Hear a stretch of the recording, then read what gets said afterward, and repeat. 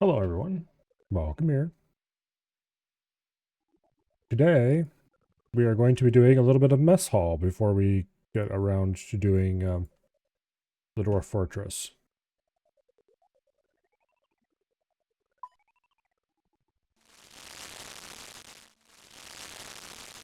Just a little bit. Maybe for an hour or two.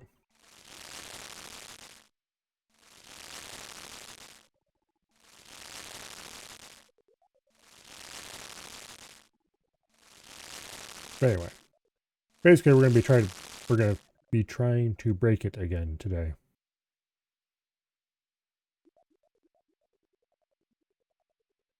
Let's see. What world are we going to be doing it in again?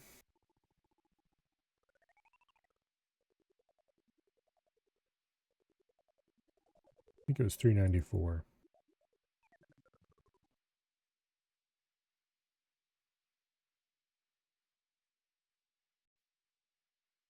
Yep, there's Rib.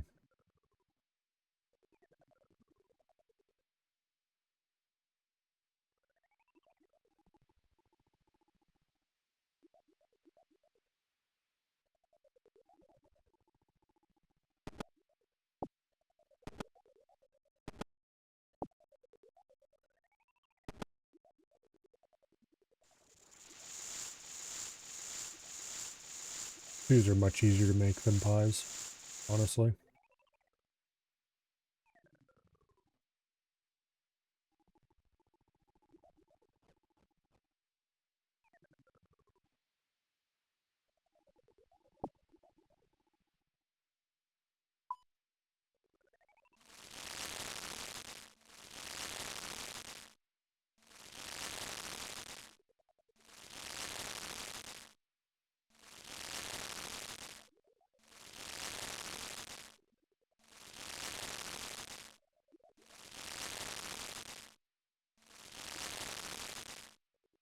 Okay.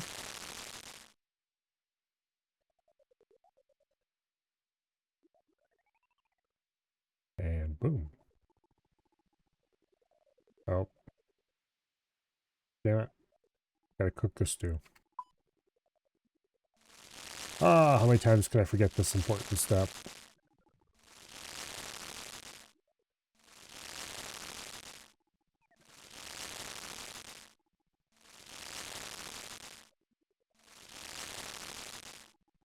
Why does it sound like static rain?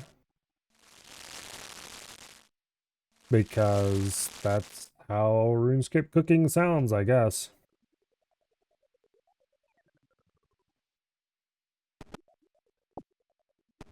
Okay.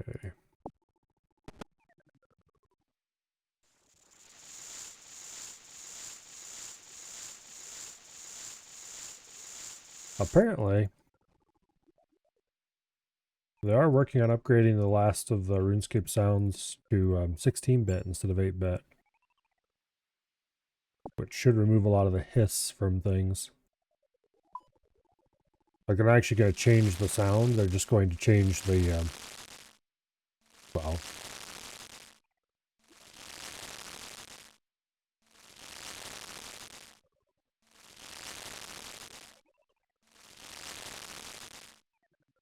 I should probably get back to making pies. And pies suck, but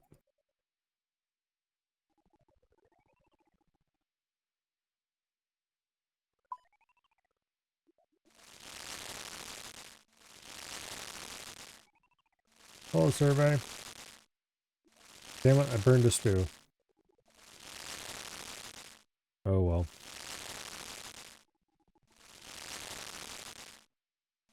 I'm gonna get a level here in a second. I burned 2 stews.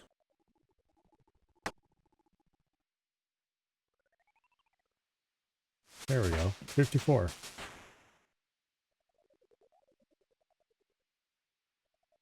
Alright, let's get back to making the pies.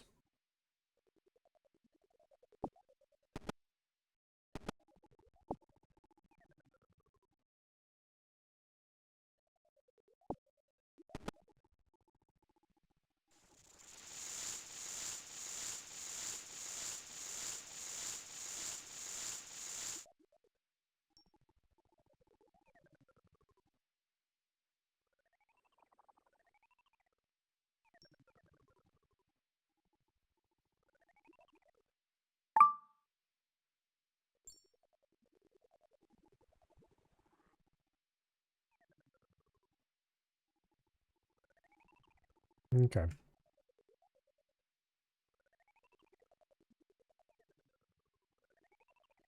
And then we go put these back. And then I need these.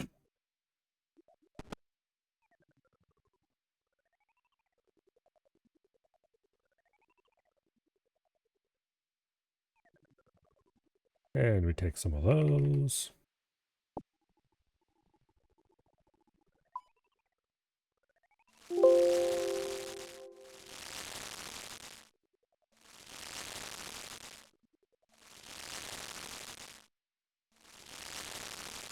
We're going to have this place almost broken before he gets here.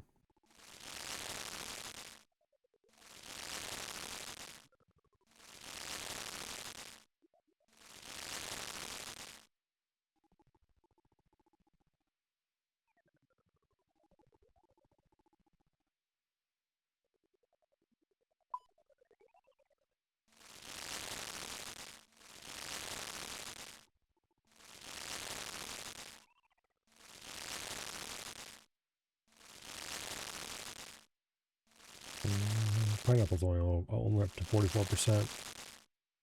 Yeah, I'll get there soon.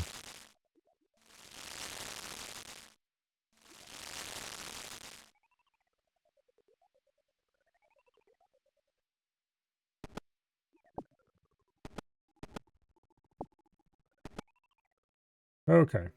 I think I had the pattern down now.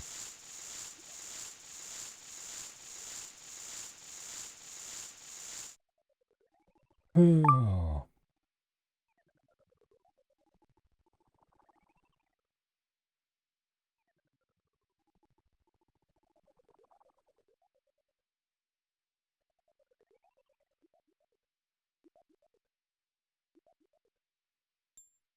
We gotta turn those in.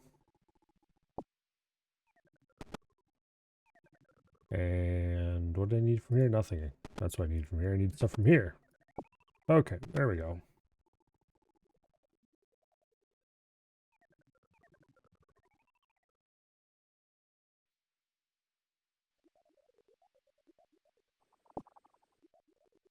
Okay, I think I have this.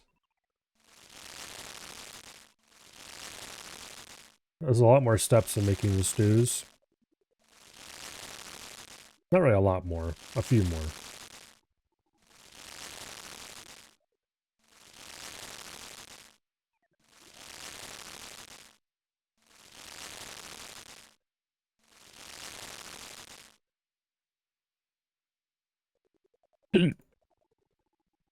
Here we go.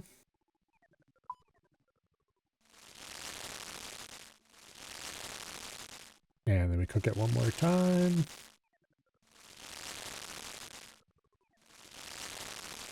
Yeah, stew's tanking hard.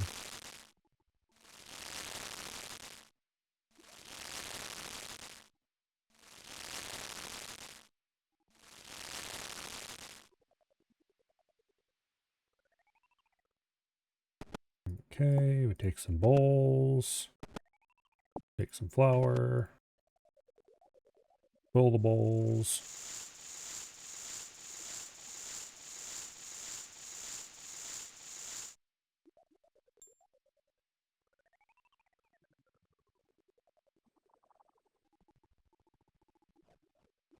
We put the bowls away. We get the pie dishes.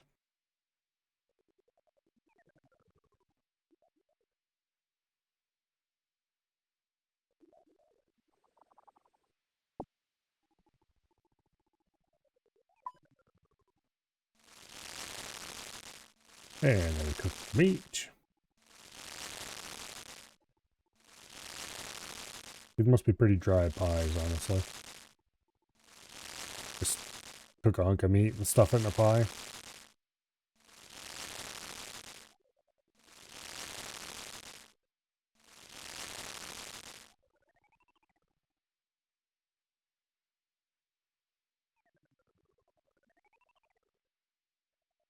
Alright, this isn't actually that much worse than stews. The real annoying part is I have to hold down a button while I'm making the Pastry dough.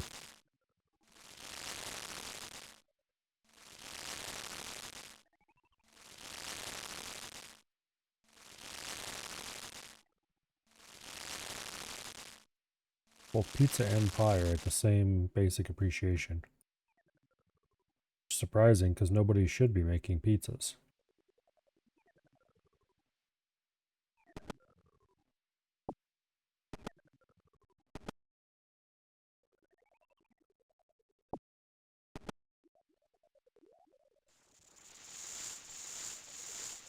It is a little lower now.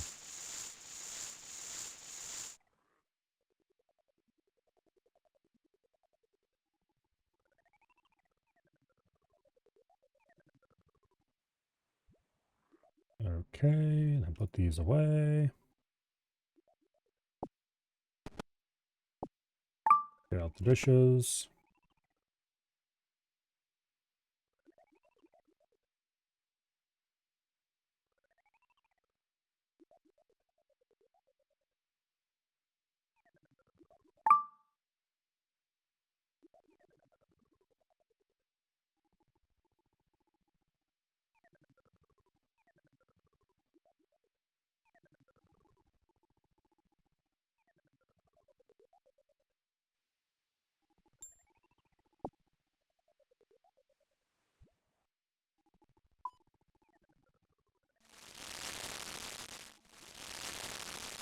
Okay.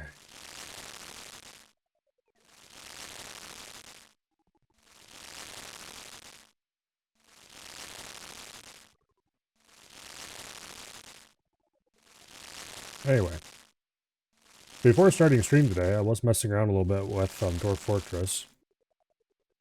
And I think I probably have a working solution to the sound problem. We'll have to see. We might have to restart. Because it is a mod instead of a external utility. But it depends on if it cooperates or not, basically. If I can't load it into a running world without having to manually install it, then we'll probably just start a new settlement. The current one's not that interesting anyway.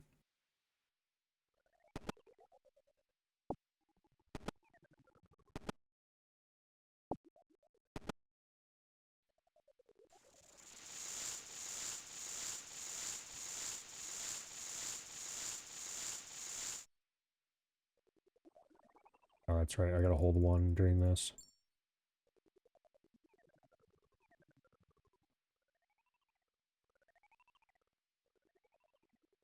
Okay.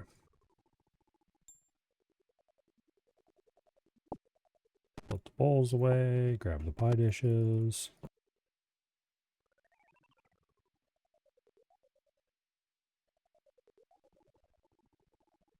Oh, nope, nope.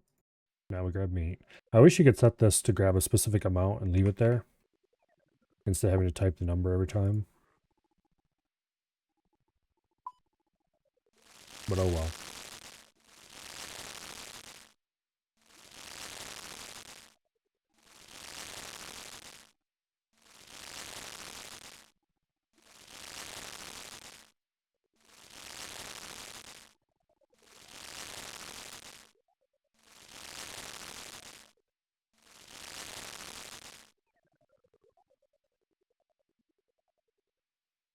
There we go.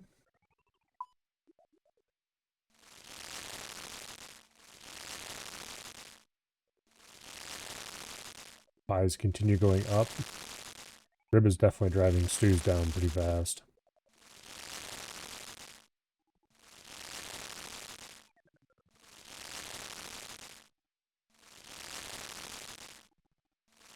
It does take longer to make the pies than it does to make the stew.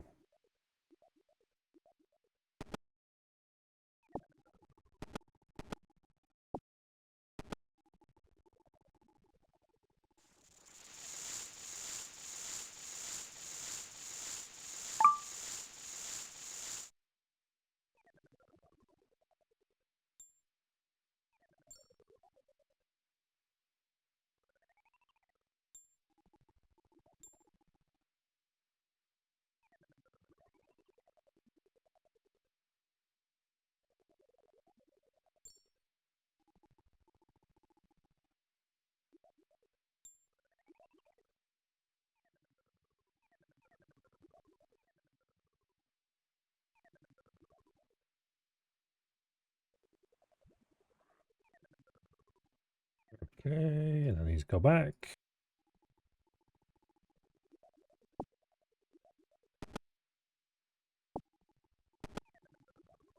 And fill the dishes.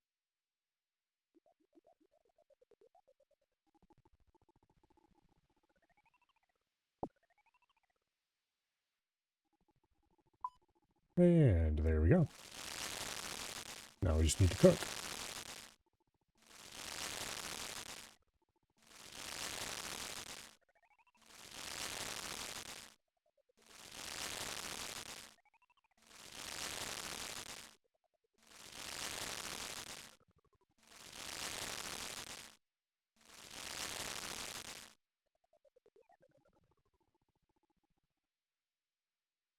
And last cooking cycle.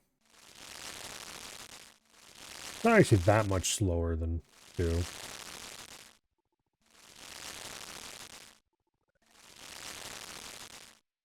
But the appreciation just keeps going up. And weirdly, it's holding steady with pineapple, which doesn't make any sense at all.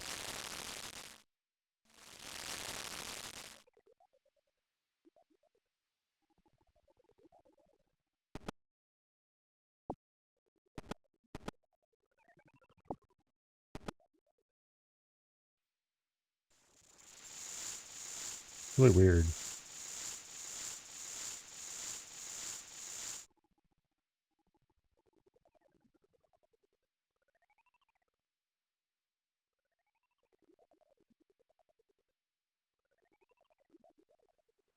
Alright. Goes back. Technically we could drop them and it'd work just as well, but dropping is slower.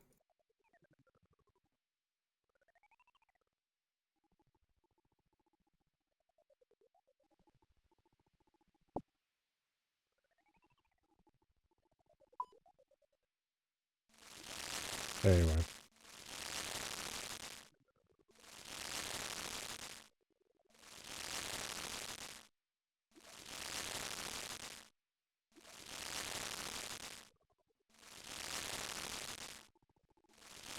I wonder if there's some weird interaction between when we're turning in or something.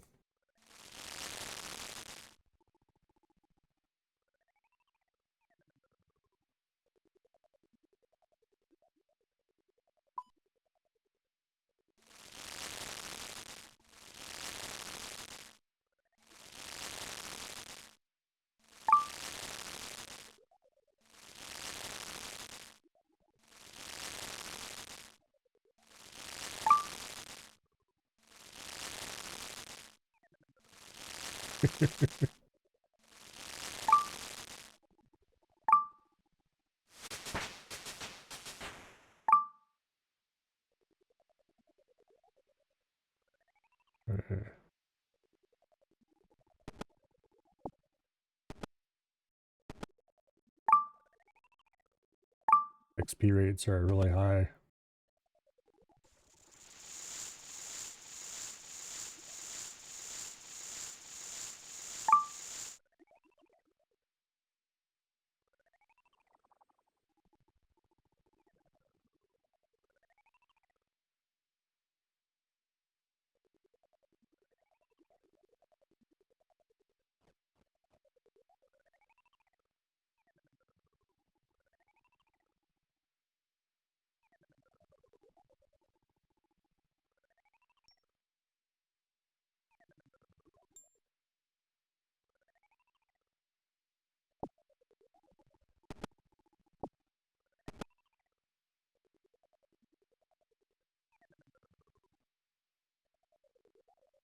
Okay.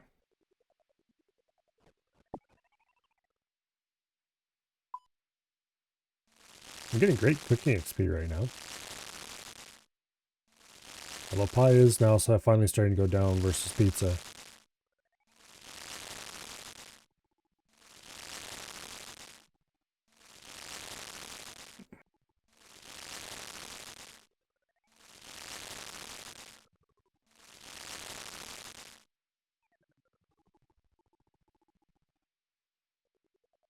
Okay.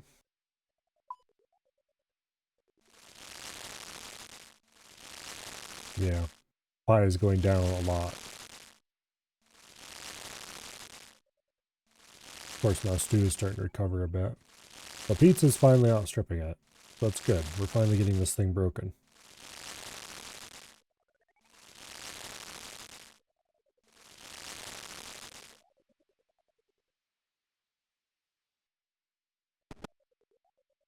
Make some bowls. Take some flour.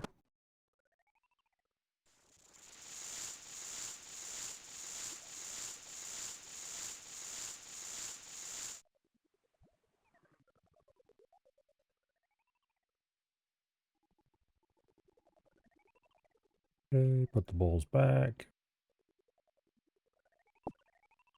Get pie dishes.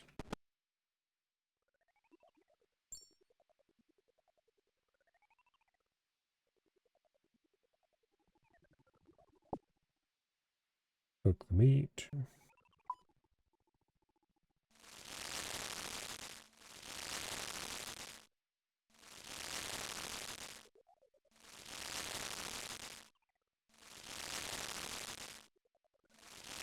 There's got to be some kind of weird... It's not as simple as you turn stuff in and the value goes down immediately. It's got some weird lag to it. And that would also partially explain the weird results we saw the last time, where everything hit 0 and stayed there for the longest time before finally starting to try to climb back up again.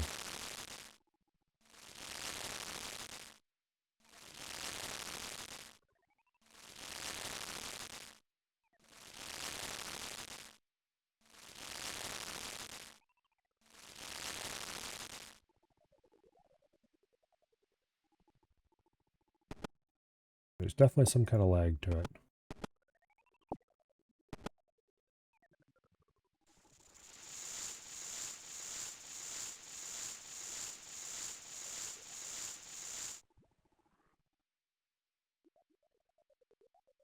Well,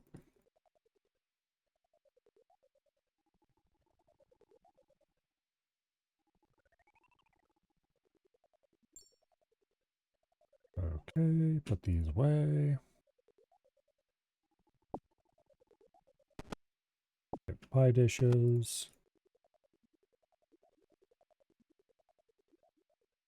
Make the pie shells.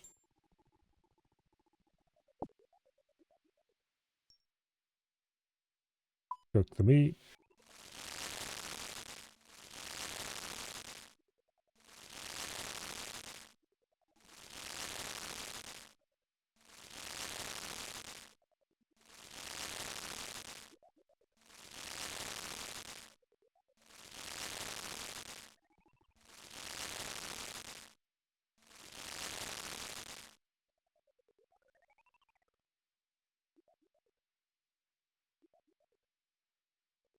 Okay. And then cook.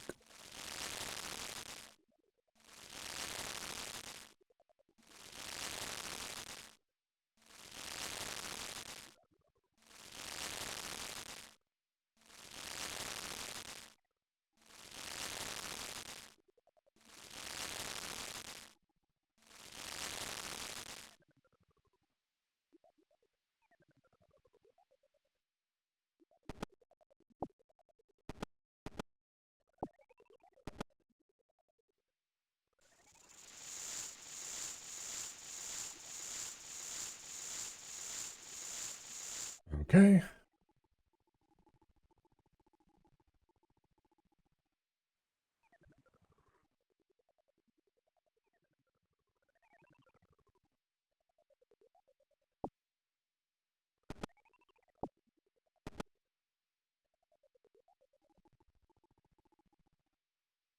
Stew's finally getting...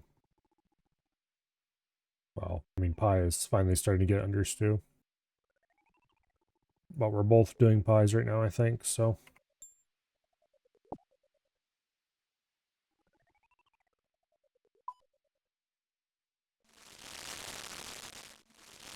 Anyway. I finally had the Ring of the Elements. This lets me teleport to any elemental altar. And pretty soon I'm going to be using this for construction because there's a... the earth altar is right beside the sawmill in Barak. That's how I'm going to make planks. There's a couple things I need to get yet. Number one is more money. I have like another 300k stored at the coffer in LMS, but that's staying there as emergency cash. This money, I need to get like 1 million or 2. So I'm probably gonna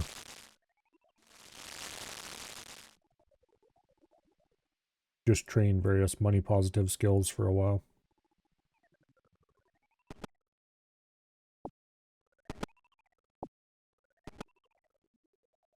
I did blackjacking for pretty much all of this. So I got several thieving levels already.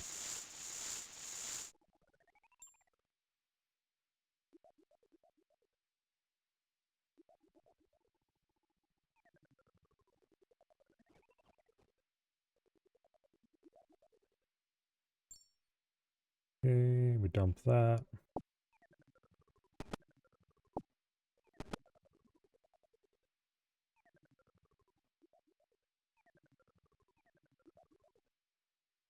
Grab more meat.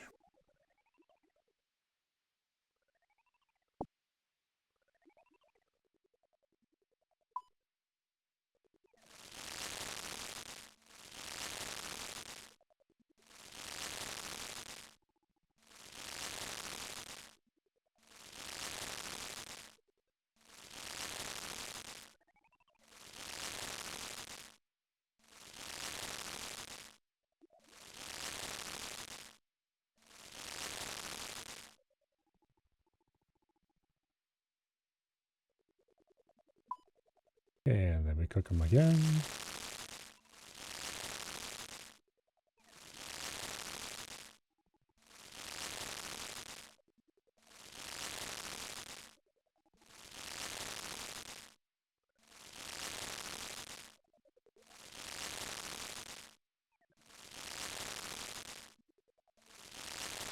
Okay, we turn these in. My XP rates. My XP rates. They're crashing.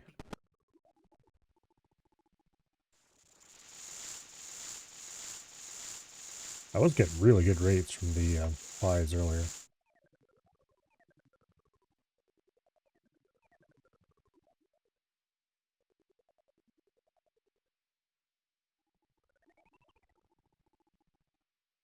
Oh, no, don't go out there.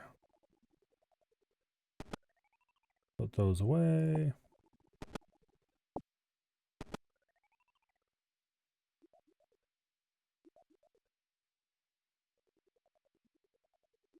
Grab meat.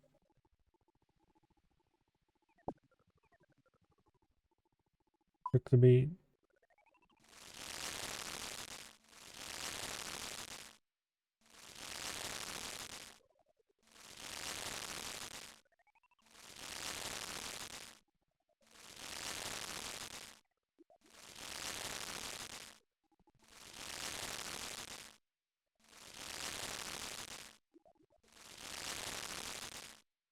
Oh, a third cook has hit the kitchen.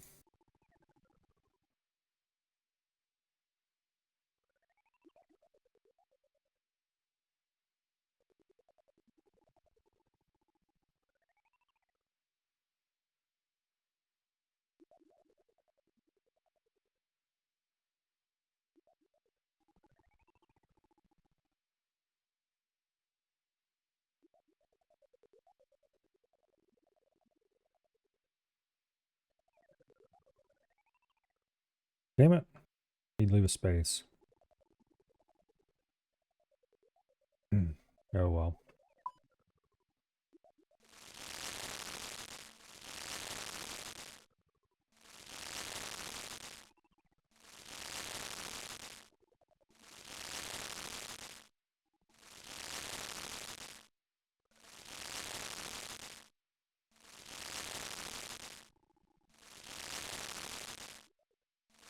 So we got 2 people on pies and 1 on stews. We'll probably get this going pretty easily quickly.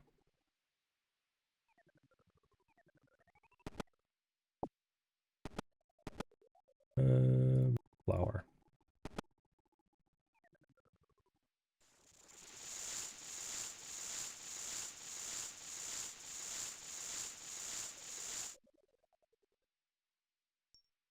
Let's switch back to public chat mode.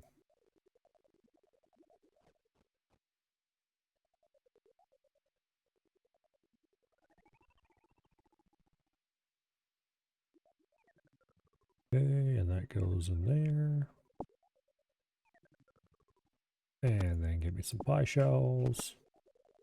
Due to the way my inventory is set up right now, it works out perfectly, so I have exactly 20 empty slots. I really couldn't have planned it better myself. So that just means I have to grab 10 of everything. Which conveniently, 10 being a nice round number. A lot of things you can grab 1, 5, 10, or 50. So I just set to grab 10 as the default, and then I can just one click pull most of the stuff I need without having to worry about. The people with emptier inventories, they generally have to pull 14 or pull 13, which results in there's ways of doing it. Basically, instead of turning these in immediately like I would do now, I would instead go grab more bowls and then turn in. So I would have my inventory half full already. But I don't have to worry about that, because I only have 10, I have 20 empty slots. It does reduce the speed I can make things a little bit, though.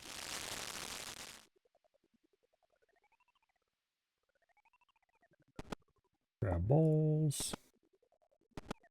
Grab flour. And the best part is I can grab bowls or flour in whatever order I want. Because it does not matter. I just grab 10 of each.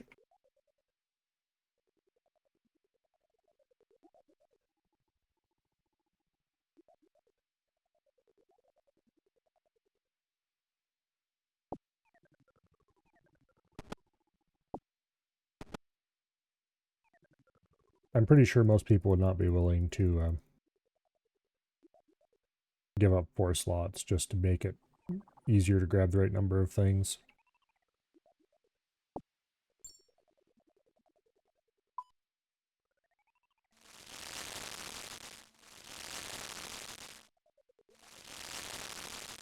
But I suppose this particular cloud does have a silver lining.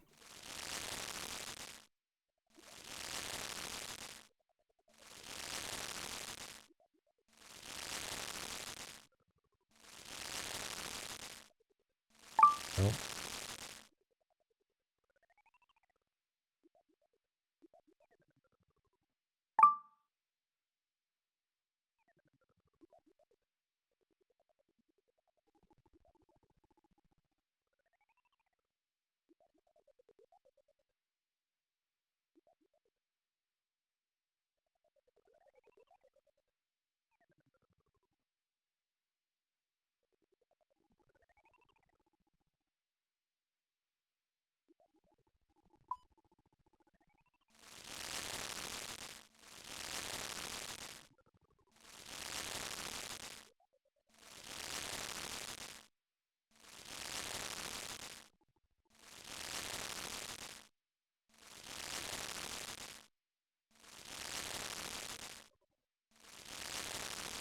It's getting there. These gotta go down, but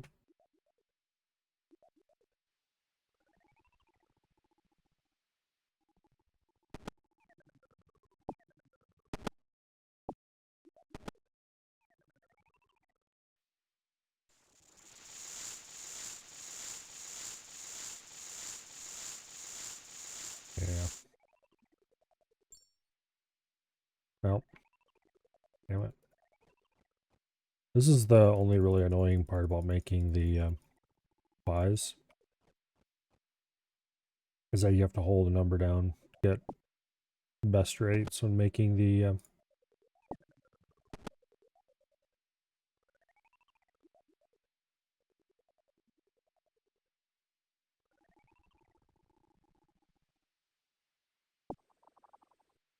Uh-oh. There he is.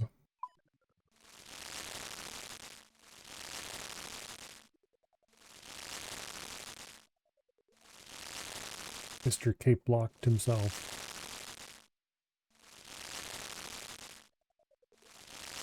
So this insane individual is leveling his skills to 99, one randomly chosen skill at a time. And his current skill is cooking. And it turns out mess hall is the fastest way he can raise said cooking skill.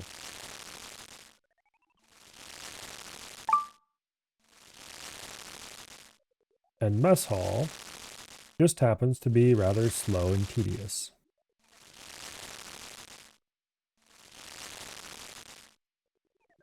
However,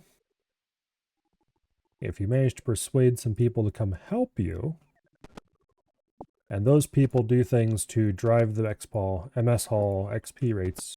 Oops, wrong ones. Drive the MS Hall XP rates up for the particular thing you're making, then you can get a lot more XP out of it, and it becomes a lot less tedious.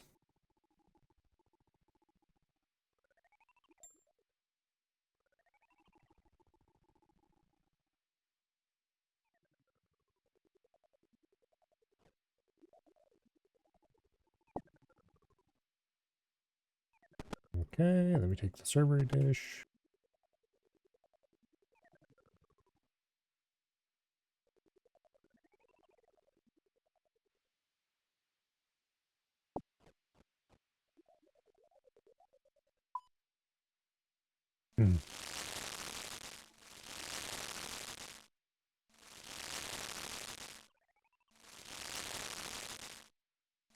But anyway.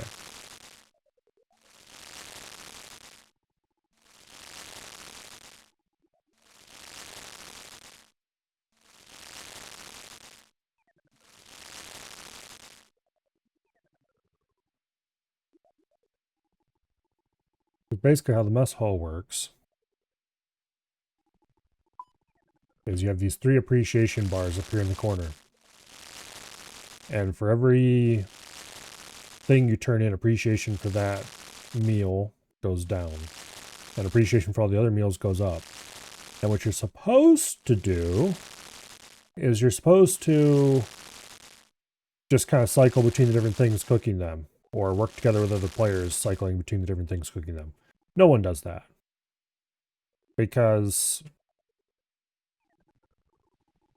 why would you ever, basically? So what everybody does is they always make the best XP per hour food they can make. And to keep appreciation from going down too much, you just hop worlds. So like every time or every other time you turn in, you hop to different worlds so that you have fresh appreciation again. Which means you never get above average appreciation. But you never get below average appreciation either. It works pretty well. Gives you decent XP rates, depending on what you're making.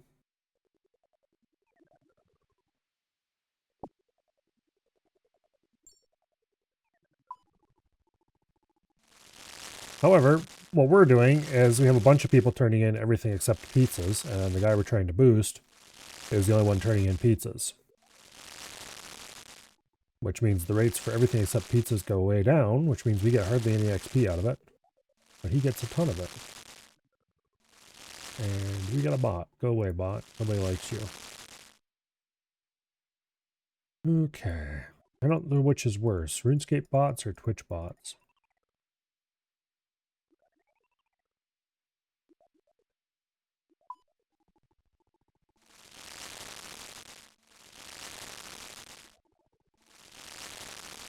Ooh,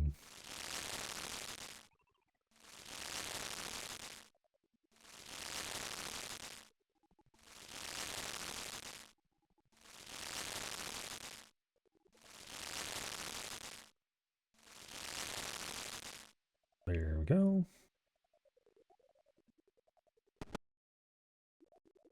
Take some flour. Take some bowls.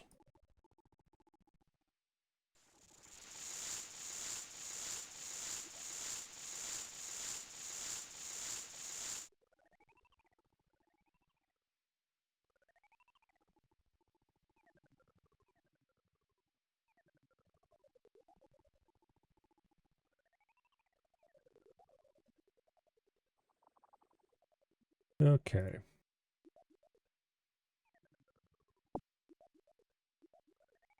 Oh, don't go out there.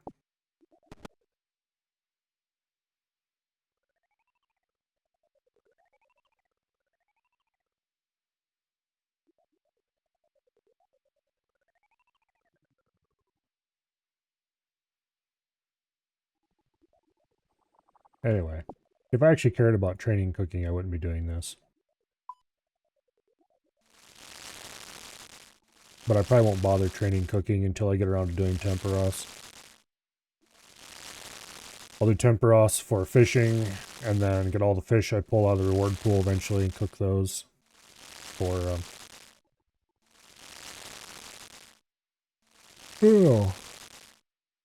for the actual XP.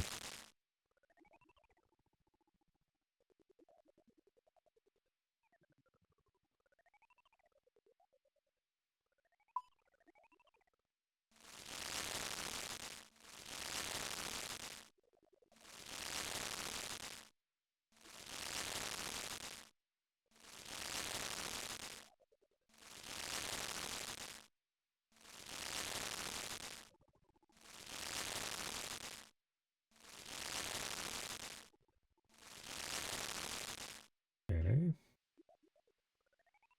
In it goes. I'll take some more flour. Take a bowl. Fill the bowl with water.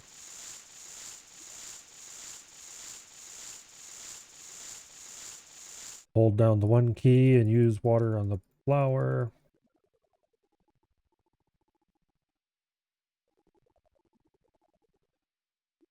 Use the bowls on the utensil cupboard.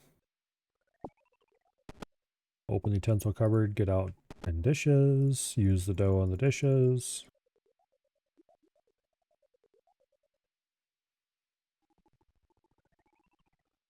Take X from the meat table. Enter some random number that's larger than 10. Cook the meat.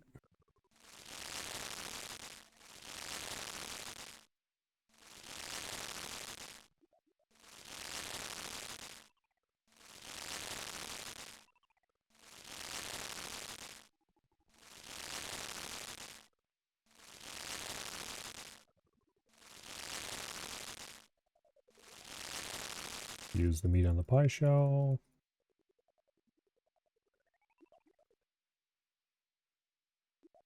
Cook the resulting pies.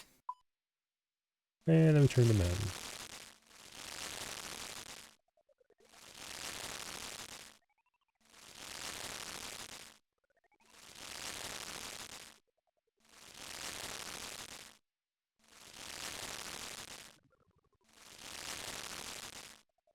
Oh.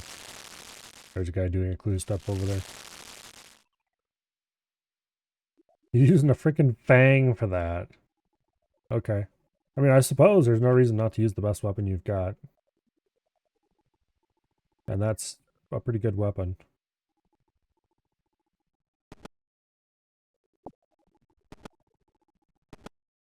No, I don't want dishes. Damn it.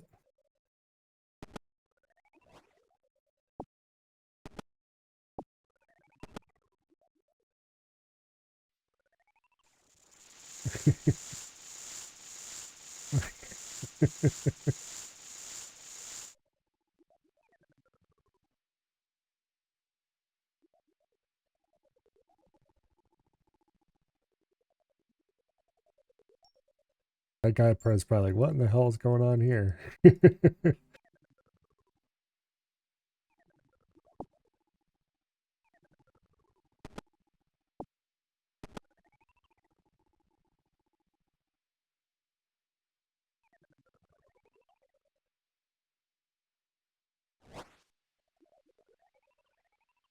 Oh. What does Niles want? It's a shield. Oh! Tooth half of the key. Well. We'll pick that up in a second.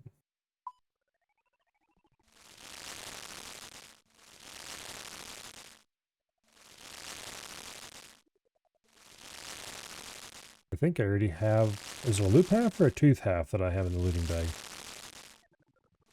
I have a full key in there too.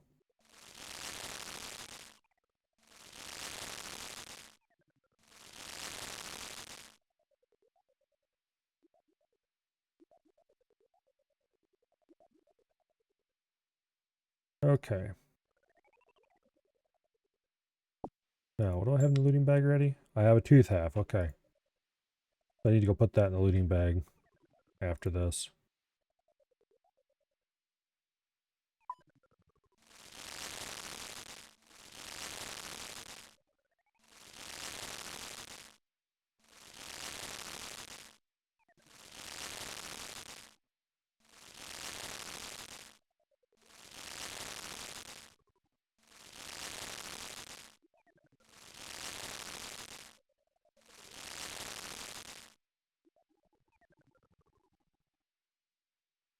Turn those in.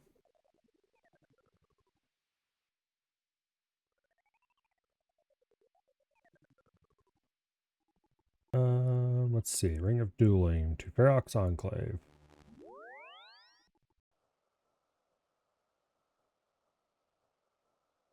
Use tooth half on looting bag. Boom. Now I need a loop half so I can get those damn things out of there. And we teleport to house. And exit through portal. And that drops the Sidious, and that's just a short run over to the mess hall again.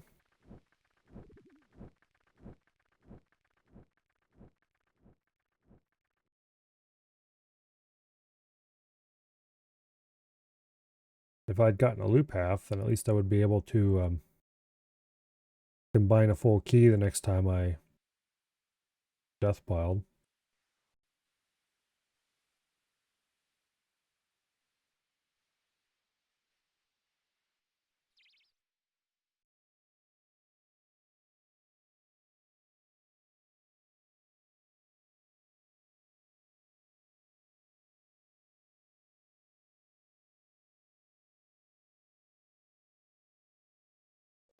Okay. Bowls. Flour. Bowls of water.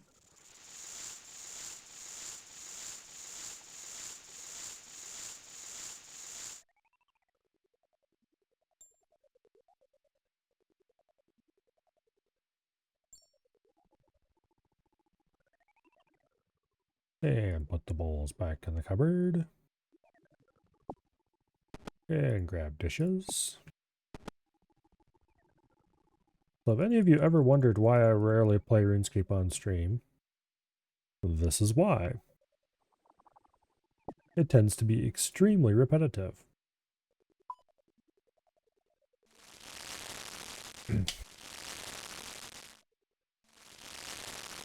This is probably worse than most things because it is a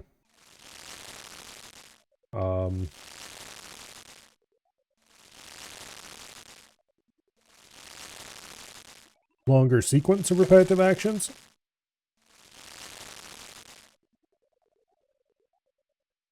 If you're doing a short sequence of things, it tends to be a lot easier to just kick back and not think too much about it when you're doing it.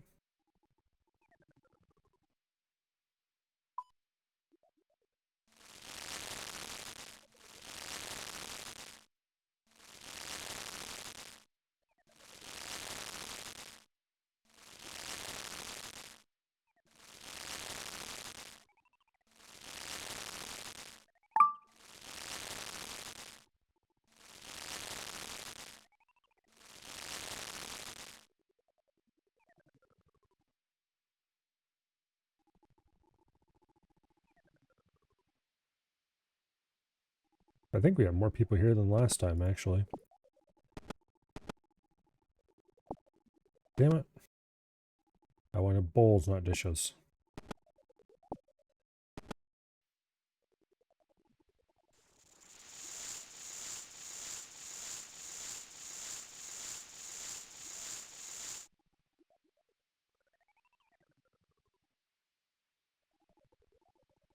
There's at least 5 people here now.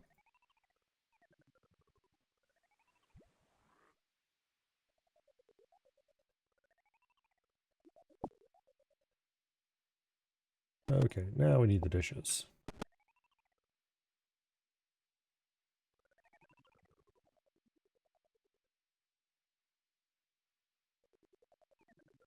Also, unlike a lot of other processes, this one involves a lot of clicking.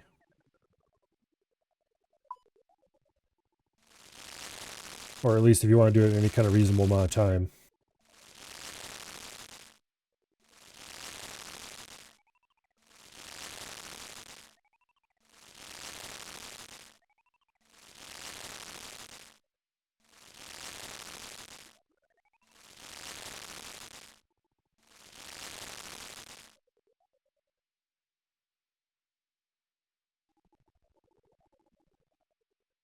Okay.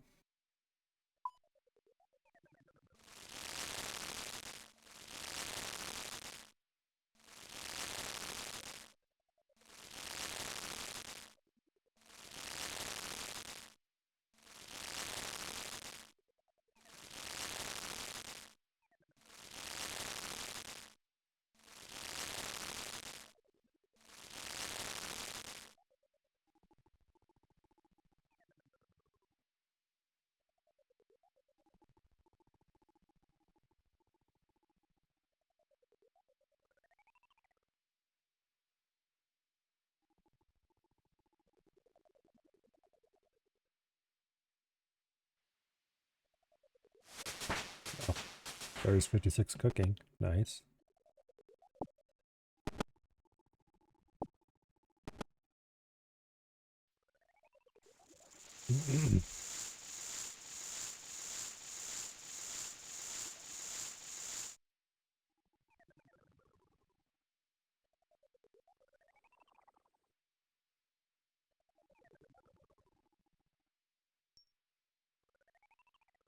Wow, stews are almost completely gone now. 1.8%. No, don't go out there.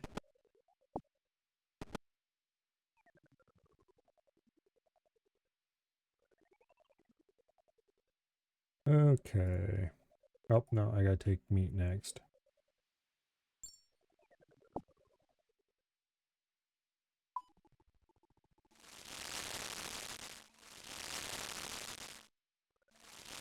There's somebody else doing the clue step.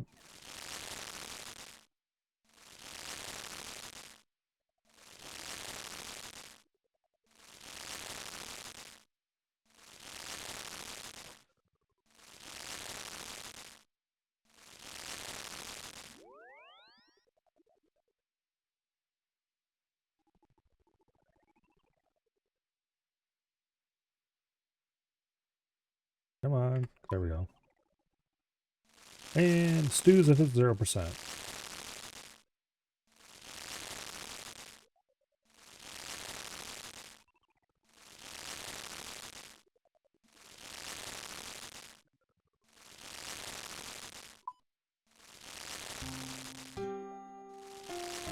Should have turned that on a while ago.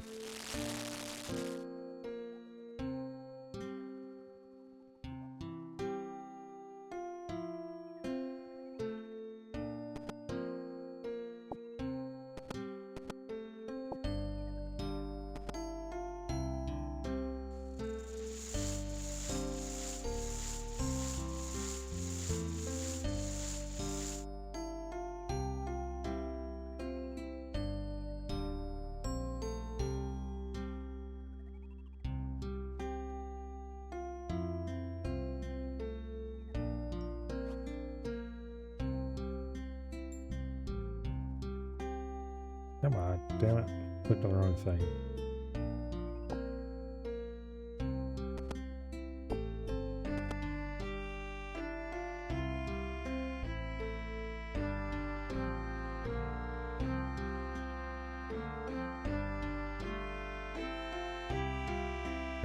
take some meat.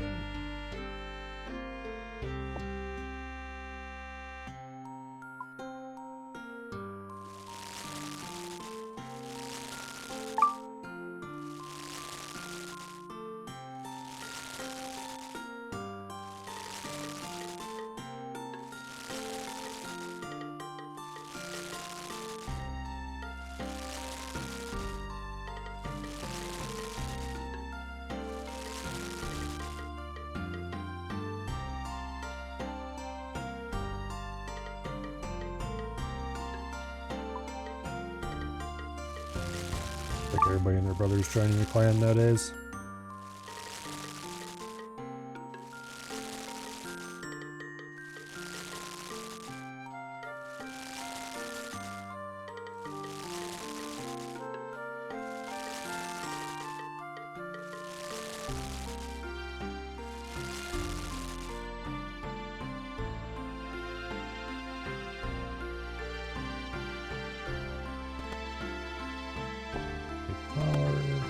Bowls.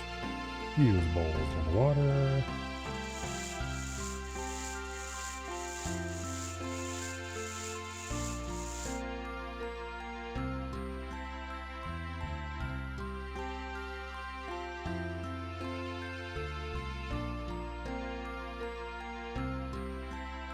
There's definitely more people here than there were last time.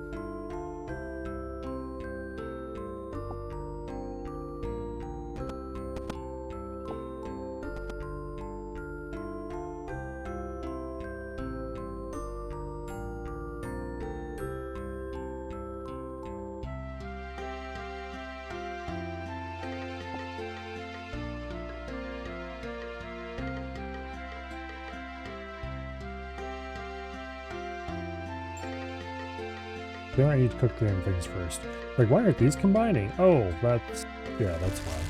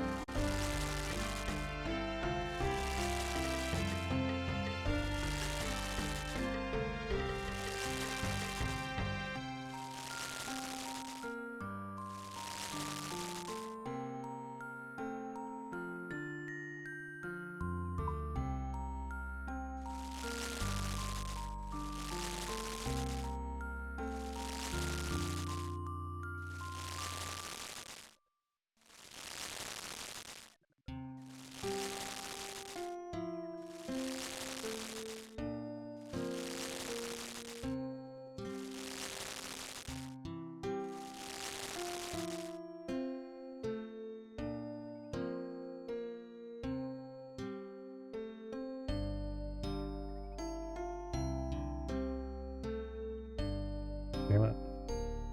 There's not enough character limit to say what I wanted to say.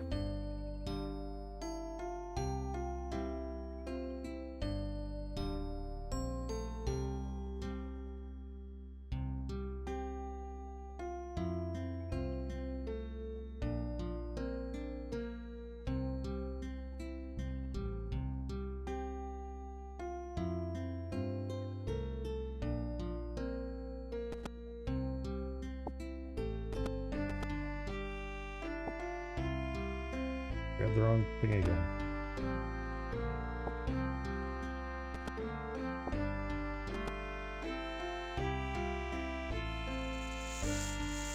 Another UAM here.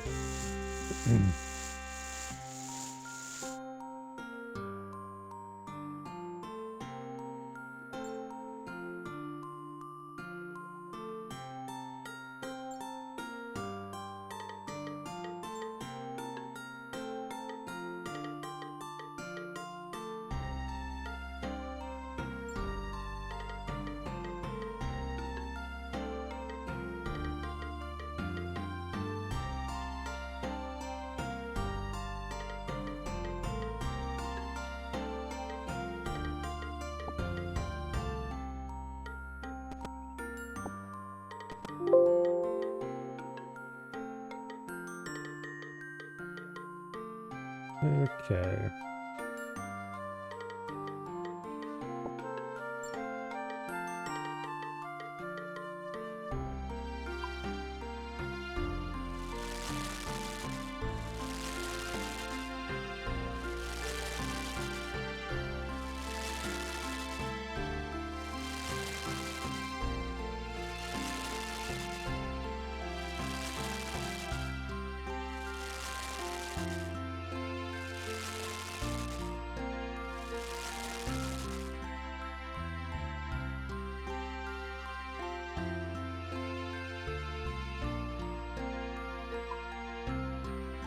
We've got pineapple pizza pumped up to 73%.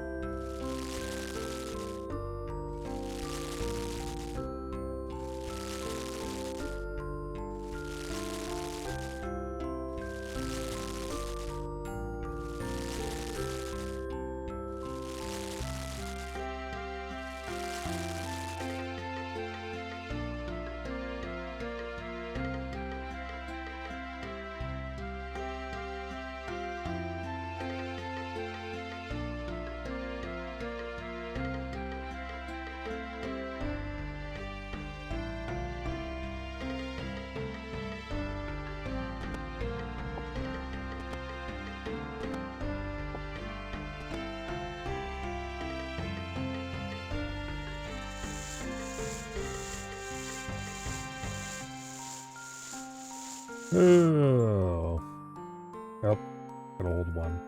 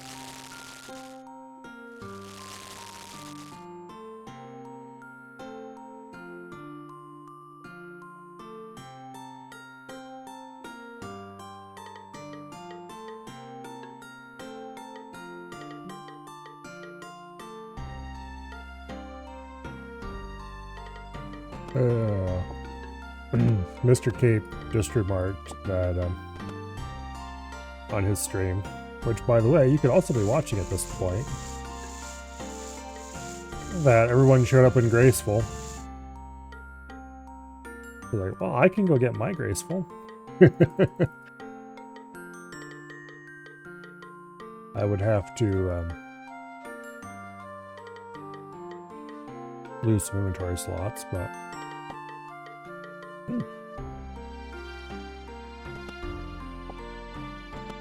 I haven't used my Graceful set in a while. It's just not worth going to get it most of the time.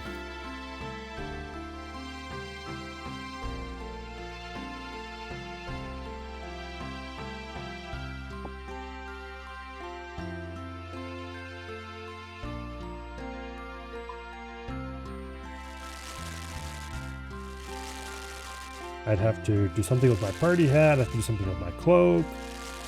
The black d'hide chaps would have to go somewhere. I think that'd be it, actually. That's 3 inventory slots I'd have to give up. Like, I could drop the cloak, but it's easy to re-get. Black d'hide chaps and the party hat, though, I definitely wouldn't do that with.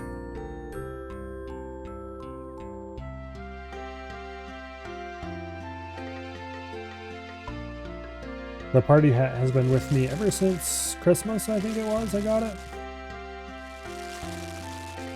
And I am going to keep it, if I can, for the life of the account.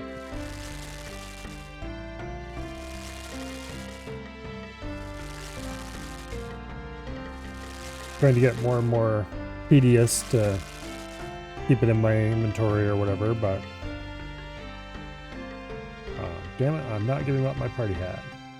It and I have been through too much together at this point.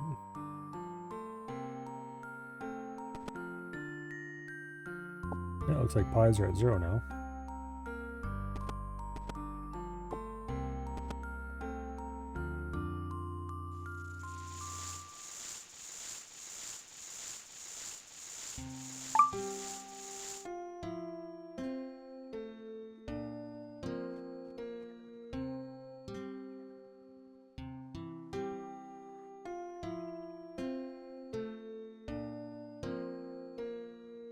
Okay, put those away.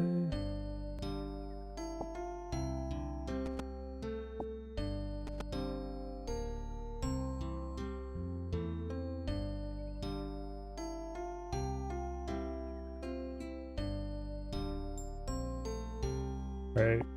Oh. There we go.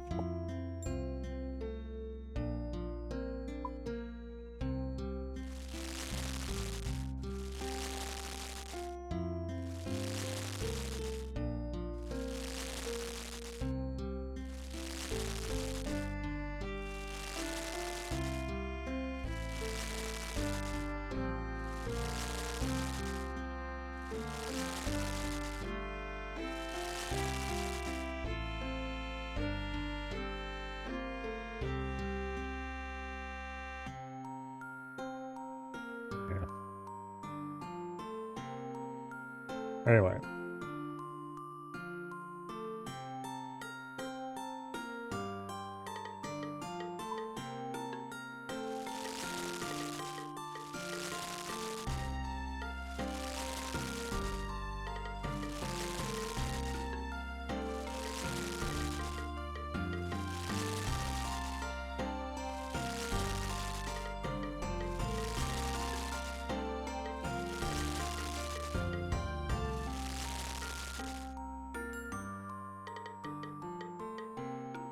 Turn these in. Boom. Stews are starting to catch up.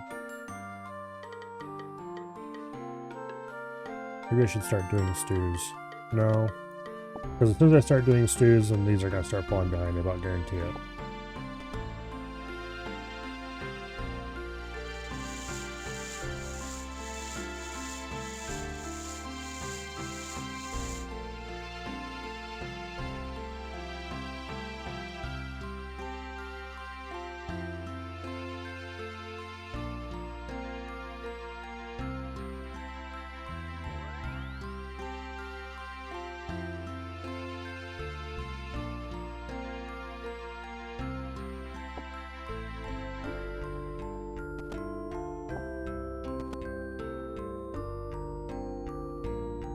Ecofeller, who has been mentioned because apparently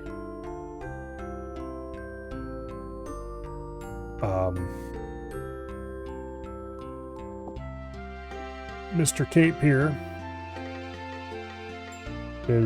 has him on his friends list or something, so you know when you're logged in. Anyway, he mentioned him. He's doing a similar kind of weird account, but he's playing. Ecofeller is a UIM, like me. Ooh. Except he is leveling his skills evenly. So none of his skills are more than 1 level apart.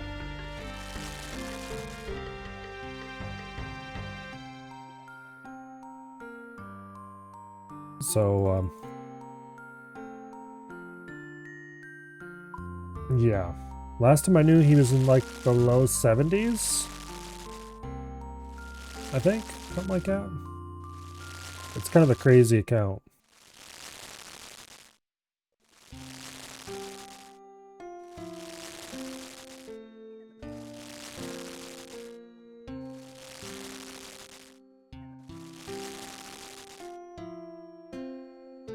Like we're almost having the place broken.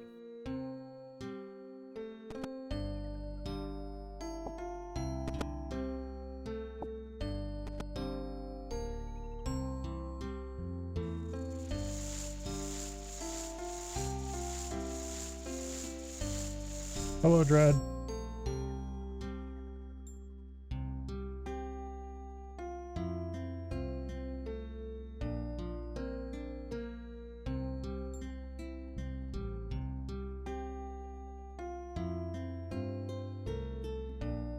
Chat's getting weird, so they're getting closed for a bit.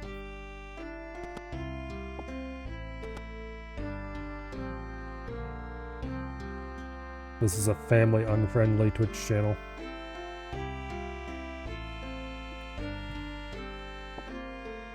Okay.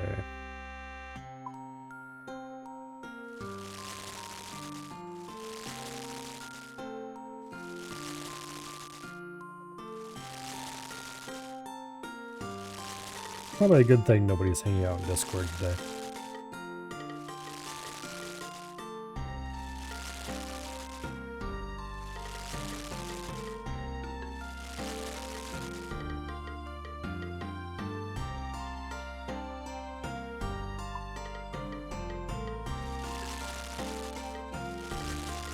Meat pie is 6.7, stew is 0.0, so we're real close to breaking it.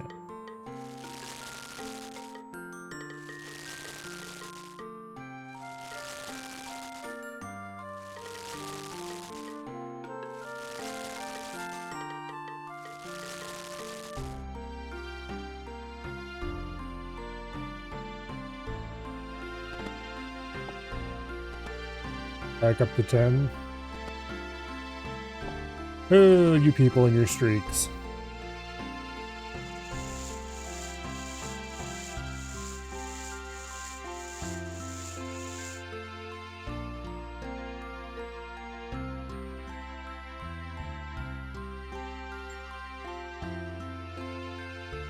There we go.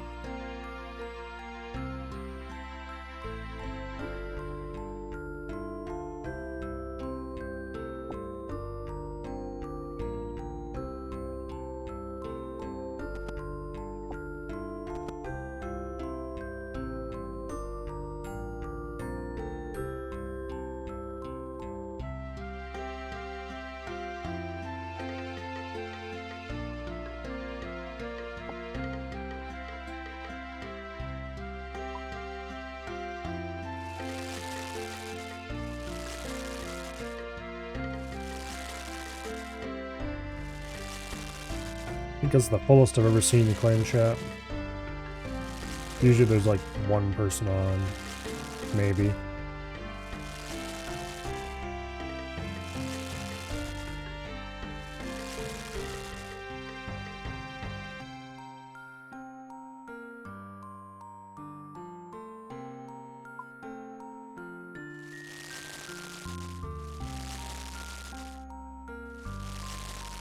We're getting there.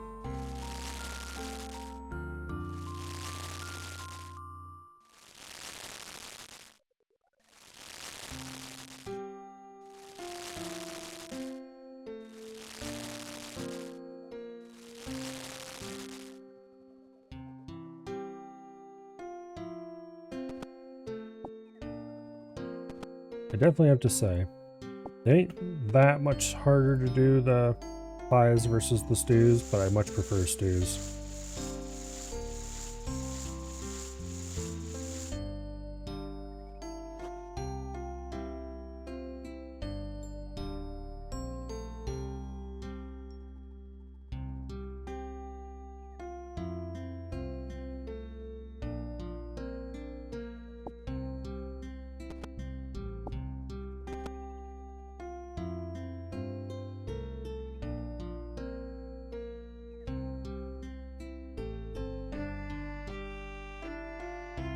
Tape block has reached cooking level 88. And Rib just hit Herbor 55.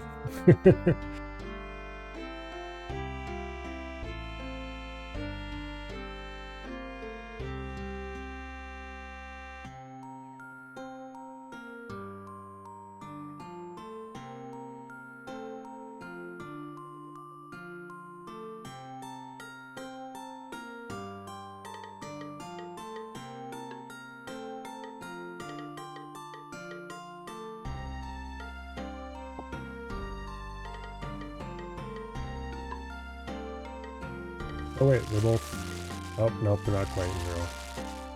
Meat pie's close. 99.6% appreciation.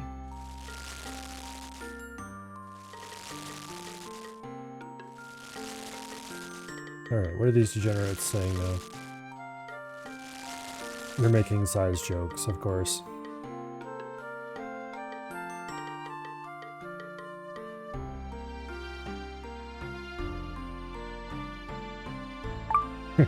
Saying a pond.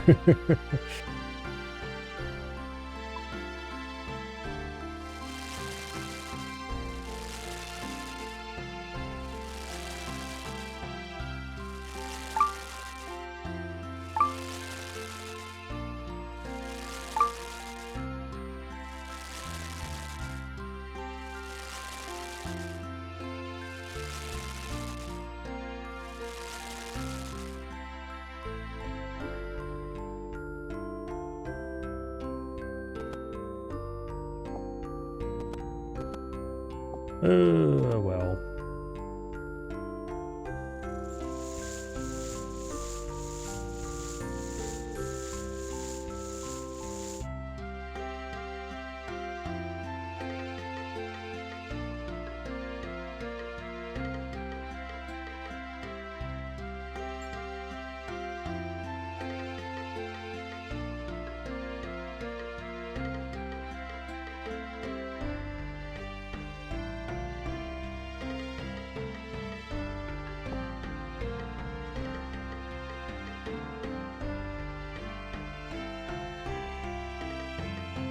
I don't know why people pretend not to like puns.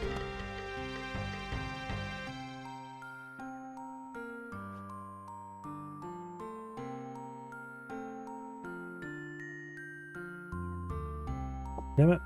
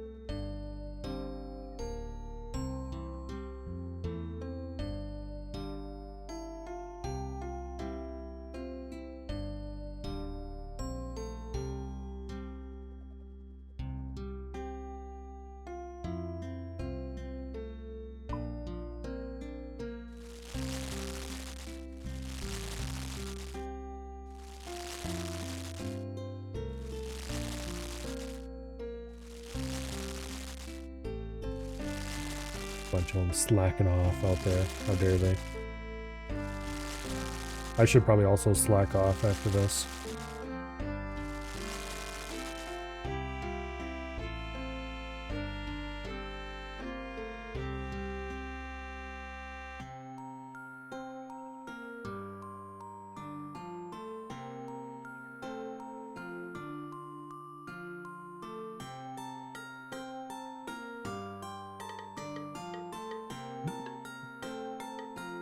You can loot most of the emotes, which is pretty cool.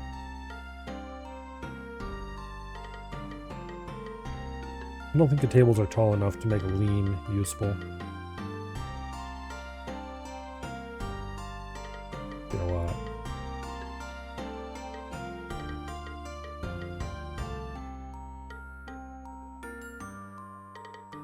Nope, wrong side.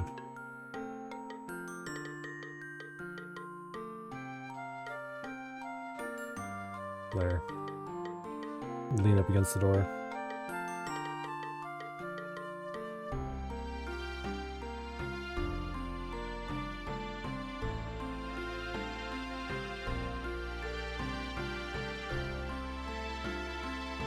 You can loop all kinds of things now.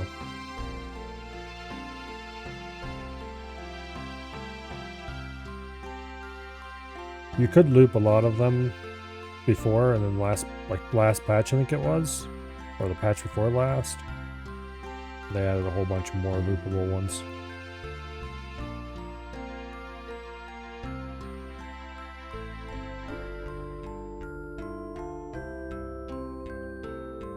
Although not everything is loopable still. Also, we're merging through the door a little bit.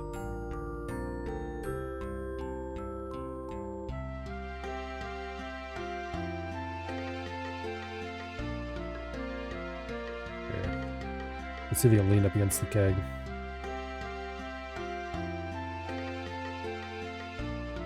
There.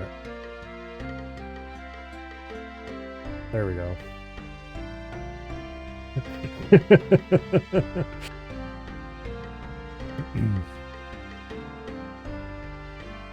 Yeah, lean in the keg.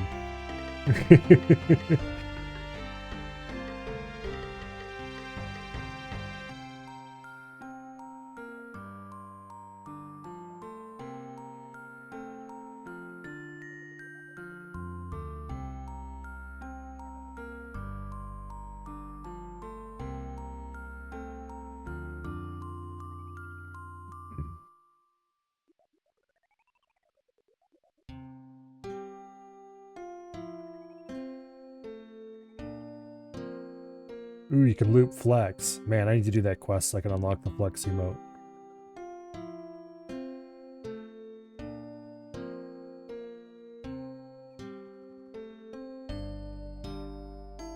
I think it's below Ice Mountain that unlocks that emote.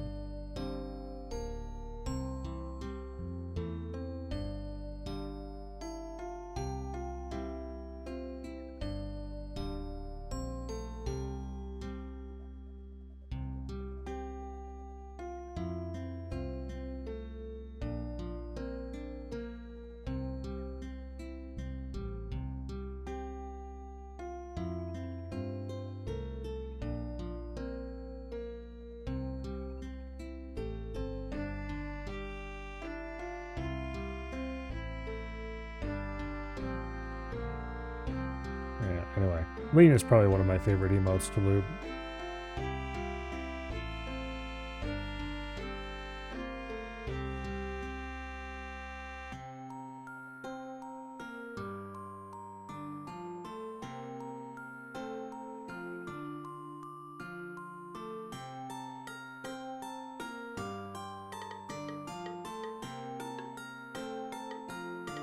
If I could scooch over just a tiny little bit.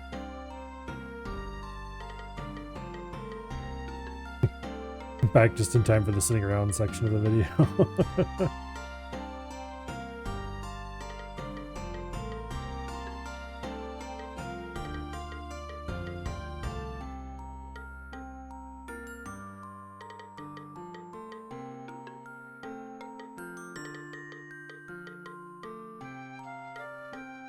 Oh.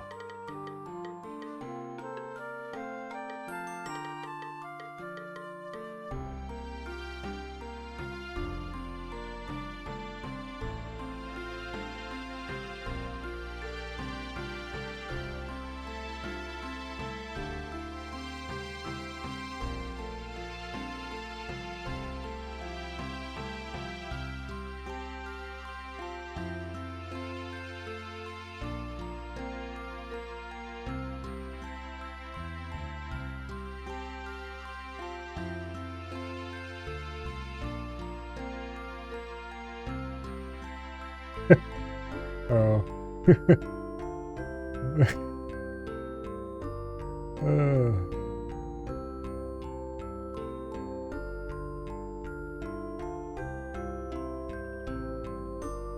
This game's rendering code is kind of broken.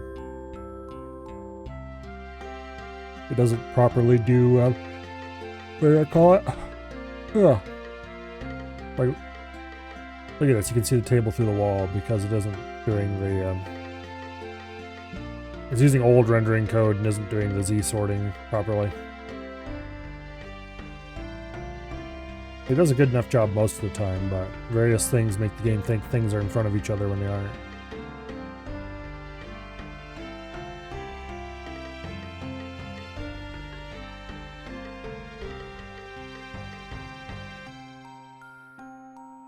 I don't think it's 100% anymore.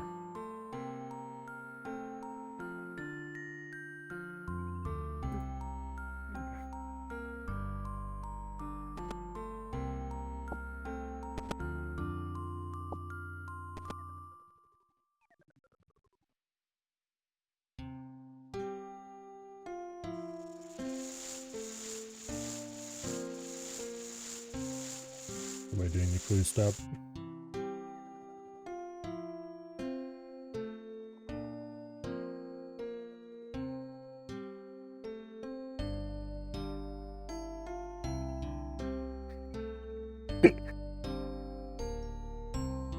Oh.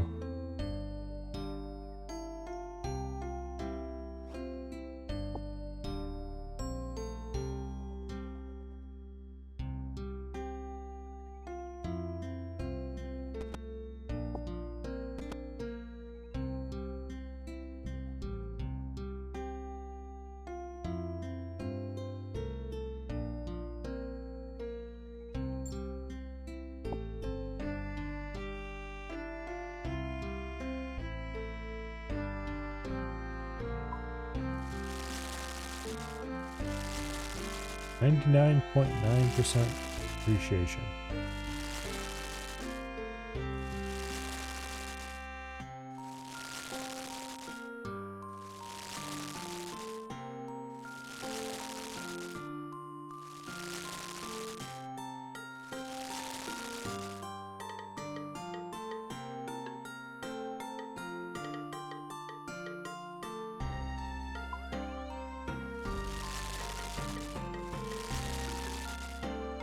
Oh, looks like stews are the problem child now.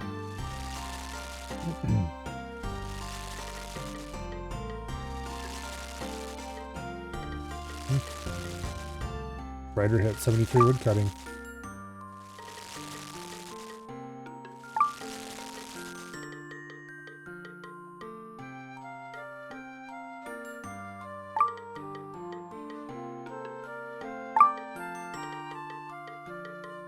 Rider's cutting teaks for, I think, 99 construction?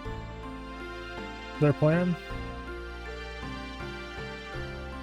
They're going to cut like 45,000 teaks or something like that, and then make them all into planks.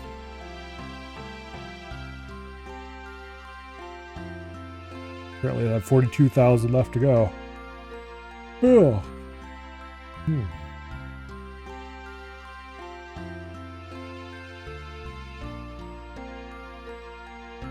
Let's see. Yeah, 0% on pie.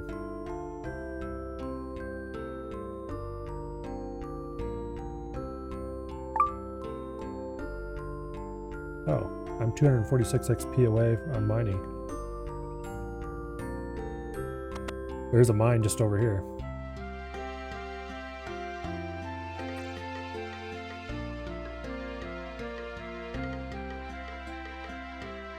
Go smack a rock a few times.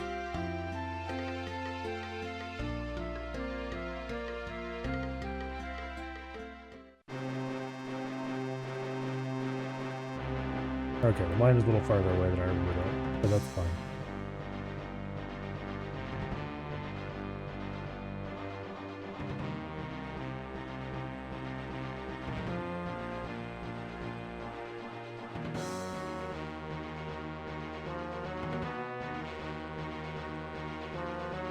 Okay.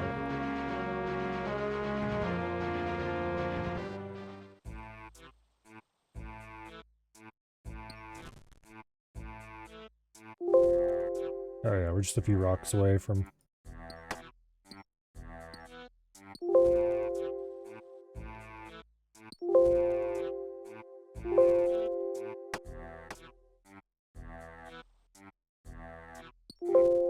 a few more rocks.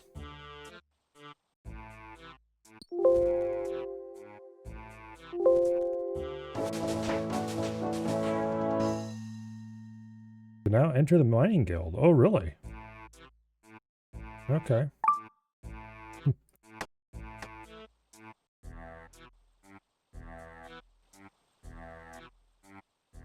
Oh, let's head back.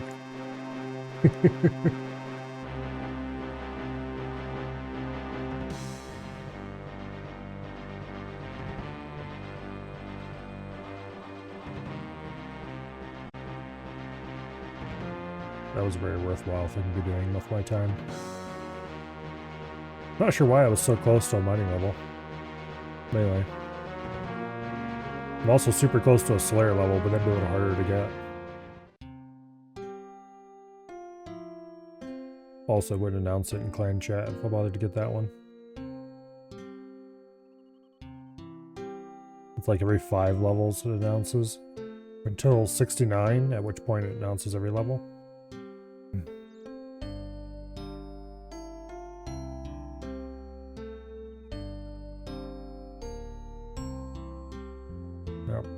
pies are falling behind.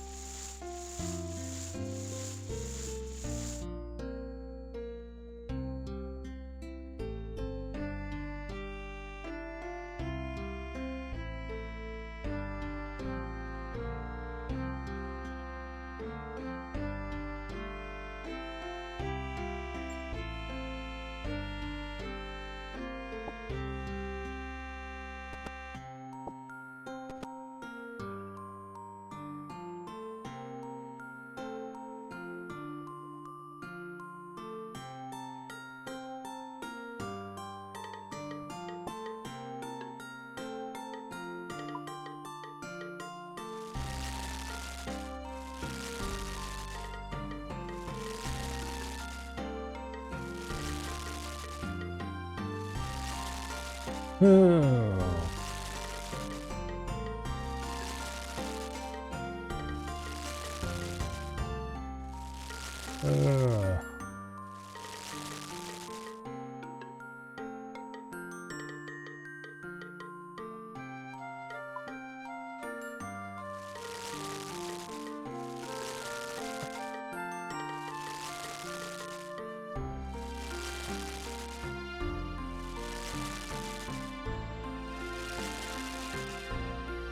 Let's see, what are we at now? Okay, it's back to 100%.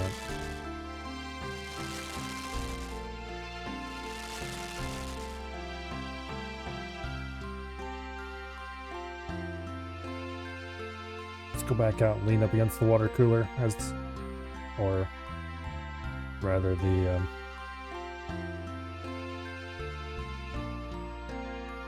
beer cooler, I suppose you could consider it. Yeah, it's got ale in it.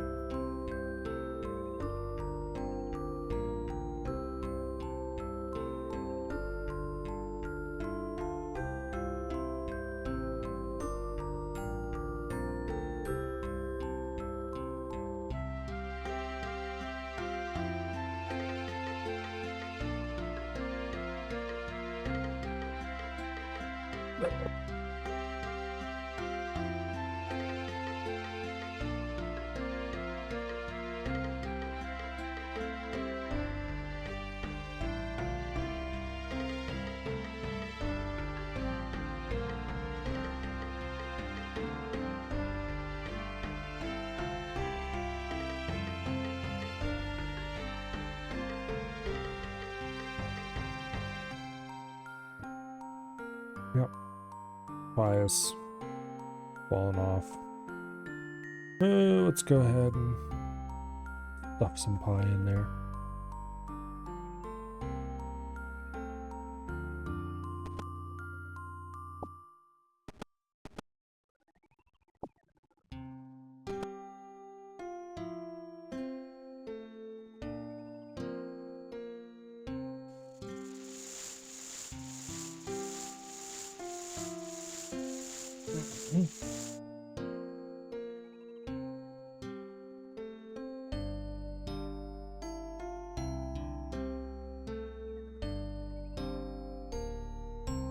Okay. No, don't go out there, you fool. Into the utensil cupboard. Well, really know why they call it a utensil cupboard? The only utensil it has in there is knives, I guess.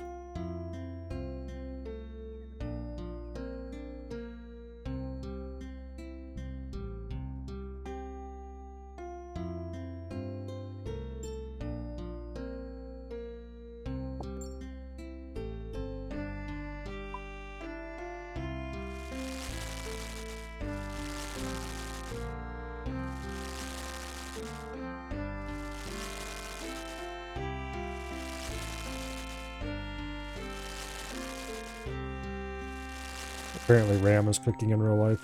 His lasagna is done.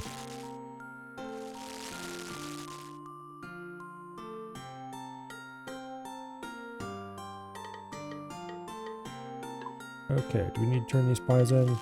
No.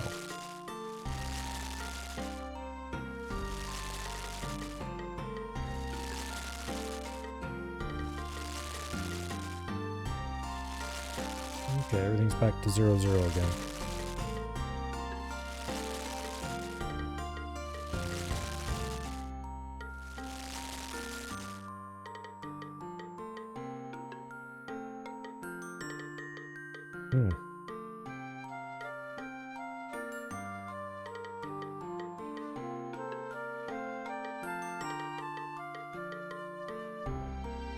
It is nice that I can enter the mining guild now.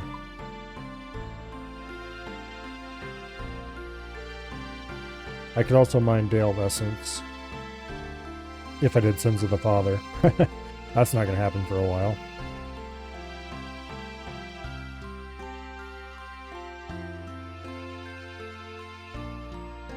That's not going to happen for a while.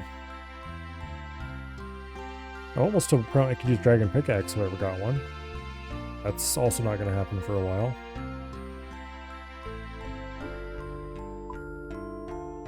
Ugh. Perhaps the most useful thing is the size 6 stars.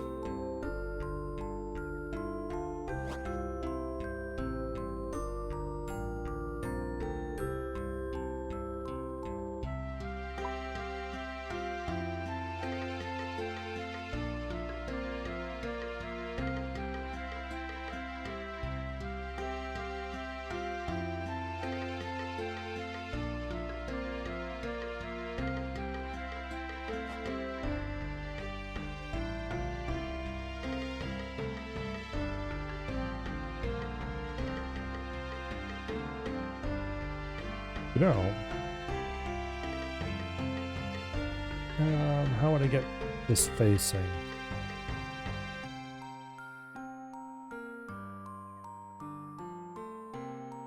I don't think I can change my facing.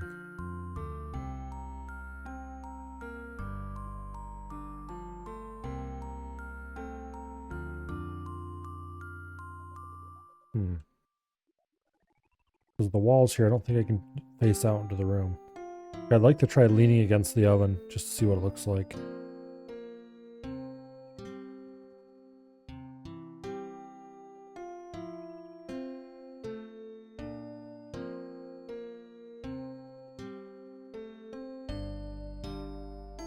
Yeah, anyway. Okay, wait, if I talk to... There we go.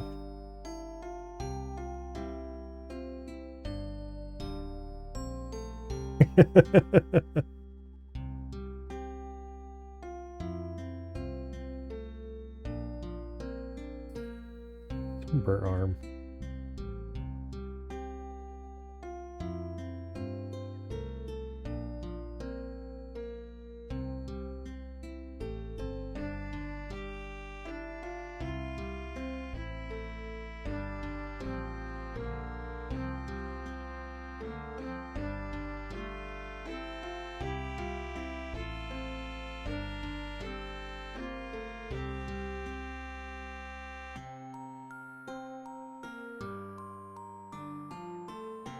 I love the lean emote.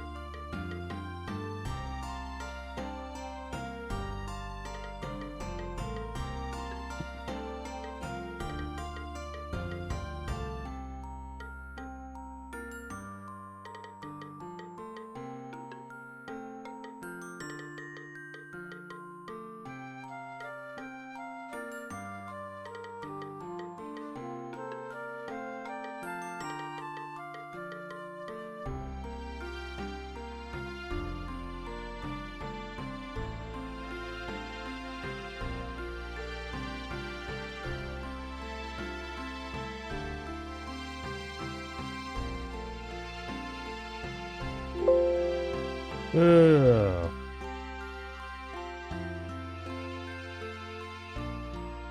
How is... Okay, still 0%. Good.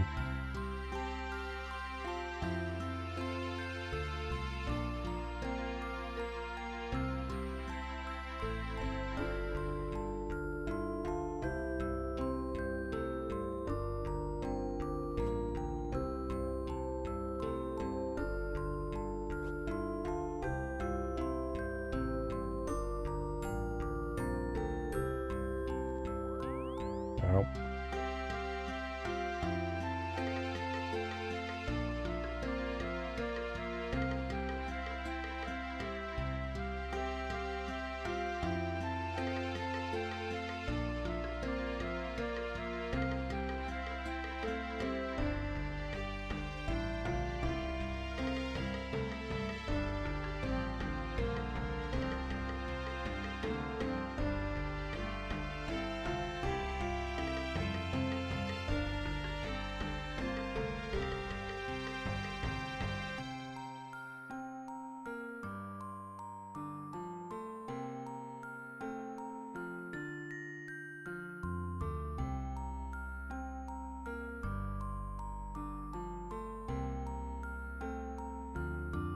Damn it.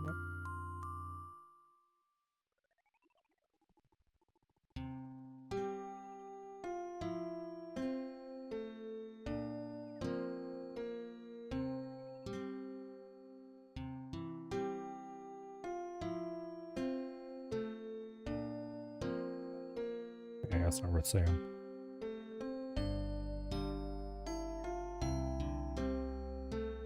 Anyway, I'm not sure how much longer we'll stick around. It looks like things are... Oh. Go turn these pies.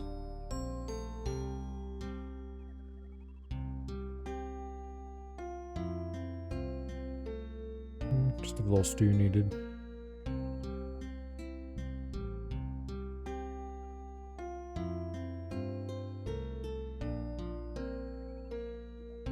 Do I want to make another inventory? They definitely don't need us here anymore. That's mostly just if I want to stick around and watch the insanity.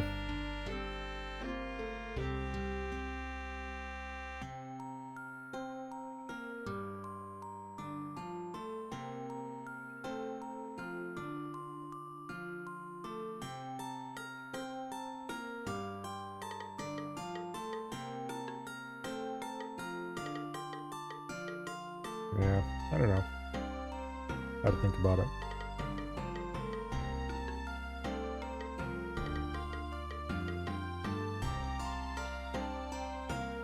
Yeah, let's go ahead and make another inventory worth of pies at least.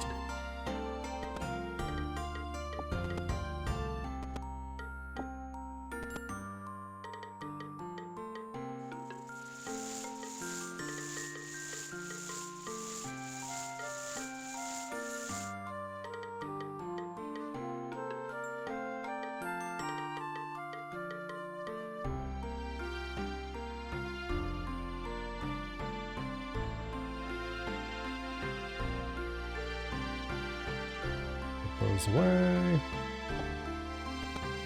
Get that.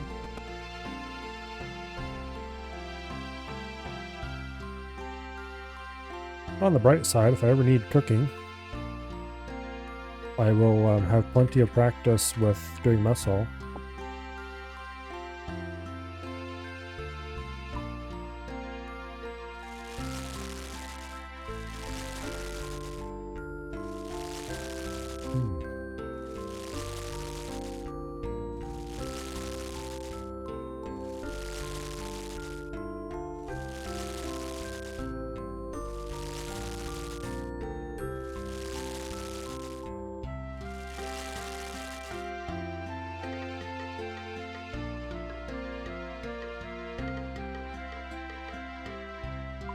Okay.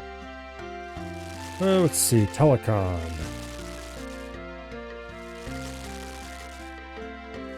I don't remember which series he's doing. I probably watched the video.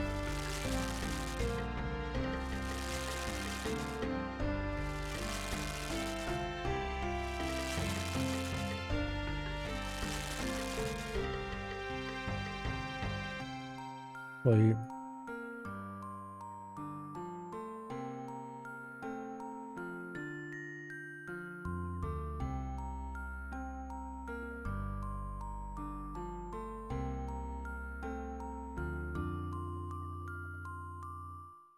I probably watched that I could... Oh, yeah.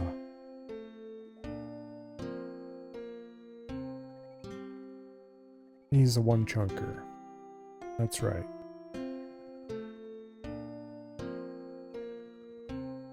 Anyway.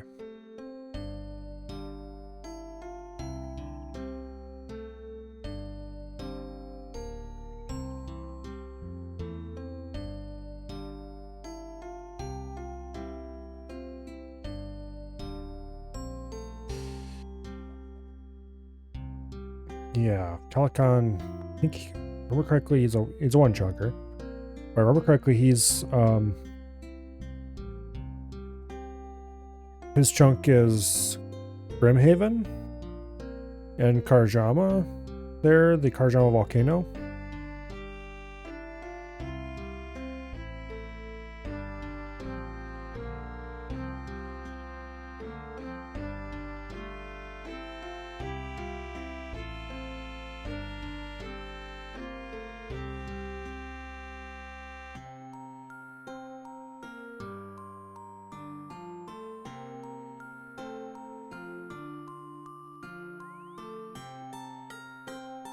Also, what the Josh breaking fishing trawler is a reference to another one chunk man who managed to figure out a way to get it so that he could get all of the XP from an entire fishing trawler run, complete with a ton of people on it. Basically, the fishing trawler would scale according to how many people were on the trawler. But then at the end of it would reward that XP split up amongst all the players who were there when the minigame ended. So what you do is you get a bunch of people in there, and just before the end, everyone would log out, except one person. And that one person would get all of the XP from all of those people who were there. Fishing trawler is normally really terrible content, but he figured out a way to make it go very quickly indeed. He was getting like tens of thousands of XP per fishing trawler run instead of a few hundred. Of course, that required a lot of people to be there to help, but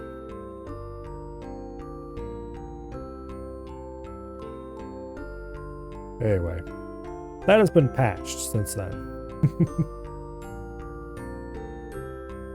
You're not allowed to have too much fun in this game. If you have too much fun, it gets patched. I better turn these pies in.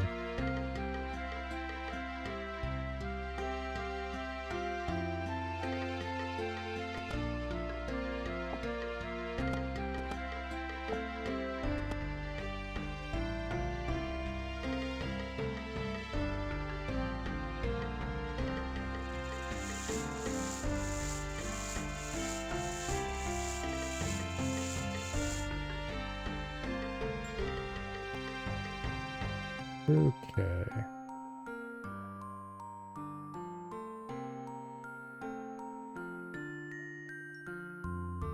So for those who don't know, a one chunk account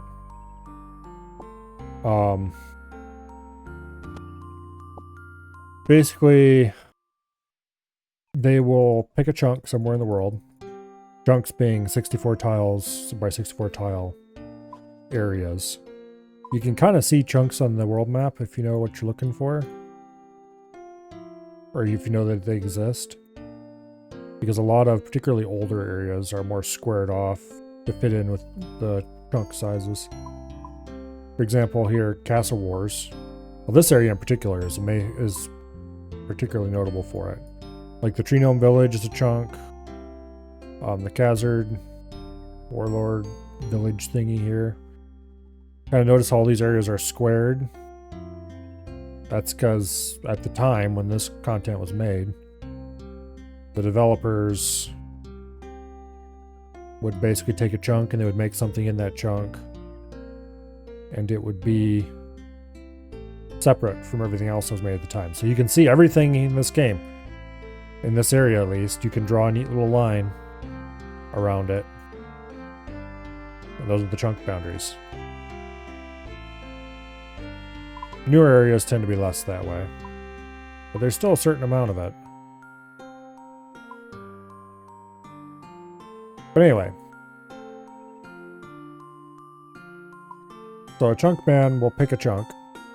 And then they will do every single bit of content that they can possibly do in that area. And then they'll go to the next chunk. And they'll randomly pick a chunk adjacent to theirs or some similar. Usually that's the randomly pick an adjacent chunk is the normal rule. And then they'll do every single thing in that chunk. And they'll continue on like that until they have completed the whole game, which no one has managed to do yet.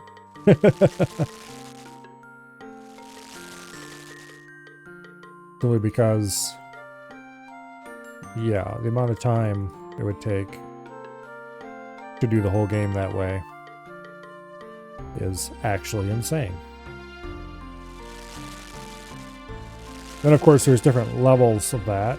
Like the first chunker started in, I think the first one started just in Lumbridge. It was either one of the first couple guys. And he made some remark about how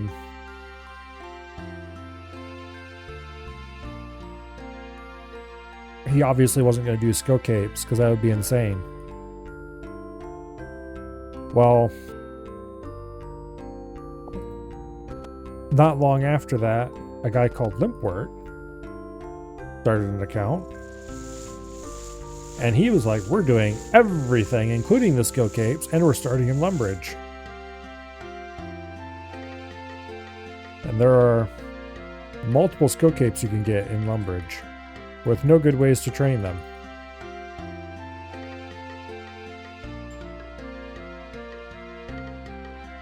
So,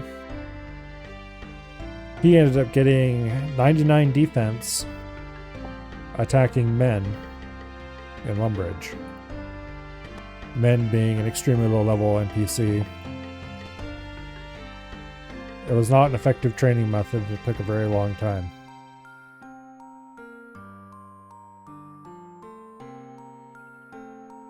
But that's kind of illustrative of the insanity that most chunk men roll with.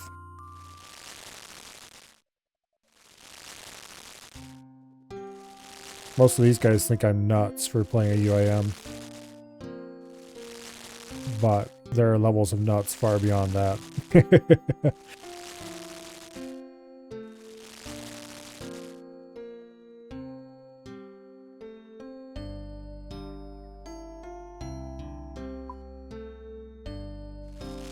Alright, looks like everything's back to zeros again.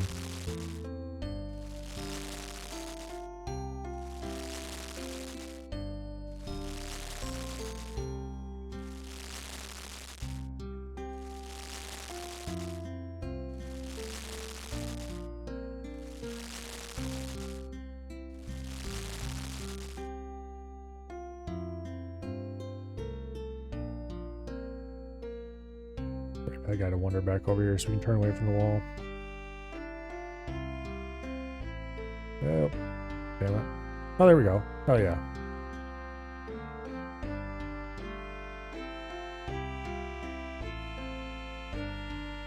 Lean on the oven again.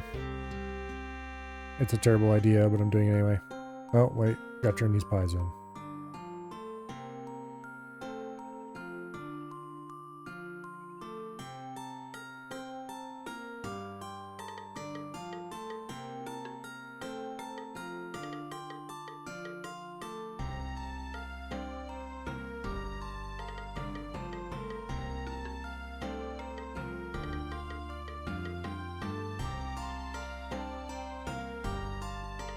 What are you talking about?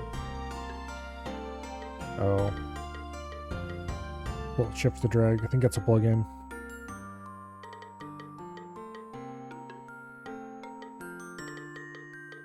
Uh-oh.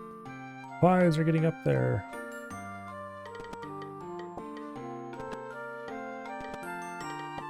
This must be stopped.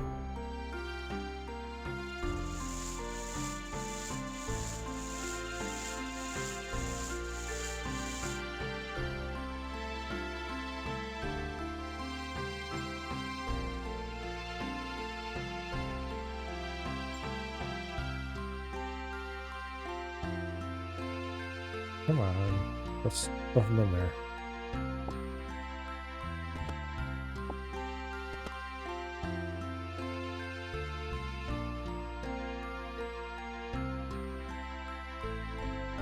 Okay, then we grab some meat. And we cook the meat.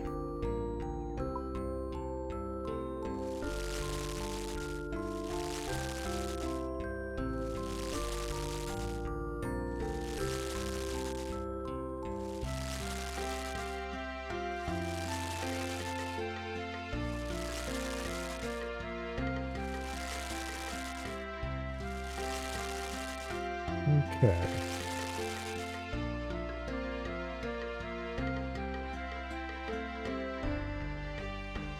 And then we cook the pies. Looks like everything except stew has been subdued again.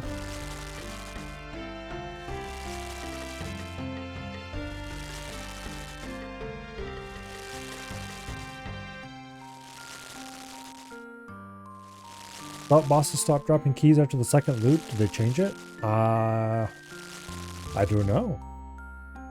I thought they stopped dropping keys after the second loop as well. Maybe that was changed.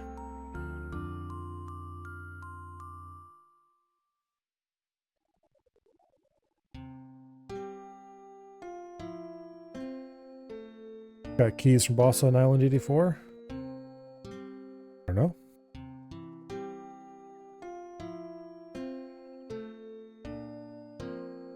Now that you mentioned that, I think it was changed.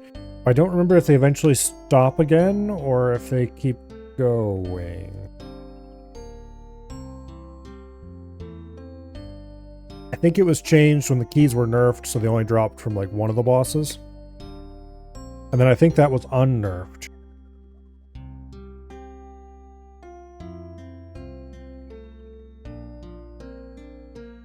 Don't remember for sure though.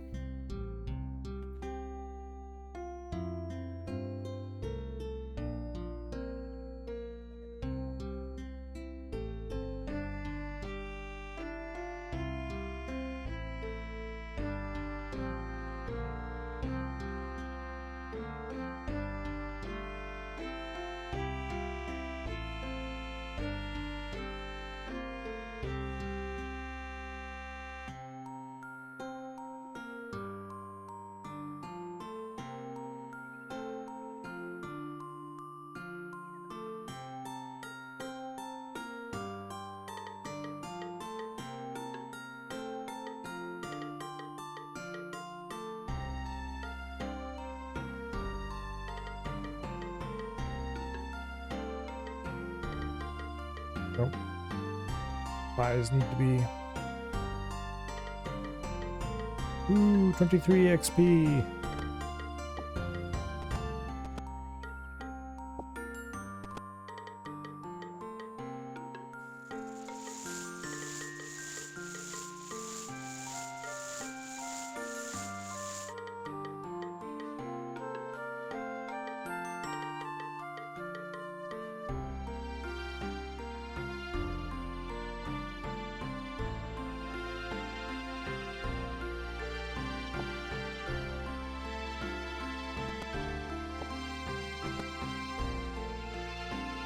Okay.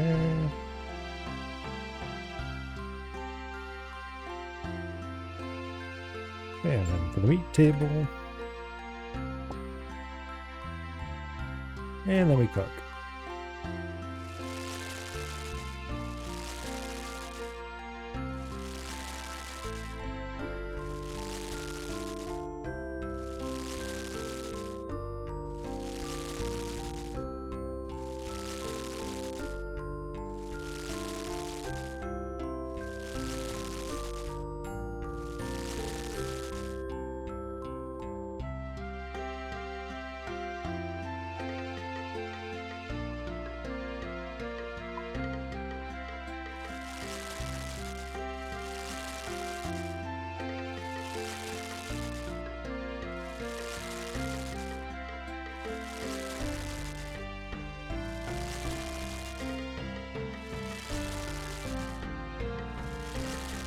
Oh, well, looks like it's getting a bigger sliver there. We got still pies. Yeah, okay. We'll turn in more pies.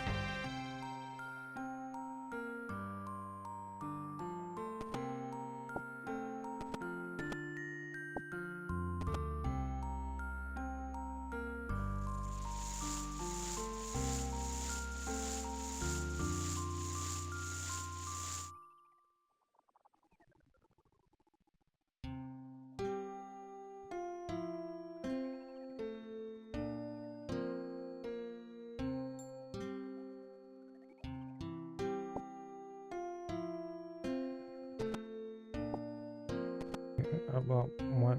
Yeah, there we go.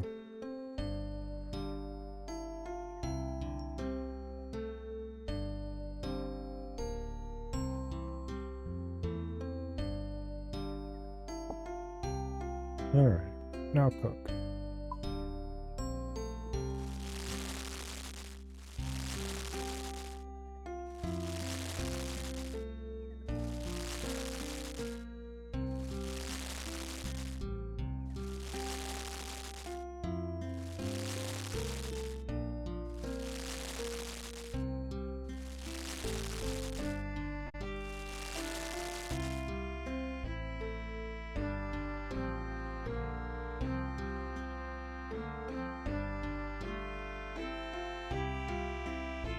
Okay, and then we cook the last bit. Are we gonna need to turn these in? Maybe.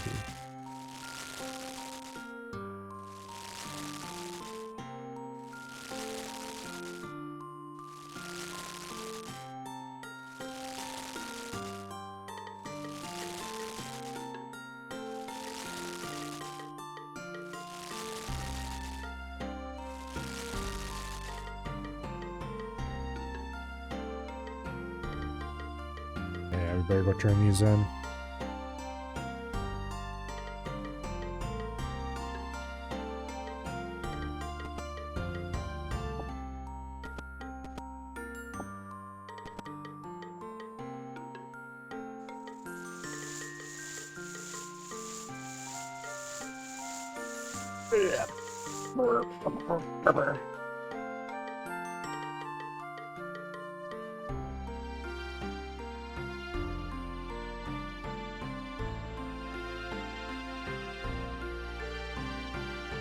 I'm not sure if I'd rather be doing this or blackjacking. Blackjacking is actually a pain in the ass. But it is the best XP per hour I can do right now for thieving. And the more thieving XP I can get, the faster I can move on to something that'll give me money faster.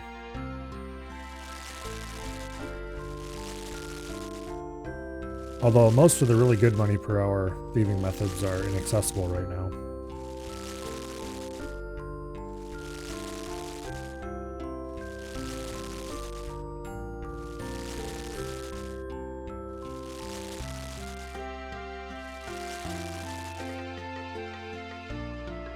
Blackjacking in and of itself is not too bad money though.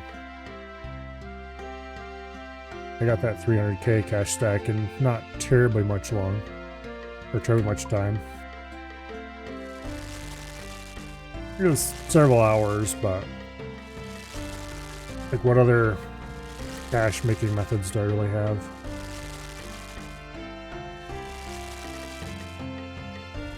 Not really a whole lot of good ones. I could like do LMS for rune arrows or something retarded like that, but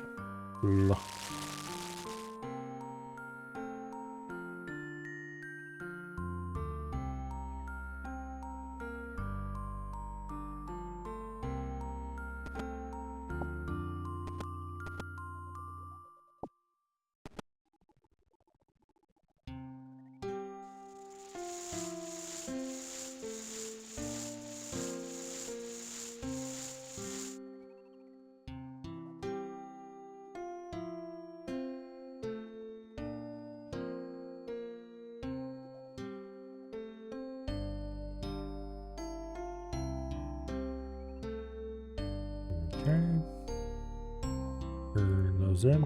Technically, you don't have to spam click for any of these steps. You could just Let it auto create. But that's really slow, as you can see.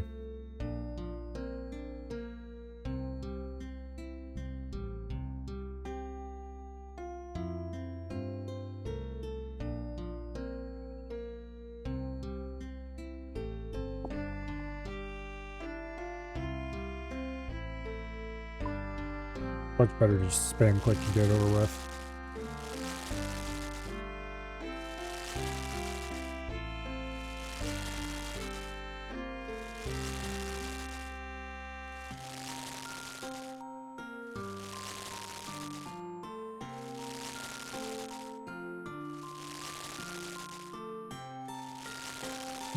Okay.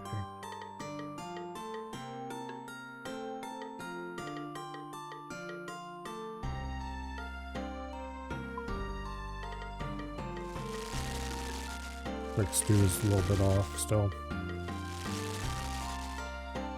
Or not stew, pie.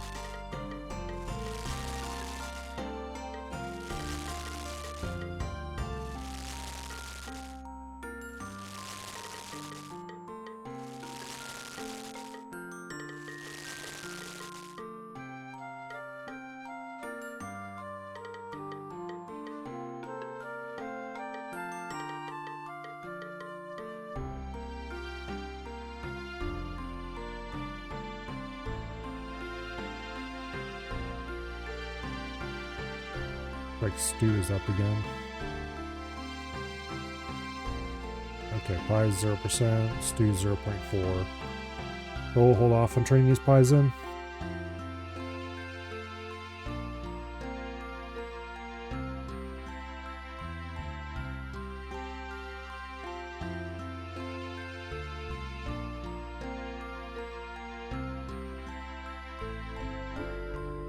Alright, get your butt over here so I can use your turnaround.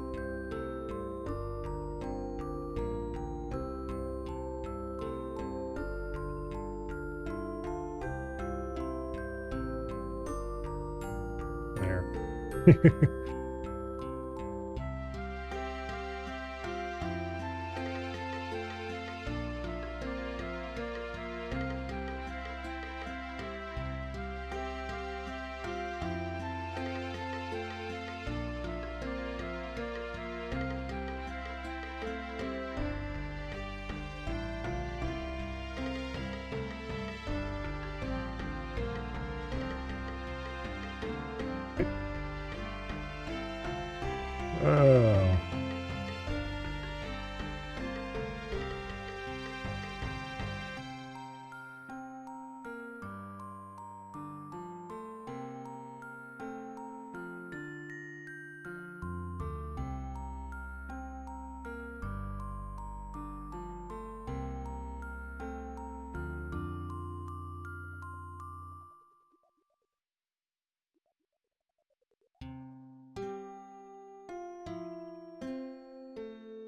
Get your arm out of my pie.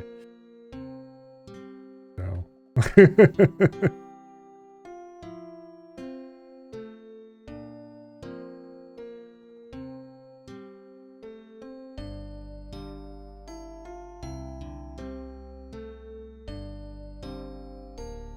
Let's see, are there any other interesting emotes?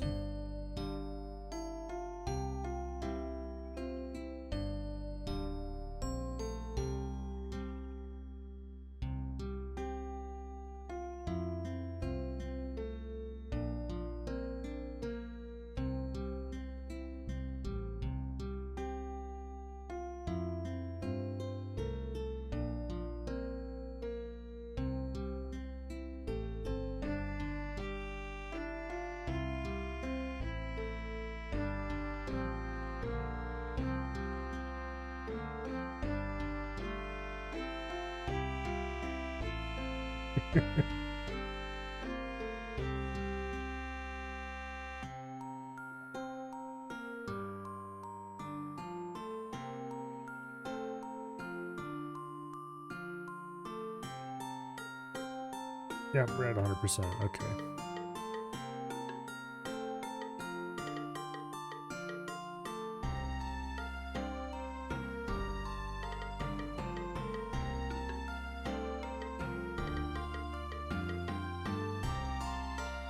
Dude, if you're playing... Alright, guys.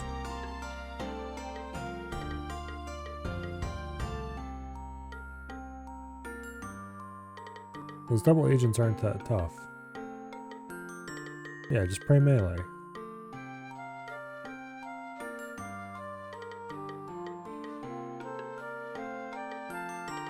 You could just bop him with that.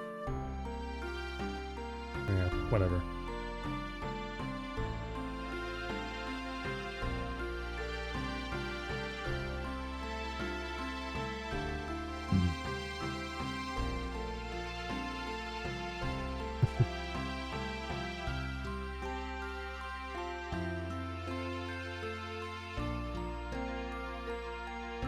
Alright, we should go turn these pies in.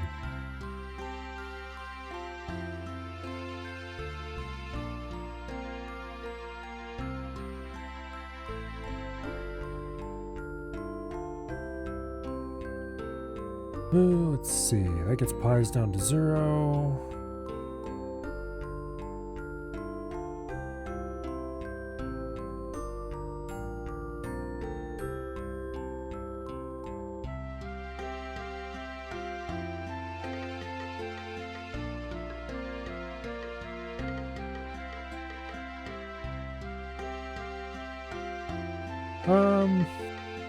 We'll make one more inventory at least. I kind of want to go play Dwarf Fortress, but I also don't want to stop.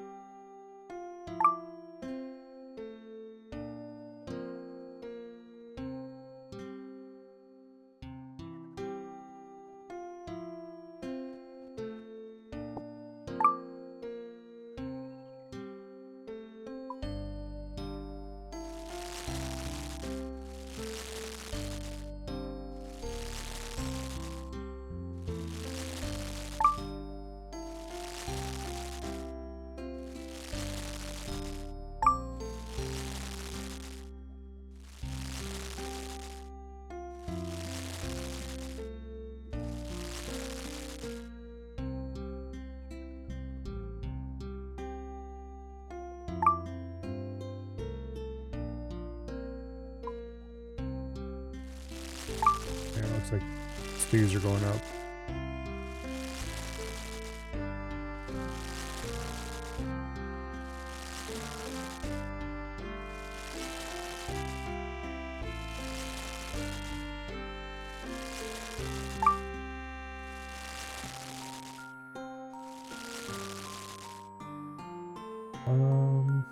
Okay, it's 0% now. 2% on the stew though. The stew crew better get cracking. I should probably switch over. I mean, you know what? I'm gonna dump these and I'm gonna switch over to stew crew.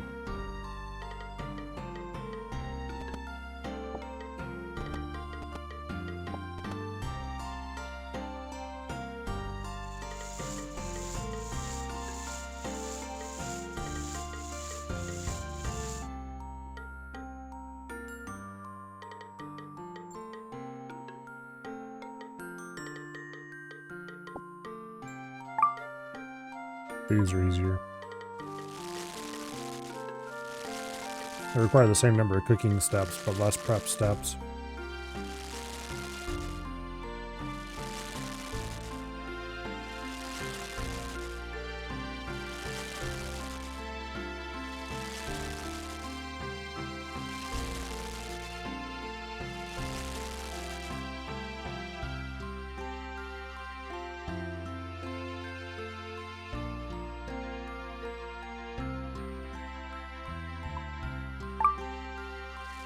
Nope. Hit block has reached cooking level 89. what, second level for today?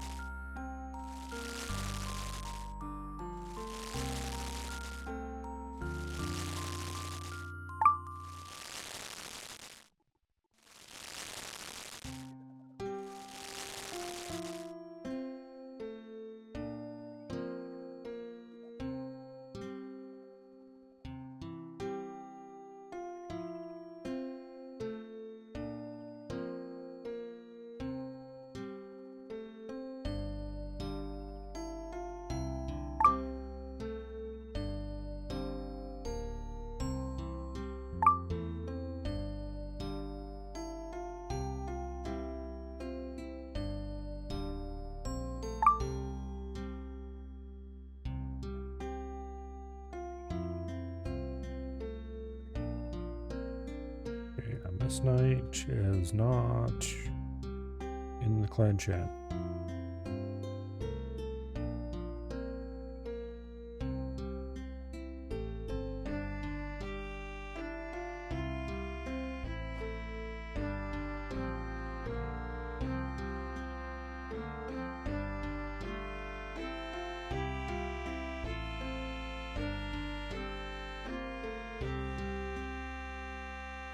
Alright, anyway, let's go back to making stews.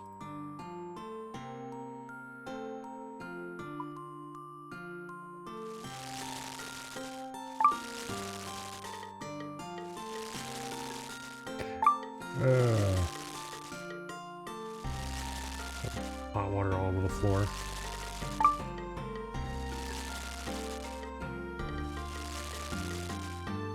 There we go.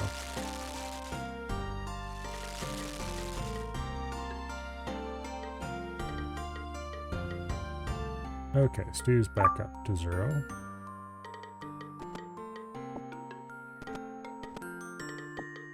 Yeah, making stews is way more chill than making the pies.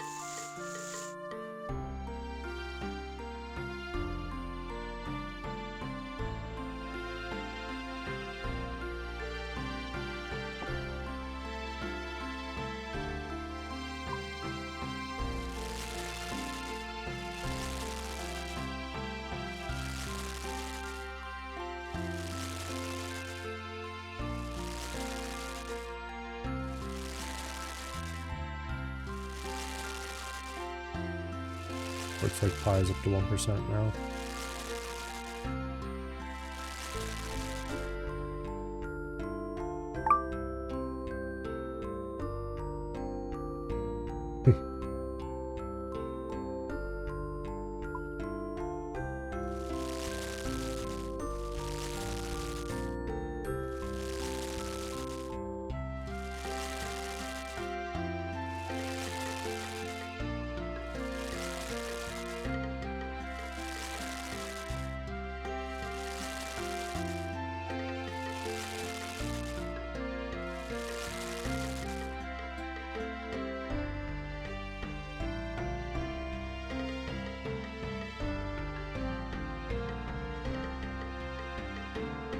Stew is still at 0%. Meat pie continues to rise. I should have stayed on pies. Oh well. Ugh.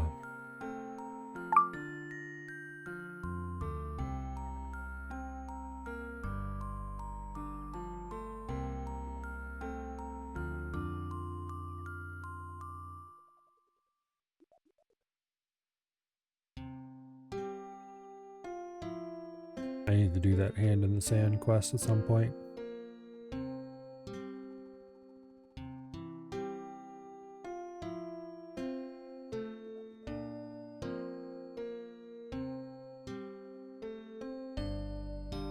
I think I'm almost done with the Arty Medium Diaries.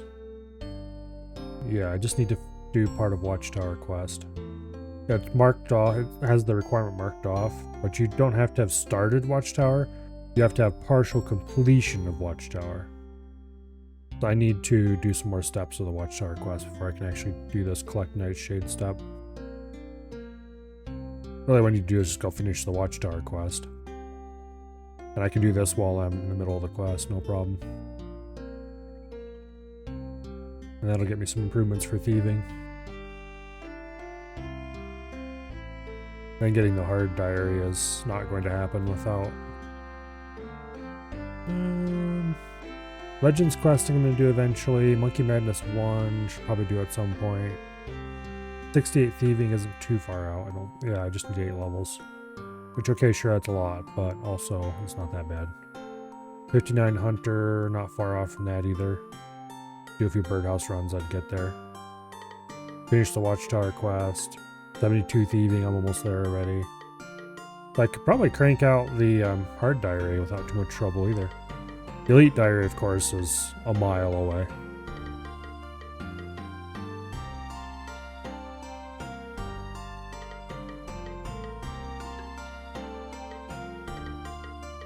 The Ardorian diaries are pretty important because this cape is one of the best easy to get capes in the game, and getting improvements for that is worth it.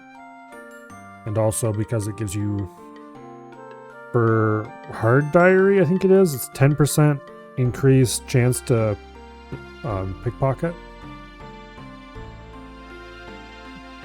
Medium diary is 10% chance to pickpocket inside Ardougne.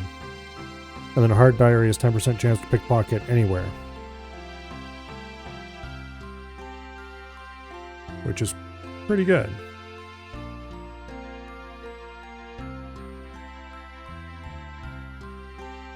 If I get the medium diary, then I can pickpocket Ardougne Knights for pretty reasonable rates. Get away from me, you damn dwarf. Okay.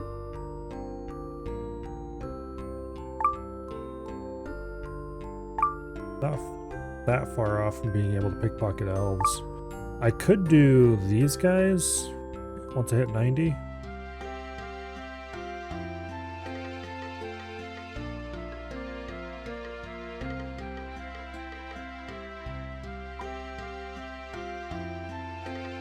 Oh, yep, burnt stew. Oh no, somebody burnt some stew.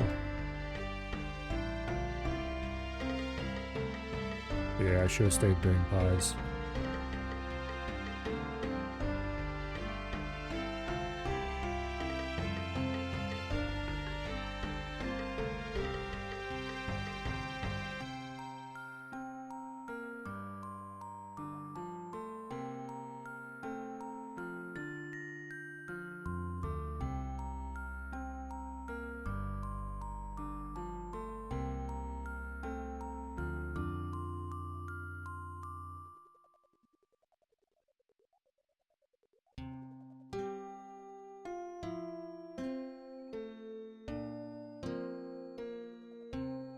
Anyway.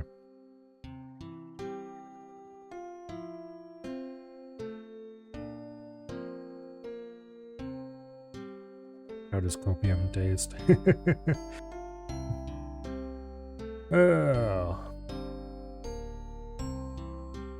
He just said something about how he's only 10 levels away from 99 cooking.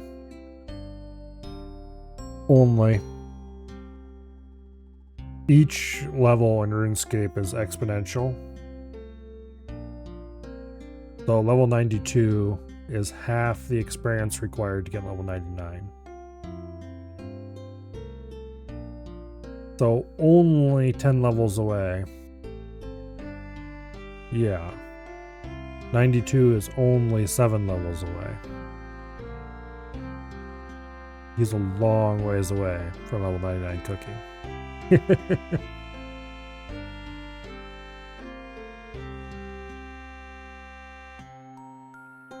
And the worst part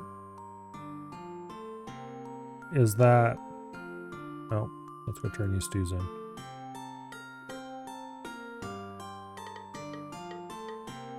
The worst part is that there's really not any rewards past the low 90s most of the time, depending on the skill. If you trade to like mid 80s, there's generally not any reason to go past that.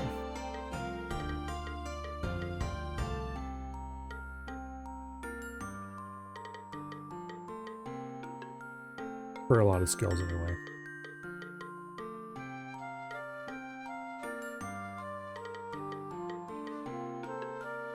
For example, let's just pick a random skill here.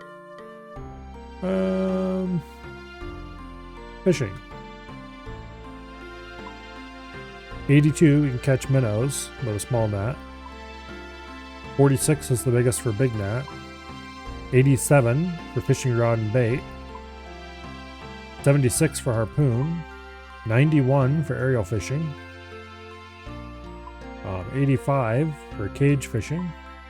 Barbarian fishing tops out at 96, but you don't get anything new from that compared to much earlier levels. That's just a different way of doing something you could do all along. Level 90 gets you the best fish from,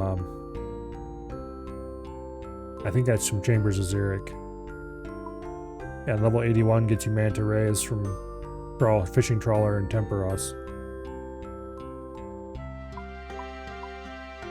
Is there another way to get rays? I guess not, okay. Interesting. I didn't realize they were just a exclusive minigame fish. Anyway. So, mid 80s, you can get pretty much everything you want from fishing. Mid 70s, you get most of what you want from fishing.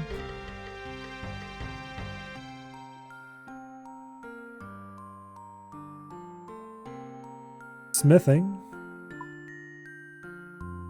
Level 99 is what you need to make rune plate armor. But like, why would you ever smith rune plate armor when you just go buy it for not that much? Level 92 gets you rune throwing knives. I suppose that'd be kind of useful to have if you want throwing knives. But really, most of this stuff isn't that great. Level 74 gets you the ability to make Ember Light, which is okay, I guess. 70 for zombie axes, which I should get to 70 so I can go get a zombie axe. 60 to make the Dragon Square shield. Like, most of this stuff is not that high level.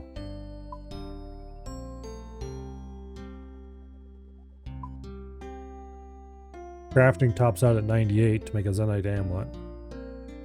More or less. I think yeah, 89 for Amethyst Darts. Crafting is actually one of the few that you do need high levels of.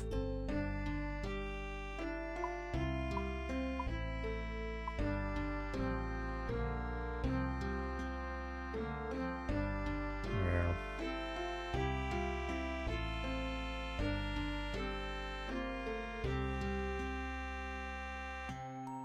But even then, this is all in-game stuff.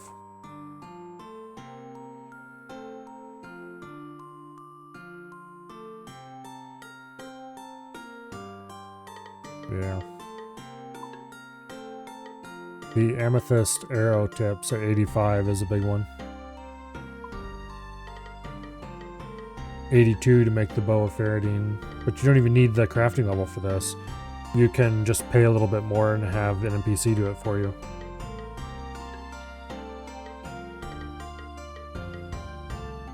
So that's not that big of a deal either.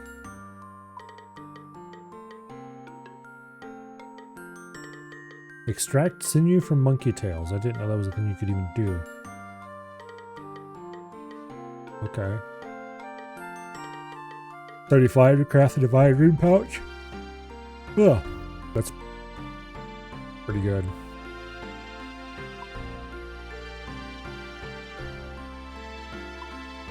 Let's see, fletching. I'm 69 fletching skill. I should get this up because I want to make myself magic short bows at 80.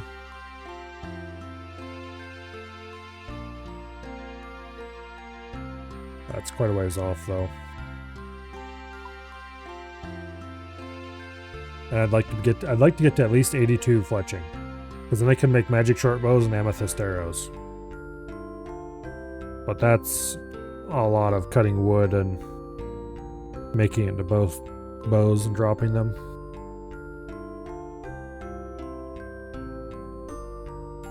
But actually, I kind of wonder. I can make yew short bows now. I don't remember how much a yew short bow is worth. It might be worth high alching them instead of dropping them. And that might be a reasonable way to make money.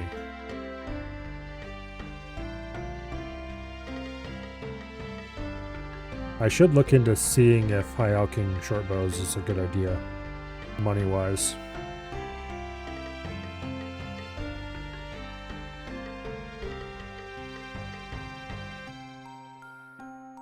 Yeah, anyway. It looks like stews are falling behind. Let's make another inventory.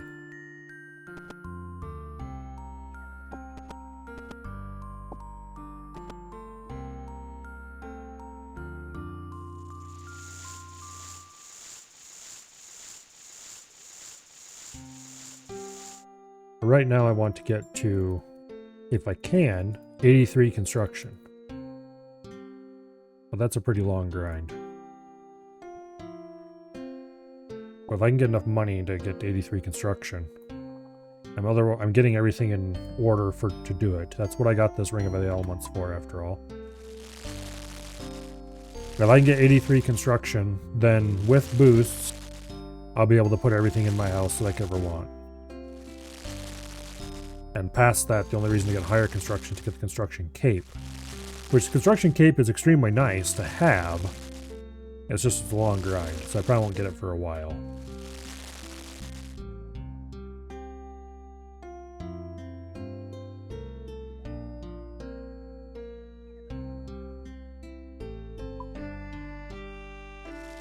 But if I can get at least 83 construction.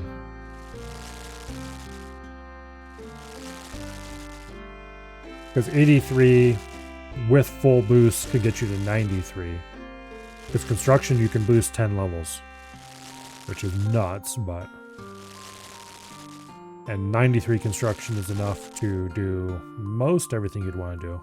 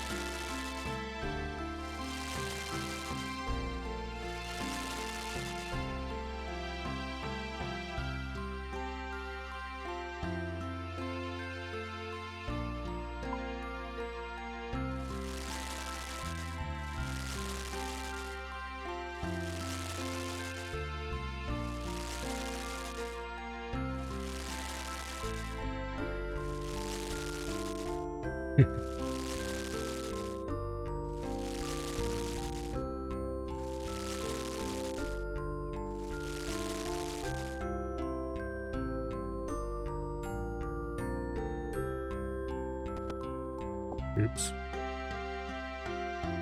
Damn it, I didn't want to grab flour.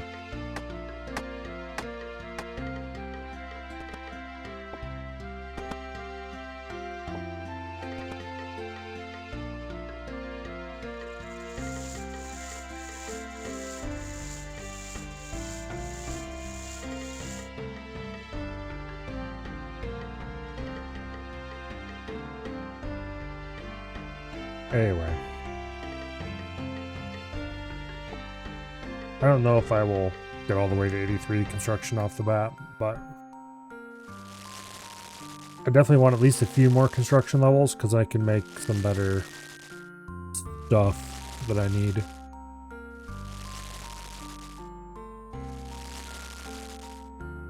Gotta get that house all fixed up. Ugh. Get some more storage options.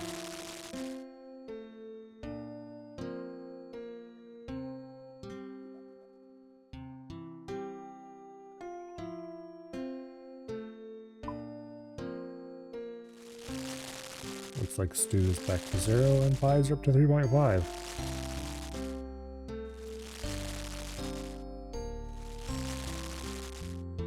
Oh, it's almost 4 o'clock already.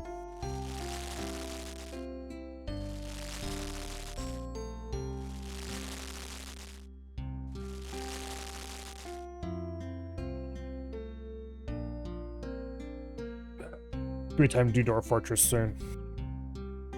I keep saying that, but then I stay here and cook another couple inventories.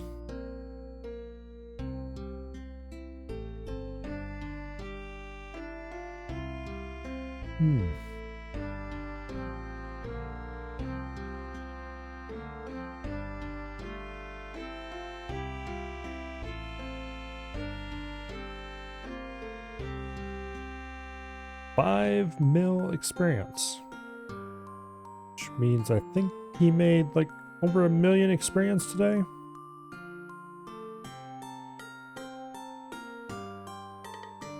A lot of XP.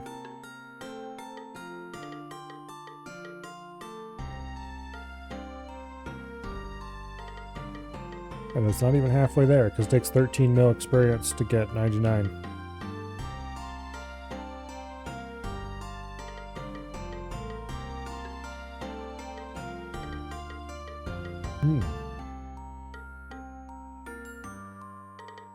Nope, these are down again.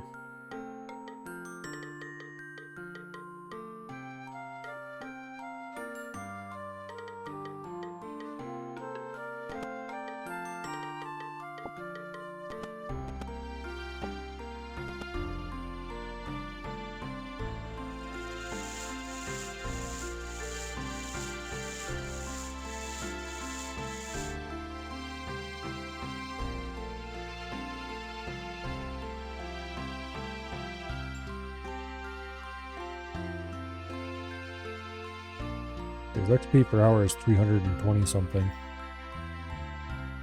which is really good. I would be absolutely delighted with that XP rate for any skill.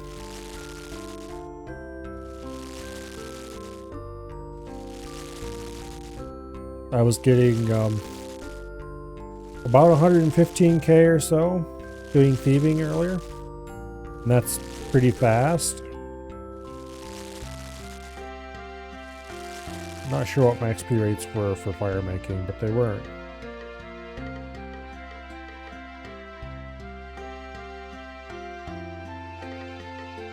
I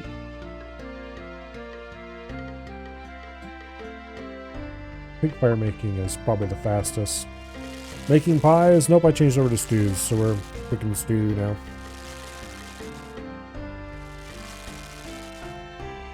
I'm probably about done with this.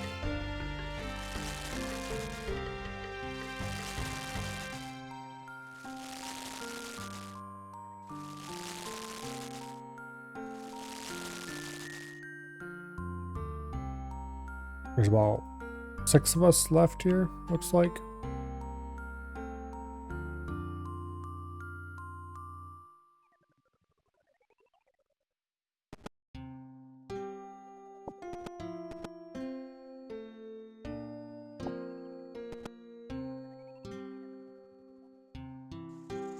What do you do with cooked food? You take it to this table here or this table here and turn it in. See, technically this stuff isn't even food. Like instead of being a potato, we have a servery potato. So you can't actually eat any of this stuff. It's special mess hall food, quote, end quote. Like, if you gathered these ingredients, like, say, you went and killed a cow in Lumbridge, you picked a potato from the field nearby, and then you went and grabbed a bowl from the Lumbridge Castle kitchen, filled it with water, put the potato in the bowl, cooked the meat, put the meat in the bowl, and then cooked the resulting stew, you would get a stew, and you could eat it.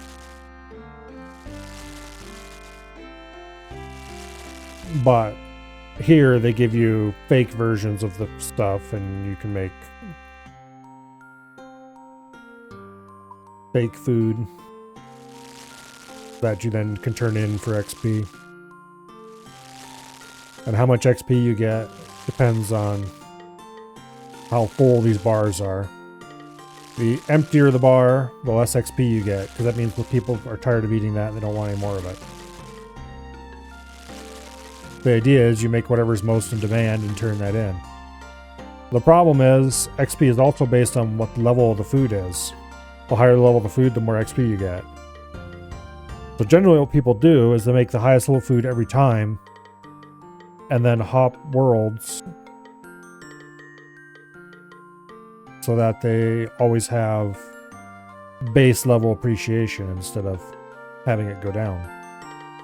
What we're doing instead is we've got lots of people cooking the stuff that's lower level, just to drive the appreciation of the highest level thing up, so that the person we're boosting can get the highest possible XP per hour, which is significantly better than what you could do using the world hopping method.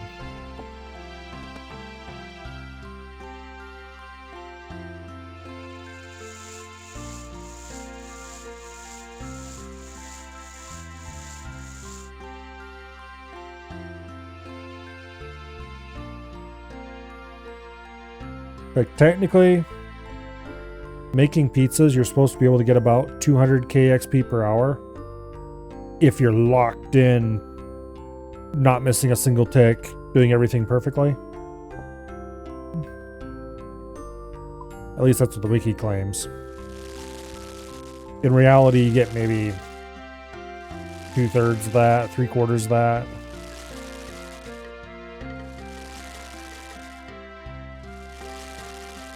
But doing what we're doing, real rates are 334 XP, 334,000 XP per hour, which is zippy.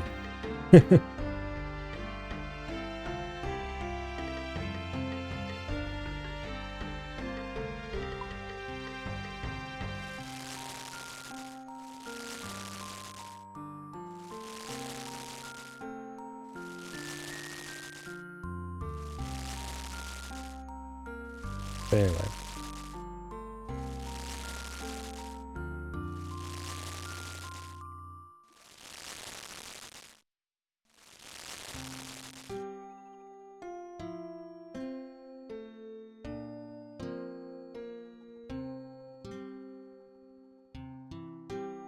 Yeah, do the 0%.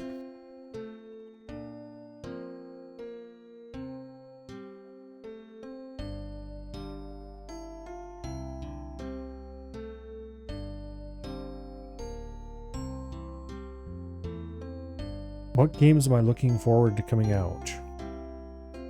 Well, what games are coming out that I would be interested in right now that I can think of?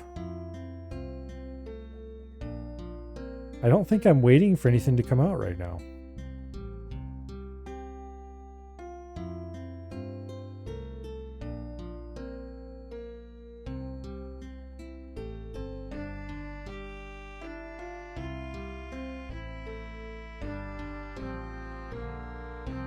Yeah, I don't know.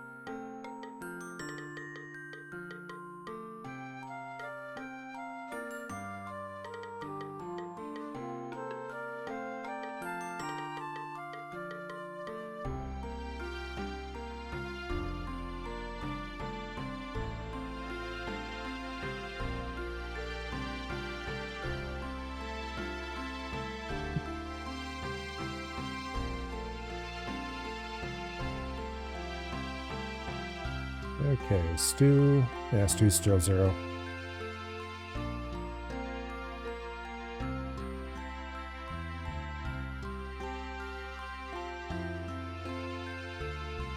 Yeah, I don't know. I haven't really seen any games recently that are about to come out that I'm incredibly hyped about.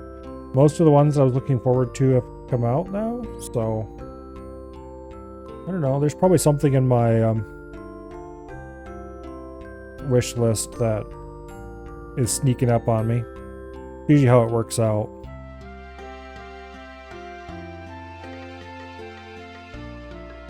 You only care about the Butterlord Viking DLC?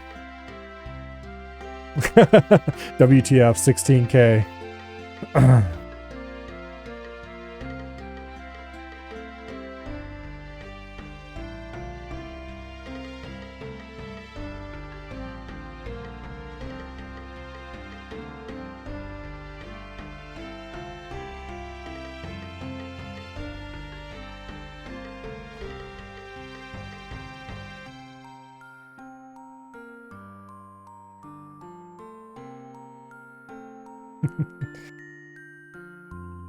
Well, Stu's going up. Turn those in.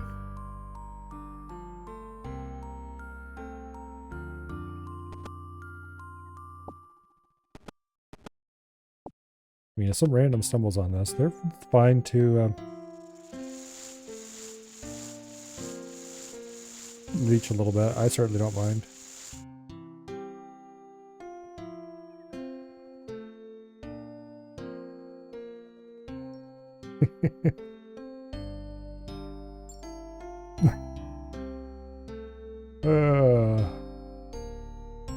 Cape Locked is like, guys, Kami said I'm smart.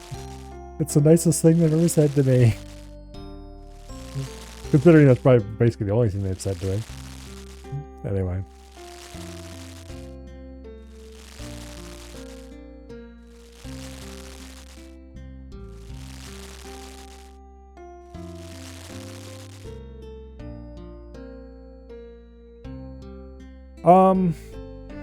This minigame is pre-existing. It's been in the game for a long time, it's just nobody hardly ever uses it. It's occasionally used for cooking, but nobody uses it the way the devs really intended it to be used. Because the devs kind of intended that people would get together and cook here. Wait, don't turn this in yet. Okay, yeah, we're up to 1%. Let's turn it in.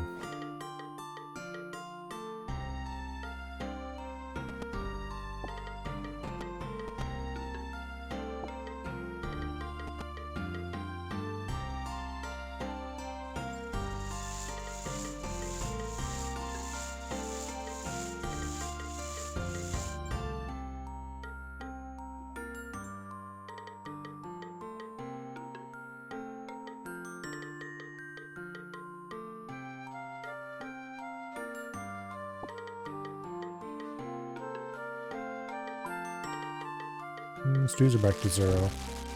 Pies are at 2.2. This guy's like, ooh, I hit the jackpot. You on for how long?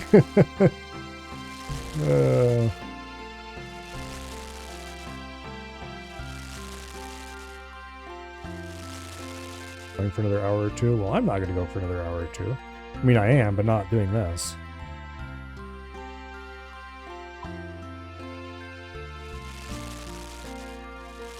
About 10-15 minutes, we're gonna go play Dwarf Fortress.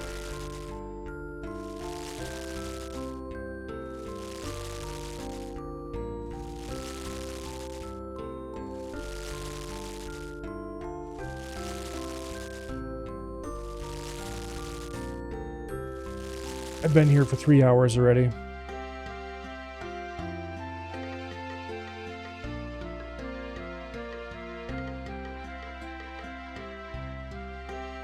I might stay until you log. Well, yes, but also, please, no. I mean, leeching a few inventories is one thing.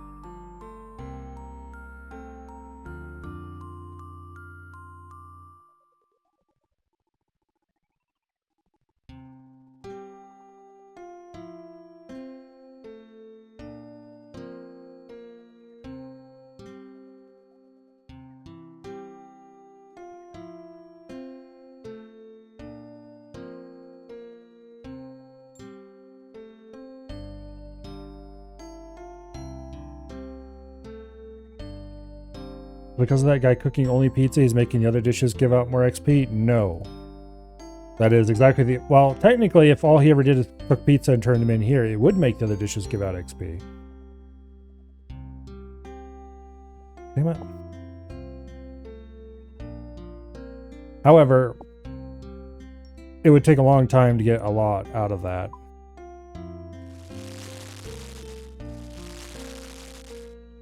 But what is actually happening is everyone else is here to cook everything except pizza, in an effort to make it so that the pizza is worth more for this streamer,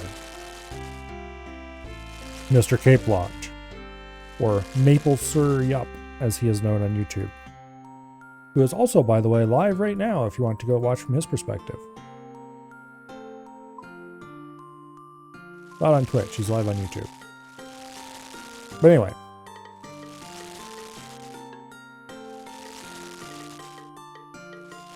So what we're doing is we're driving everything else down so that everything, the pies and the stew are worth basically no XP at all. But the pineapple pizza is worth way more than normal.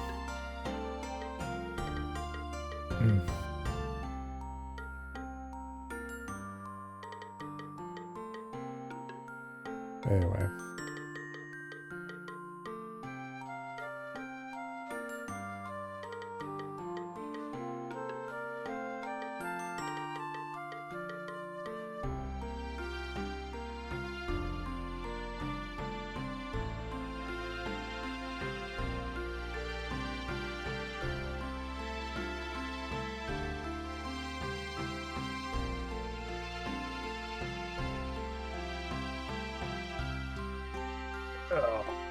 I think we're going to go play Dwarf Fortress now.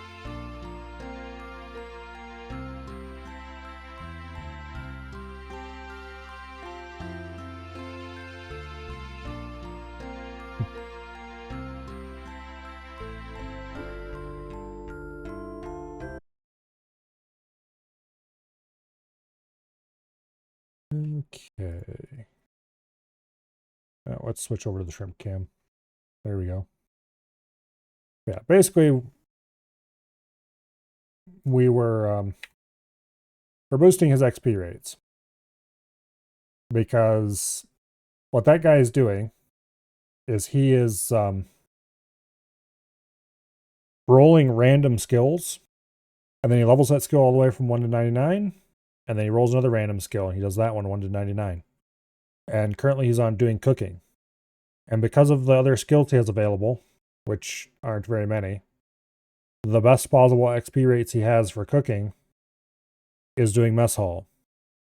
And by boosting his mess hall, we're making it significantly faster than what it would otherwise be. Anyway, what should I do for a title?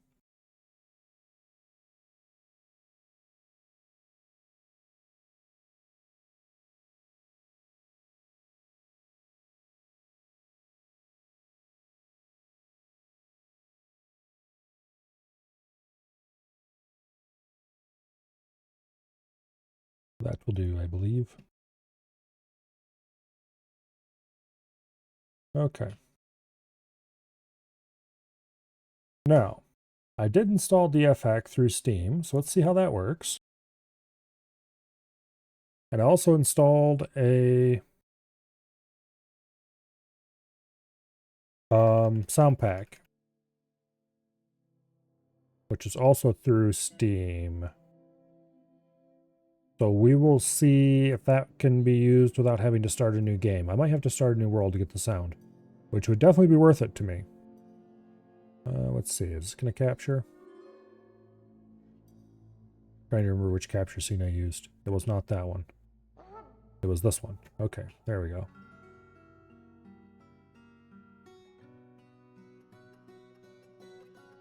Yeah, we have audible alerts. When chosen during world creation. Okay.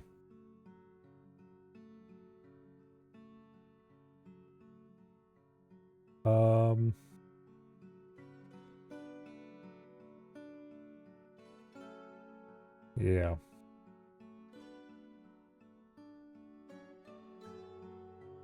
All right. Let's start a new world. Let's do a small world, 50 years of history, high civilizations, medium civilization. Yeah, no high civilizations. Medium sites, high beasts. Let's do very high beasts, actually. Very high savagery, minerals everywhere. We could go into detailed mode, which would be very, very... Yeah.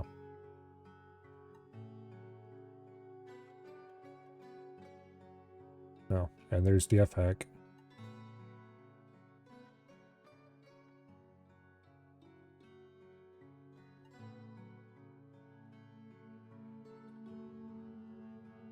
Anyway.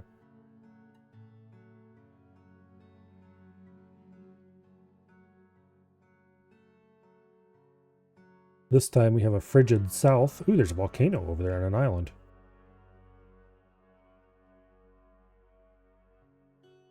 We're not going to embark on a volcano. Actually, you know what? Here. We're not going to use that world.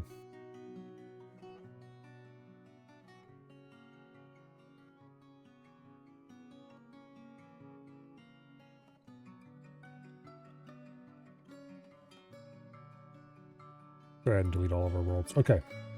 Great new world. Go away. Detailed mode.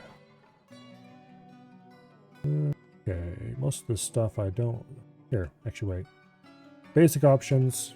We want a medium... We want a small world. 50 years of history.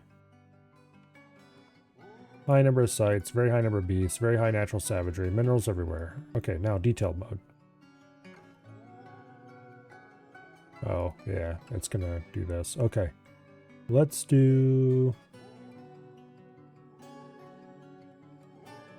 Small island.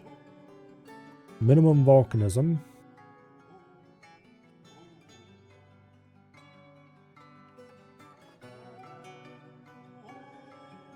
I don't remember how to create tons of volcanoes. I think it's actually... There's a specific feature option. Minimum volcano number. Here we go. Let's do 10. That's a lot. Okay, we have edge oceans. Let's leave that at 4 because it gives us an island. Pole.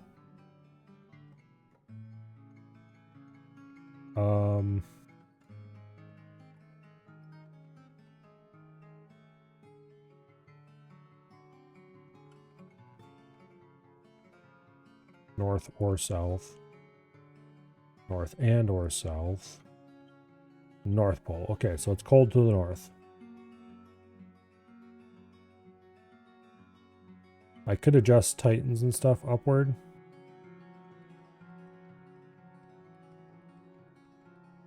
You got keys, island 112 also.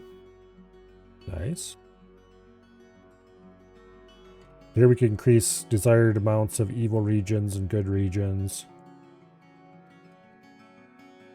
Set minimums for how wet areas should be. How much erosion we want to do. If you want tons of waterfalls, you can turn the erosion down a little bit. And you'll get more... periodically erode extreme cliffs can be turned off to make cliffs more extreme. Here's how thick you want the world.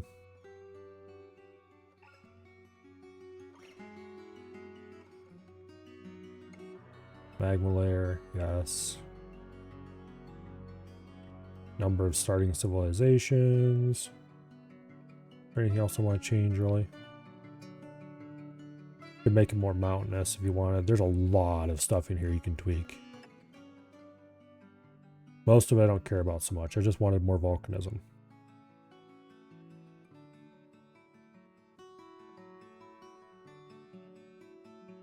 Or rather, more volcanoes.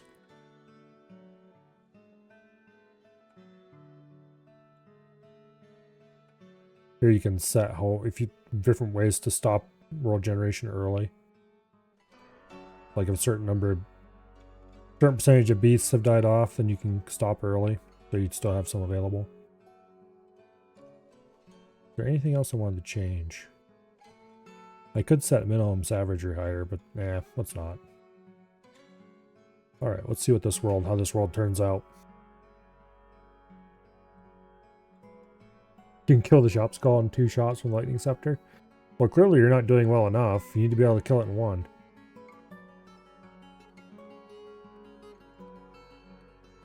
Okay, you saw 2 previous maps and then it quit. That's because it rejected them. There's 2 rejected. Basically, it started generating a world and then went, this world isn't going to turn out the way I want it to, and so it started over. So, let's see if we can find a nice volcano.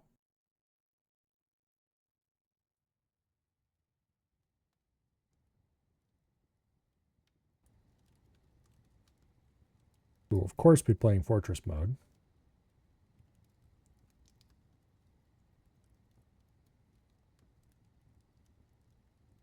Alright. Volcano, the Cinder of Righteousness. Iron, gold, silver, copper, nickel, zinc, platinum, lead.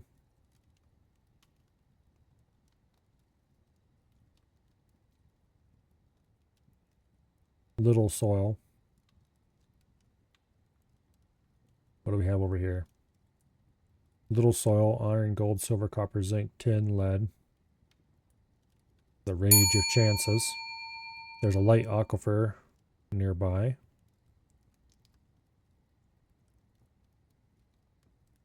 There's one out here on an island.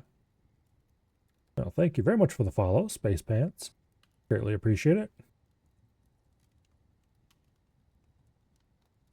Okay, that's in the middle of a mountainous region.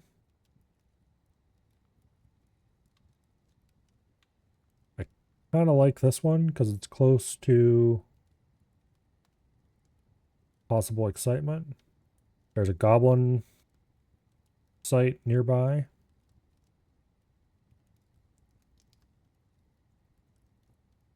Unfortunately, there won't be any. It would be cool if we could find one on an ocean. Pretty sure even on the islands there aren't any of those, though.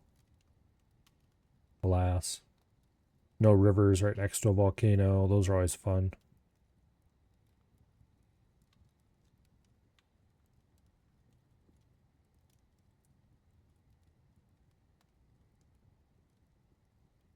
I'd really like there to be clay. Okay. Actually, if we embark with a volcano right dead center,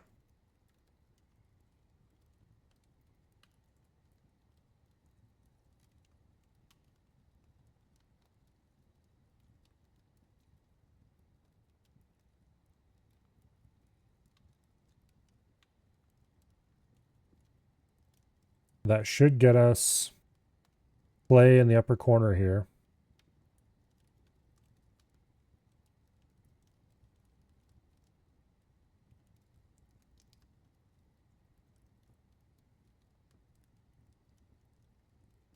Yeah, I think we'll have clay here. Iron, gold, silver, copper, zinc, tin, lead. Okay. There'll be some clay around the edges of the map. Alright, let's do this. Prepare carefully. What is the okay, I guess, embark profile? Anyway, we're not doing that. We're going to prepare carefully. Alright, let's try to pick somebody who is sort of, kind of useful. Great, or very good feel for social relationships. Sharp intellect, some of patience. Well, this person right here might be our leader right off the bat.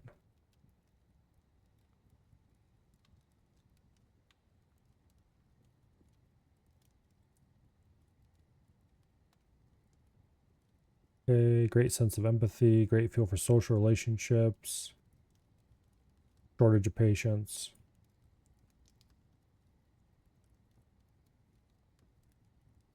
Okay, you're going to be our leader.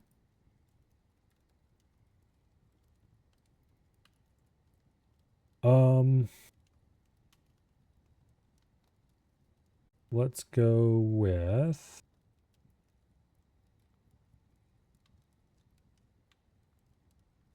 Persuader, Negotiator, Appraiser, Organizer. Do those, they'll learn on the job. Yeah, we'll give them a little bit. Consoler and Pacifier.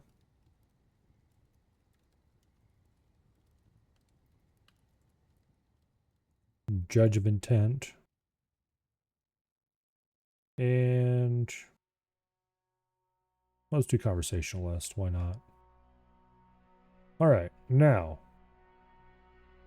we don't need a Fisher Dwarf this time because we're not embarking on the ocean, so we're not going to get tons and tons of free fish, which does mean we need to get going faster on farming. So let's take a planter.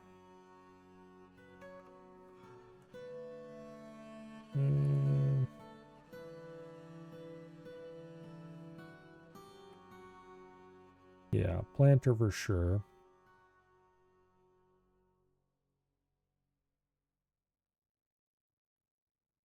I'm going to take 2 miners. I'm going to make them miner masons.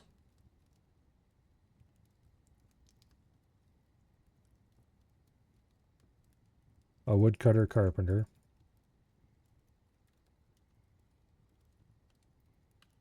An armor smith, weaponsmith.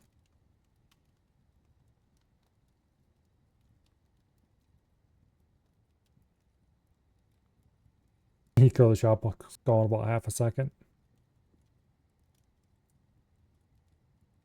Poor thing, what did it ever do to you? Got 104 collectors. That's probably a little bit of damage.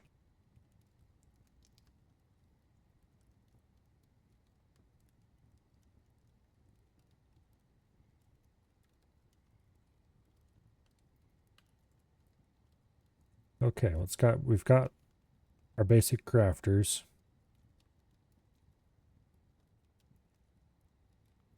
I don't need a Fisher Dwarf. Let's take 2 planters. We'll take 1 planter brewer. And the other will make a planter cook.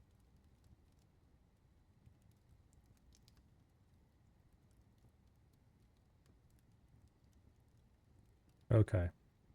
Actually, let's make them both cook brewers. Where is cook on this list? Or brewer, I mean. Actually, no.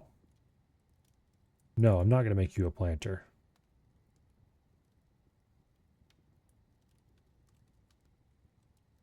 No, I'm going to make this guy a potter and glass maker, I think.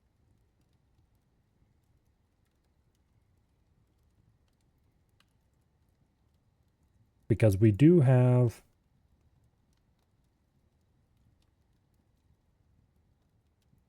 Yeah, okay. We've got a crafts dwarf, a metalsmith, a woodworker, 2 miners, a farmer, and a trader. Now, no pigtail fiber cloth. Let's take 25 of each of the underground seeds.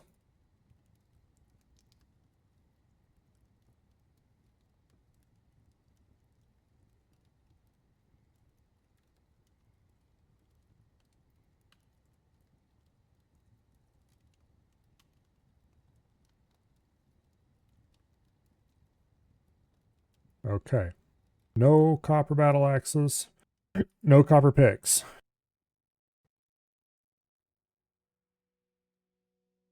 No reindeer guts. No pond turtles. A bunch more plump helmets.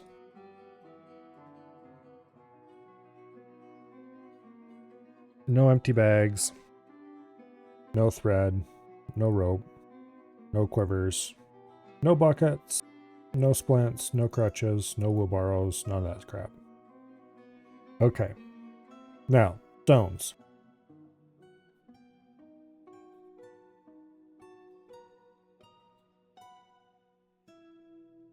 Where stones?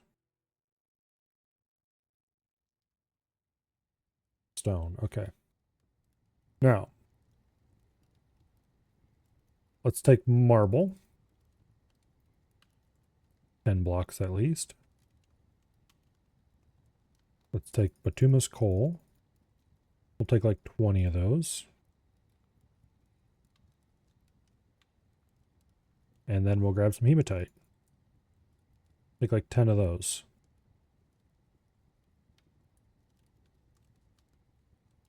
And that should get us some starting steel.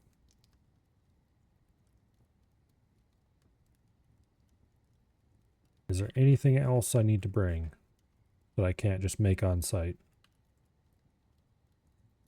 Okay, let's bring more marble and coal and hematite.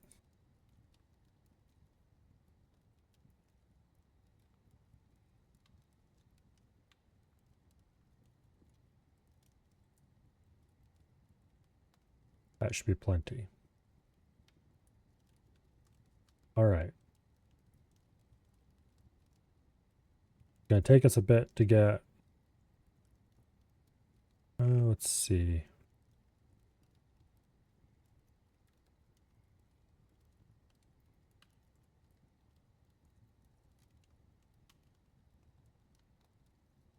We could bring some cheap meat.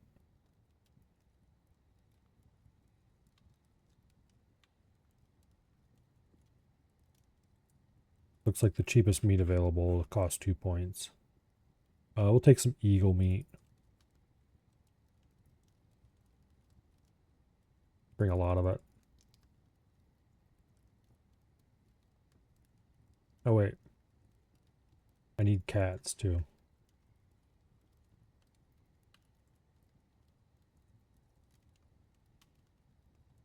Paracats should be good. Paracats should be good.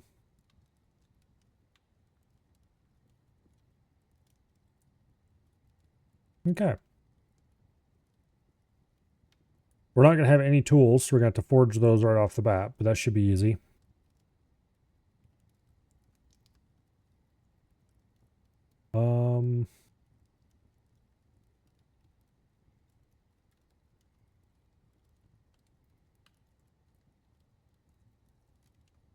Let me think. Trying to decide if I want to bring along some fuel.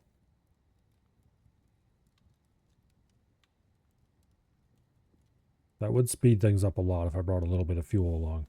I can bring some fuel, right? Not under metal bars. I know fuel is a bar item.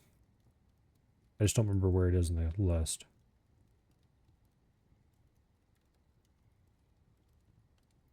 Under miscellaneous, maybe? Aha, there we go. It's 10 points for Coke. Alright.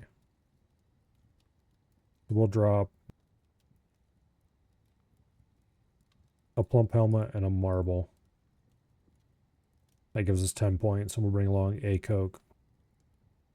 That should get us started making more Coke. Are you sure? Yes, I am. And here we are on the side of a beautiful volcano. Actually, it might not need fuel at all. And we're welcome to Staff Mind. Okay, it looks like indeed the lava is right up to the top of the volcano. Hell yeah. That means I can build a lava forge.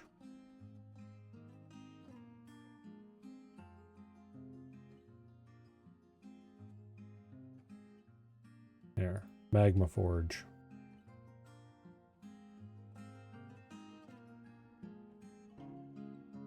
I think I can build it right there.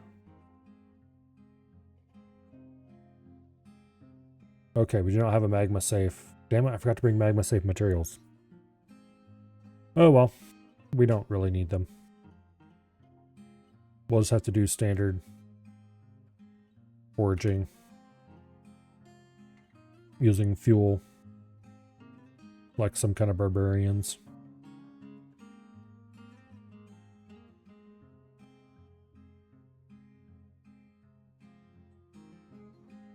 Make our first tools anyway. Not sure where I'm going to dig in. Oh, getting... Ooh.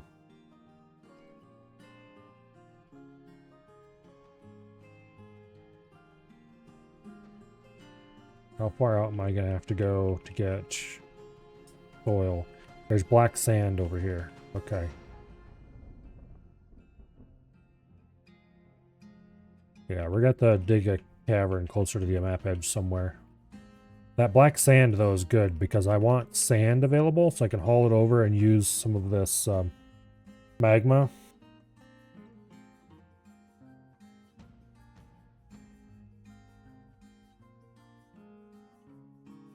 Okay. We'll build a metalsmith here beside the furnace.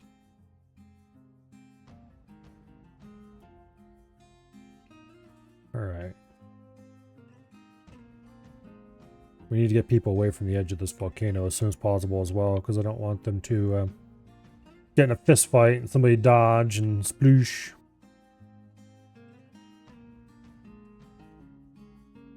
Make coke.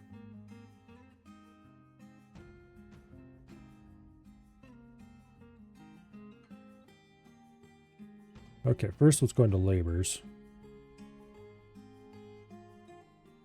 Only selected, only selected, only selected, only selected, everyone, nobody, nobody, everyone, everyone. Okay. Boom.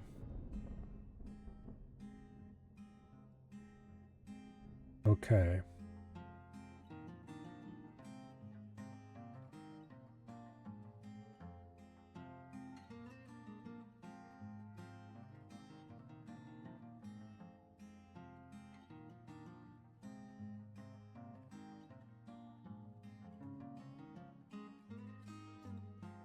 There we go. Woodcutters also do carpentry. Miners also do masonry. I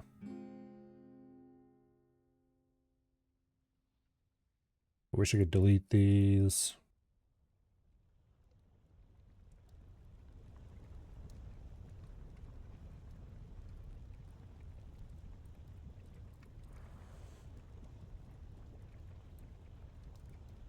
Anyway, those two are miners. He's a woodworker.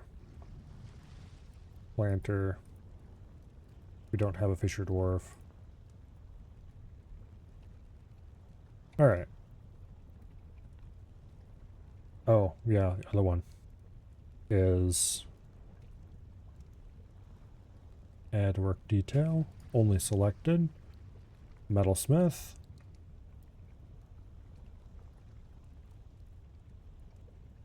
Smith.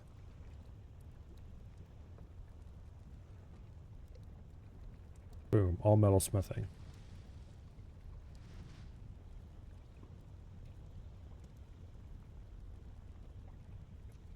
All right.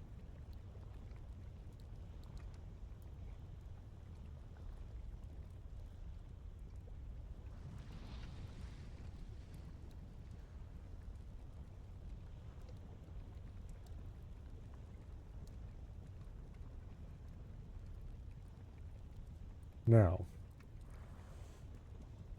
let's go ahead and make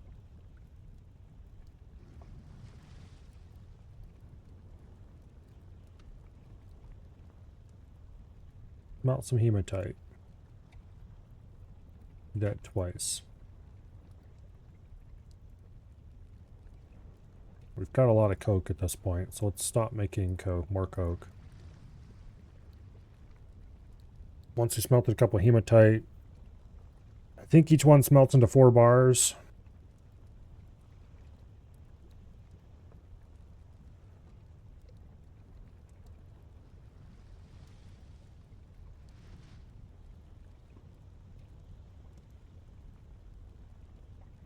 Yeah, okay. Then we'll make 4 bars of pig iron. We'll make 2 pig iron bars. And then once we have some pig iron, we'll make some steel.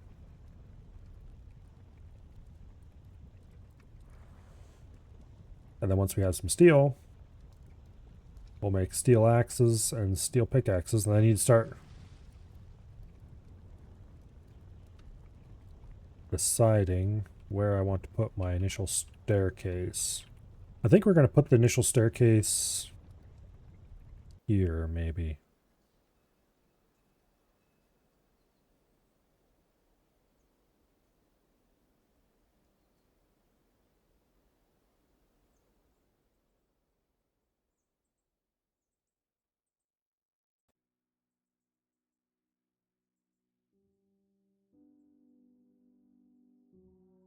Yeah.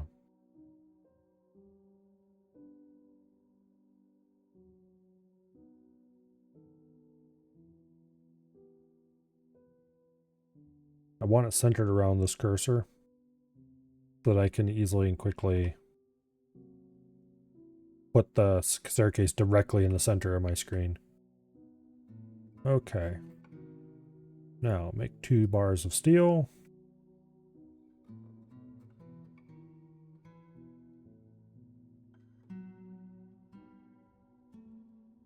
And we should be able to make 2 more hematite. Not hematite, damn it. Pig iron. And then 2 more steel after that. If I remember correctly, it takes one pig. It takes one.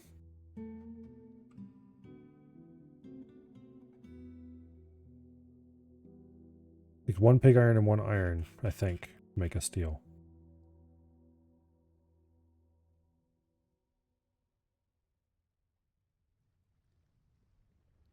Alright. And then we will make a steel pick.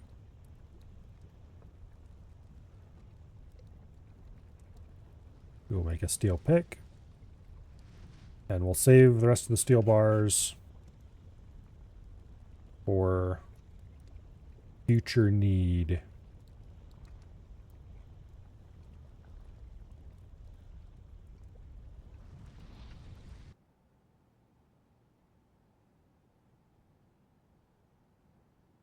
Okay.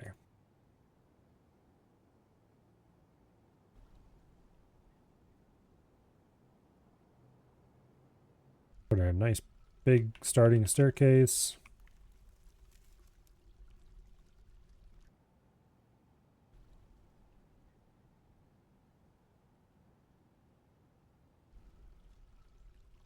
Over here's black sand. Okay. I wish I knew how large that black sand area was.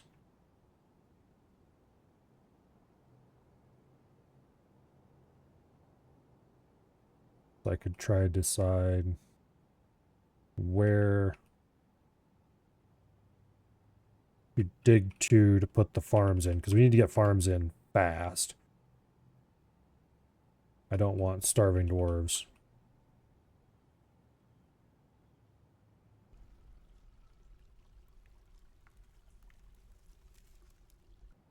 There's some sandy clay loam.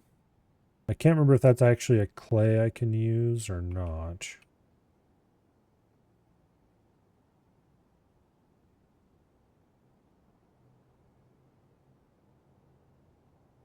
Basalt.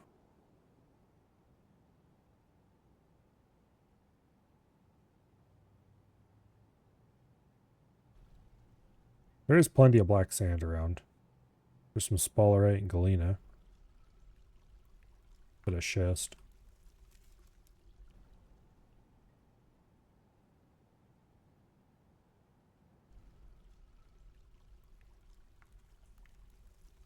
Let's put in the first.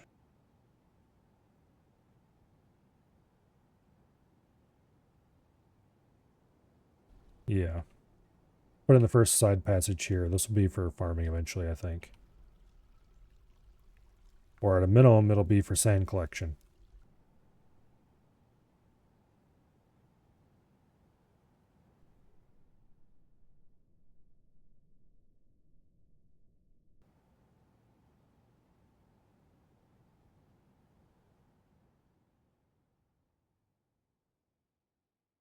All right, anyway.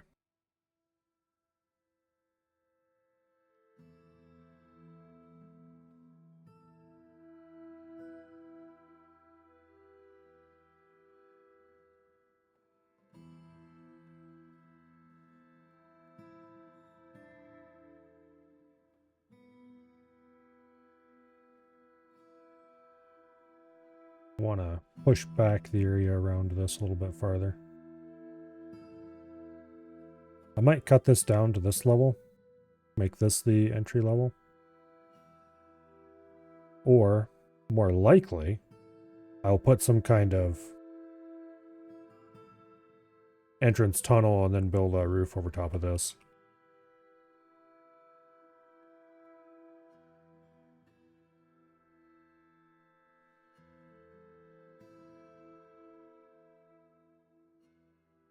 Oh well.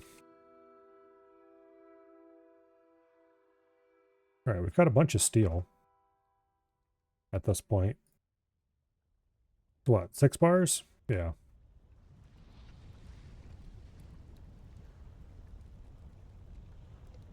Okay, so where do I want to put the storage level? Because getting that done relatively quickly is also pretty important.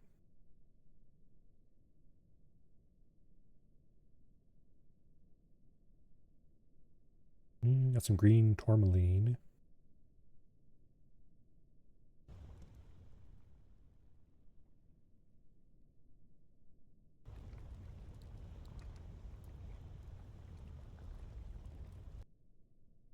Since we're so close to the volcano, I'm probably going to modify the shape of the storage. And we're definitely not going to go the full huge one like I did last time.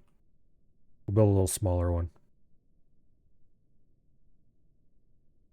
It'll be 5x5s instead of 7x7s. But that's fine. You can store the same amount in that much space. Okay. This dwarf has a shisty job.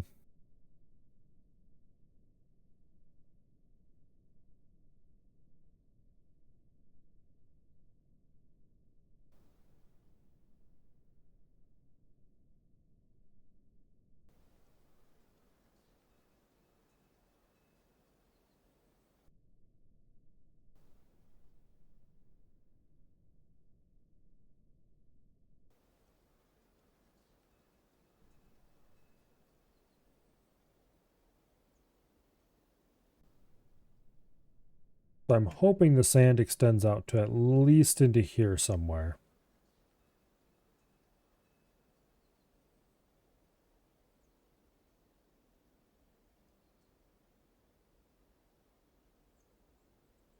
But anyway. Because we need to put farms in. I want to do glass making, which means that we need to do that as well.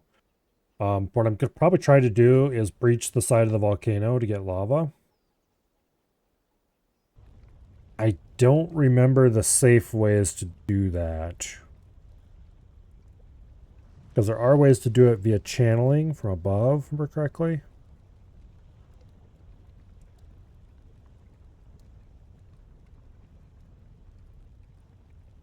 Yeah, I don't know.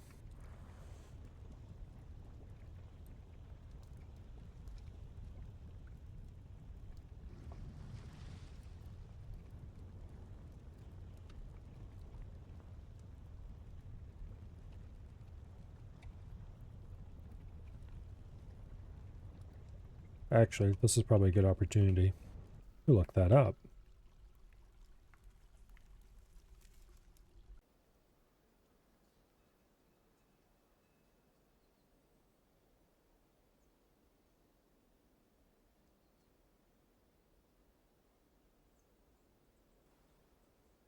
What are things you can do with the volcano? You can use it as free fuel.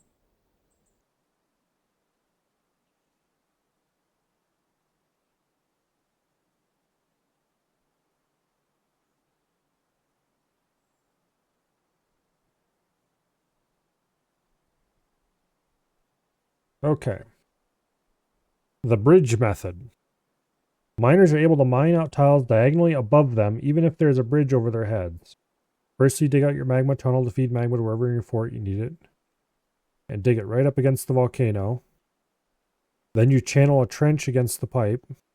That can be the width of the tunnel, if you wish. Build a magma-safe bridge over the trench, making sure to cover it completely. Then seal off access to the magma tunnel. Dig a new separate path to access the now bridged-over trench. Finally, designate the volcano pipe wall on the Z level of the magma tunnel for mining. The dwarves will stand in the trench beneath the bridge and still somehow mine out the squares diagonally above them. Alright.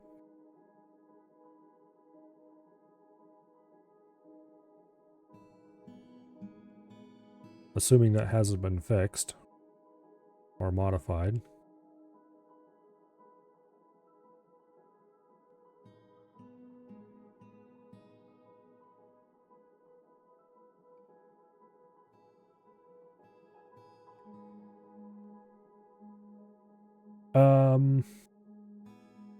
There's pump methods of doing it as well, but those are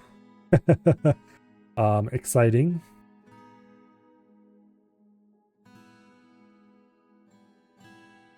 So how about no?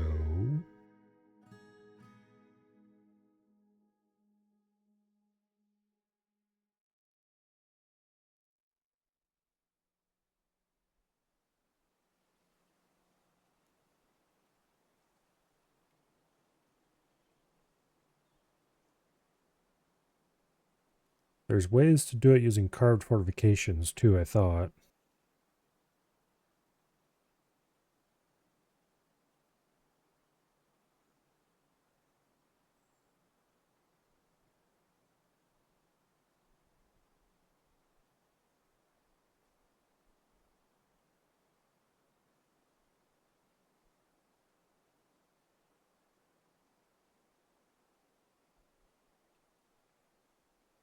Yeah.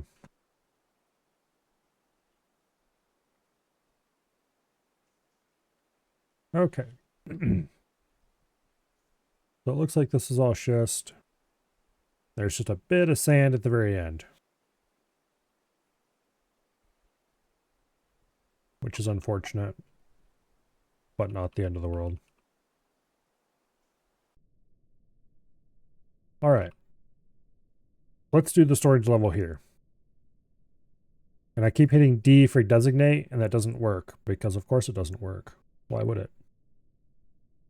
That's an outdated ancient times order.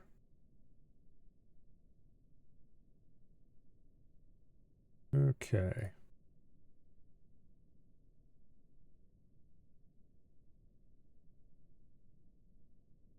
Now, this is everything except the refuse stockpile.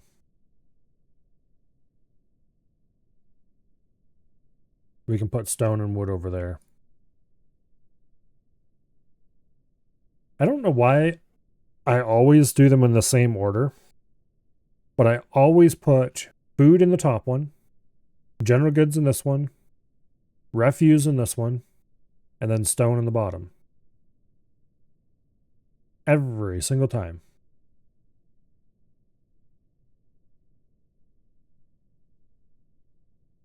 And damn it, I'm not going to change it now. There's refuse. Also,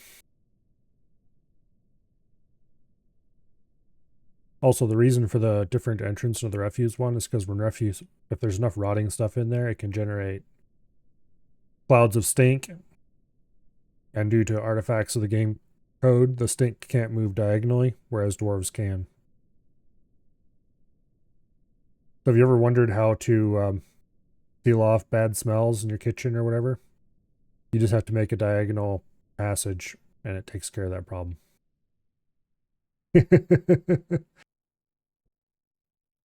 In real life as well as in game. Just store your garbage bucket through an infinitely tiny corner point, and then just... yeah. I'm not sure how dwarves squeeze through those, honestly.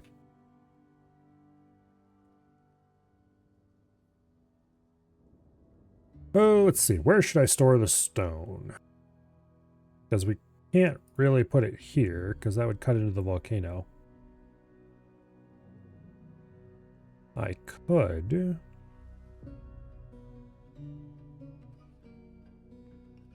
put it on a different level, or I could just modify the shape of the setup and put it there in a smaller setup.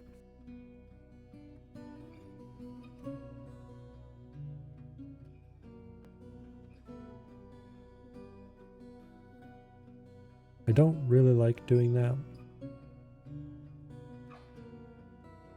But also this has its benefits. Yeah, we'll do this. It won't be quite as nice as what it could otherwise be, but... Okay, that's going to be cut out for drinks.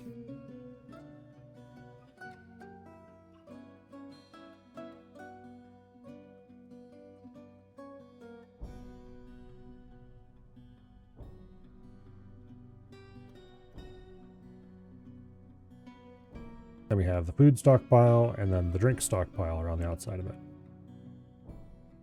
General goods, refuse, food.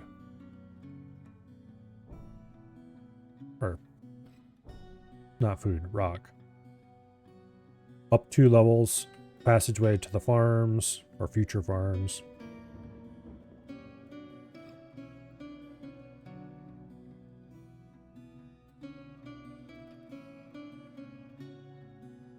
Speaking of which,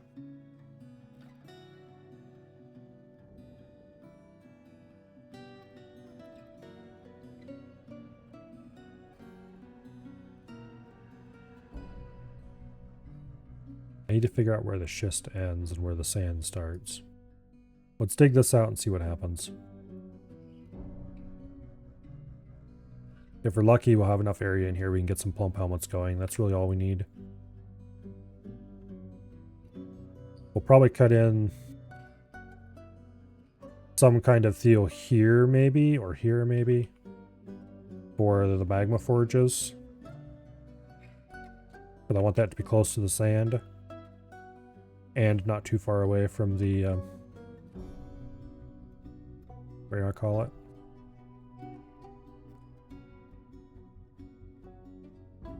Yeah, anyway. That should keep everybody busy for a little while.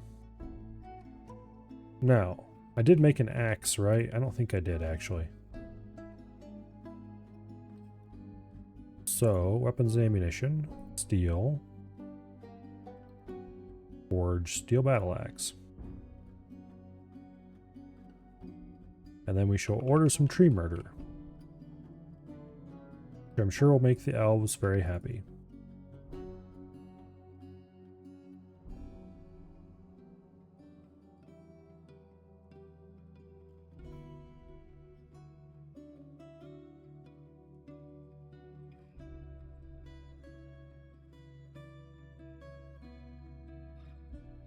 Okay, we don't really need a whole lot of wood.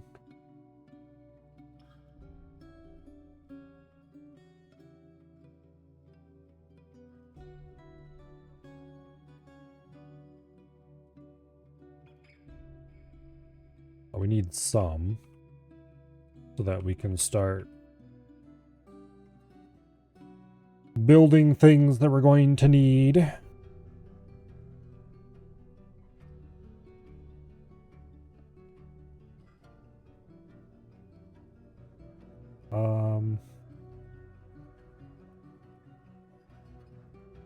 Okay, let's use the stone area for workshops for now. I need a stone worker. We'll just put a stone worker here for the moment. Hello, Tantalizer. Welcome here.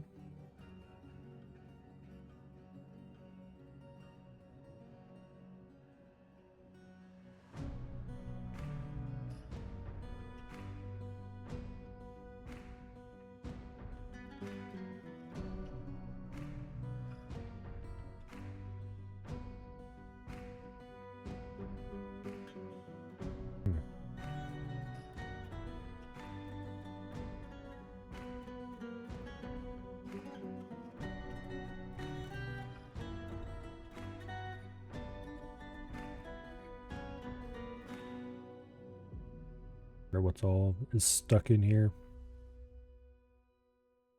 Wonder if it shows any things that don't actually work. As in, not don't actually work, but don't actually work as in are not intended to be run from the command line.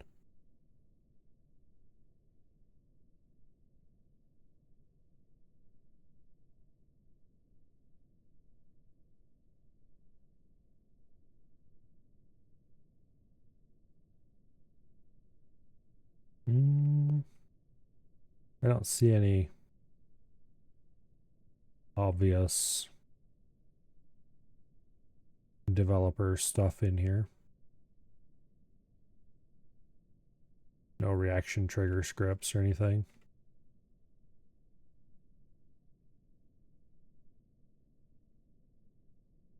Anyway.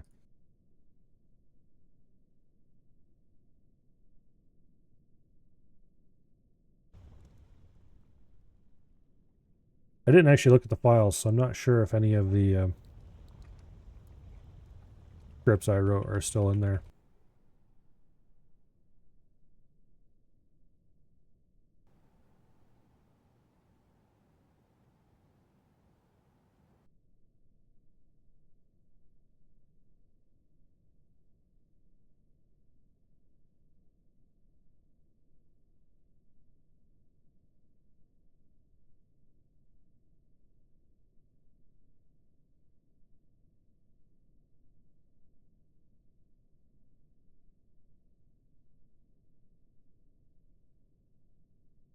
Okay, we're at summer.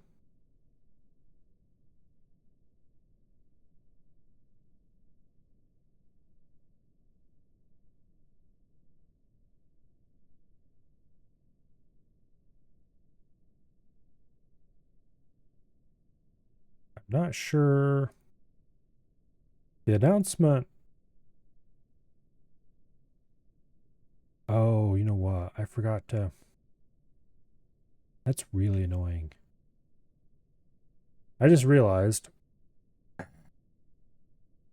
the mod that's supposed to add the announcement sounds. You have to manually enable that every single time you generate a world. And we generated 2 worlds, and I didn't enable it the second time.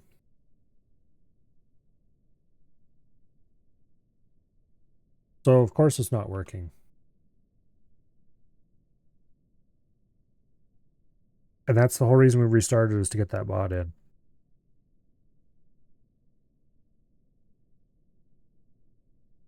All right.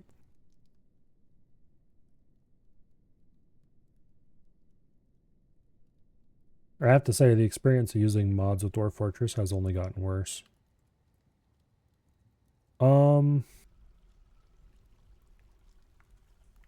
Detailed, because I want lots of volcanoes. Small island. Roll down. Minimum volcano number. Somewhere down here. There we go. Make that 15, because I'm a notch. Mods. Yes, I would like to have that activated. Great world.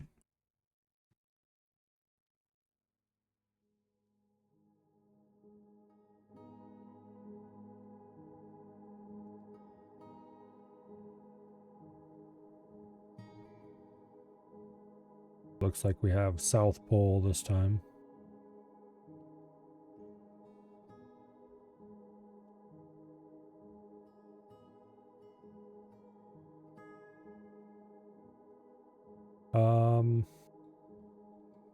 I don't like this one.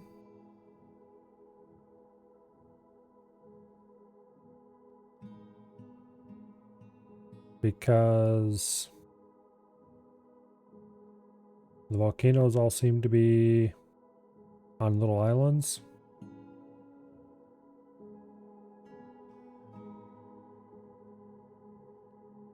Where's the reject option? I swear there used to be an option where you could just straight up reject a world instead of saving it.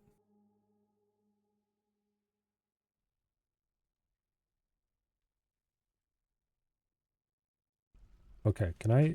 Any way I can default set that on? No, apparently not. That's retarded.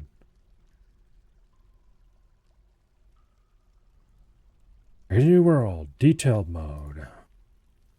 Let's do small region instead of small island. I can tweak that some to get... Let me scroll. There we go. Okay.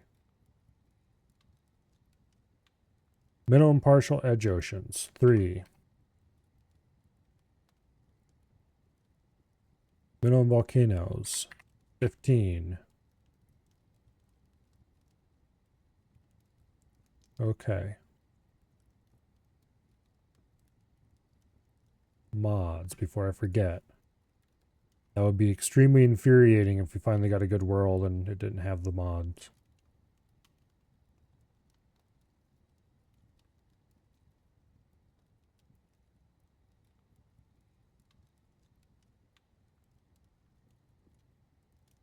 Okay, this is much more reasonable looking. Except it keeps rejecting worlds. And we got north and south poles, which I didn't really want. I'd rather have had just north or just south pole. On the other hand, there's some possible decent volcano locations that are at least warm. There's a nice swamp over here. Jungle, whatever. Alright, let's see if we can find a good spot on this map.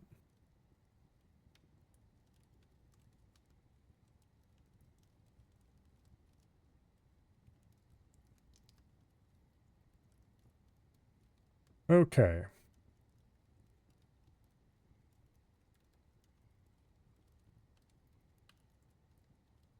There's goblins nearby, there's elves nearby. The volcano. There's some sand around it. There's no clay. There's precious little in the way of soil. Alright, reject that location. What about here? No. What about here? There's some clay and some sand, but not beside the volcano, really.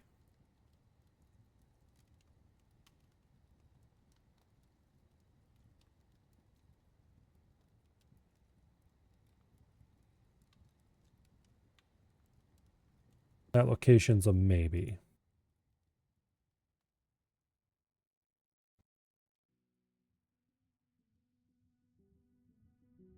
There's plenty of soil.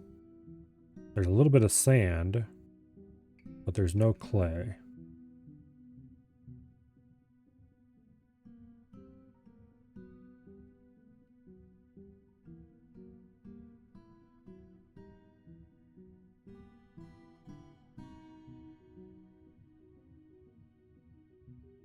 There's a little bit of soil and clay, but there's no sand in the area.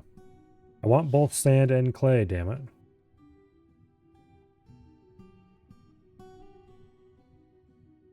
There's a mysterious lair. Very deep soil with shallow clay all around it. But no sand.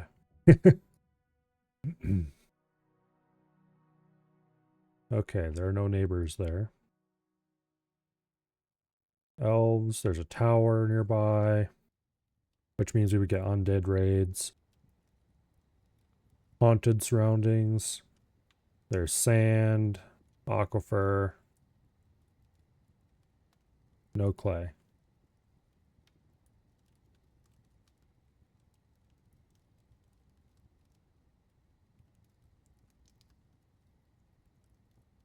Clay, but no sand.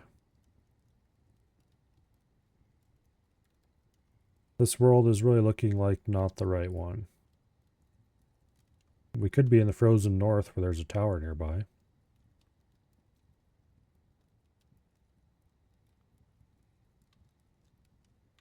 With, once again, clay but no sand. There's a little sand over there.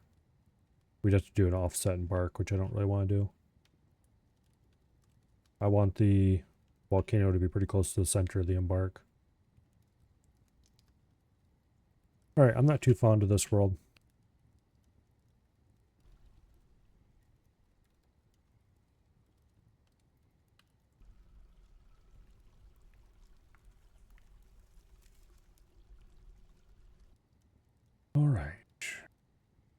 Small region.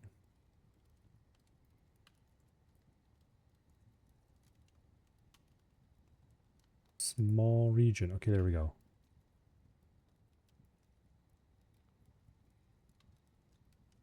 End year. 250 for faster world gen.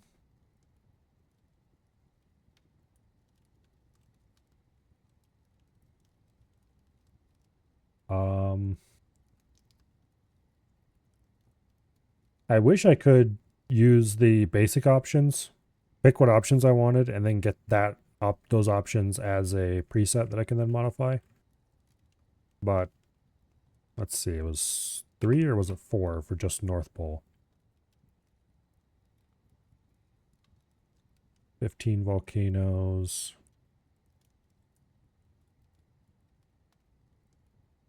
Turn mineral count up.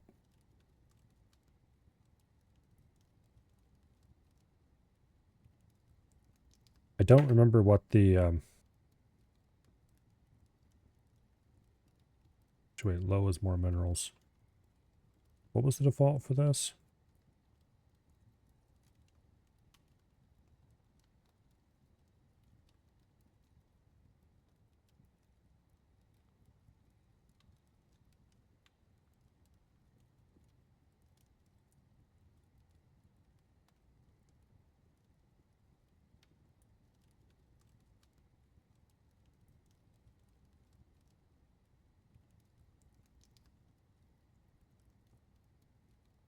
Okay.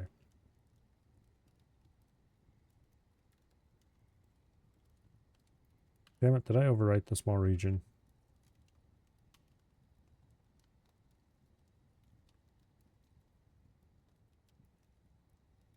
I think I overwrote the settings for small region.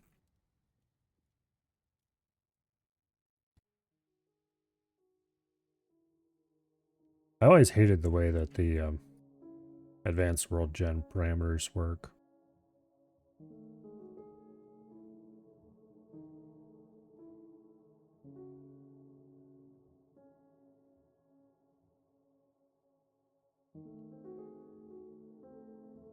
I should dig around and see if I can find my, oh yeah, I wanted to change edge oceans as well.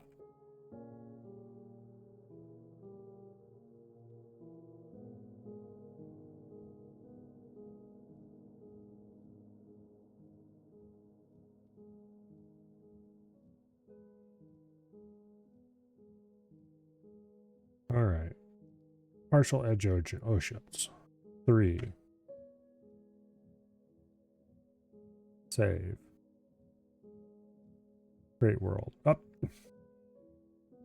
I forgot to turn the mod on. Why is it not like every other game in existence where there's a mod thing in the main menu where you can set what mods you want?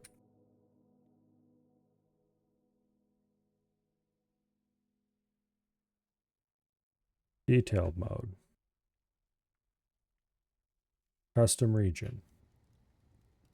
Mods. Audible alerts. Create world.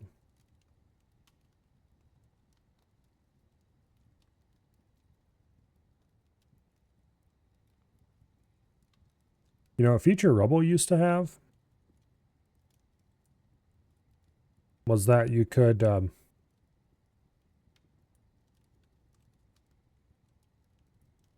certain mods were marked as being safe to add to a world in progress.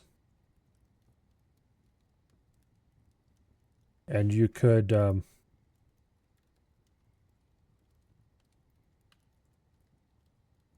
just turn them on.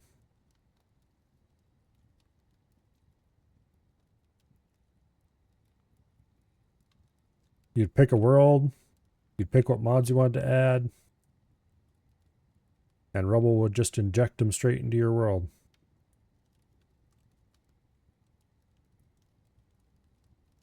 Because it knew how to read the existing raws and how to modify them to make them do whatever you wanted. And seems to be a real lack of clay and sand once again.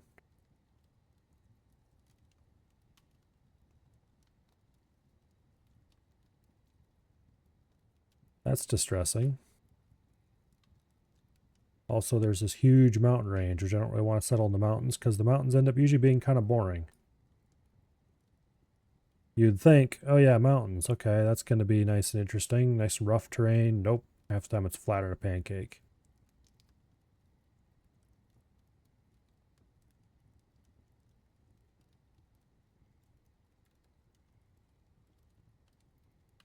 Yeah, I think this world's another miss.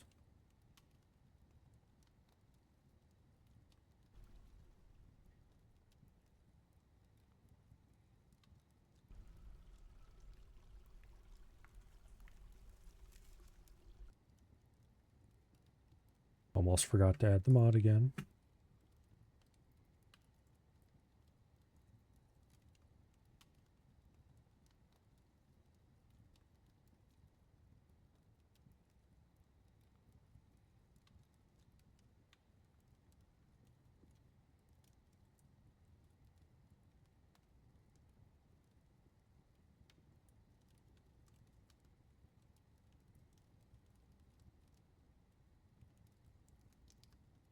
That one might be interesting.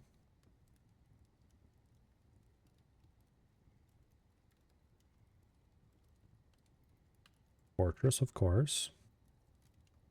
Skip the tutorial.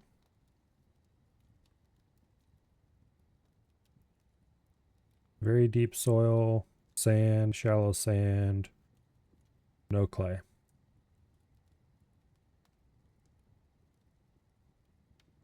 A bit of sand.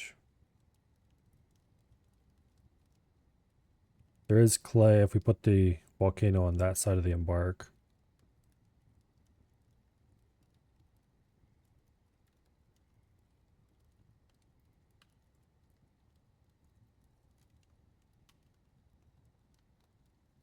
Do find location. I want clay and sand. I thought there was an option to say that I want a volcano too. Alright, well that's useless then.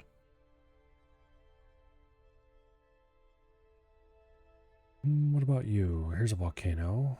Some sand. Ooh. Clay, sand, very deep soil, light aquifer.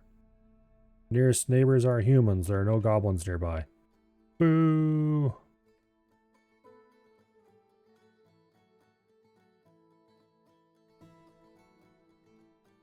Well, there's sand, but there's no clay. A rocky wasteland. Scarce trees.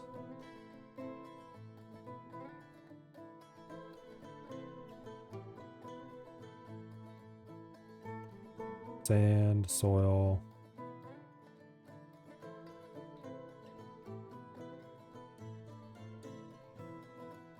A whole lot of nothing.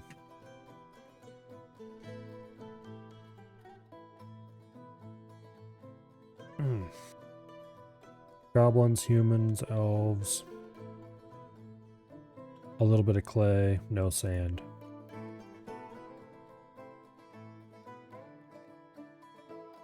Clay, sand, deep soil, goblins, humans, no elves.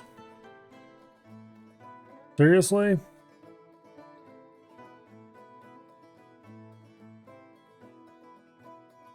Do I care about not having any elves? Yes, I do, because elves often bring cool animals. Hmm.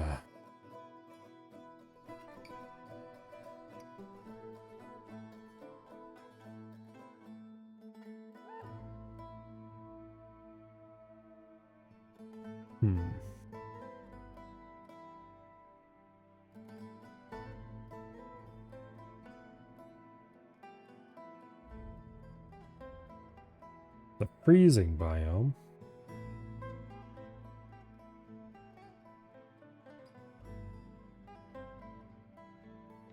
There's sand, but no clay. I know I'm being greedy and wanting both sand and clay, but it's not that hard to find sand and clay next to each other, damn it.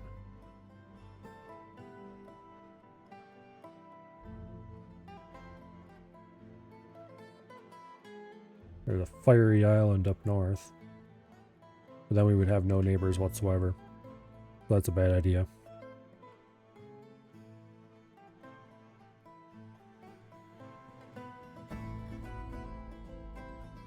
Shallow clay, shallow sand.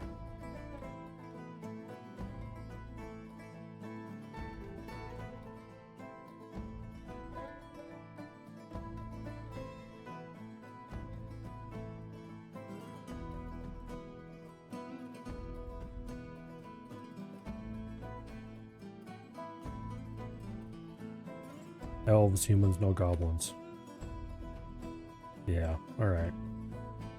This world's a bust.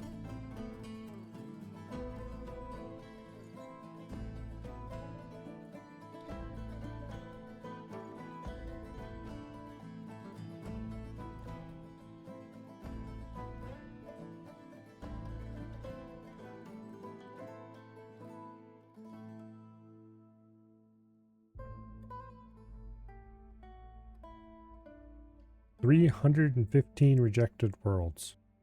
555 rejected worlds. Rejecting a lot of worlds probably because I can't get enough volcanoes. Alright, let's see what this one's got for us.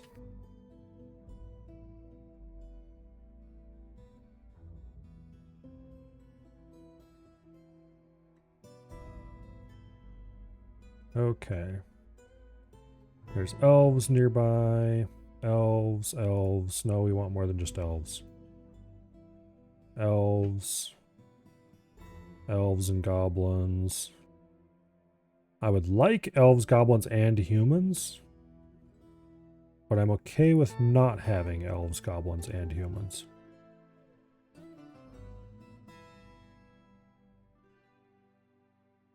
This world's looking like a even worse bust than the last one, though.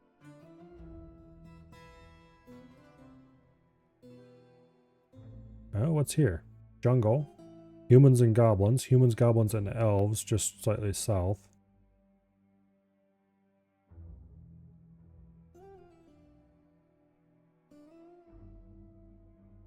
Of course. We're just too far away from the elves. We'd have to put the volcano in that upper corner of the embark.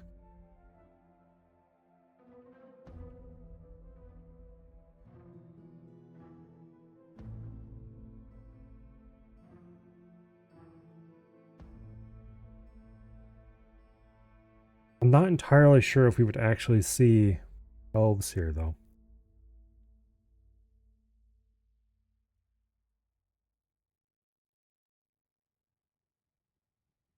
I think we would.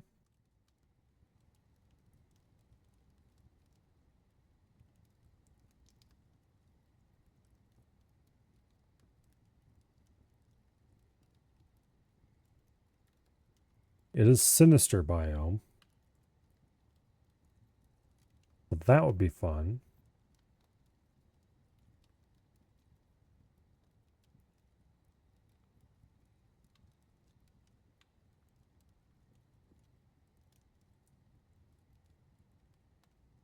We'll think about it. I think this world's a bust, though. There's elves and goblins.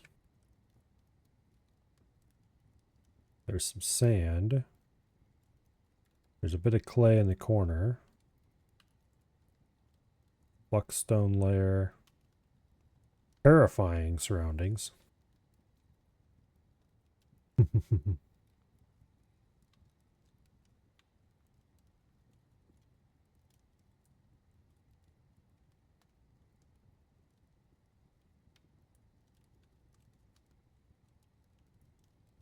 No humans. Elves, goblins. Terrifying surroundings. Wooded. Plenty of sand. Let's do it.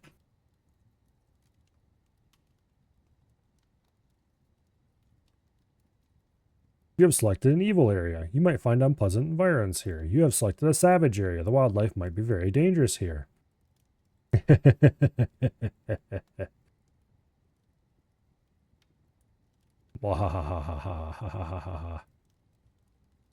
Did I set the hard enemies?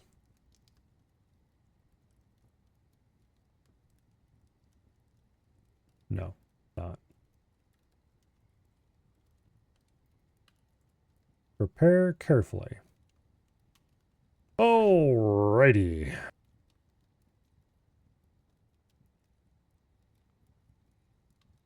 Let's grab some cats before I forget them. 2 females and a male.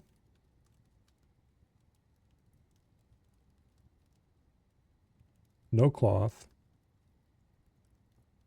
No battle axes. No picks. That's probably a mistake, by the way. We'll keep the impala heart. No cave lobsters.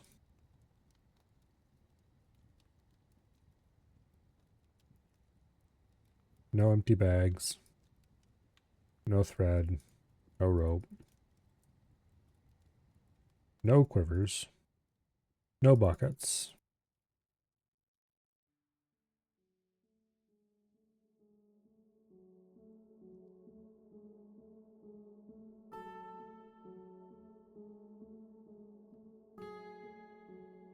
Bring 25 of each seed.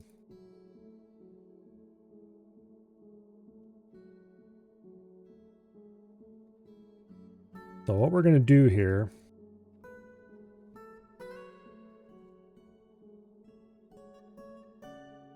is we're going to get underground as soon as dwarvenly possible without bringing a pick or an axe.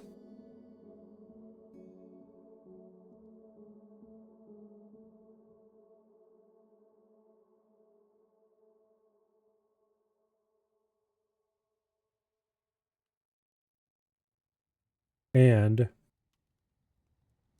since this is a terrifying biome, there's a solid chance that dead creatures might self-revive.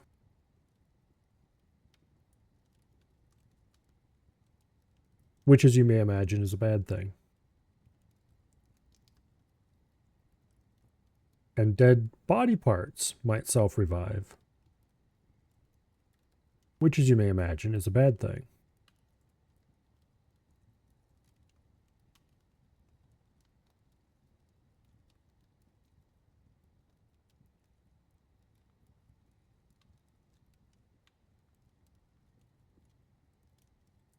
So,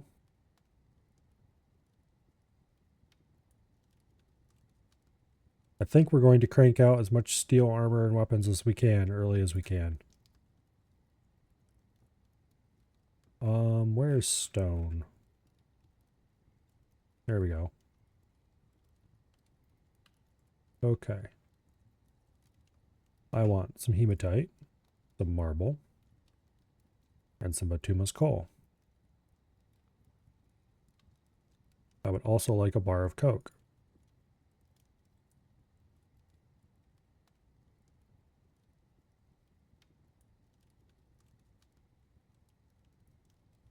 We'll bring a whole bunch of prepared impala heart, because it's cheaper than the plump helmets.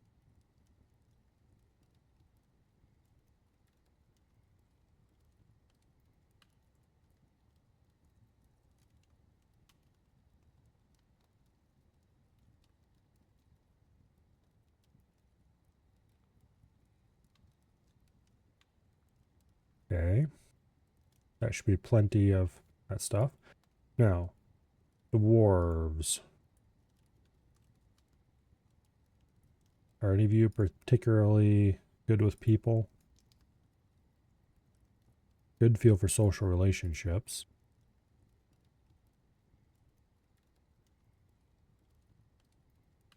Great feel for social relationships. Very bad empathy.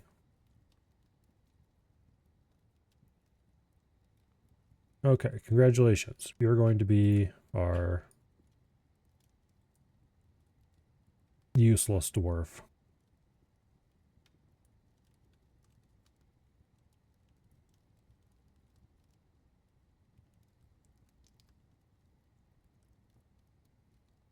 Okay. You are going to be a miner and a mason.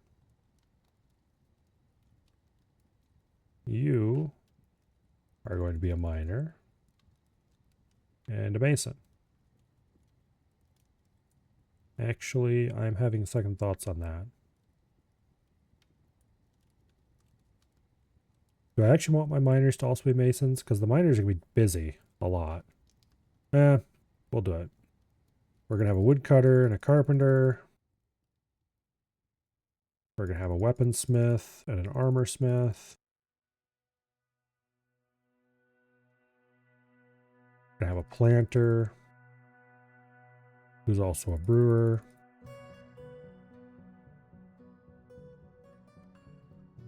And then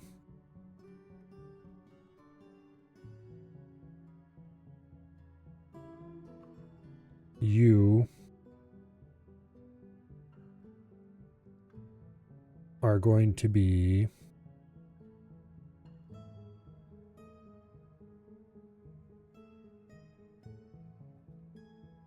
a potter and glassmaker.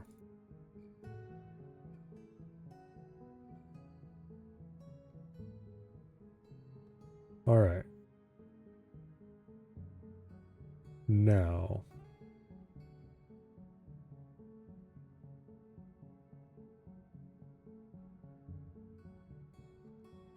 we could bring some bags along to help with early glass making.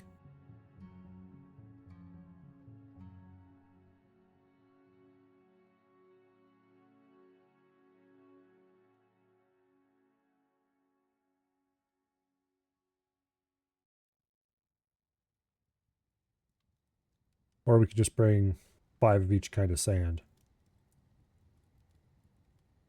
They should each come in their own free bag.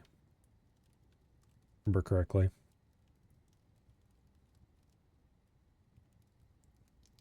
Also, there's another trick for getting tons of free barrels.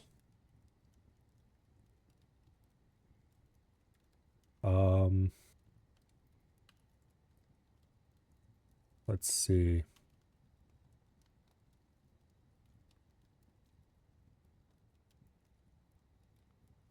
Just add a bunch of 1 unit each of a bunch of random meats. And they should each come in their own barrel.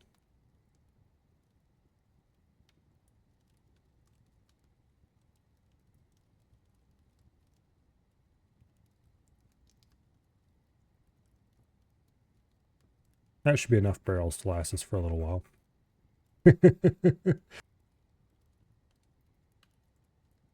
Let's bring some more alcohol.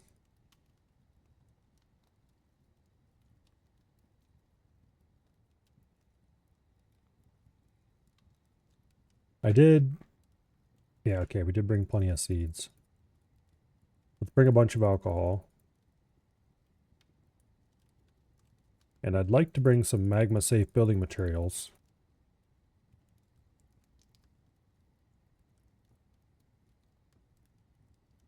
We're bringing 40 of each kind of alcohol. That should be plenty.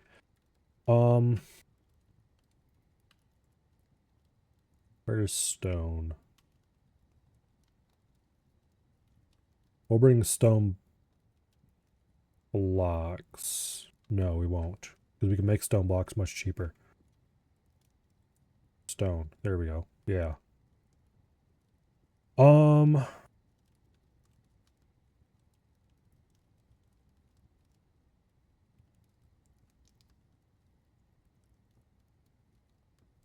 What kind do I want? Let's bring bauxite. It's cheap. It's a cool red color. And it's magma safe. We'll bring 50 bauxite. Okay, is there anything else I need? We've got food, we have seeds, we have an anvil.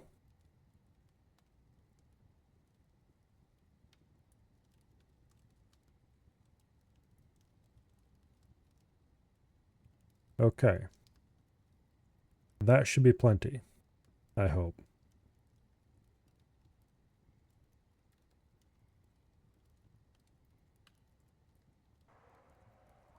Now, hopefully we don't die.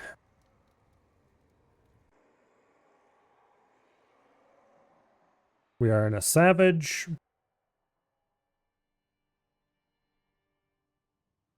Why is everyone over there instead of over here by the wagon?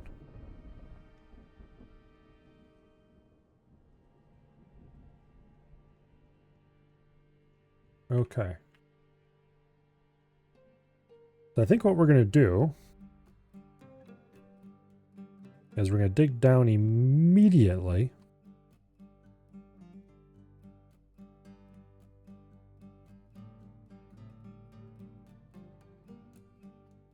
Just not sure. I'm going to put the shaft directly underneath the wagon this time. I'm just trying to decide how far down I want to start it.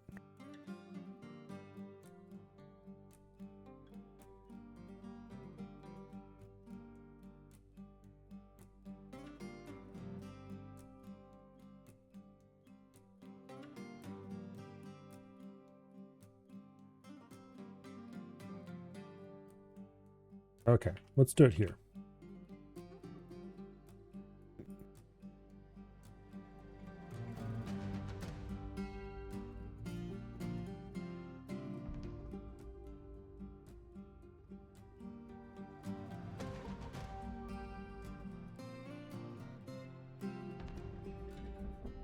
Okay.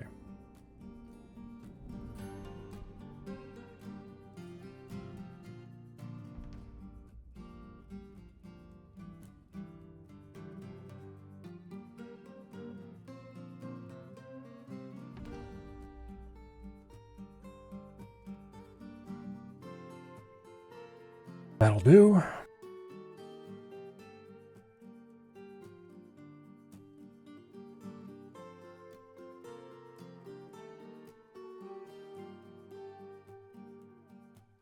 Yeah, that'll do.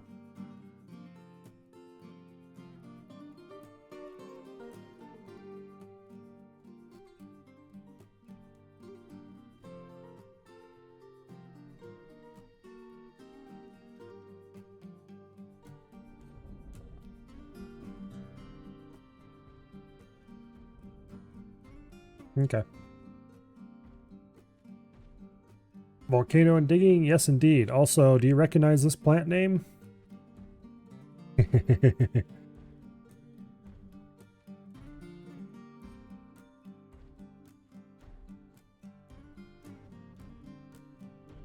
Because the only volcano I could find that had both sand and... Can't read it properly. It says dense staring eyeball. The only volcano I could find that had both sand and clay around it, while also having elves and goblins, also had other excitement.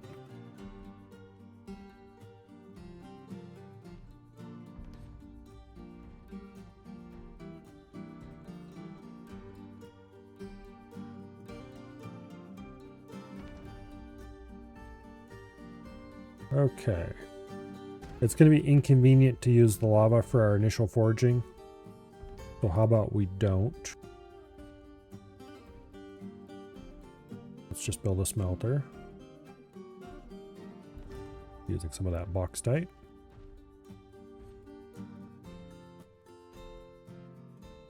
And a metalsmith. Using some more of that bauxite.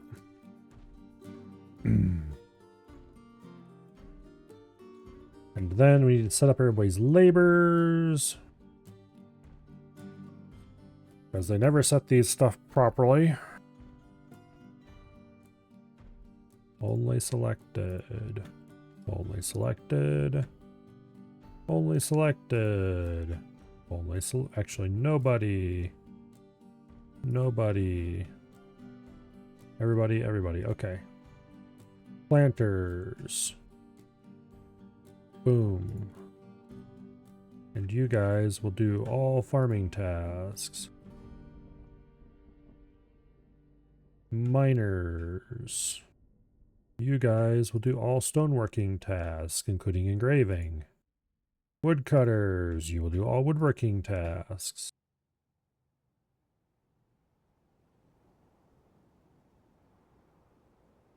Add a work detail.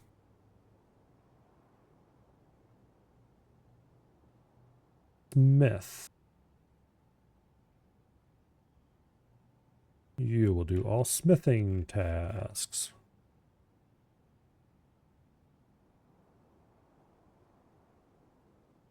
Okay.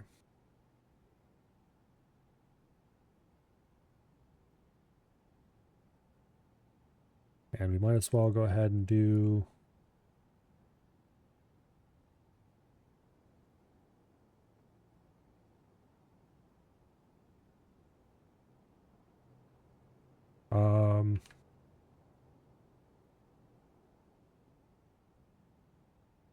we'll call it fireworking. But he will be doing glazing, glass making,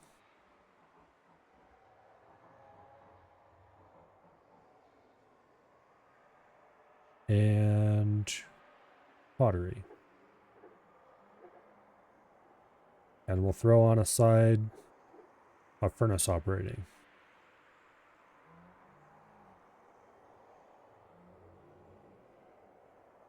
Only select to do this, and we assign it to our crafts dwarf. All right.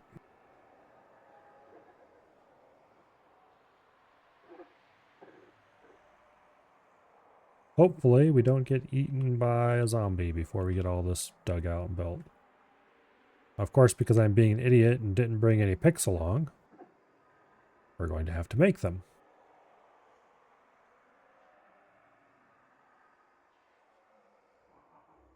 Make coke, bituminous coal.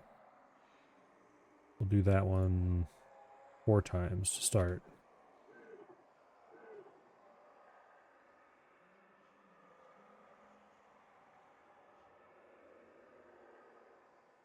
Let's go ahead and build a second furnace.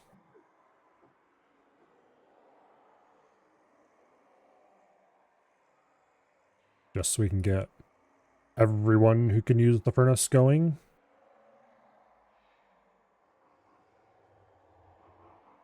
Because we need to get these picks and axe and stuff going as fast as we can.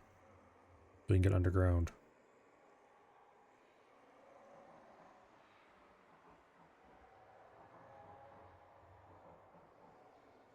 Also, we need to murder as many trees as we can as quickly as we can. And get those underground. Okay, you smelt hematite twice.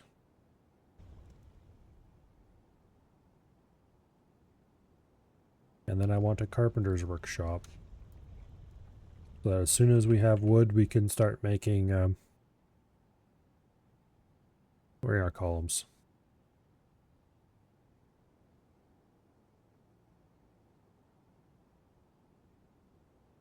Make pig iron. Make pig iron. Make pig iron. And make pig iron.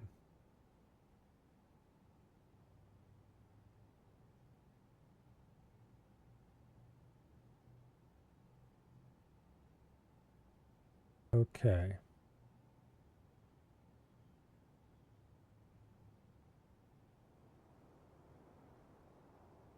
I would like... No. Well, that's confirmation that the sound thing is working. That's good to see.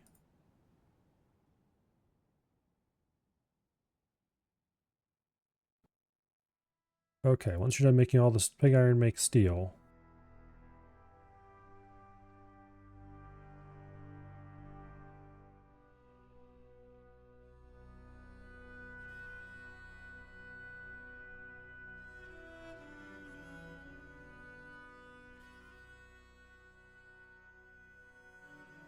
So instead of doing like I normally do and just dig straight down where I want the shaft to be, and then eventually cap it off with a floor when I'm done with it, we're digging into the cliff, and we're digging the first four tiles or so as channels. That way I can put a drawbridge here and pull it up, and it will block off the tunnel completely, and there will be a pit in front of it that the thing can get into.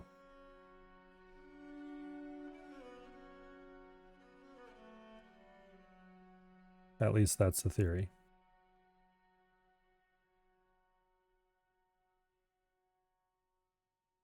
Also,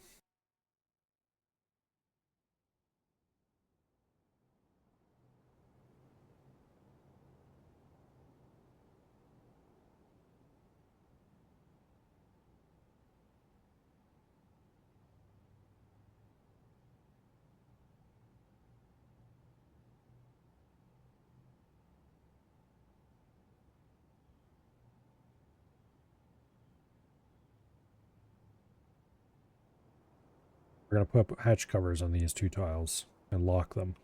But that'll be a way to get into underneath the pit without having to leave ramps. We will leave some ramps, but they won't lead toward the fort. They'll lead away.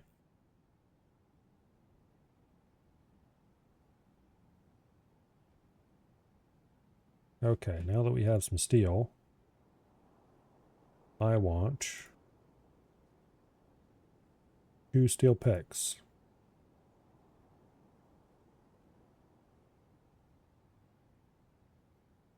And a steel battle axe.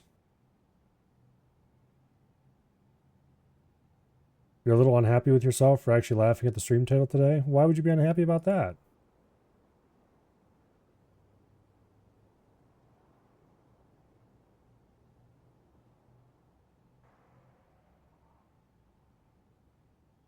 And after we're done with that, we'll make steel short swords until we're out of them. Or out of steel. Mm.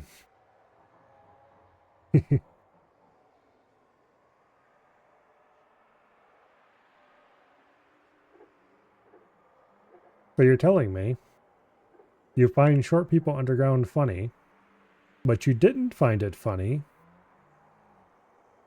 when I had CIA public relations arm improving, or how'd that title go now? CIA public relations arm improving world sentiment, one negative reviewer at a time. I was particularly proud of that one, and no one mentioned it.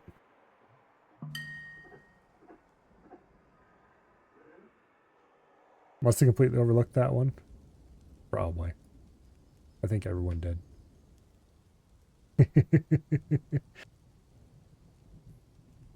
Anyway.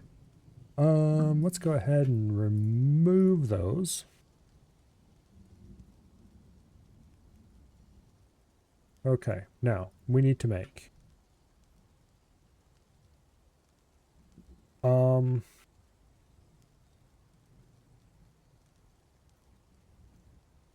minecart.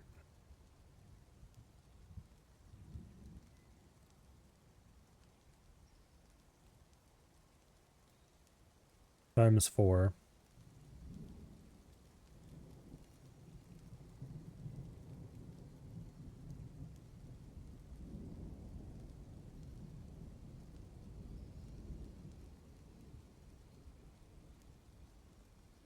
Then I need... That was a good title? Yeah, it was. I really liked it.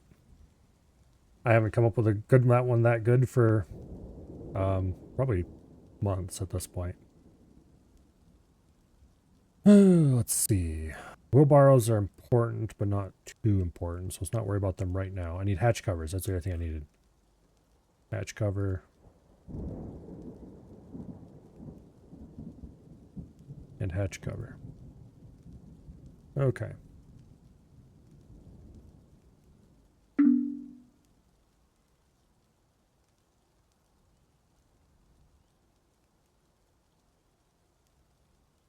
Okay, we got 5 steel short swords.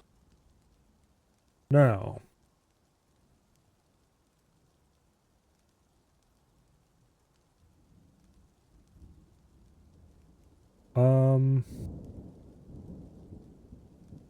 where do you set up military nowadays?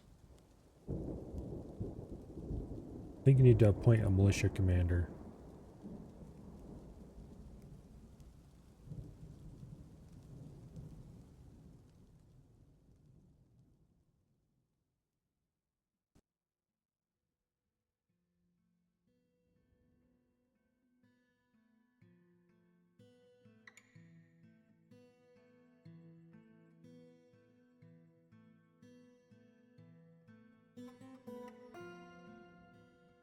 Okay.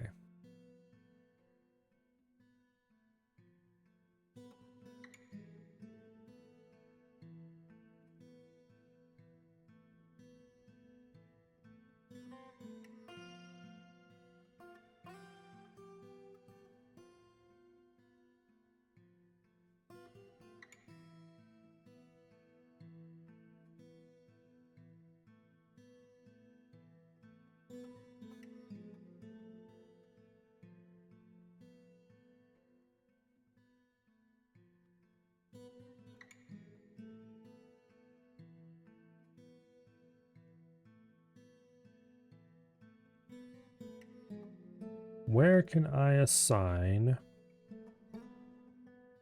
frickin' uniforms?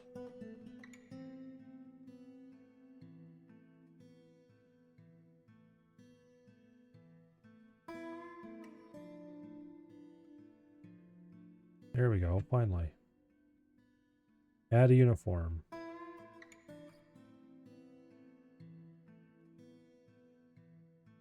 New body wear. Breastplate.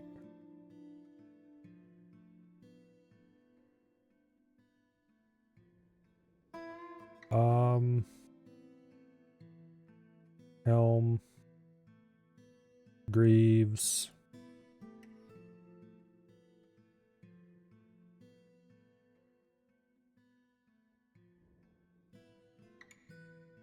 Gauntlets. High boot. Shield. And a short sword.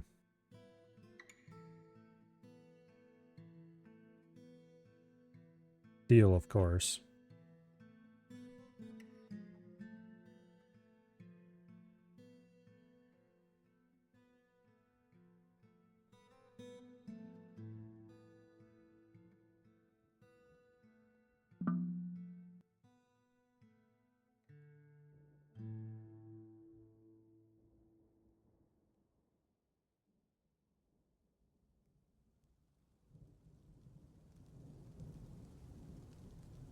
Okay.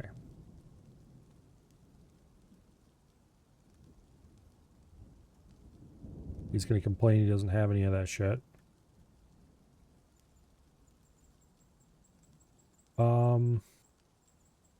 Uniform worn over clothing. Partial match is okay. Yeah, good.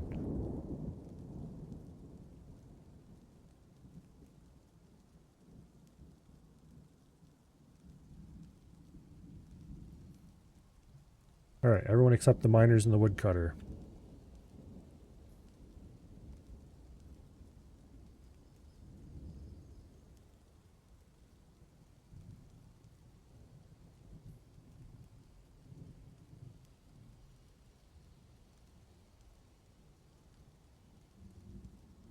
Alright.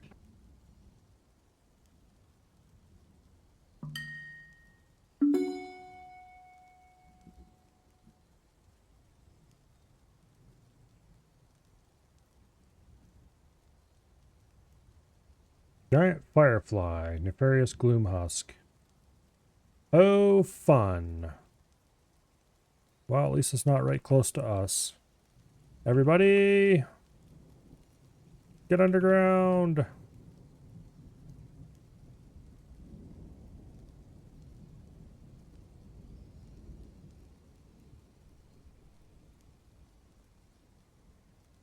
Alright, let's erase some of these orders.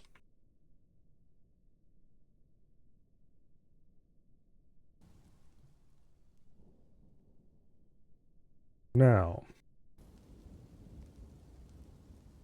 zones. I want a garbage dump. Now I want it right there, just inside the place. Go away and stop tutorializing me, damn it. I already clicked go away a bazillion times for that. Accept. Now.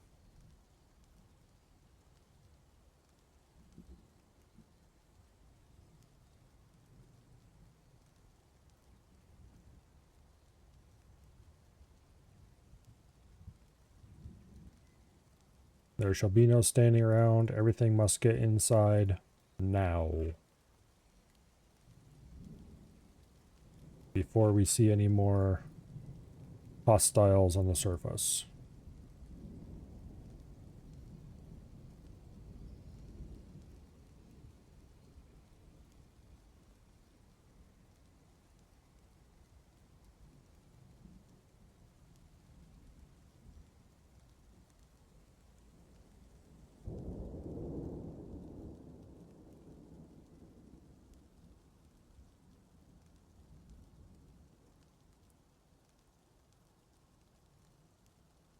I've actually seen people embark in really hostile areas where they would actually channel out underneath the wagon and then build a roof over top of the hole they made, just so everything would be underground immediately. That's a bit dangerous, though. I could designate dumping using designate orders. But I don't want to do that for this because I don't want to accidentally order people's clothing and stuff dumped. Or order the contents of bags, things like that.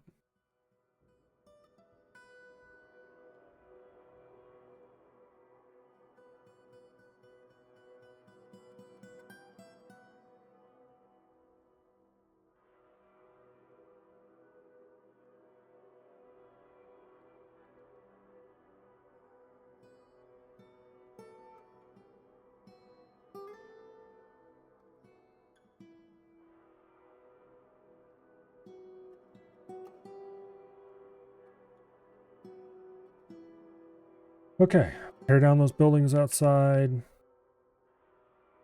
Except the carpenter's workshop, we're not done with that one yet.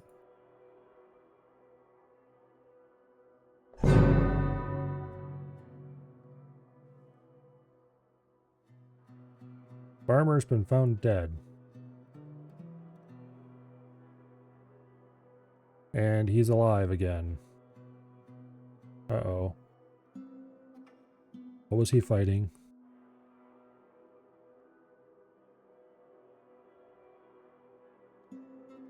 Where is that in relation to our stuff? Very close. What was he fighting?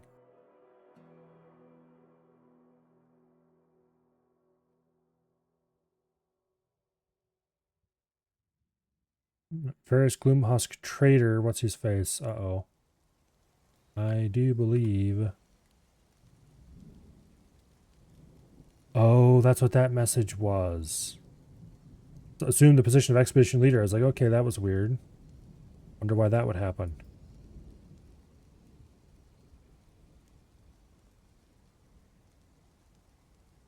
Wait.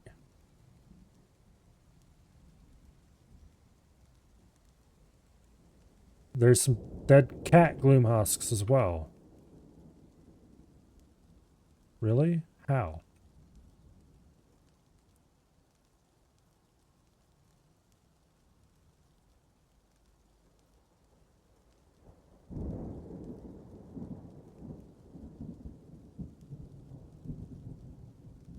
Okay, yeah.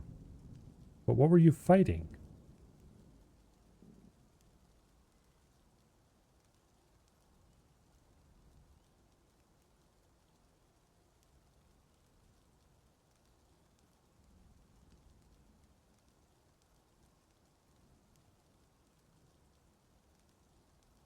Interrupted by cat nefarious.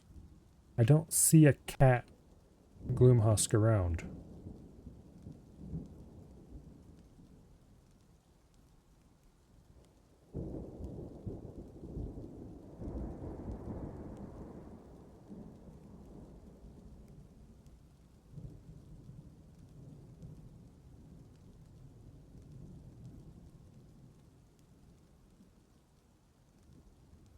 Why have you not gone and got your sword yet?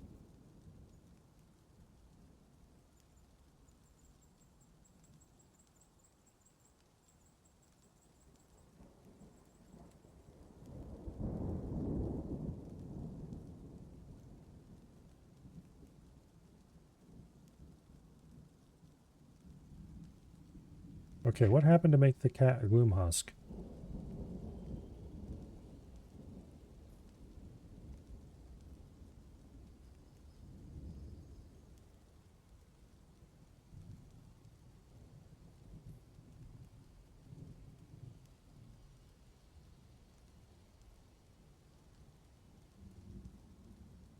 Apparently cats were attacking cats for a bit there.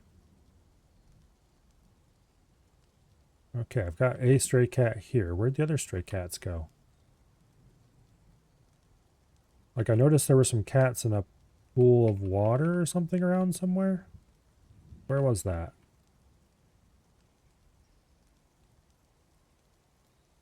There they are. Cat gloom husks over here. Well, that's well away from everything.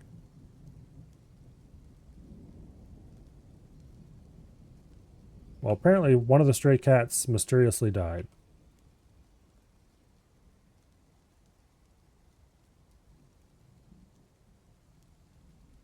And that led to this guy.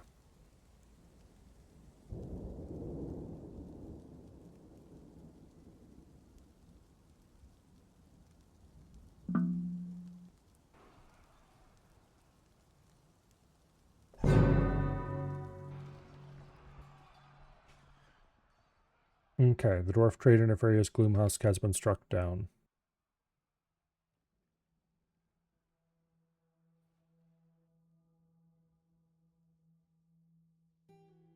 Three injured citizens, no functional hospital. Oh no, I would not like to save. Okay. What is your health like? Ability to stand lost.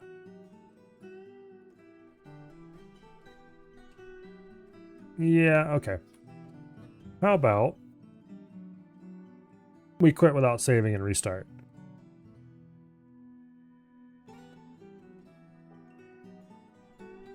Okay, which one's the last one? I think it's this one. Yeah. Early spring. Okay. We need to get underground a little bit faster. Preferably without losing all of our cats to gloom huskery.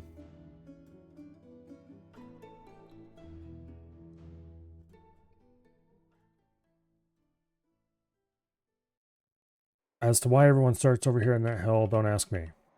But anyway. Let's order our initial excavations. Why is this weirdly off-center now?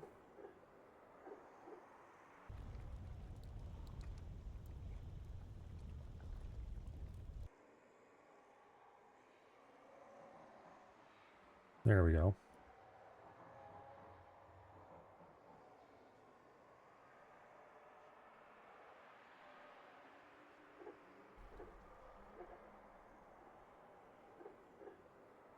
Okay.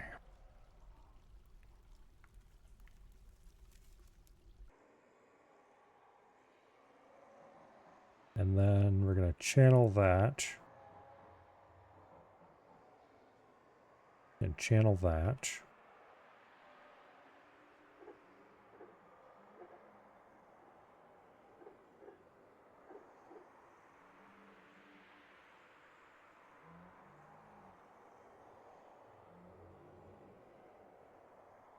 Okay.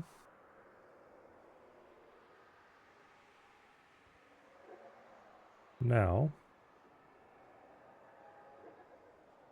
we'll worry about where we're going to grow food and all that shit once we're underground. Which means we need to get working on getting underground as fast as possible.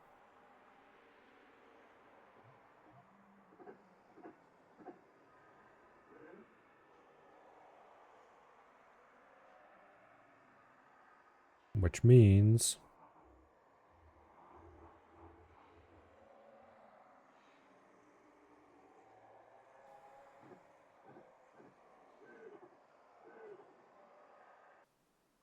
get a smelter.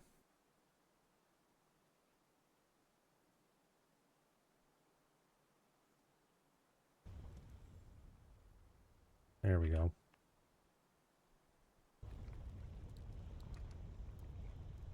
chop down those trees over there. And let's put a meeting area over here to try to keep everybody in that area. Okay, there's got to be a setting somewhere where I can tell it to stop giving me frickin' tutorial messages. You would think after the first time through, it would decide that that's a good idea to stop doing that. But it just keeps showing them.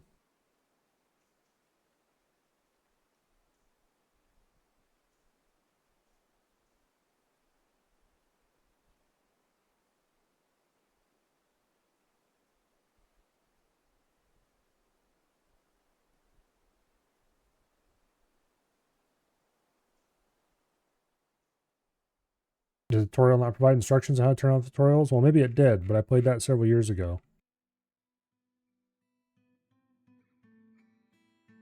The thing is, it asks me every single time I create a world, do you want to play the tutorial? No. And then it displays tutorial messages for every single action.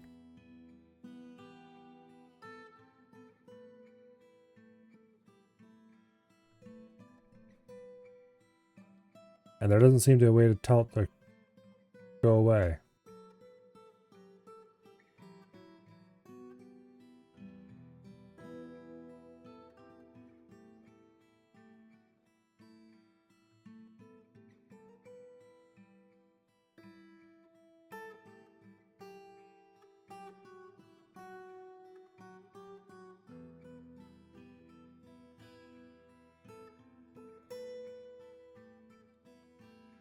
Okay.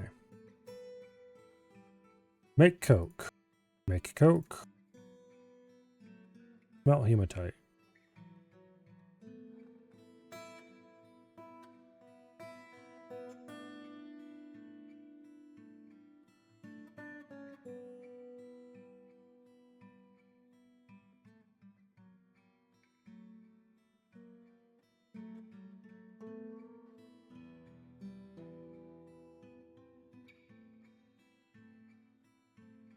Go away. Never come back. I don't want any of that shit. Can I create a new uniform without creating a new squad? No, because why would you have a create uniform button there? That might be useful.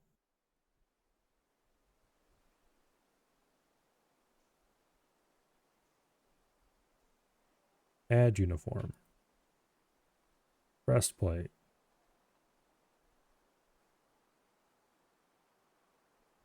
Helm. Greaves. Gauntlets. High boots. Shield.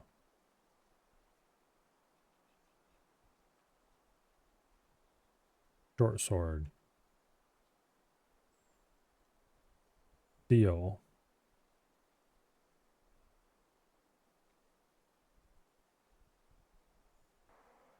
Boom. Boom. Okay.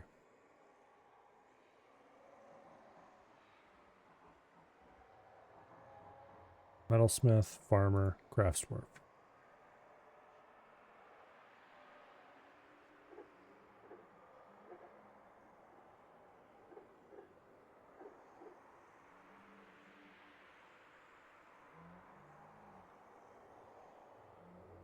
Okay.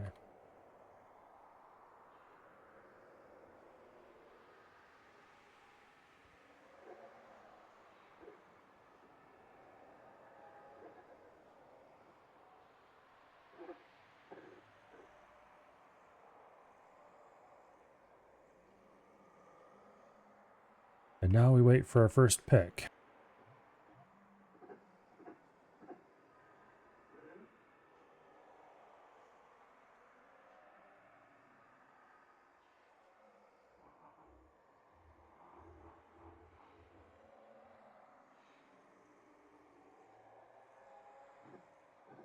All right. Tell the cats and horses to stay inside this pen, please.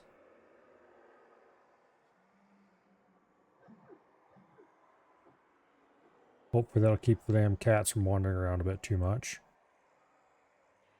So they don't all die.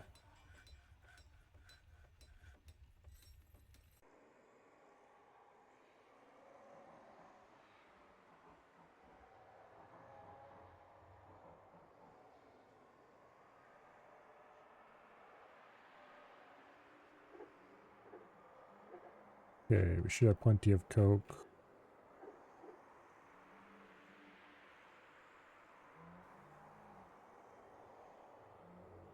Two, three, four pig iron.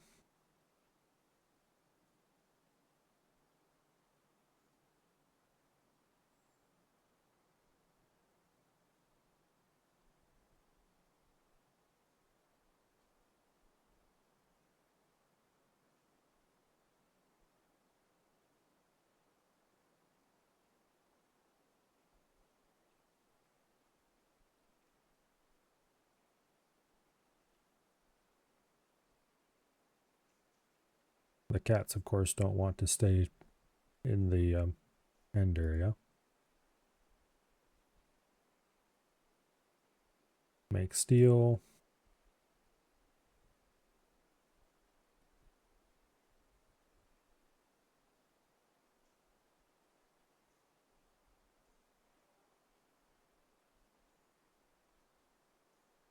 Alright. Let's take this time to set up labors. For the 50 bazillionth time. Miners also do all stoneworking. Woodcutters also do all woodworking. Planters also do all farming. For now, anyway. Nobody does stone cutting or engraving. We're using the default things anyway.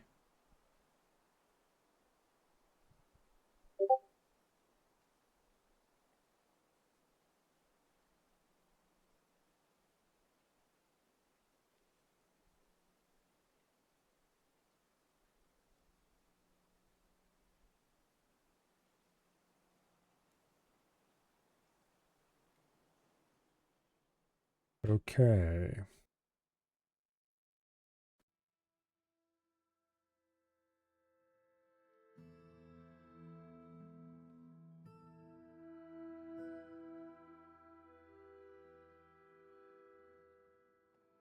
And then we have fire crafting, which includes that, pottery, glazing, and glass making.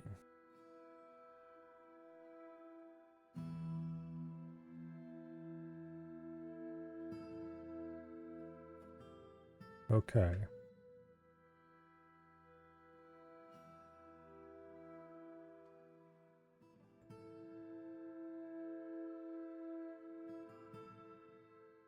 And now we wait. Because until we're underground, there's not a whole lot we can do. Oh, there is something we can do, actually.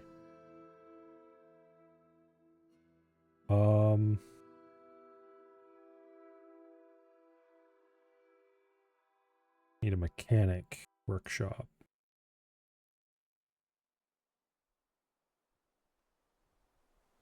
And then under labors, add work detail, mechanic, only selected. Give that to the expedition leader for now. And he will do engineering.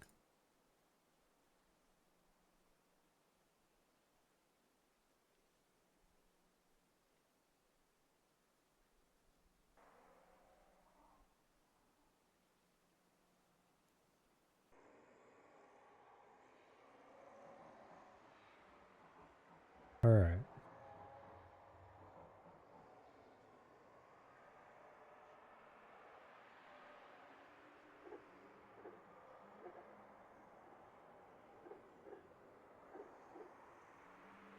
Now,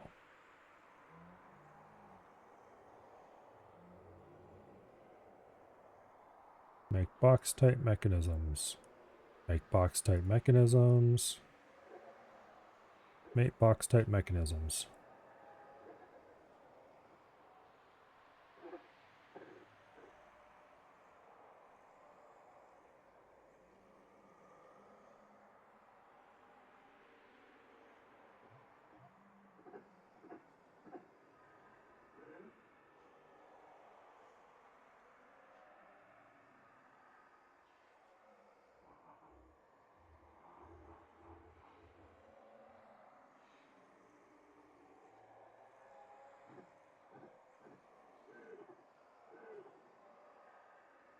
Okay.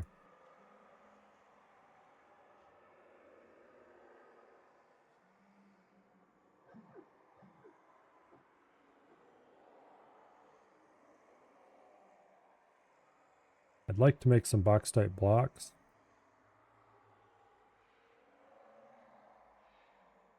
Let's do a stoneworker as well.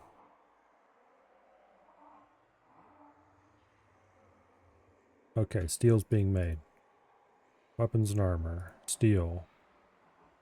Battle axe. Weapons and armor. Steel. Pick.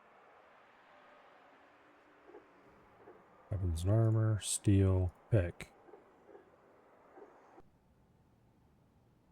Steel. Short sword.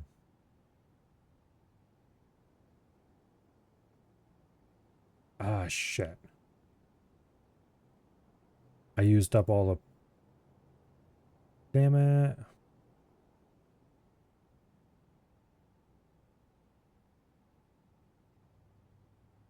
Well, at least we got an axe out. This is not going to help us get underground faster. But now we need to build a wood furnace.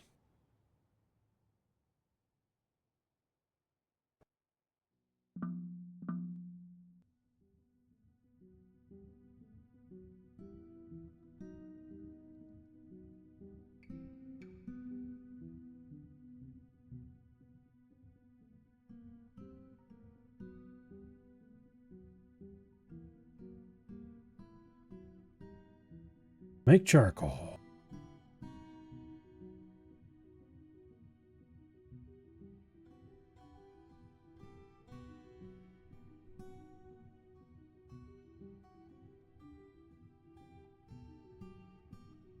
Come on, hurry your lazy ass up. Okay, there we go. Make coke. Make coke.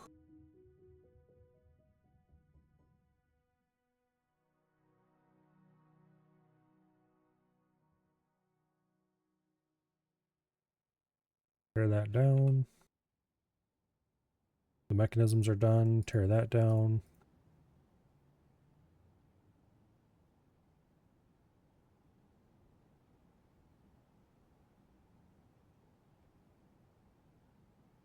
Make a pair of box tight hatch covers.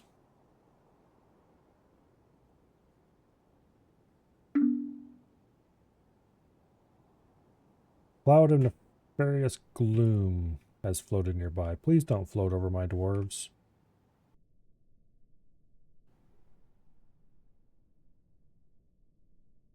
That's why we need to get everyone on ground so we don't get stupid clouds like that going over us. I think that's what wrecked us last time, is it caught a couple cats in it.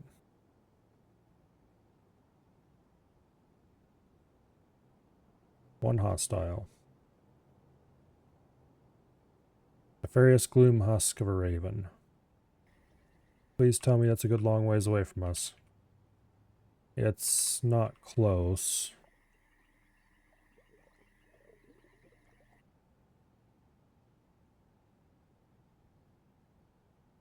Steel.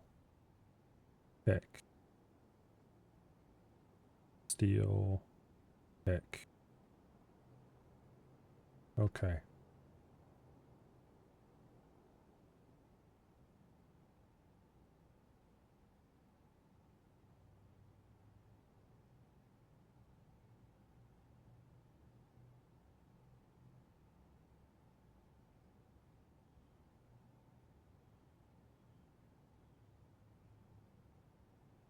Alright, we're finally digging into the ground.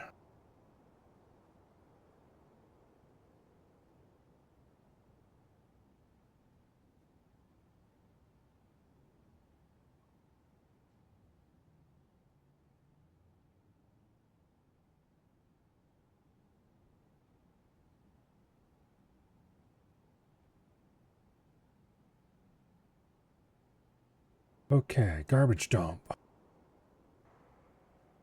Right there. Accept. Now.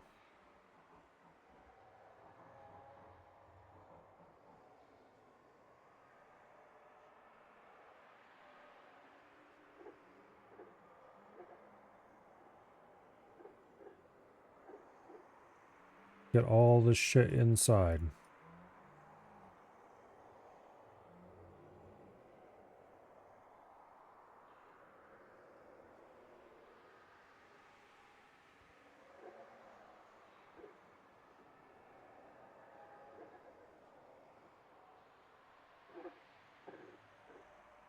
Every last little bit of it.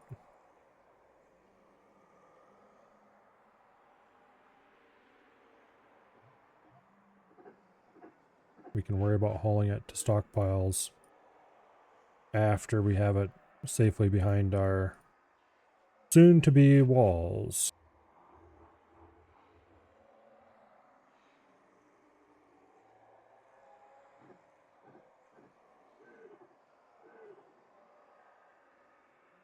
Leave 2 bauxite alone. We'll deal with those a different way.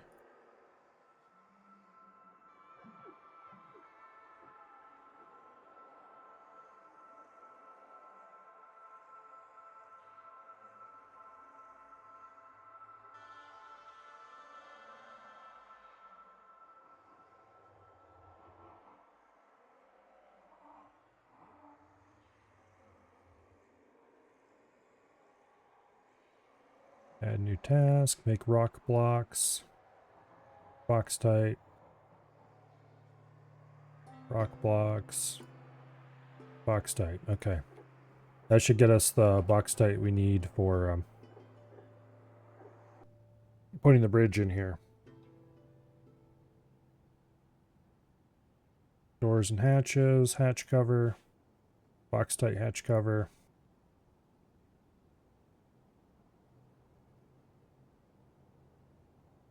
Okay, get those hatch covers down.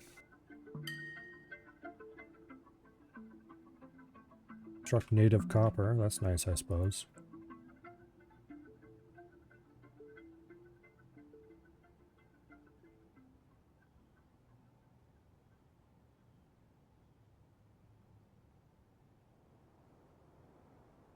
Alright, listen up, you idiots, you need to go faster.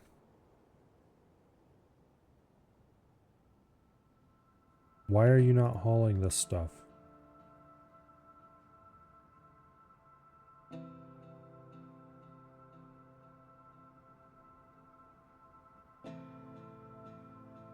Everyone does this, okay.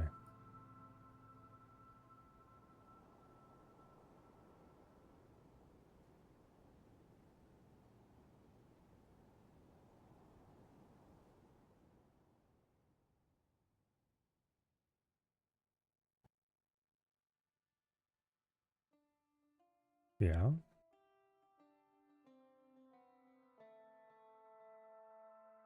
Well, get your asses in gear.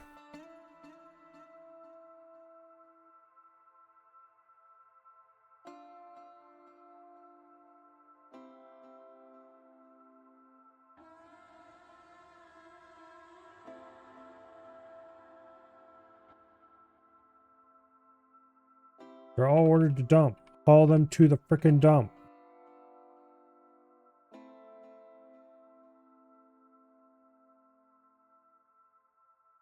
What am I paying you for anyway?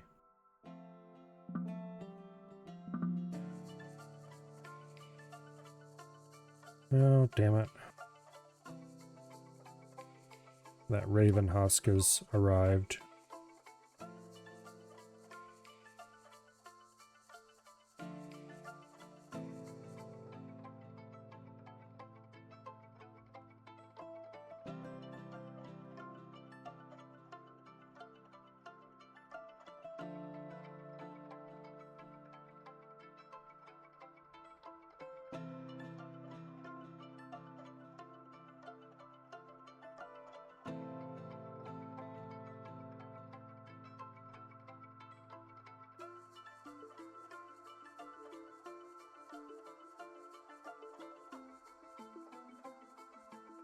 We're gonna have to build a hospital.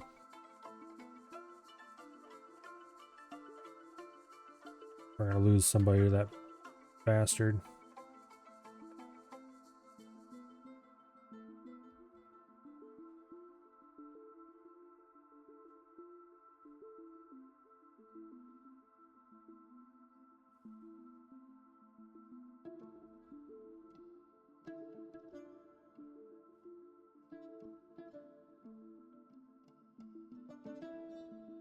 Go get it.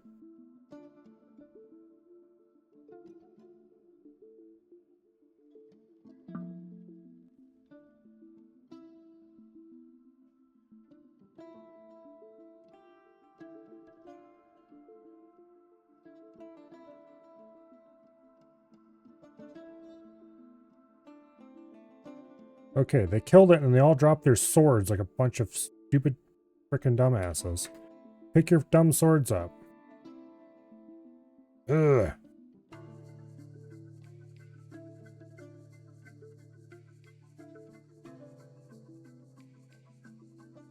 Okay, where are all my miners and what are they doing?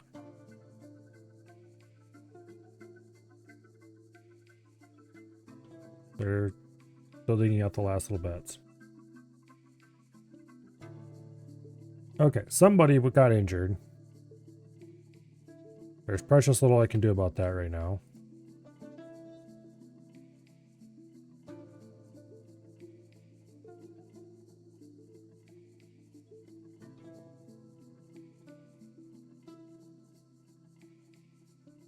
Right upper armor's cut open, dented, cut open, dented, cut open, dented. Okay. She'll be fine if we can get her healed.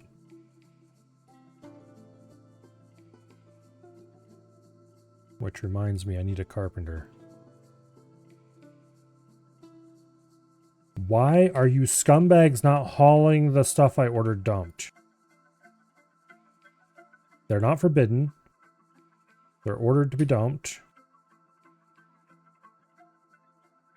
There is a dump right here.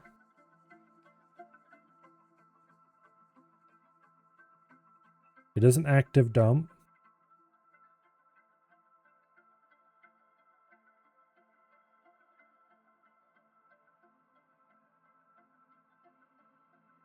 No job.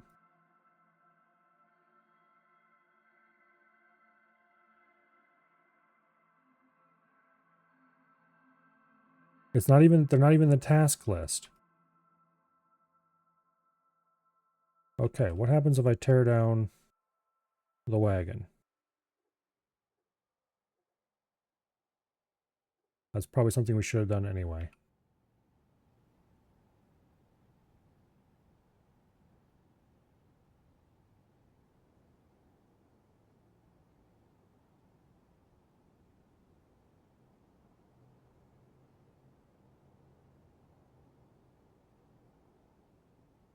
Okay, there's a whole shit ton of stuff there with dumping orders.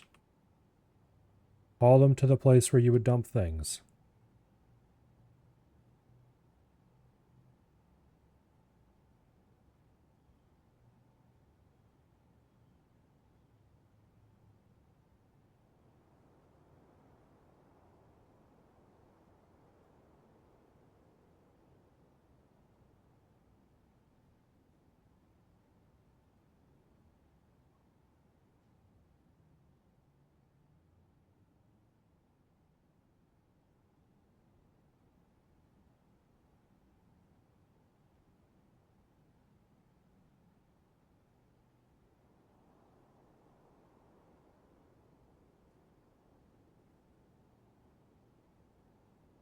Fine, I'll manually assign you all hauling. Will you do it now?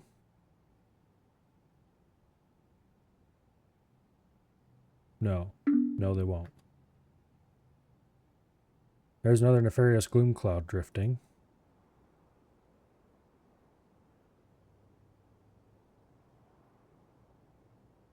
Why are they refusing to haul? This makes no sense.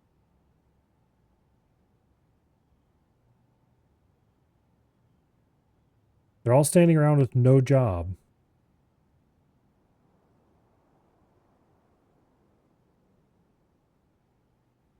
There is a hauling work or labor.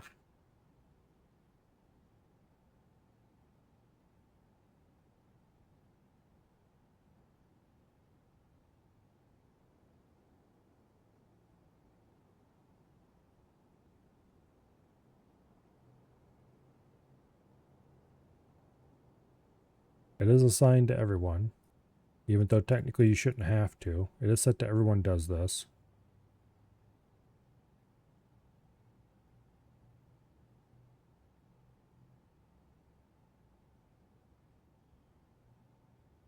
Like, there's a garbage dump listed in list of places.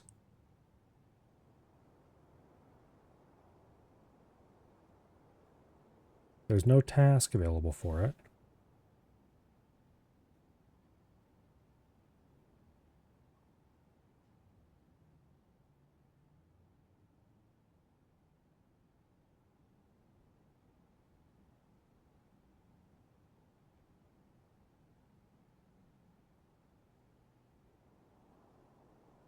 Let's put a lever back there for now.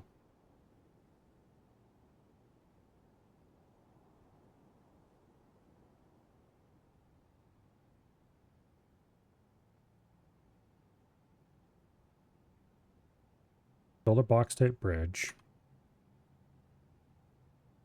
Like, they know how to do stuff. They just don't know how to haul. What the hell?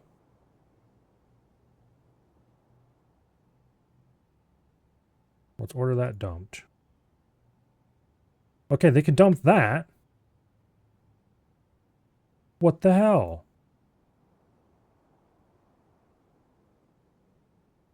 Also, there's that cloud over there. Please don't head this way, or everyone will die.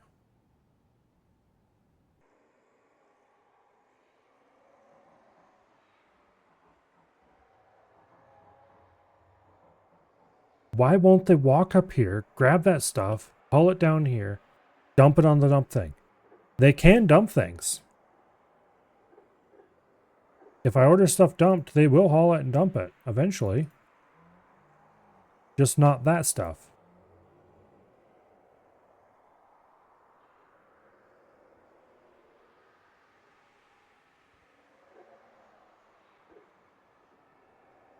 It's not forbidden.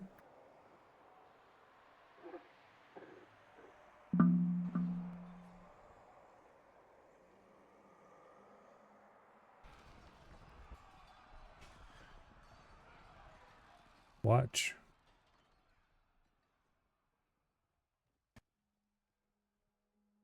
Another gloom husk.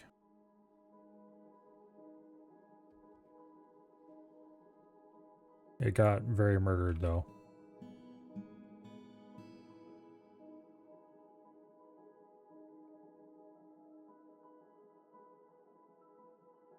If you people can't, if they can't dump things, then how am I going to get stuff inside? If I can't get stuff inside, let's unsuspend that. If I can't get stuff inside, then how am I going to get them to go inside and stay safe?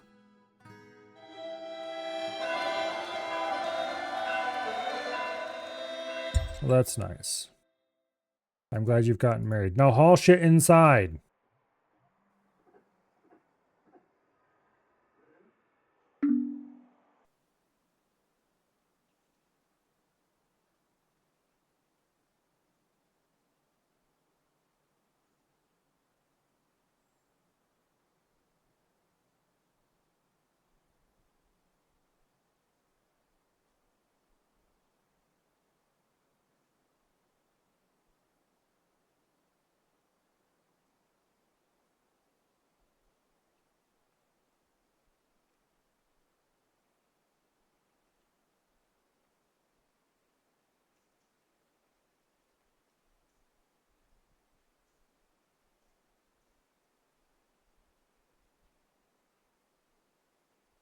There's nothing weird going on in the standing orders, is there?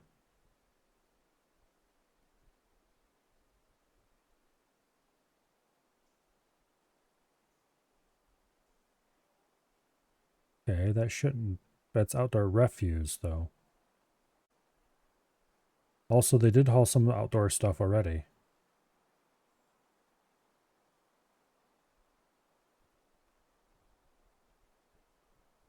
Let's see if that fixes their asses. Okay, that did.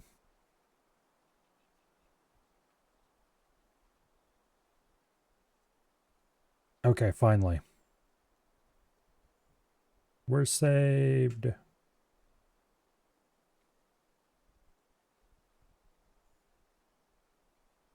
Actually, don't dump that.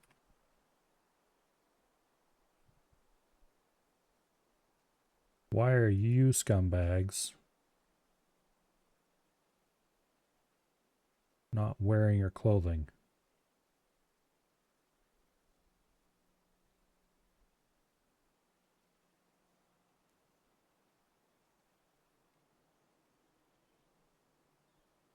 How do I modify a uniform?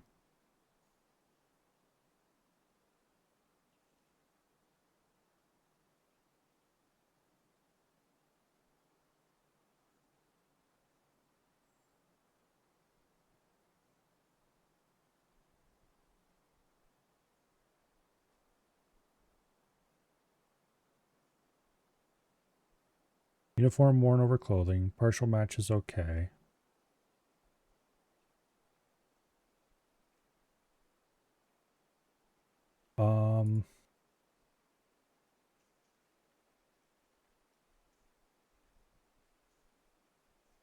You can tell them to wear their stuff at all times, right? I know you can. I just don't remember if you have to do a special thing to do that or not.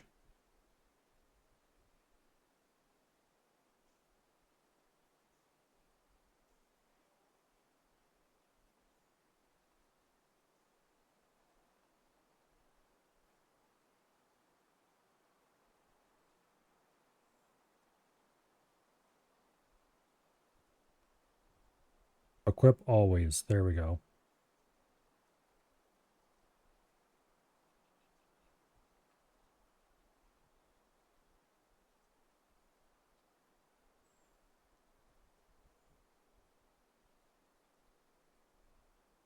Okay, hopefully they'll go grab their swords and keep them with them now.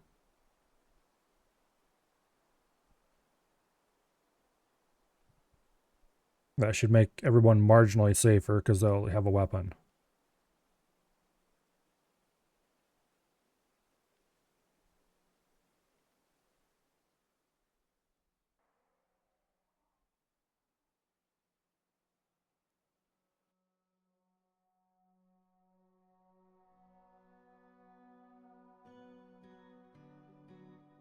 All right, once they've got everything hauled down here, which is going to take a while, but please move faster, thank you.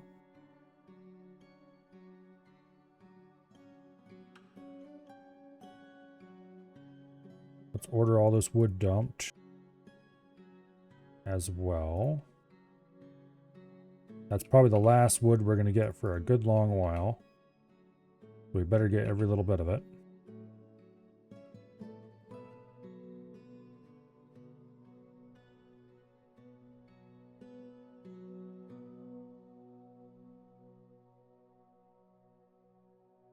Then, well, we're going to leave the horses outside and hope they're okay because I can't have anything to graze them on. But the cats are coming inside. So let's do a pen pasture. We've reached early summer without everyone dying horribly just yet.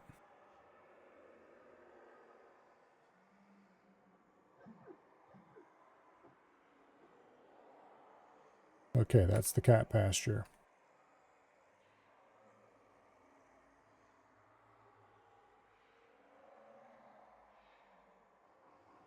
As soon as we get everybody inside, we're pulling that damn lever. And then we're locking these hatch covers. And we're not going outside for a nice long time.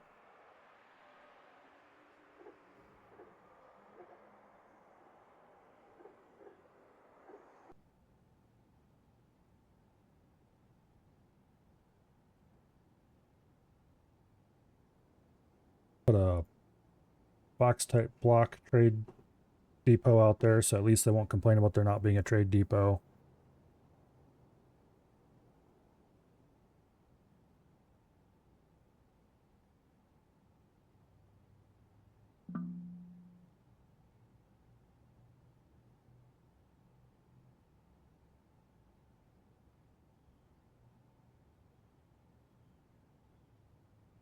Okay.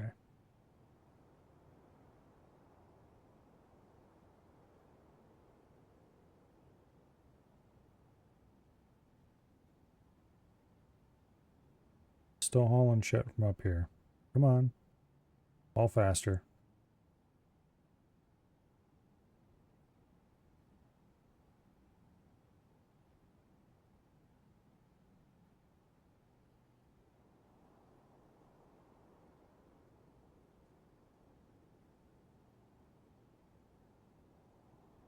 At least we know what kind of evil area we have now.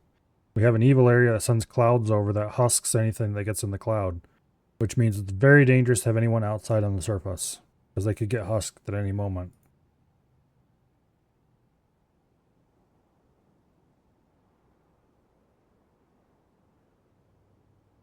Ooh, do not dump the rum, dump the barrel instead, thank you. Okay, we've almost got all this shit underground. There goes the last barrel right there. Now,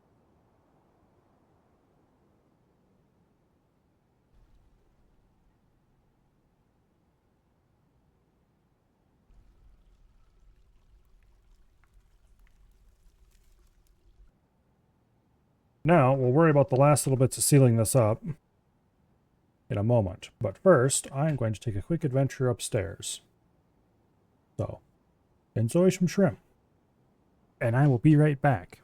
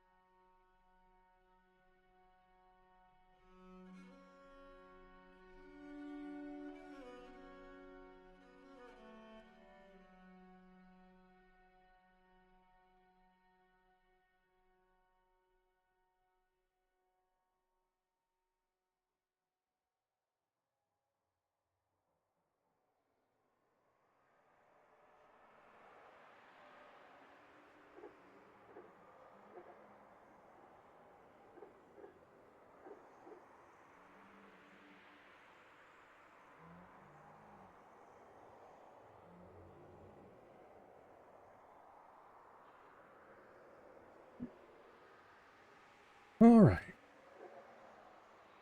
I return with a bottle of water.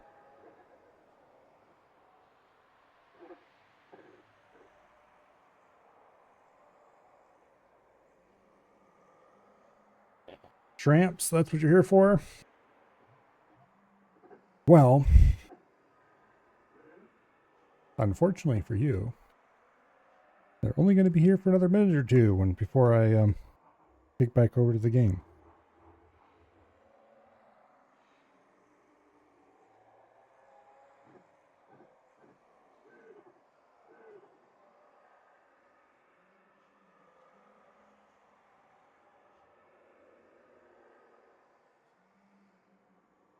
really need to remember to turn that tank one of these days. We've seen this view for long enough, I think.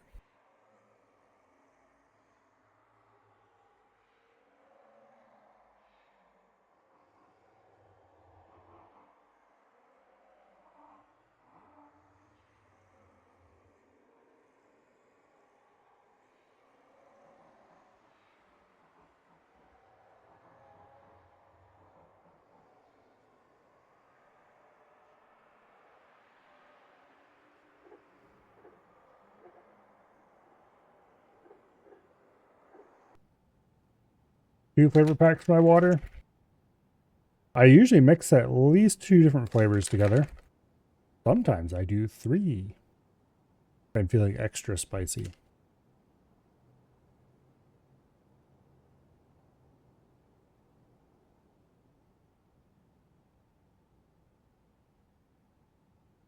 And you get cool colors like this.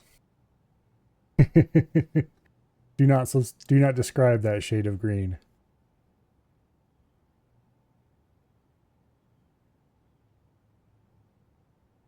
It's good though. Like 2 parts blue and 1 part orange Gatorade.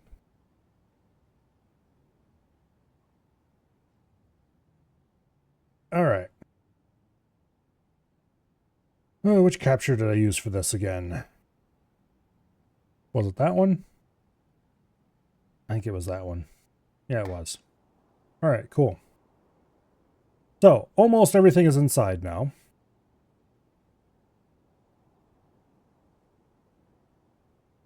It is time, I believe.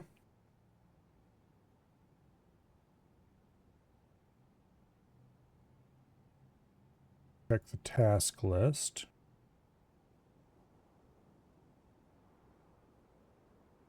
All right.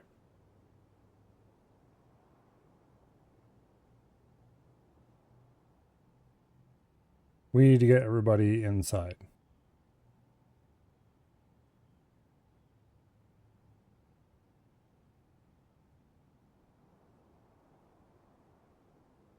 It used to be, yeah, anyway. Let's put in a meeting area zone. Cover the cat pasture. And hopefully that'll get everybody inside without me having to engage in drastic measures. Okay, that's 4, 5, 6, 7 dwarves inside. Okay. Pull the lever. Ka-thunk.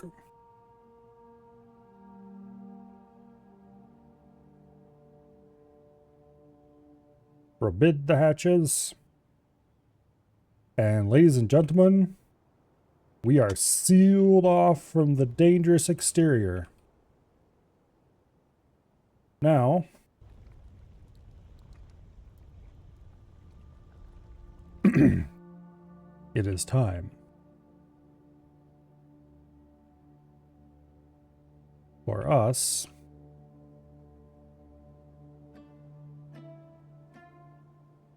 to start digging.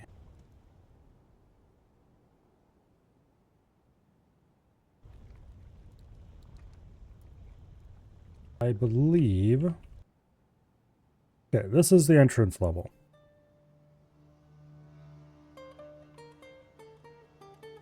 This is the first main level.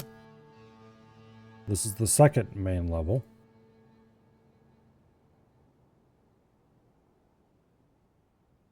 I like to do things every other level.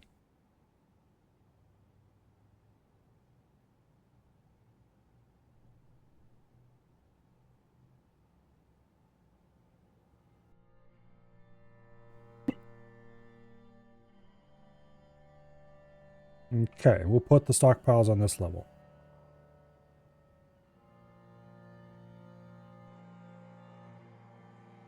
We'll do traditional stockpile pattern.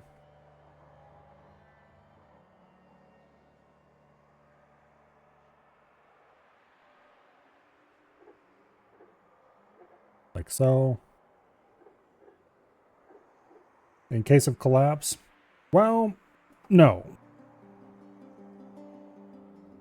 Although it would prevent cave-ins, I believe, from punching through. That's not the real reason why I would do it. Usually I do it that way because if I want to put in any plumbing or retrofit anything later, that gives me a layer of solid stone above and below that I can use to dig a channel to run a power line or to blow some magma through or whatever other random bullshit I might want to do.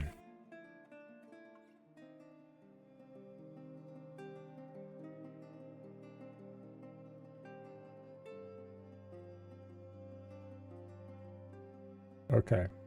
I don't think we need to do anything special for a refuse stockpile because as far as I can tell, this region does not have any thing that automatically revives the dead in the area or anything. They use floodgates or hatches for lava water. Floodgates usually. Depends on what you're doing. When going vertically, I think you can do either. I'm not sure how floodgates would work with unsupported though, so hatches might be better.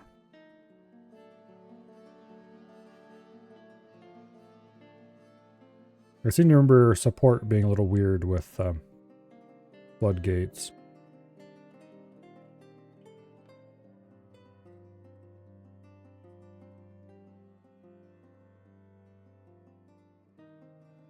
So do I want to put the workshops above or below? I think we'll put the workshops below. And we'll do the same 5x5 pattern, except we'll make it a little more interesting. Also, I'm going to do this properly from the start this time.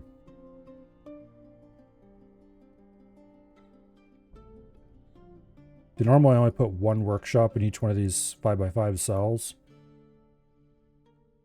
And then the rest of the space in there is for feeder stockpiles and stuff. Anyway. Now, hatch covers would probably work best if you're doing like a vertical shaft. And just want to interrupt in the middle somewhere.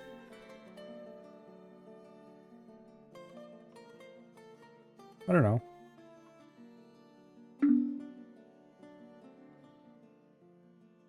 Planning on a lava moat? Probably not. I'm just going to do a dry moat because if you get any creatures that can swim in lava, a lava moat is immediately less worthwhile than a no moat.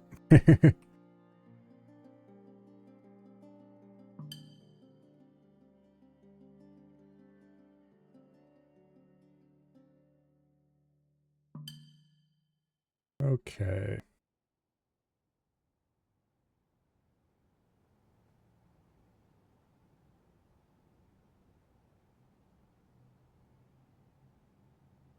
I would like you.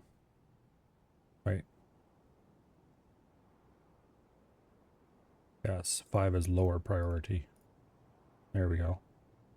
I would like you to finish the stockpile level first. Thank you.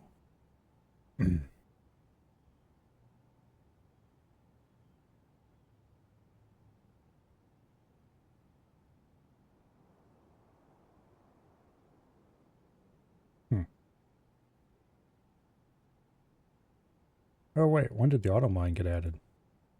Okay, that's cool.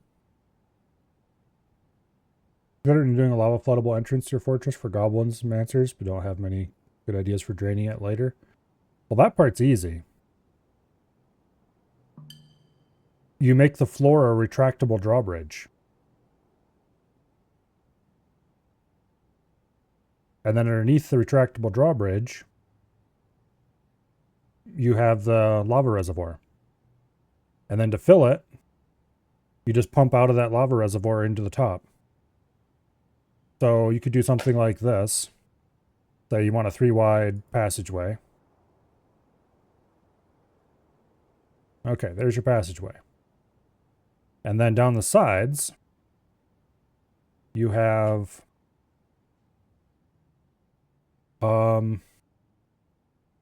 instead of channels, let's say these are carved fortifications. And then in here, you have a room dug for pumps. Just a solid wall of pumps. And they dig a moat right there.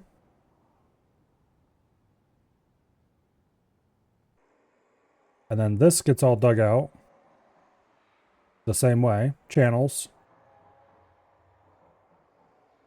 On the lower level, you would channel all that out. Or, just dig it all out, I guess, actually. And then this part gets covered over with a drawbridge. We probably wouldn't actually make it that big, but that's actually larger than a single drawbridge could be, so you'd have to use 2 to cover that area. But use just a retractable bridge. Have 2 short stubby bridges on the end to seal it up. Probably that lift upward toward the middle or something. Then you just seal it up, turn the pumps on. The pumps will suck lava out of this reservoir. You'd probably actually want to dig it out this way a little bit more, so you'd have more to flow into the pumps. The pumps would instantly fill this whole thing up to 7-7 lava. They just wait till everything cooks. And you just pull the lever again, and the bridge pulls out of the way, and everything falls down 1 level into the reservoir again.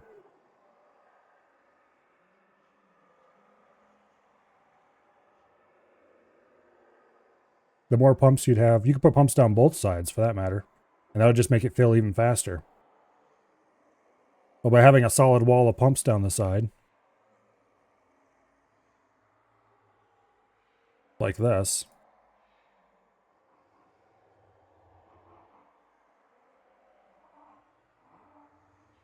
let's see,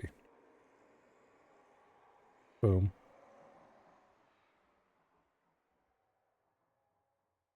You would effectively, instantly fill this hallway.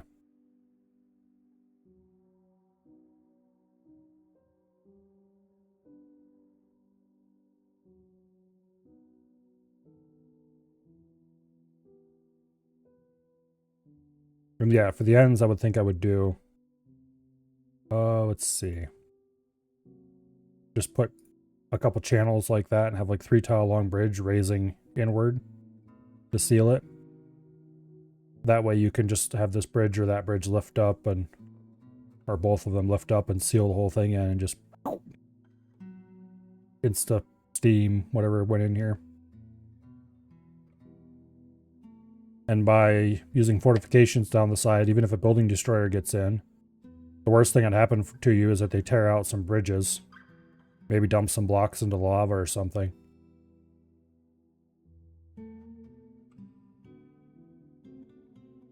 But anyway. You could possibly have lava supply issues or something like this. In which case, I would make the end pieces channeled, and then I would use 2 sets of pumps on top of each other. So that you have a pump down in the lava that pumps into the input tile of the pump that's on the level above. That ends up being a lot of pumps, but the more, when you're dealing with fluids, the more pumps, the better. The faster they move. That's how I would do it. There's other ways to do it. But if you just drop the lava straight back down into the reservoir, keep the reservoir underneath where you want it, and you effectively have it instantly drained. That would have the issue of anything that did not get burned by the lava would end up in the lava reservoir, and you would need a way to fish it out. But you could solve that problem by having a layer of grates and using 3 level tall system. Keep the lava on the bottom layer and have 2 sets of pumps to pump it up. that would double your number of pumps, but then you would have an intermediate layer of grates that you could have guys run in to pick up loot in. But, yeah, anyway. There's a lot of different ways to do things. Some of them better than others. And it has been many years since I've been doing much Dwarven engineering, so I'm probably not the person to ask on that necessarily.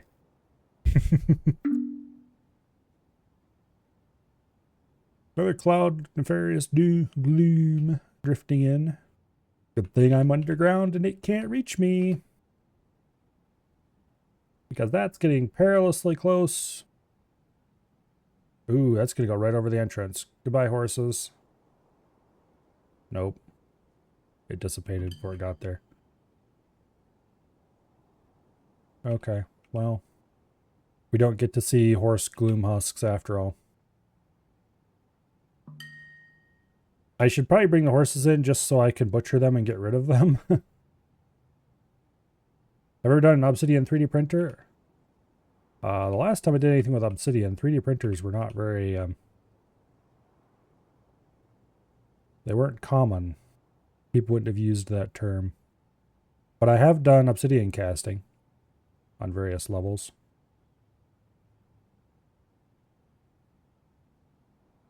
At one point, I built a resettable magma piston. That was cool. The kind where you drop the magma piston, and then you use some of the magma you pumped up to recast the top. And repeat as needed till you have as much magma on the surface as you wish.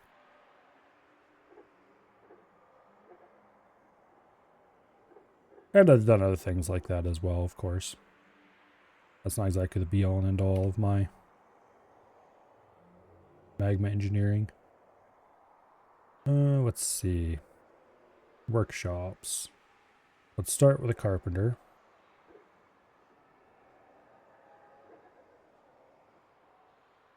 I only have one box type block left. Okay, let's not start with a carpenter. Let's start with a stoneworker. I would like to make more box type blocks, so we'll do that first. And of course, since my miners are also my masons, it's going to take a while for them to get around to it.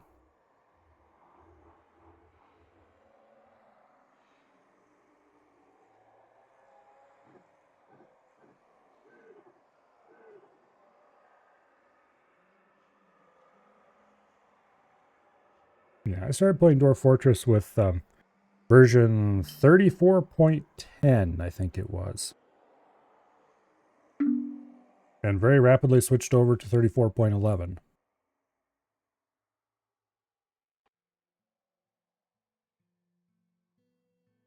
.11 was the main version for, oh, I don't remember how many years that version lasted, but it was a while.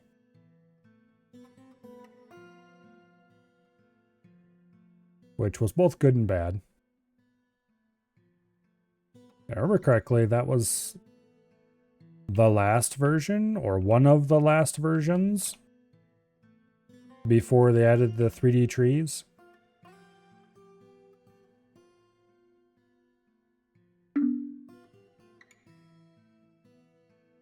Oh.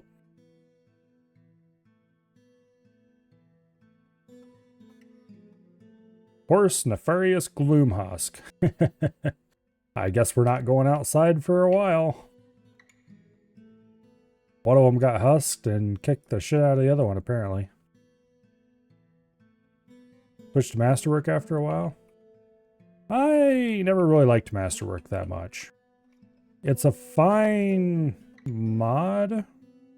It's got a lot of content for sure. At least it did.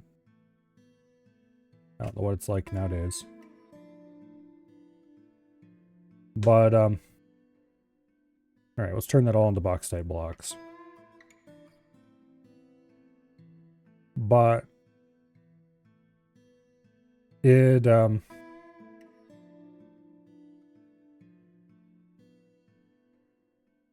didn't necessarily like some of the stuff it added.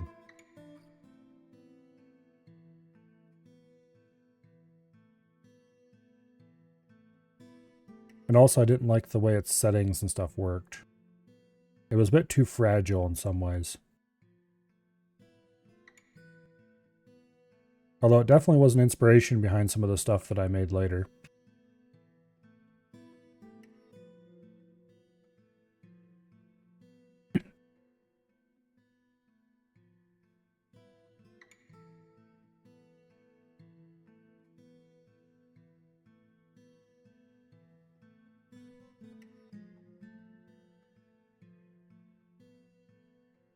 Okay.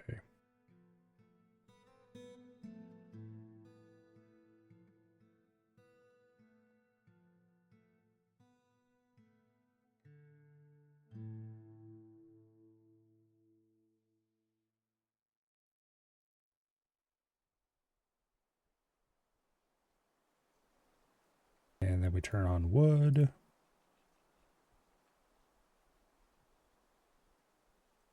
Okay.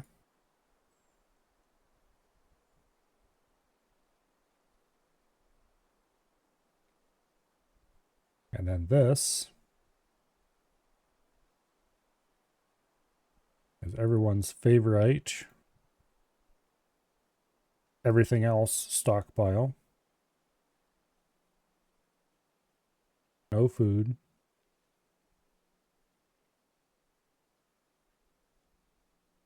All right.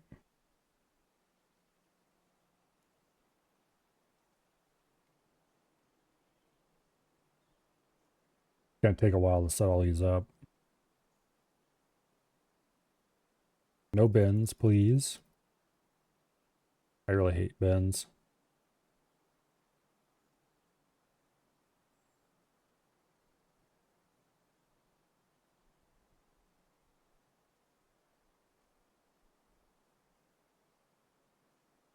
Okay. No wood. No stone. No food. No corpses. No refuse. Definitely no bins.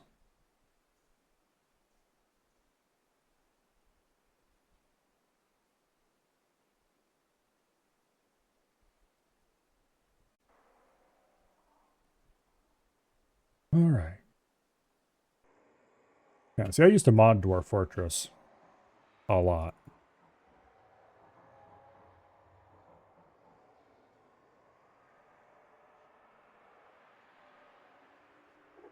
And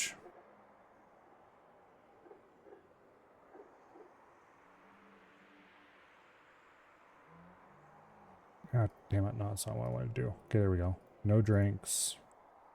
No seeds. No extracts. No miscellaneous liquids.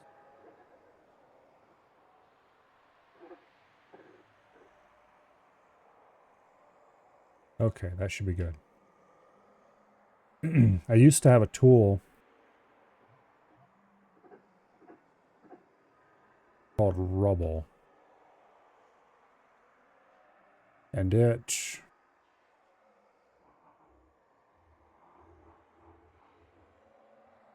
basically was a raw templating system.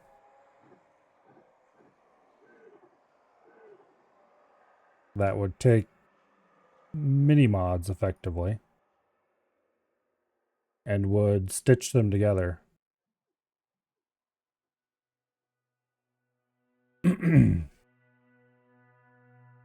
To make, oh yeah, seeds either.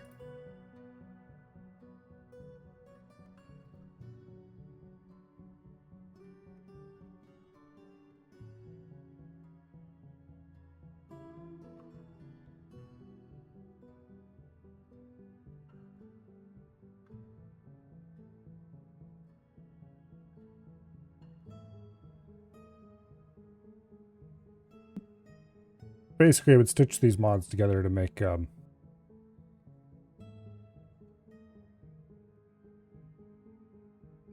set of raws that you could then use for...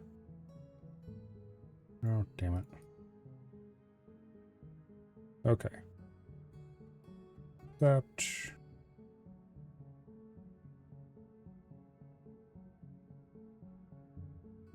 Oops.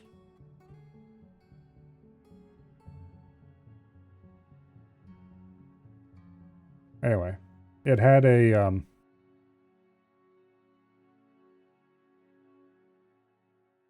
nice web UI and all that stuff, and each little mini mod had tons of metadata that would specify what it was compatible with, what it was incompatible with, just all kinds of useful information about it.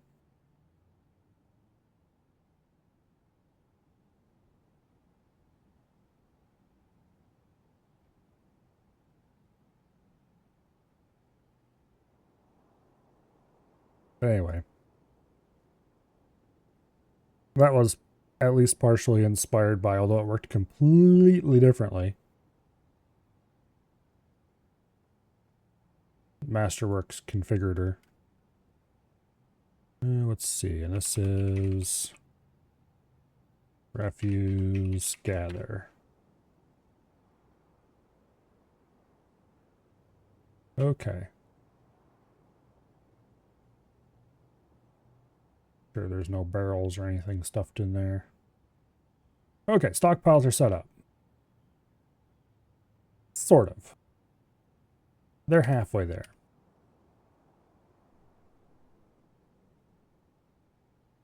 Let's get some more bauxite blocks and we'll finish it.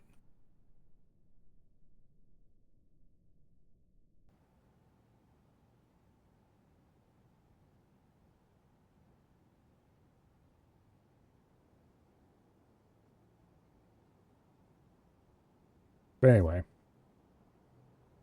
So amongst other things that Rebel had, there was a full set of mods for powered workshops.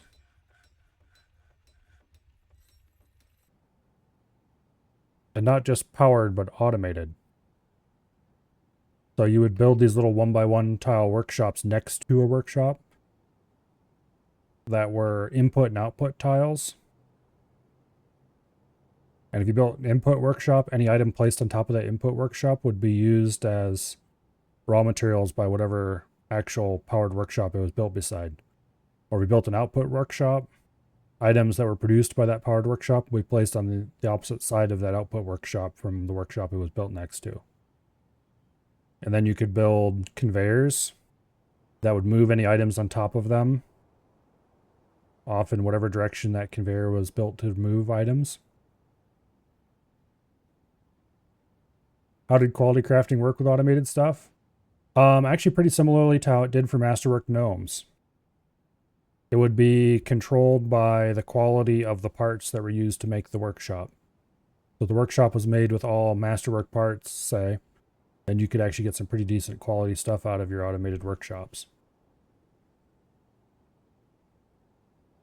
It couldn't produce Masterworks, though. I think it could only do up to, don't remember what I set it to as the max.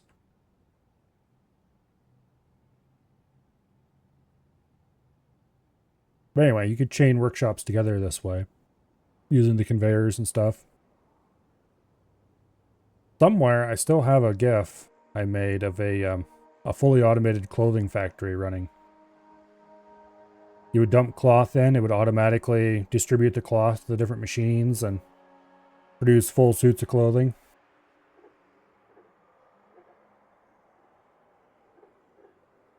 And then I think there's also a second GIF of the other half of the factory where you would dump in plants and it would sort them by whether they were a dye plant or a thread plant. And it would grind the dye plants, make dyes, and use them with an automated dyeing machinery and automated weaving and spinning. And yeah, it's a pretty cool set of mods. Okay, have you made some blocks? Yes, you have. Okay, good. Let's see. It's under construction, isn't it? Track stop. Dump south, max friction, box type blocks. Box type blocks. Dump north. Box type blocks. And box type blocks. Okay, there we go. Track stops have been designated. Give these lazy bastards a minute or two to build them. So we're using good old minecart. Stray horse Tame has been missing for a week. Oh no, I wonder what happened to him.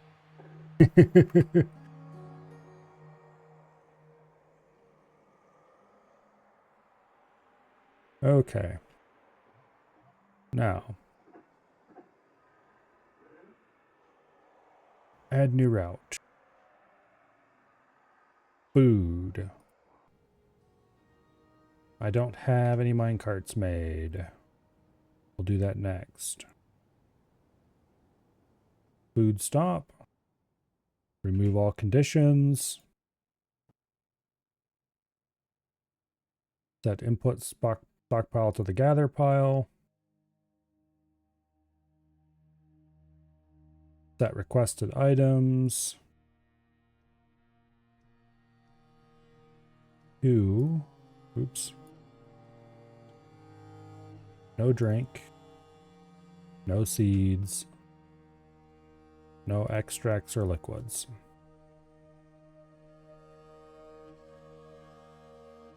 Okay, add new route. General. Add new stop to this route. Set the input stockpile. Remove all conditions. Set required goods. No food. No stone. And no wood.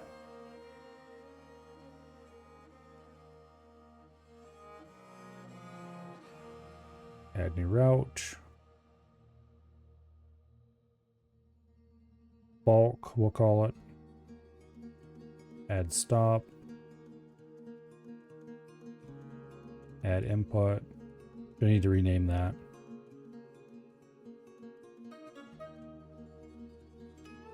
No conditions.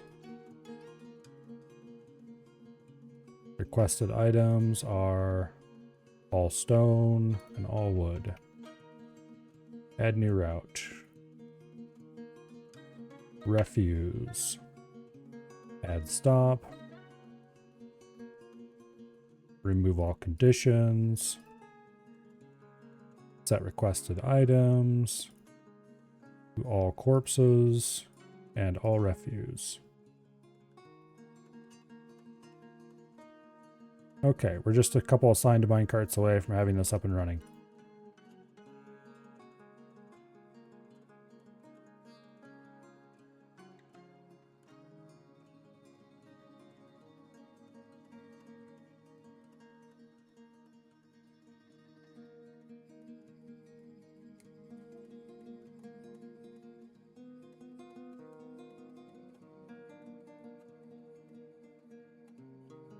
Damn it.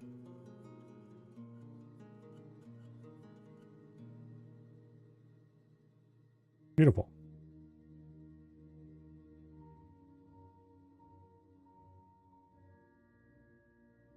Okay. Double check that no one has any bins or barrels assigned.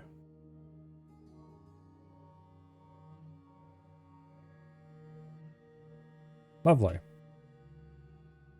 All right. You, no wheelbarrows. You, however, get all the wheelbarrows. We'll assign 10 for now.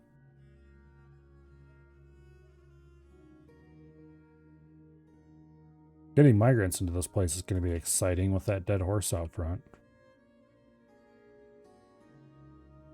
Ah, happy thoughts. All right.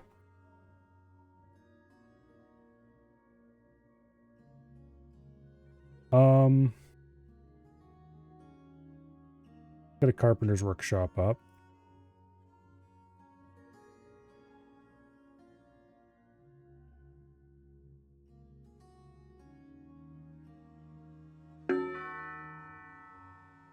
Speaking of migrants,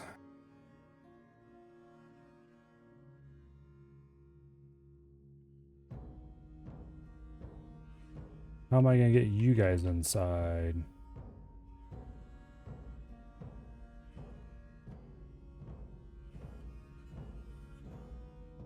The inside part is easy. The past the horse problem.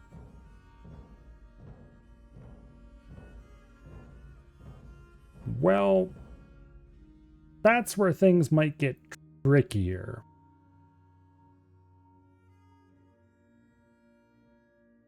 I knew I should have just brought the horses in and butchered them. But about the time I was going to do it, that's when I got messages about horses fighting. So... about that.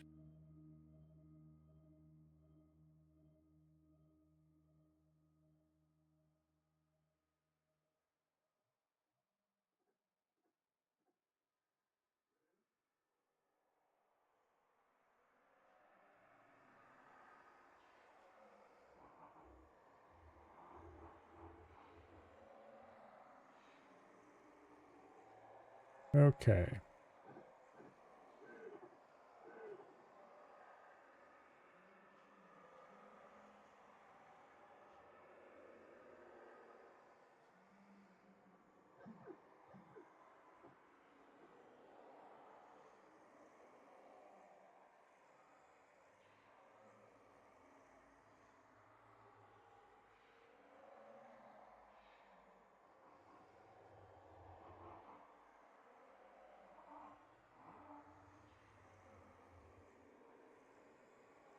Let's just deal with the migrant problem by ignoring it for a little while.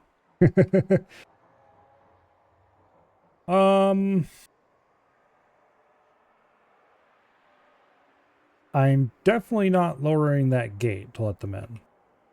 That is not happening.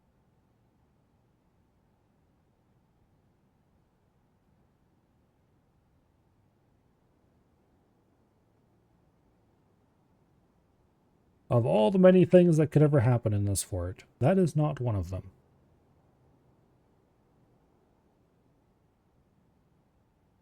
However,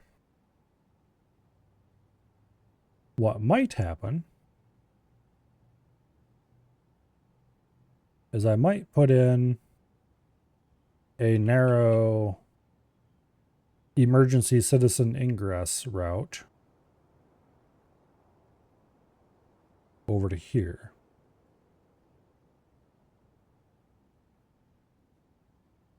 With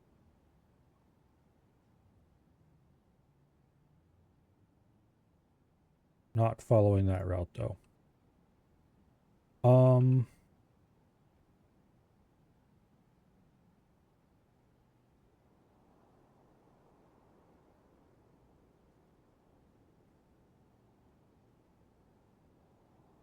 Let's see.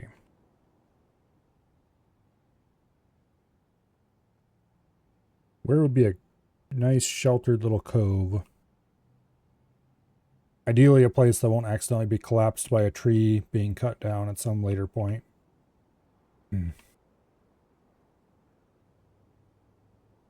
Because trees are kind of evil that way sometimes.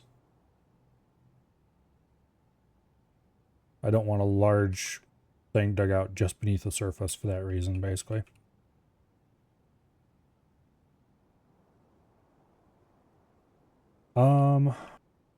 Possibly something that could be used as a wagon entrance later.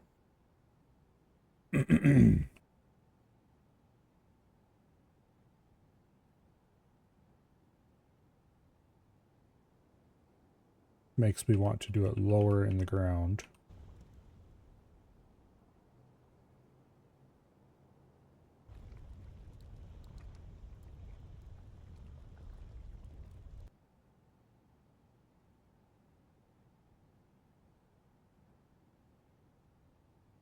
Let's come out at this level.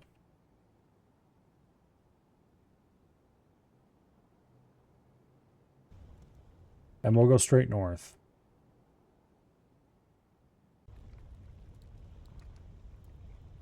Yeah.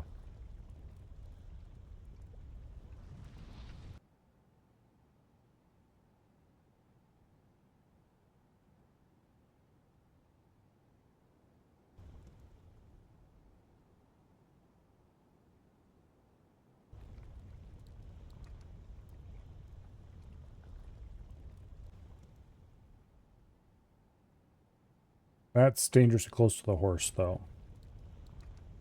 So let's not do all that fancy adventure.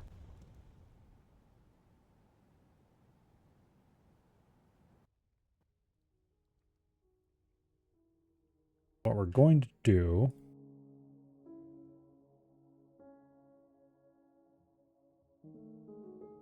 is we're going to dig out like this to there. Then we're going to put a ramp up there. Okay, we're going to dig this out from below. I think it's safe to dig ramps upward because it cuts away the floor above them. And so you shouldn't get a cave in if you just ramp out an area. I think we're going to save first before we actually dig this out. And then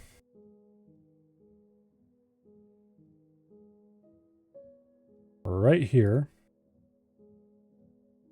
we're going to cancel that. And we're going to dig a channel there and a channel here.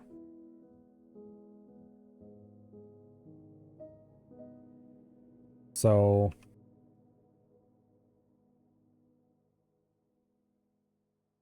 actually, no. I've got a better idea.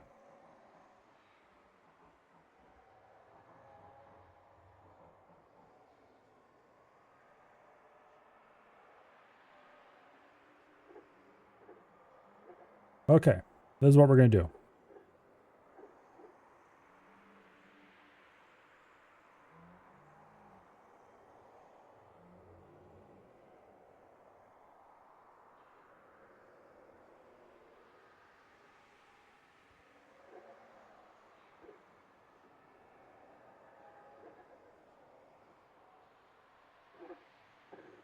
Yeah.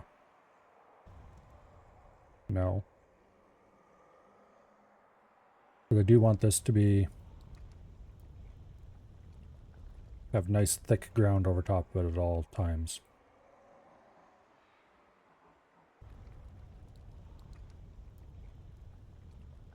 No, not channel. Ramp. All right. So this is going to be cut down. Just a slit in the ground right there. Wagons will be able to roll in there. Go straight into this channel. Come over here. Come up the ramp into here.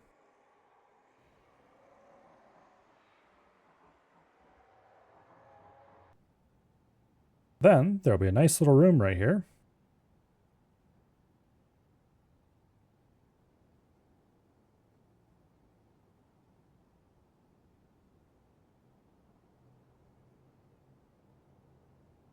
And they'll enter onto the main stairwell. Except, of course, wagons can't go down that. So this right here is where the, what do you call it, gets built. The trade depot. And there'll be some channels here so we can have a drawbridge there to seal this off. And this is going to get covered with hatch covers.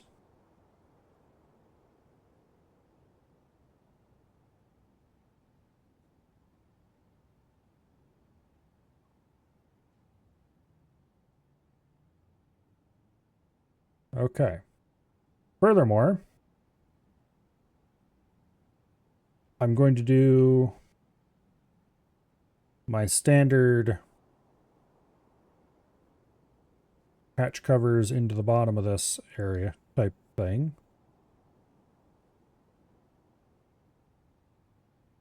I don't like that.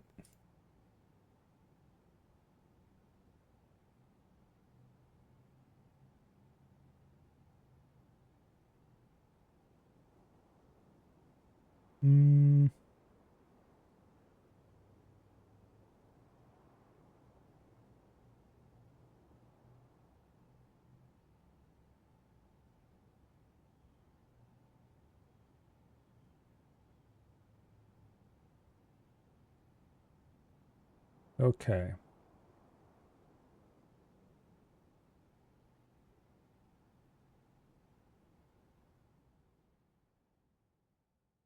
Yeah.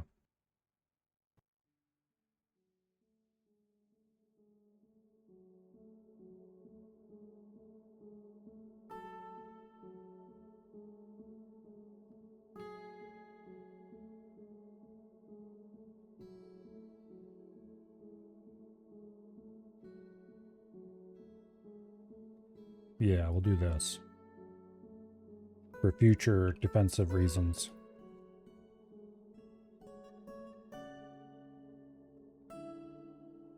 Okay, so what this is, this wall here can get, or some of it anyway, can get cut into fortifications. And then Mark's dwarves can stand here and fire out into this open area, if need be.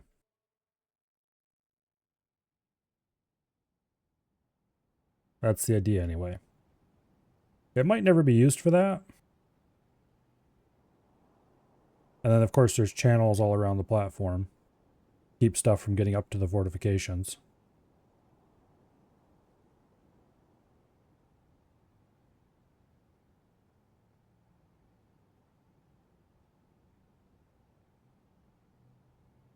Okay, that'll work. This is going to have a drawbridge to seal up against it.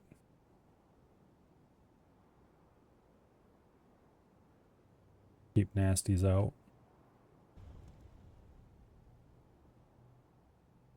That is the theory anyway.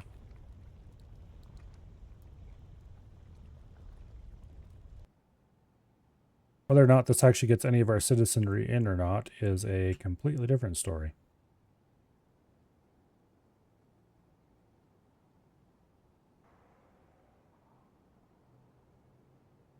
For now, let's lay out a narrow little channel of high priority designations.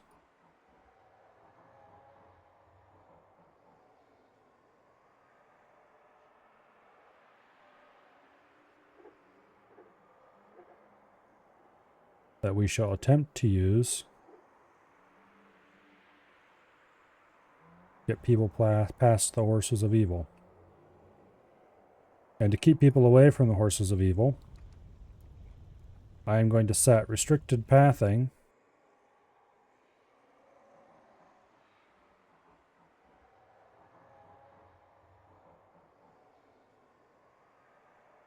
through here.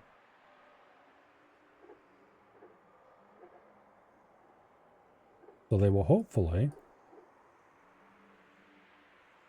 be smart enough to recognize that this is a no-go area and go out around the volcano.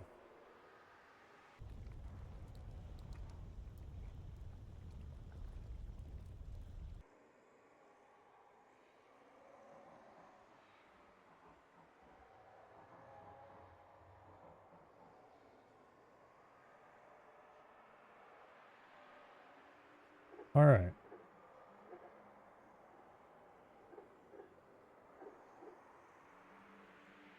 Now, to maintain my sanity, let's establish a burrow.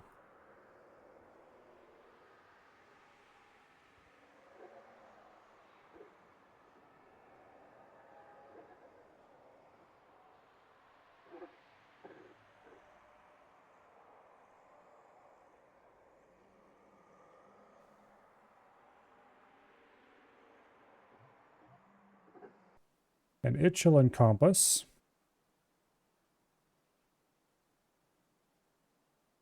all of the underground.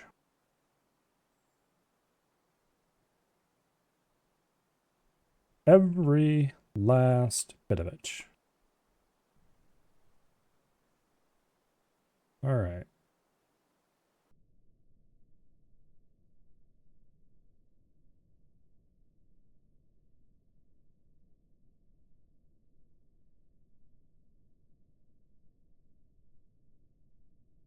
Did I set a transparent background? Doesn't appear to be.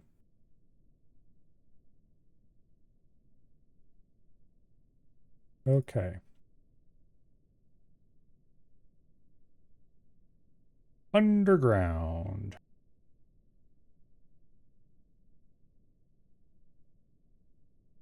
To which we will assign everyone.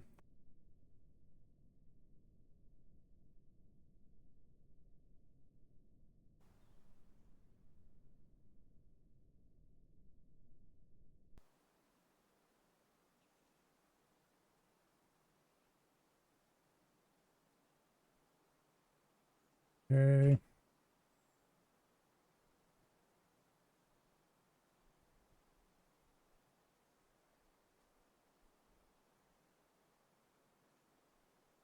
will not be allowed to go there.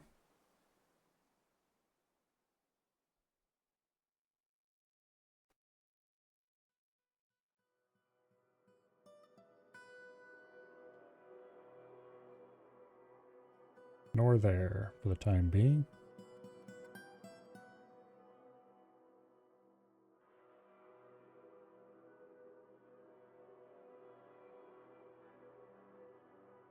Oops.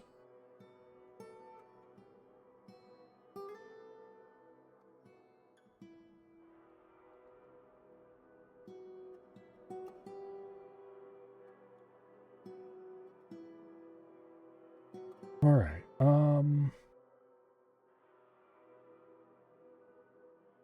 No. No. No.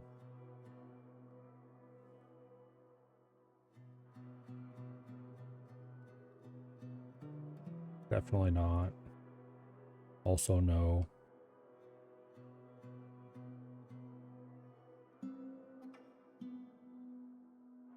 Hella no.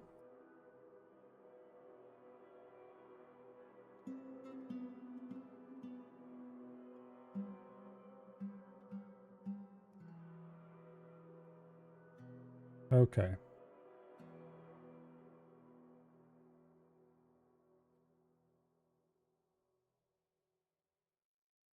That should be okay.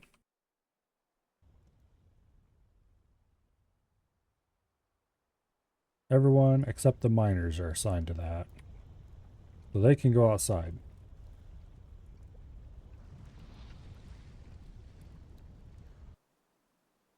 Although they, as soon as they finish digging this passage out, they will also be assigned.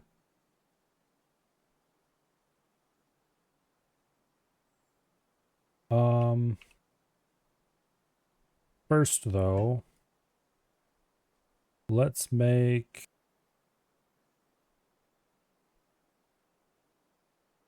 three box-tight hatch covers.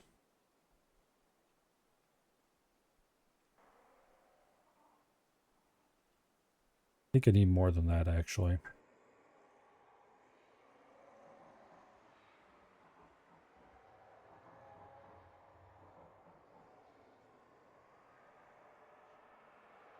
Yeah, I don't know.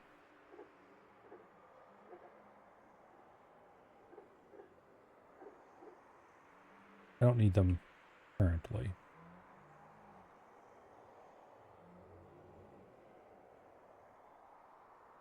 Three will be fine for now.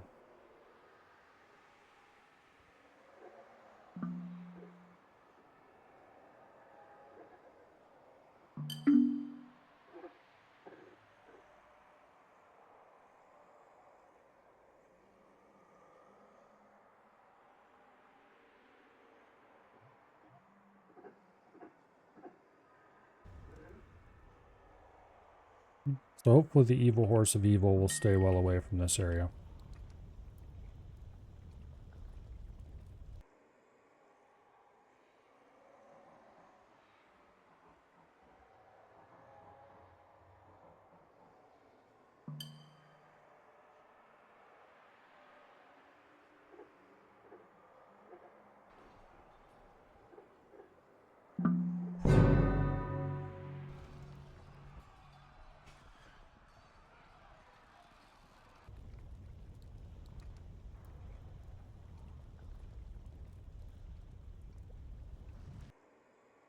Okay.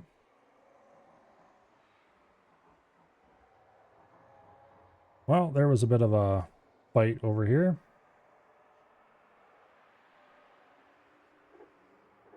The various Gloomhusk Metalcrafter is fighting. Fun.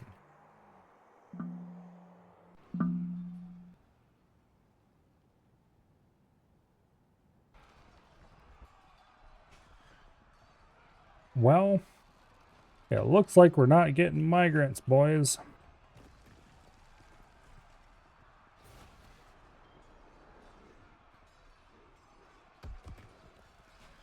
Oh shit. There's the horse.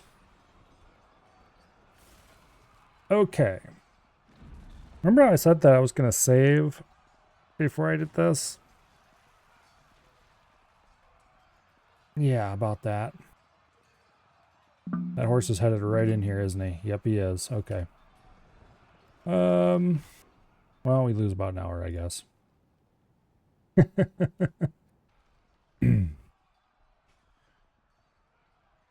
think it's this one.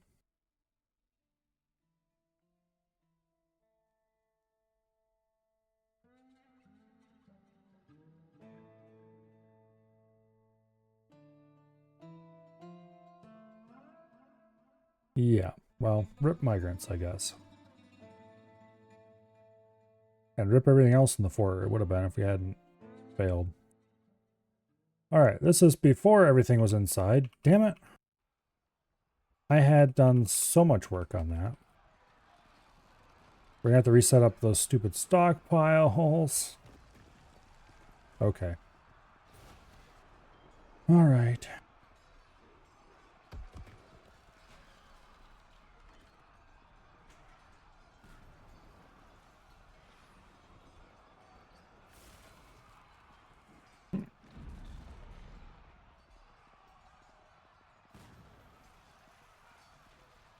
On the bright side, we can get the damn horse inside this time.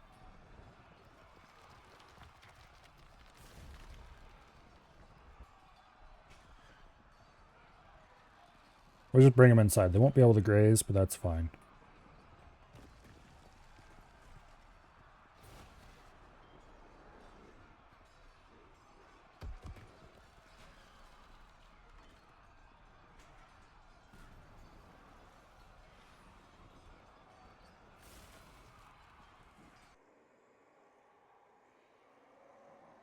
I had to get for a second what happened. I was going to save before I did something stupid, and then I forgot to do so. And the stupid thing had inevitable results. So we had to roll back to the previous, what do I call it?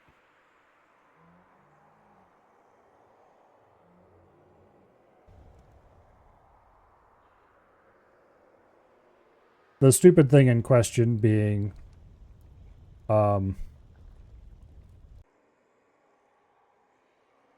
opening up a quote safe end quote entrance to get stuff inside the fort, namely some migrants. Well, it didn't work out so well, so we should probably dig said entrance and actually make it safe earlier. Although this time we won't have an undead horse sitting right outside our gates, so that should help.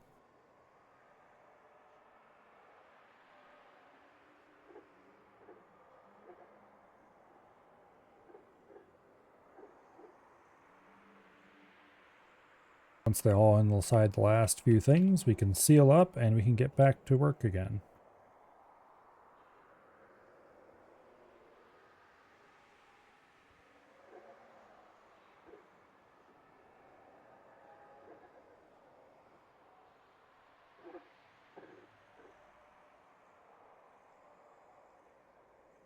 Okay, all the cats are safely inside.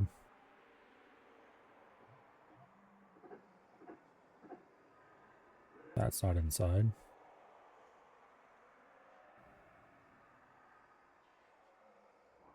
Okay, that should be everything. Boom. Okay. Let's get this rock that's just outside of our gate inside as well.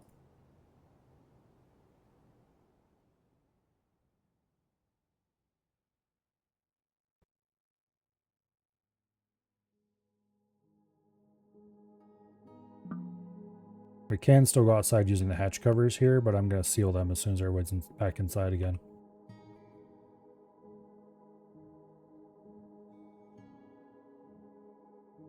Alright, that's everybody.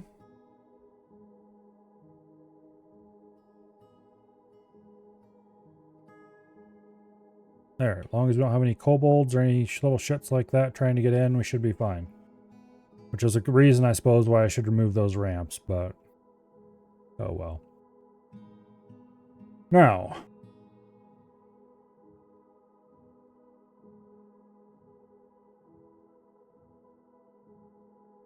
we had just gotten all of our storage stuff done.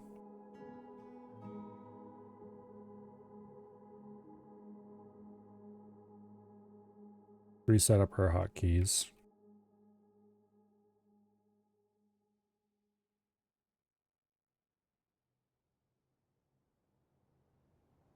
BF hack, adding even more annoying confirmations. Okay, and then this will be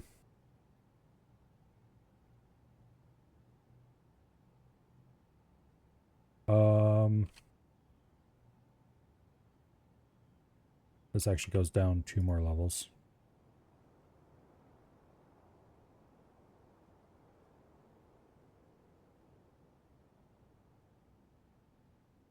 Okay.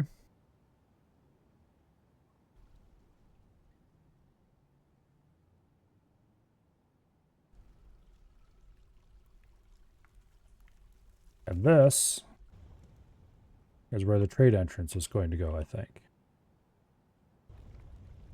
However, that is a lot less important than the stockpiles, which go here.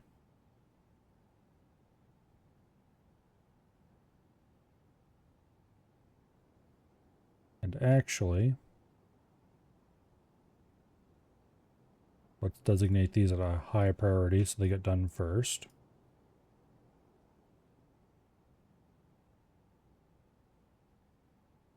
So I'm going to designate a bunch of stuff at different priorities. All right.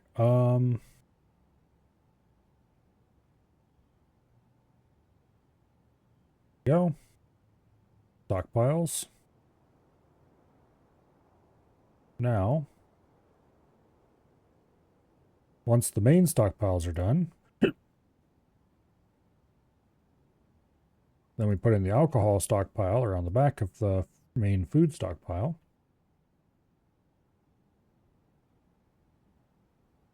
Okay, once the alcohol stockpile is done, then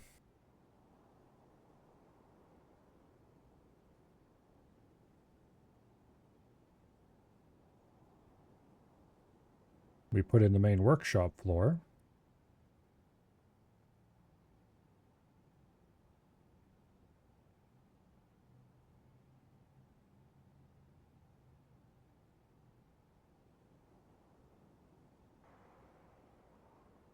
Okay. Oops. Lovely.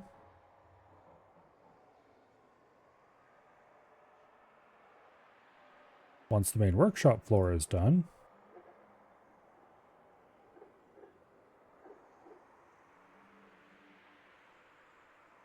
then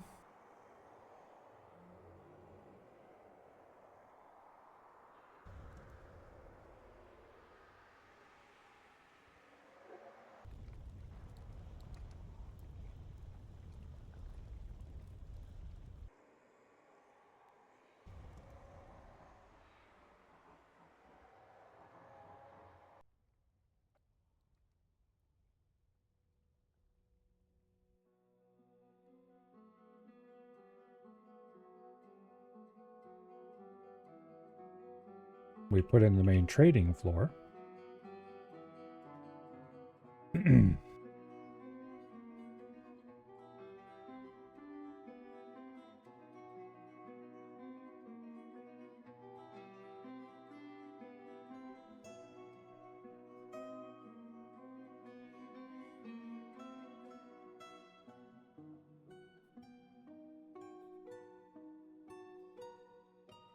Like so.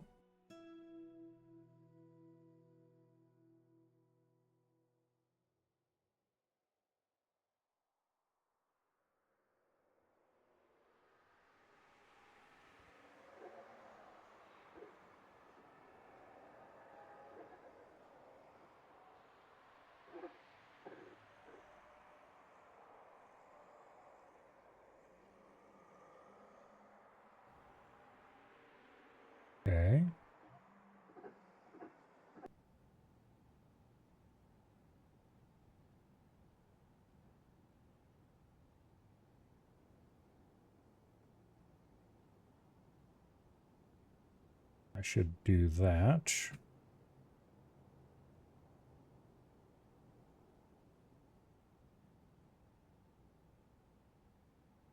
Lovely.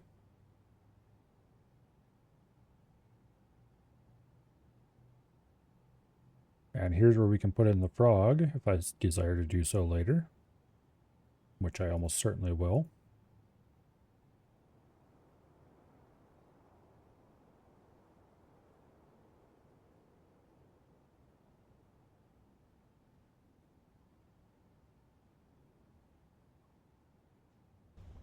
Actually, I don't really want to... Well, I could. We'll see. Someday there might be a frog there. Frog being a theme-revealing observation garrison.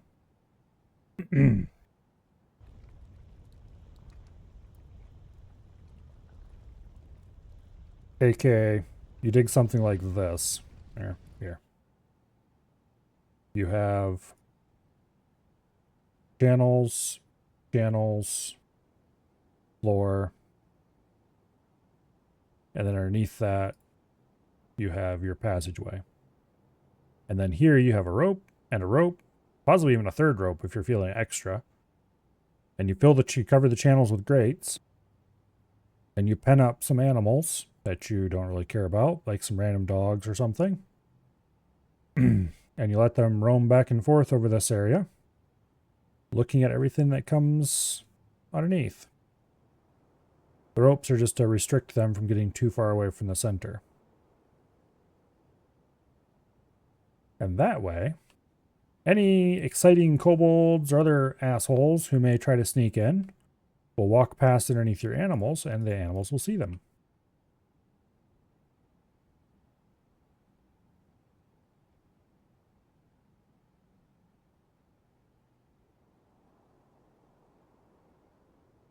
Okay, that should do it. Then we'll put a hatch cover here, a drawbridge from here to there. The trade depot will go here. And we'll just leave this passage open for now. But someday I might end up putting another drawbridge down in here or something to keep stuff from going past.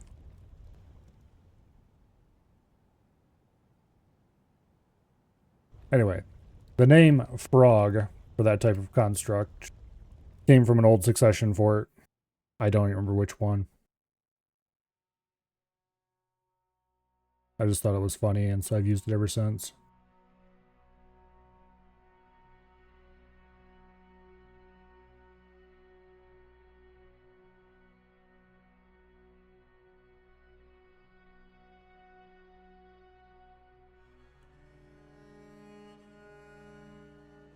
Okay.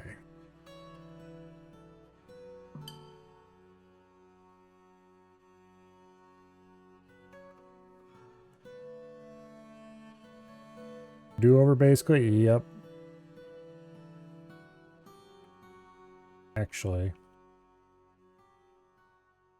let's just go ahead and undesignate that final ramp set. Then we can build all of this in safety, and all we have to do is go out and channel out that at the end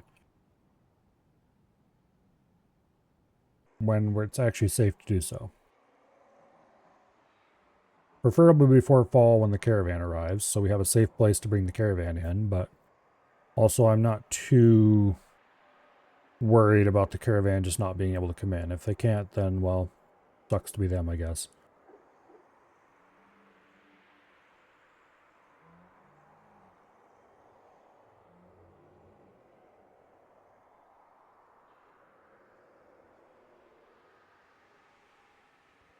Okay.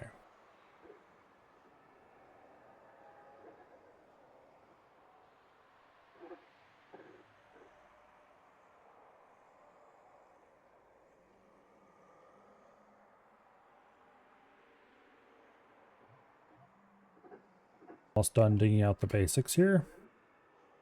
Let's go spend about a year carefully and slowly setting up the stockpiles.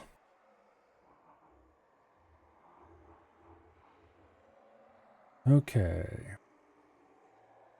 This one is bulk. gather. It gets about 10 wheelbarrows whenever I get around to having wheelbarrows. And it stores all wood and stone.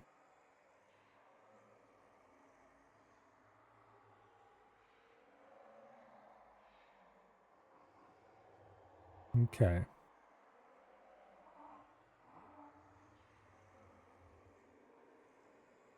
You know, the pack could be really nice to have just copy the current stockpile option.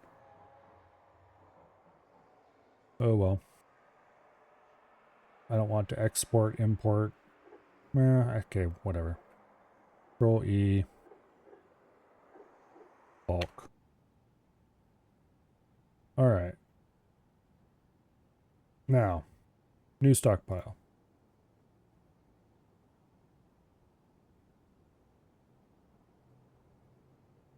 Accept. Bulk.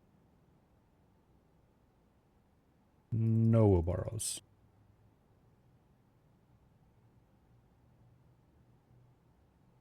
Bulk. Dump.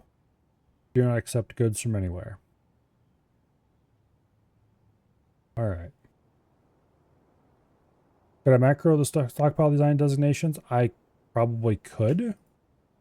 I never have. Largely, particularly now with the Steam version, I'm not sure how that even work very well. I assume you can still record macros. But it only ever has to be done once per fort, so I never really bothered with it. Okay. Accept. Not mess with that yet. General.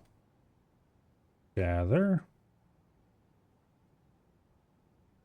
It stores everything except food, stones, and wood.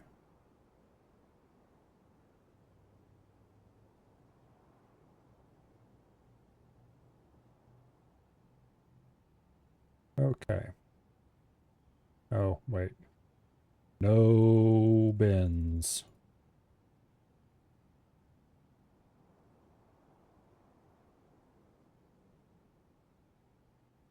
Okay.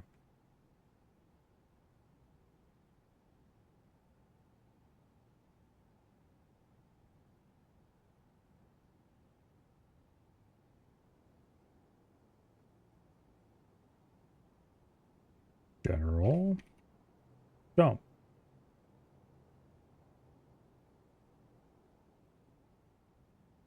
Now.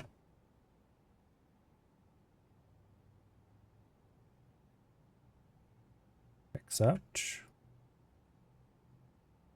Food. Gather.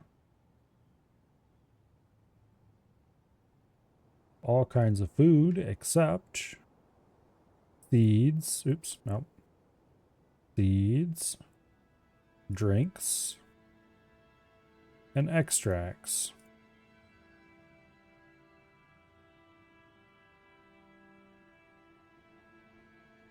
No barrels.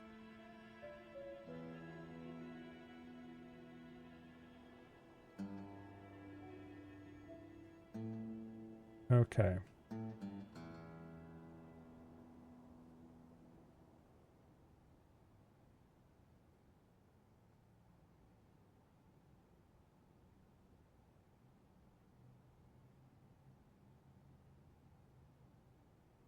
Then this one is food. Dump.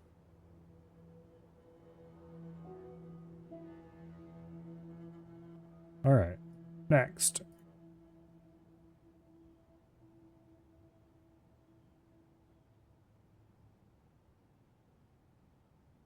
This one is refuse.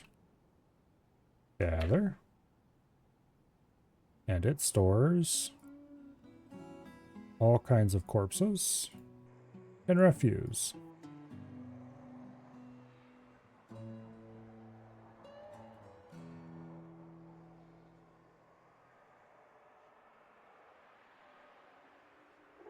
Okay.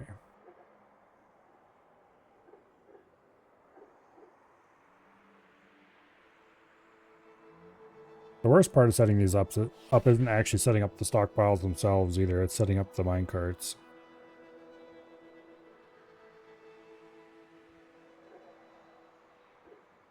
Oh well.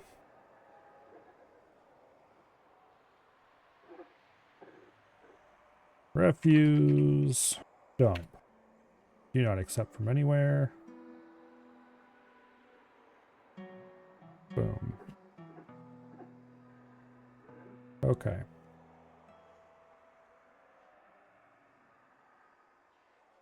Now, minecart route.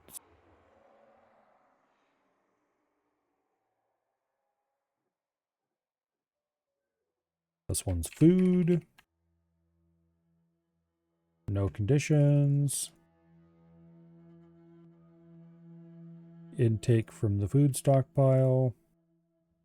Accept all foods except drinks, seeds, or extracts.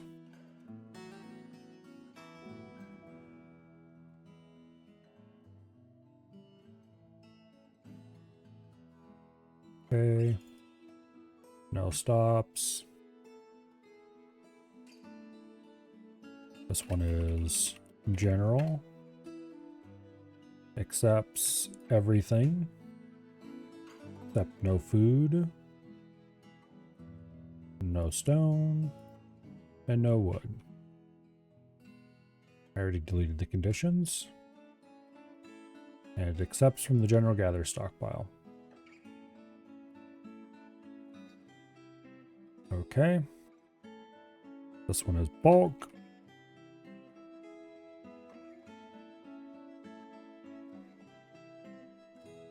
No conditions. Accepts from the general gather stockpile or bulk gather stockpile. And it accepts all stone and all wood.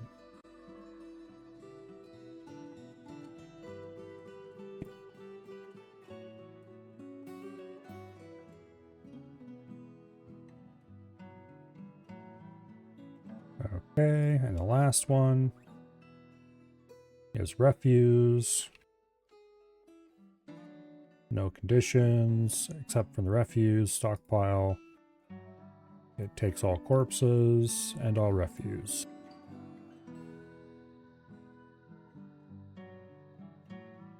Okay. If you want to add or change anything to any of these stockpiles, you have to do it in 3 places. I wish you could set accept everything that the stockpile accepts when you have a linked stockpile on a minecart route. That would at least simplify it a little bit.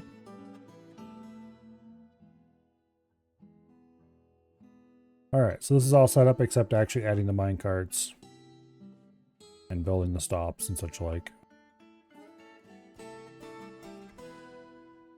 Do I have space to build a temporary? No, I don't, not yet. Yes, I do. Let's see. Stoneworker. If you dumbasses could cut the last tile out here and here. Okay, that'll work.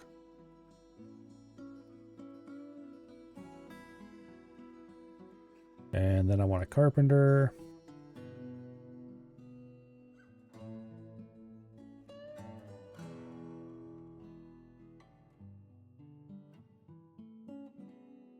All right.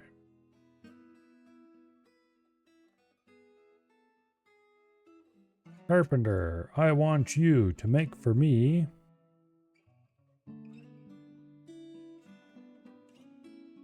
a minecart. And I want it to be made out of cherry wood.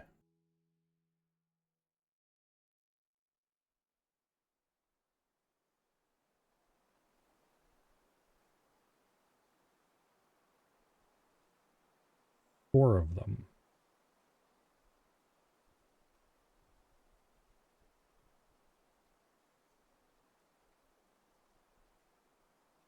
Okay.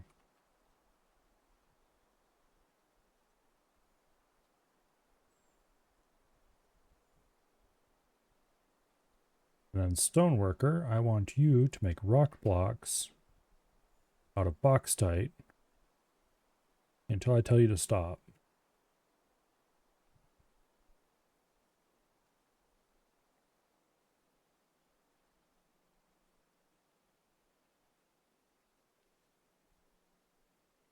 Okay.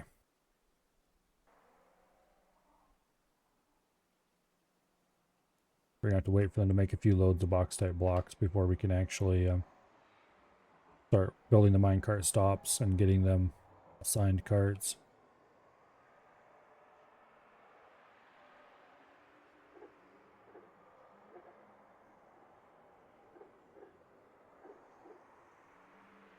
Looks like we're gonna have the minecarts in time. Plenty of time.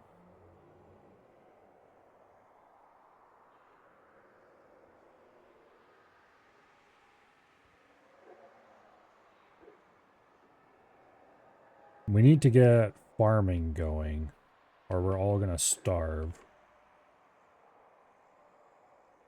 So the real question is, where do I want to attempt to do that?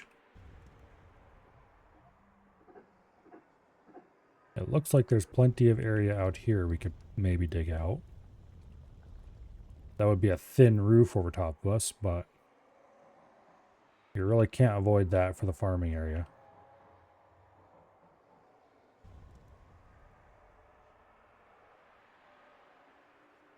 Unless... No, it doesn't look like there's any multi-level thick soil unless it's way off an edge somewhere.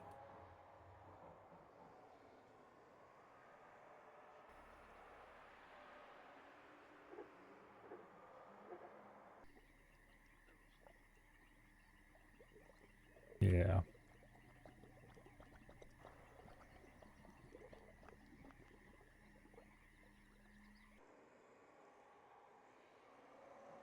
Yeah. So we're better off digging something out here, I think.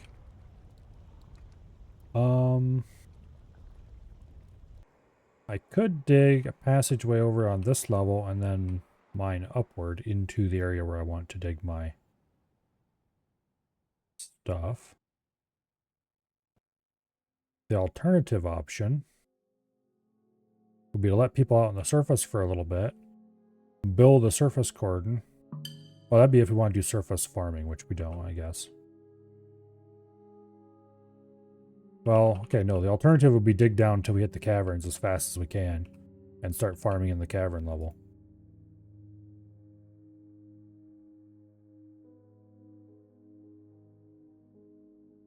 Which is not the worst idea. Also dangerous, but not the worst idea.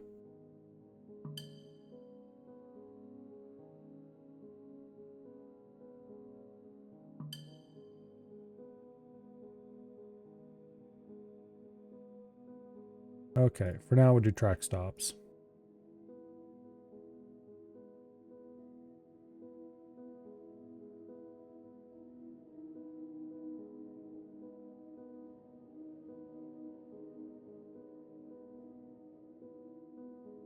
Okay. Track stops are all placed. And then we just go through and assign a minecart to everything.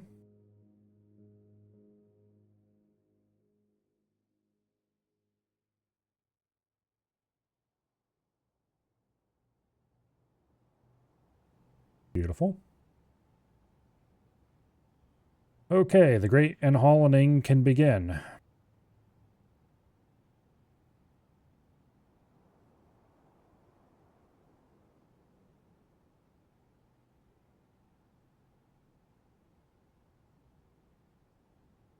All right. I would like a table and a chair.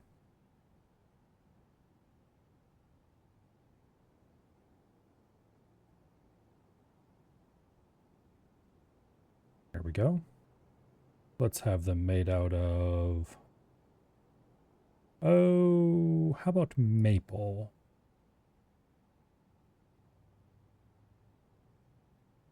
Actually, no. Let's have them made over here out of rock, because we don't have much wood on this map. I'm too used to having tons and tons of wood. Okay, a table and a throne. And we'll make them out of gneiss. No. We'll make them out of orpiment, maybe. Whatever the hell that is. Because we only have 2 pieces of that.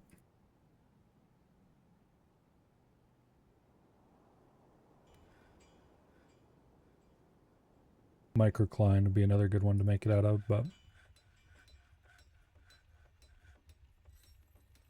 Okay, and things begin to pile up in the general stockpile.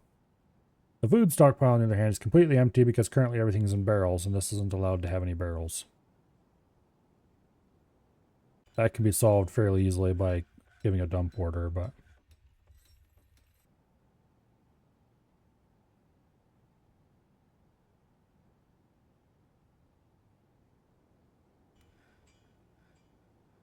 Alright, let's tear down the carpenter's workshop before I'm tempted to use it for more things. We should actually... Here. Wheelbarrow. We'll have them make glum prong wheelbarrows until they run out of wood. So there's exactly 10 pieces of glum prong. And that'll get the 10 wheelbarrows we need for the gather stockpile, and everyone will be happy.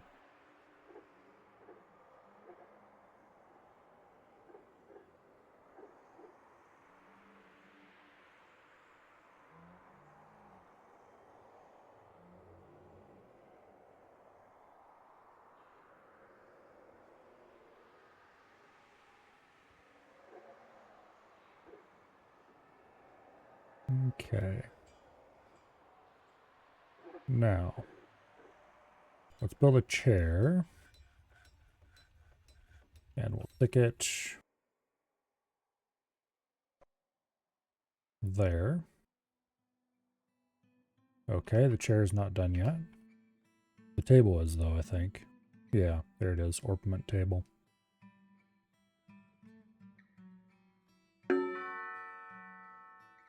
There's the migrants.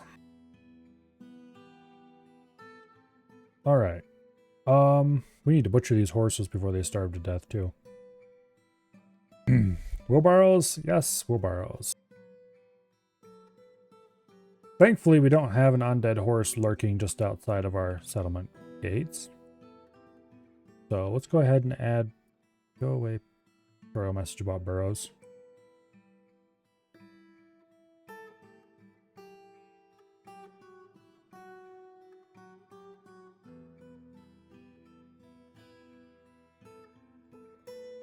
Okay.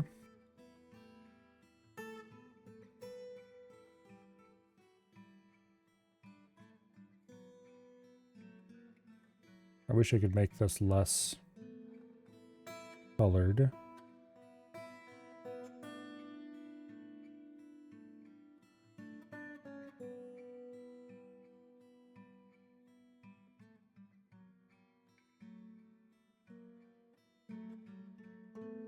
Okay, let's turn flood fill off before I accidentally double click somewhere and screw it up more.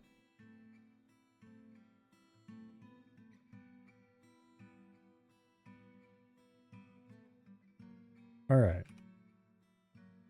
Everyone.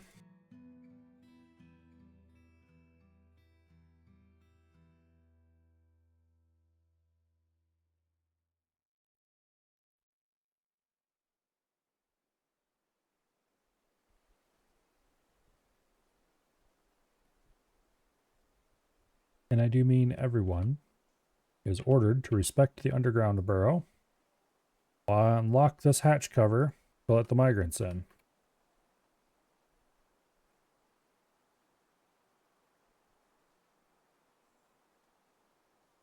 And while I'm thinking about it, let's build a butcher workshop.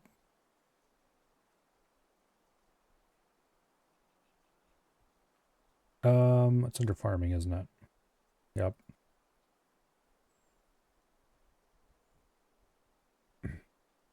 We'll stuff that over here for now.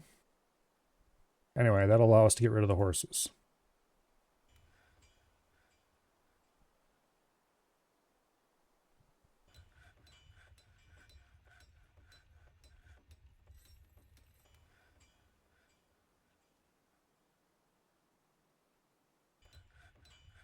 Add new task, butcher an animal, forever and ever, amen.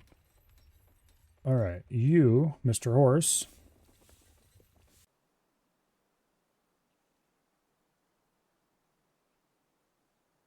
Yes, I would like to mark you for butchering. Okay. Darn.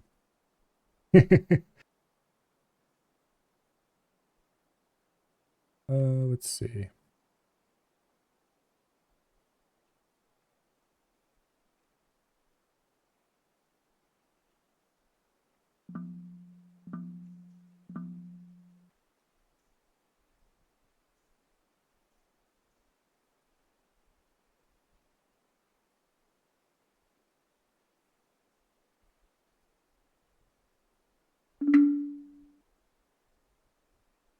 Stray horse has been slaughtered. Yay.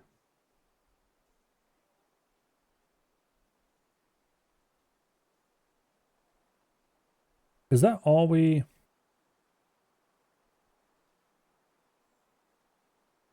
No, we got a new person.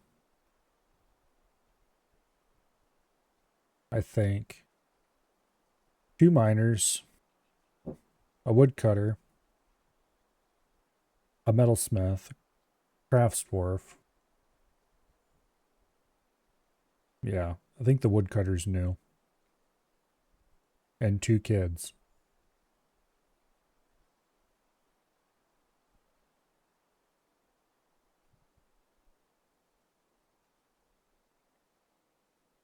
And a stray pig who we're going to butcher. Actually, pigs don't graze, do they?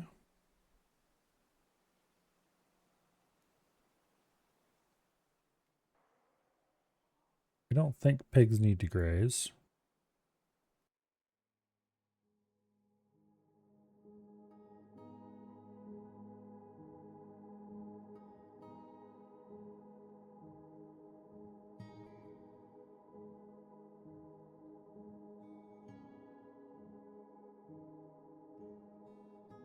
We better get that little bastard inside.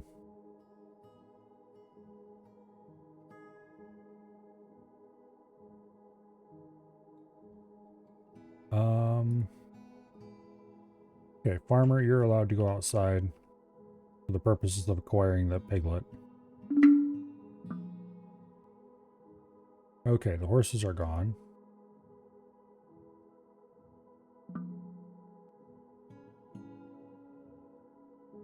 Go get that damn hog and get it butchered. Okay, the piglet came in of its own accord. To that end, we will not butcher it. Congratulations, piglet, you can live another day because you came inside. Also, I'm going to let the cats loose.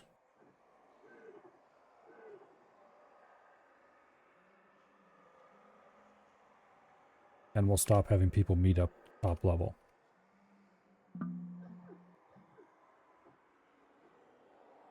Okay.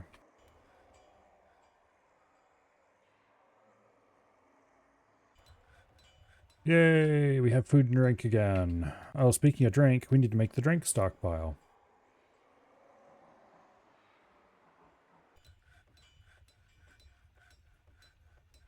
That's what this area up here is for, after all. Okay, food.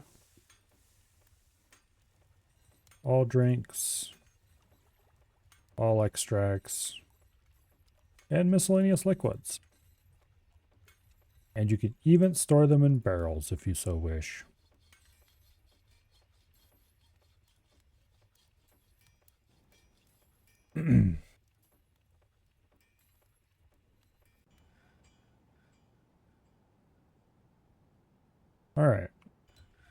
Migrants are inside. This level's getting dug out.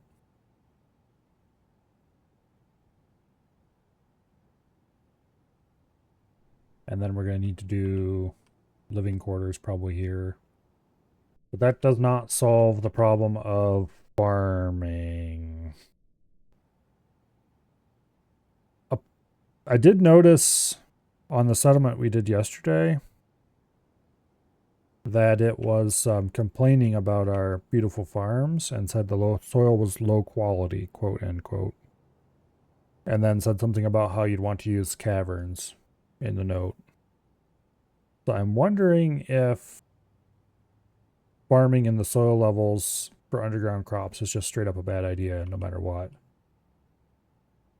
nowadays. Like you get low yields or something maybe? I don't know. Regardless, let's try to get as much crap stored as we possibly can. And see if we can improve our morale a little bit. And then we'll worry about farming.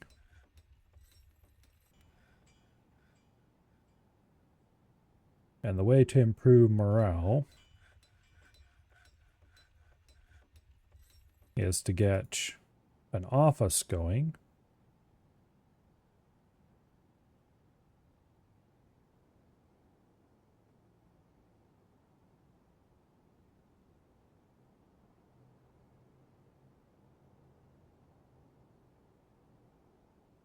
And then we can have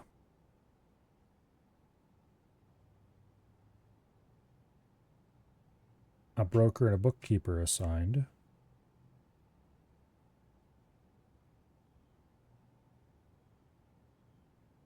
Okay. And he is immediately going to complain that he doesn't have an office. Well, guess what? Yeah, I now have an office.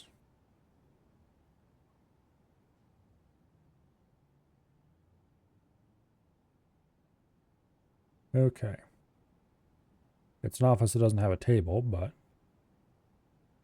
you'll get over it. Okay. Now we can use work orders.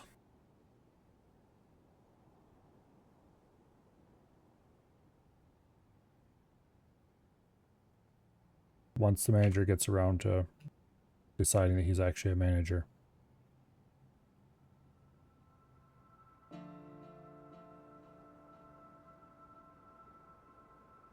I did assign a manager, right? No, I did not. Oops.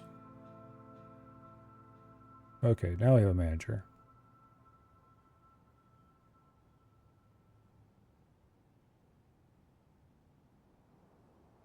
Okay, now we can assign work orders to do things like make a bed, of which I want... Let's make 10 high wood beds.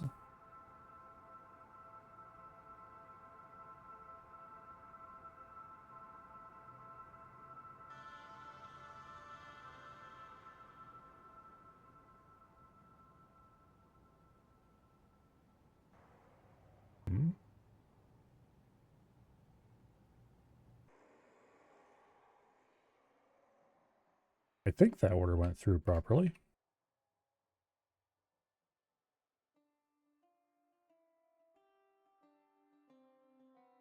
It's not changing the description to say high wood. I don't remember if it does that or not. So I guess we'll just assume it did. And keep an eye on the workshop to make sure it's actually going to do the right thing.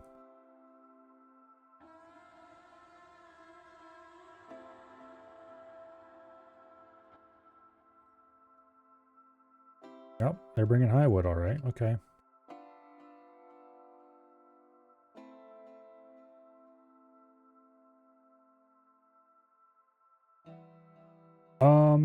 As far as the people who are assigned to do wood cutting,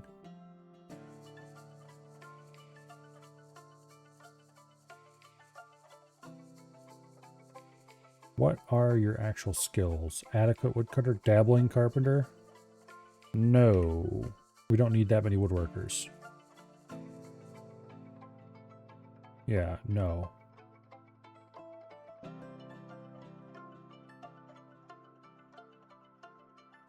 Okay.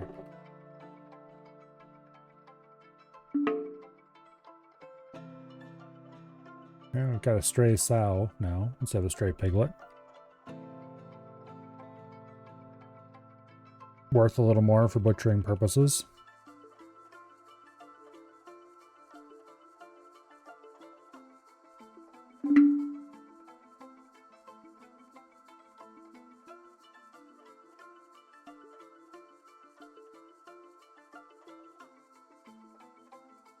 Okay, what are the miners doing anyway?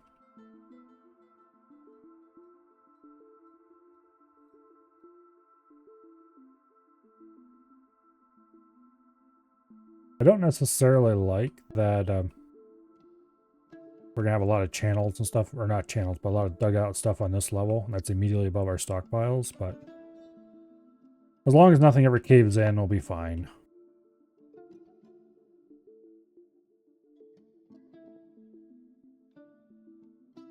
Although technically, if a block were to somehow cave in right here, it would pierce through this floor, this floor, this floor, and end up in the stockpile room. Right smack dab in the middle of the general food stockpile. Not ideal.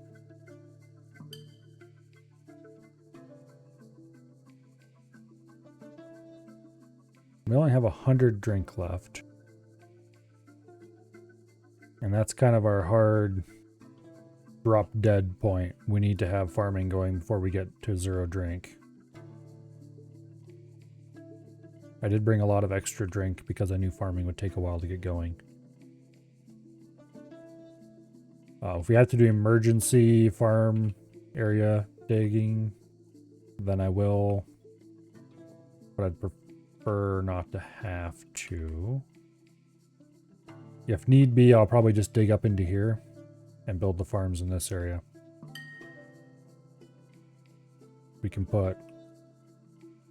build a staircase in the center of the staircase or something to here, and then just build it underneath that. Then eventually, someday, if we get a bunch of free dwarves and enough building materials around, we could punch through the ceiling of this and put an outside farming area right here. But that doesn't seem terribly useful, to be perfectly honest. At least not for a while. Okay, make bed has been completed.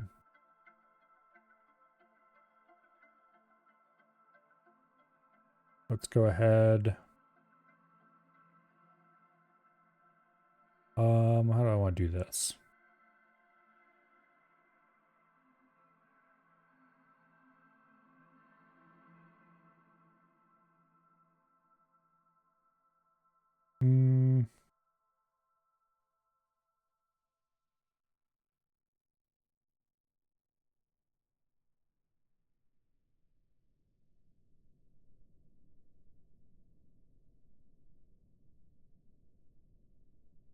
Yeah. We'll play some checkerboard pattern.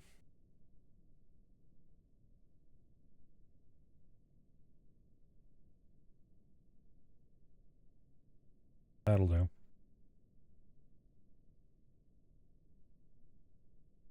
And then, of course, we will do a dormitory.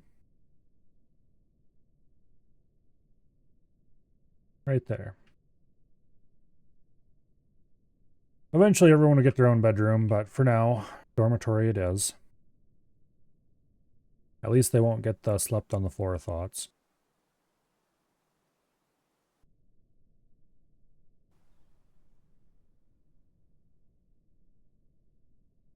And I should probably put in orders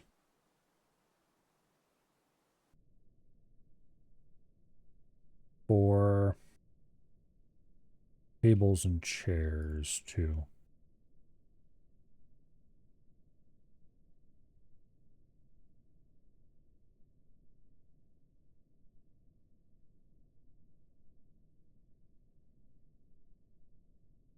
I really should get glass making going. Soon TM. Because let's see. We'll make 20 thrones and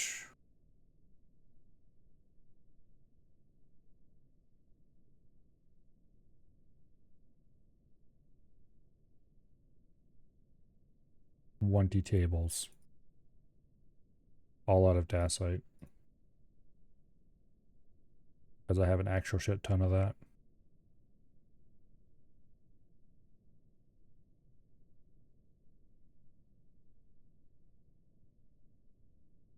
We should start making doors, coffers, all that kind of stuff.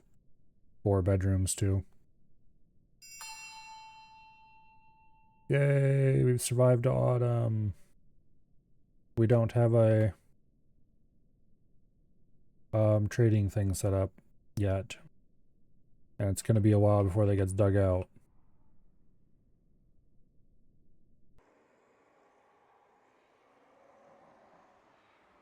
Okay.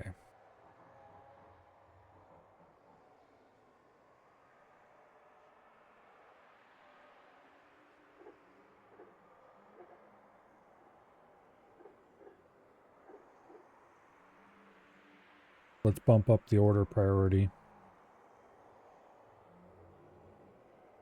for the indoor trading area.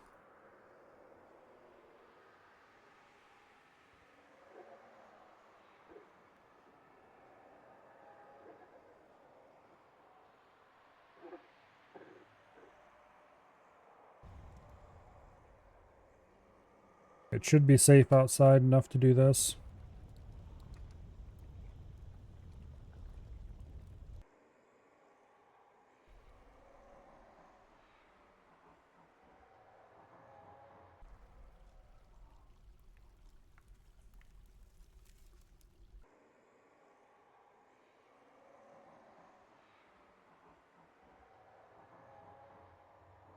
Okay.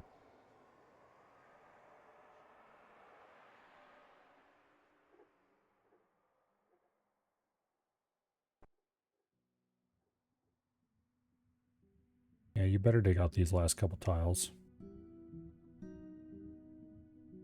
Trade depot goes there. We'll build it out of box type blocks.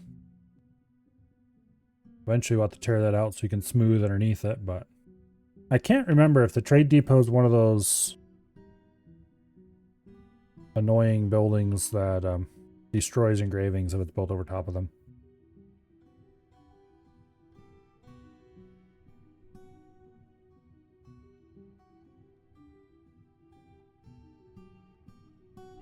You still have a... Yeah, okay, don't make box type blocks anymore. We got enough of them for now.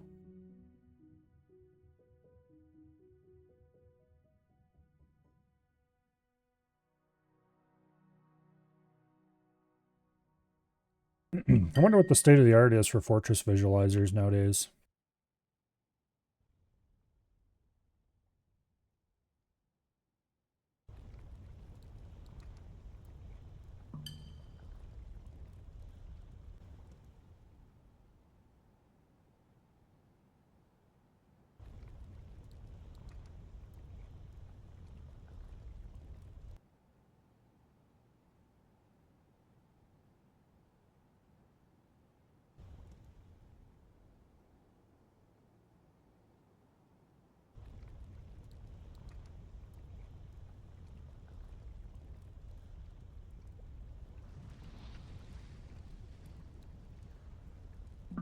Okay.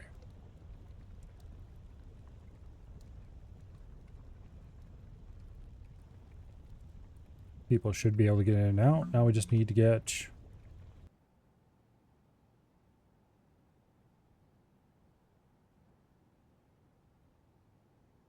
a mechanics workshop down. We'll stick that over there for now.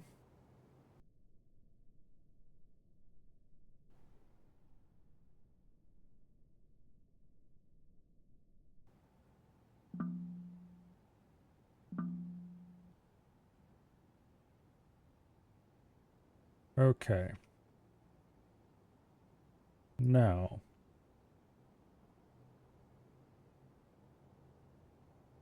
A rock hatch cover.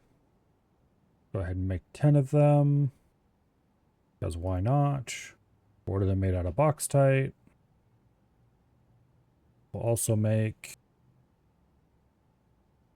rock mechanisms.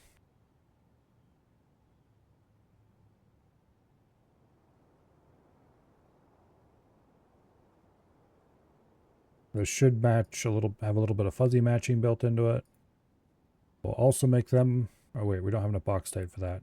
Okay, we'll make boxtite mechanisms. The hatch covers will be made out of.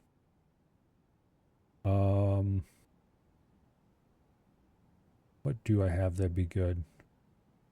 Dacite. Sure, why not? Actually, let's make the mechanisms out of dacite as well. Because they don't need to be magma safe for anything I'm doing. And I don't think dacite's magma safe. Actually, I don't remember if it is or not. Let's see.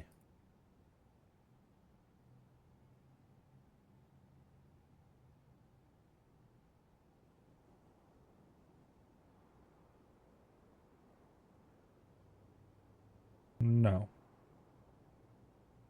It does not appear to be.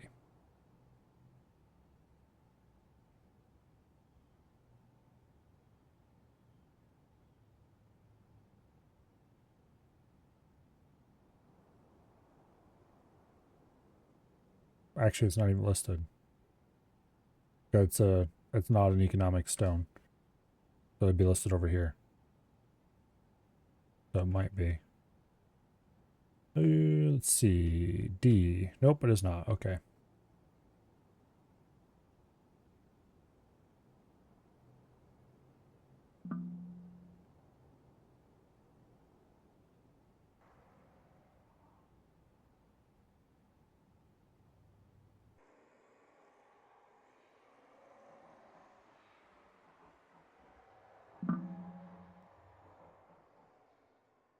Oh, uh-oh.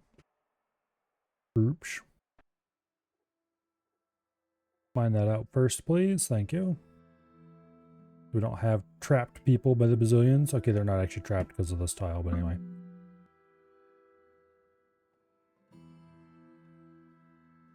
Alright. Bridge. I want it to raise that way. And extend from there to there. Make it out of box-type blocks. Alright.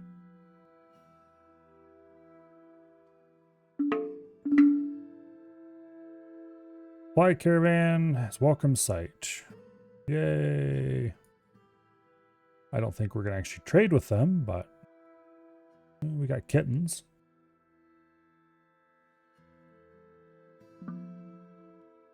Yay, kittens. Diplomacy. What do we want for next year? I don't really want anything for next year, just saying.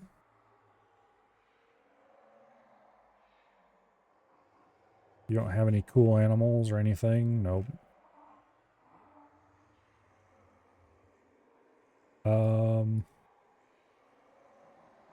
Yeah, I certainly don't want any imported crappy weapons.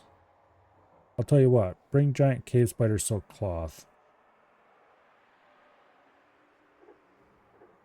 And they'll pay for splints. Well, that's nice. Well, we're not exporting splints, so get wrecked.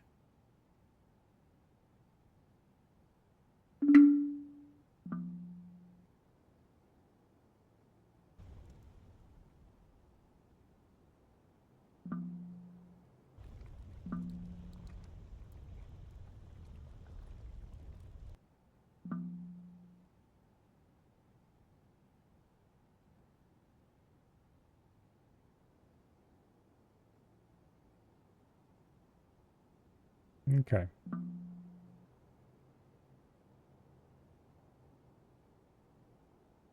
So the trading area is done.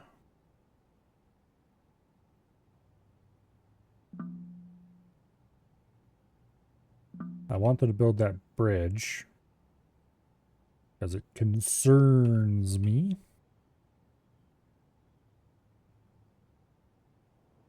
But because I'm really lazy, I'm going to set the lever up on the same level as where the bridge is.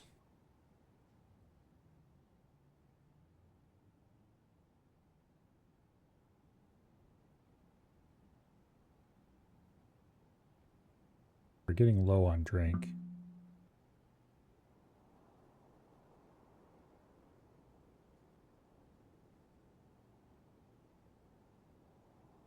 Anyway, bridge is built. Hatch covers. Put them there so we can close off access to the lower area, which I do wish to do.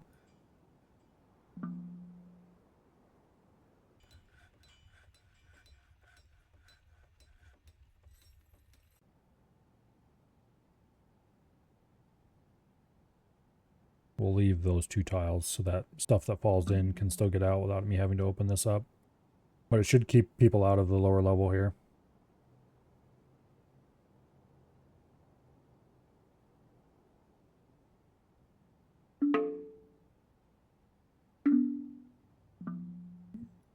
Cloud of gloom, more stray cat kittens,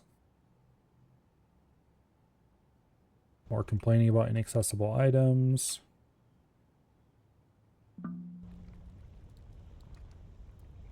The cats are roaming around on the surface.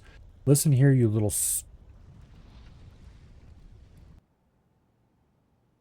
Why are you up on the surface?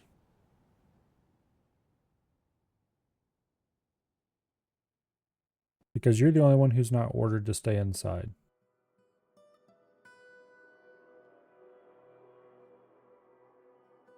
Okay, we're going to have to pen the cats up for a while.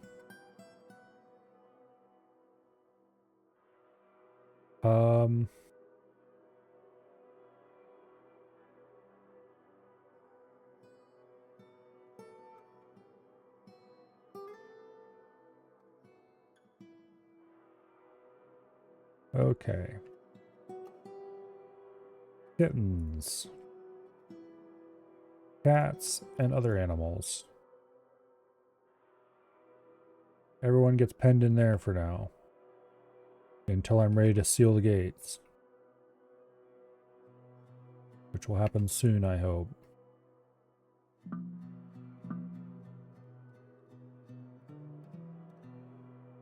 Also, let's erase from this burrow all of the unsafe underground areas. Now that we have added something to them.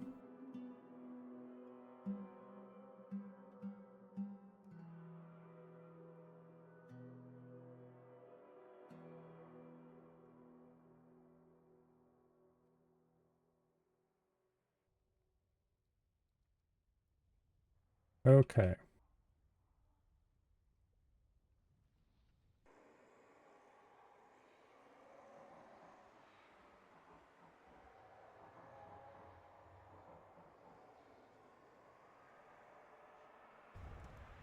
Now,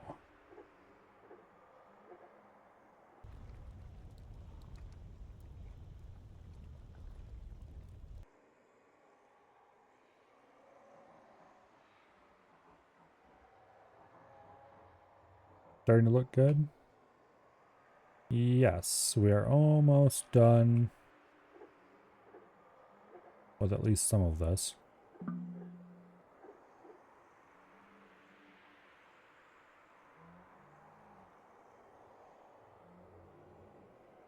Okay, let's assign the farmer to stay inside. Let's unassign the miners to stay inside so they can go cut this away real quick. Finish the outside.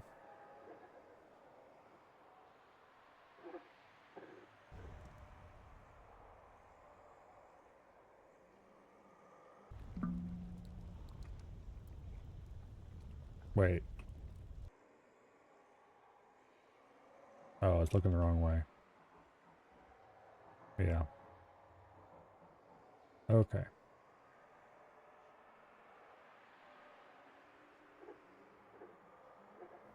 I wonder if it's still possible to steal everything from traders using dump commands.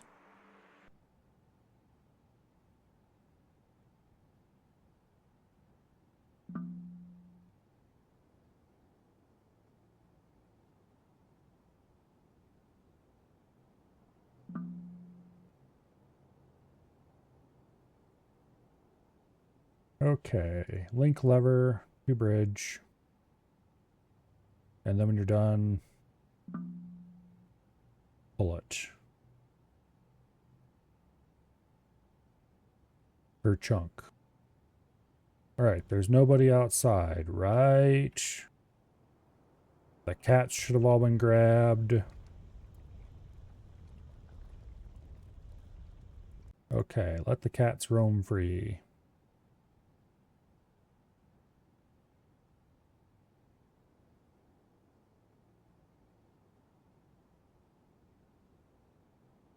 Okay.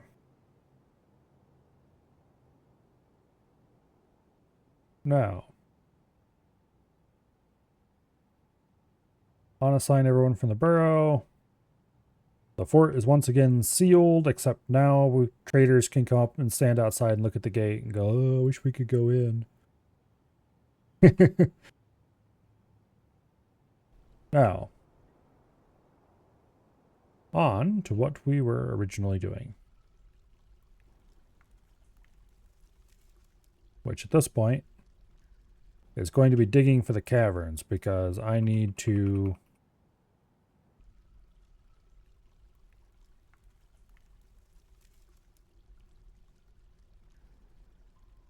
get some farming area going.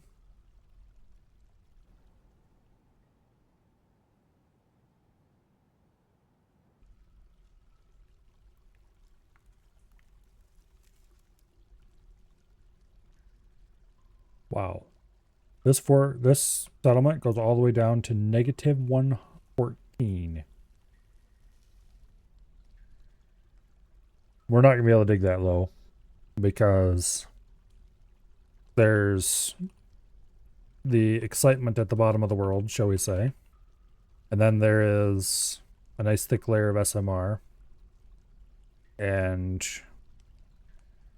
the magma sea, and then multiple layers of caverns. But we'll dig. Actually, wait. Boom. Okay. I forgot about this little trick. Wow, that's really deep.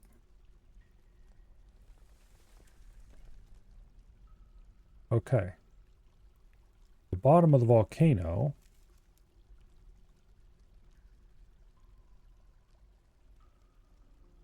is at 0, more or less. Really?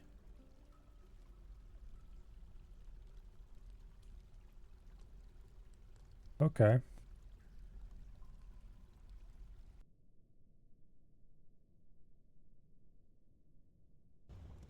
Well, that is where the magma sea is going to start, more or less.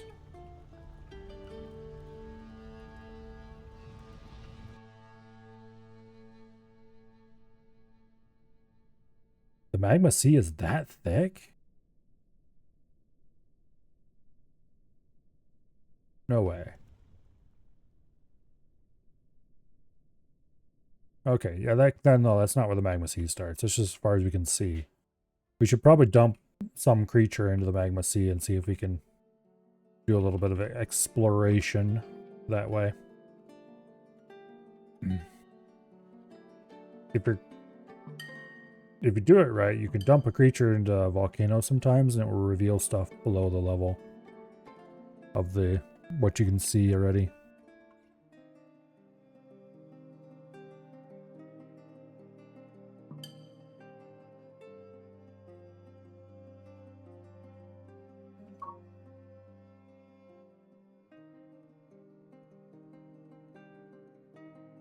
The Nice wall.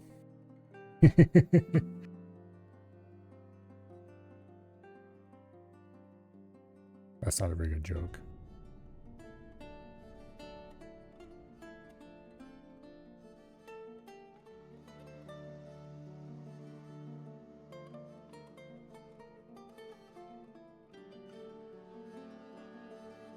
Alright, we should start tearing this crap out. Inappropriate dig square.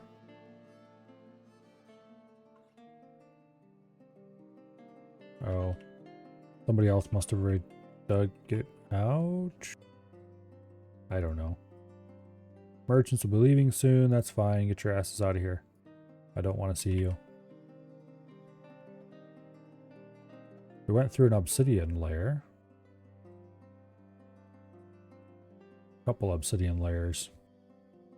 There's some galena. I believe it's pronounced. More obsidian. I kind of like that all the floors are a homogeneous color, but also I kind of miss the old colorful floors.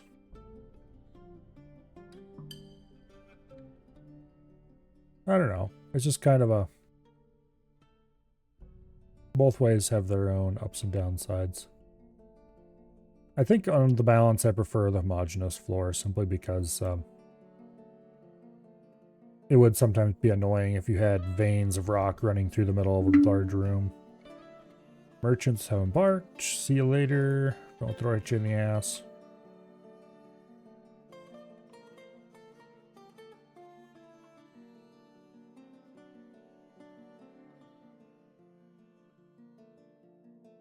I should start thinking about penetrating the lava so we can get...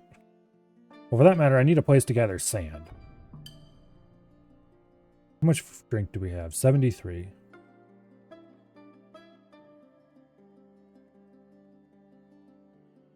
I do need a place to gather sand. Let's go ahead and put a small farming area on top of this.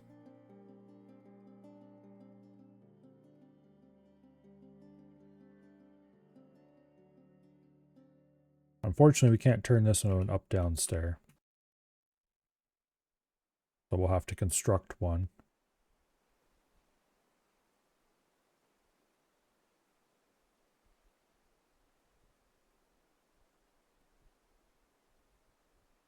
I kind of miss the old ability to just construct stairs.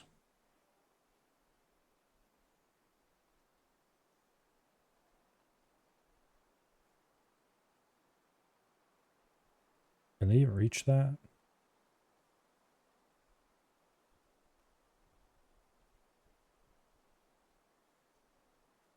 Don't think they can dig that. And I don't think we can build stairs there either. Is it impossible to build stairs upwards nowadays?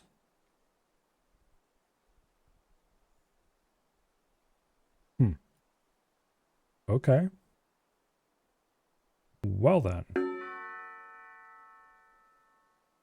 Migrants. Well. Okay, fine. How do I keep the damn cats in? Here.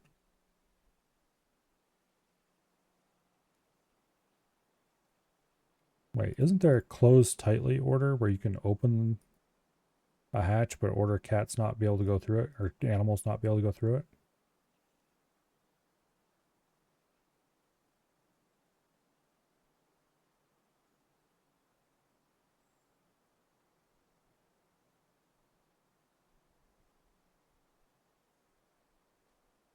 Anyway.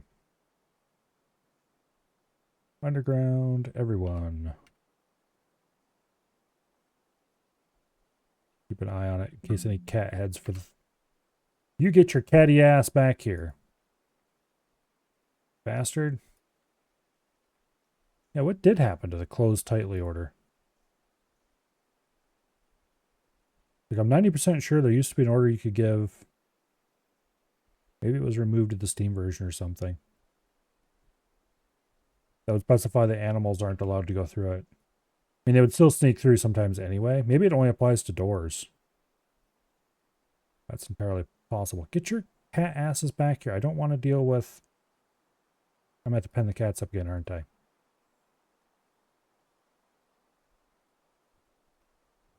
Yep, the cats are all like, wee, freedom. Bastards. Yeah, have to put some doors in just to keep the cats inside. I don't have any doors made.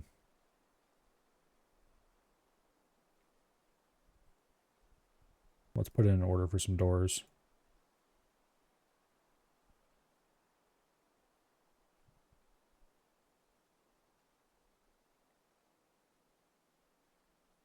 Okay.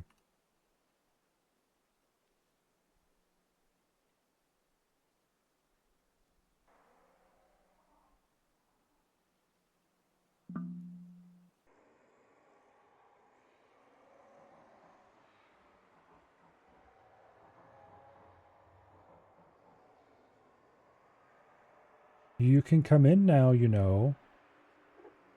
What the hell? There's a path to the entrance.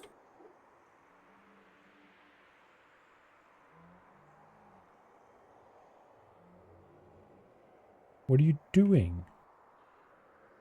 The cats keep going back and forth through it. You can't be any dumber than a cat.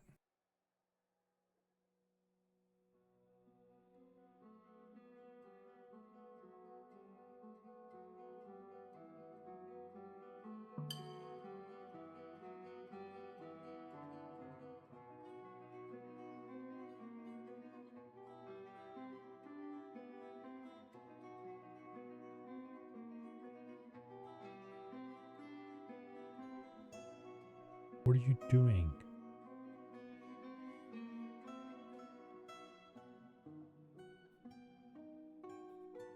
They're a legendary metal crafter, which is cool, I suppose.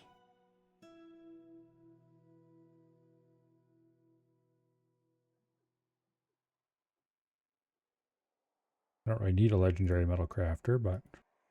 Like, holy shit, get your ass inside.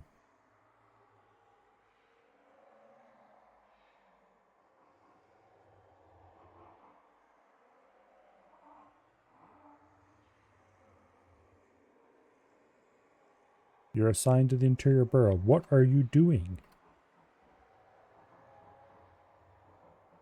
There is absolutely a path over there.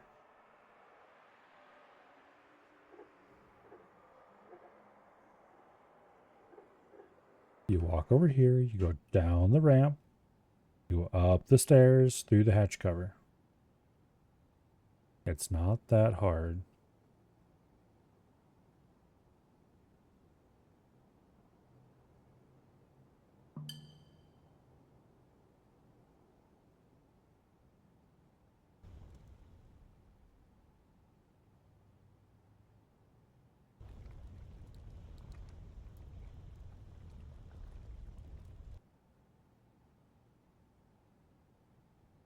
Okay, let's put in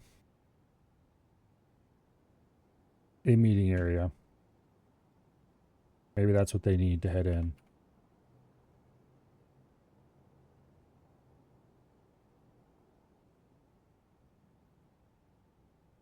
No, they're just standing there on the edge of the map waiting. What is wrong with you?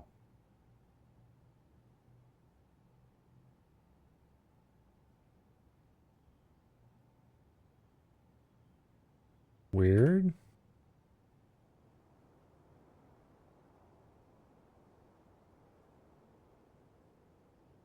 Okay.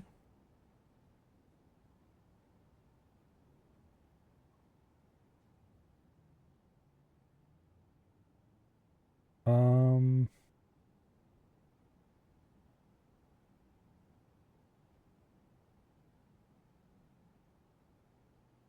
Yeah, no. Be too complicated to assign them as big job to exactly that workshop to go over there.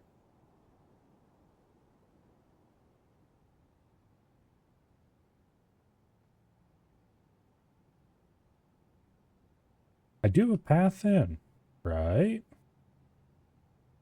Yeah, there's ramp, slope, slope, slope. slope over to here, slope down, over to there, stairs up, hatch cover on downstairs. Yeah, they can get the cats were running in and out to this area. Like, matter of fact, there's a cat right there.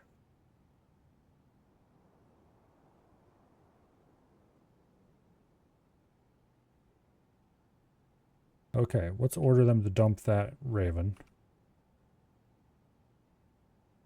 Maybe there's something weird about them being assigned.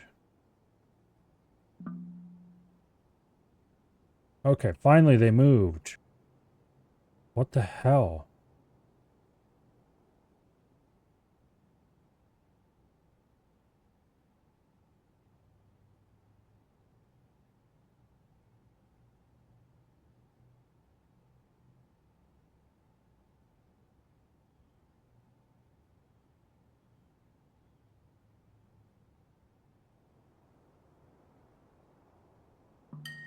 Okay, is everyone inside? Hard to tell.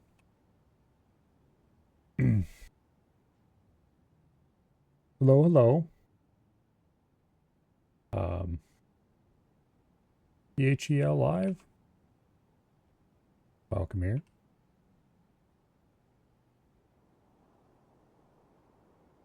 I don't suppose we have people who are currently outside anymore, do we? I don't see any more migrants waiting on the map edge.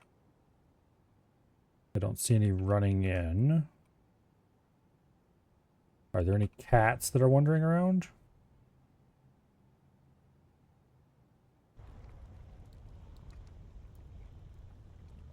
I don't see any of the furry little bastards. Alright. Let's forbid the hatch cover. I'll keep an eye on it for a bit longer.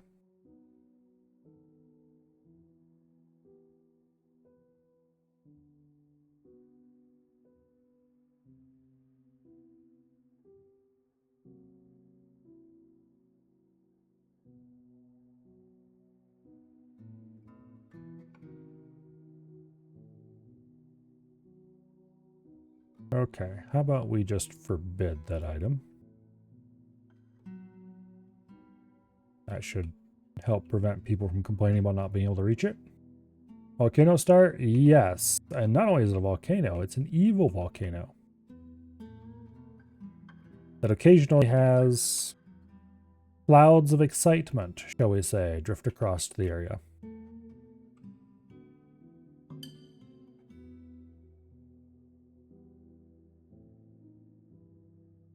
Which is why I'm trying very hard to keep everyone inside, including the cats, because if they stay outside and get caught in a cloud, then bad things happen to everyone involved.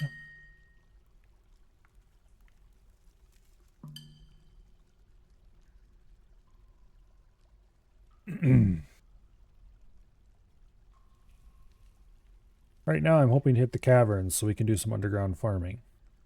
Although it's pretty far down there already and we haven't hit anything. So I think we'll go for plan B, which was farming here. I'm probably going to do this anyway just for sand collecting, but...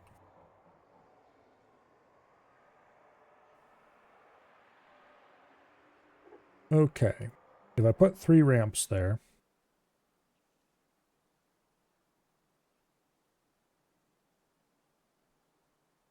that gives me channels on those tiles. Okay.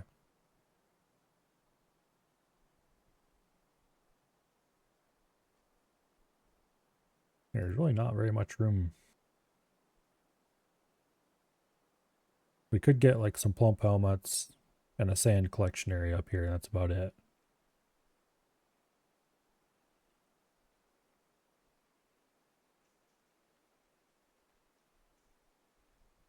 I could fit more over there if I just did stairs instead of ramps, but I kind of want ramps here just for the dome of it.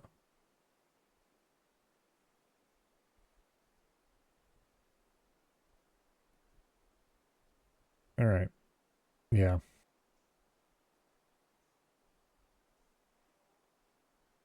That'll do.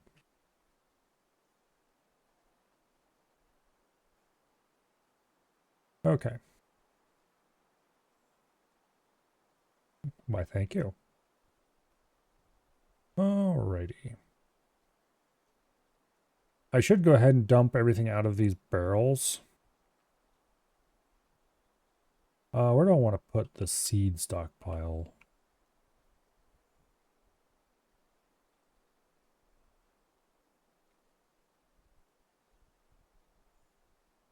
I don't necessarily want to just put it in the entrance.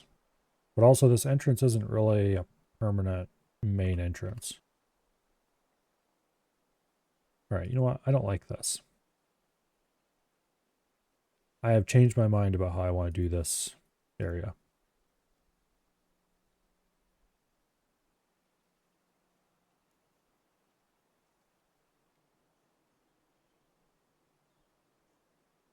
It's too small.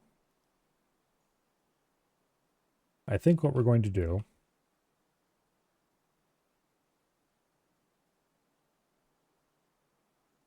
is we're going to head over this way, and we're going to bring a staircase up right over here somewhere. Or maybe here. Well, I wish I could see where the rock started, where the sand ended and the rock started. Because if it's sand back into here, then I would absolutely pop up here and have farm in this area.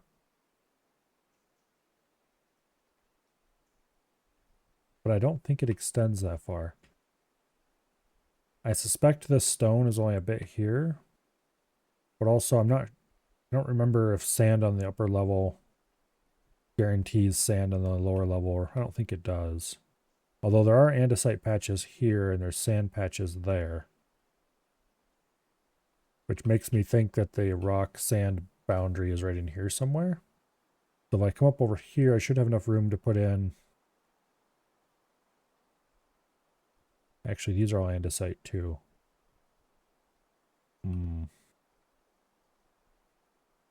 Yeah, I don't really think I can trust that I would have enough sand over there. Plus, I don't necessarily like building one layer thin roof underneath trees. Because that's too many ways that can go wrong.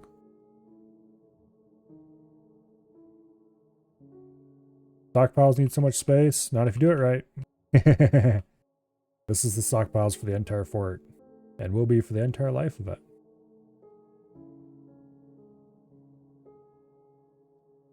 You just need a few minecarts.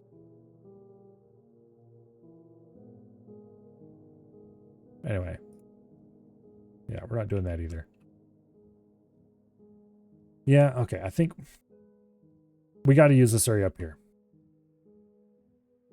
It's not free or anything.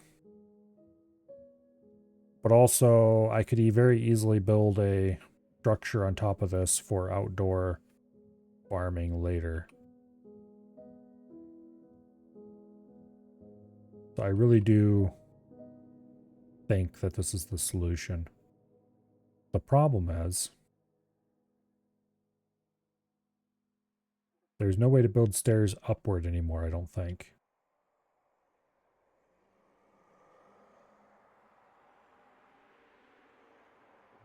It doesn't seem to let you do that.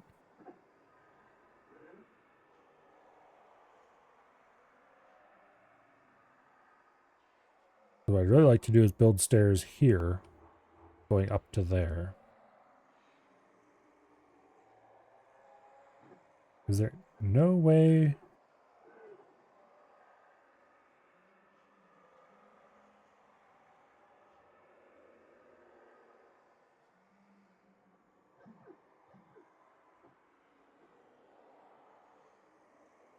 To do that anymore?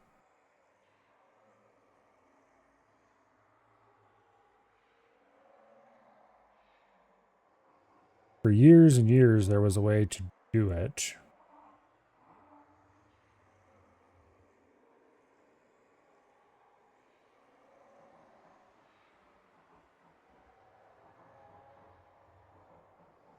Which means it's very hard to find any information about the topic nowadays.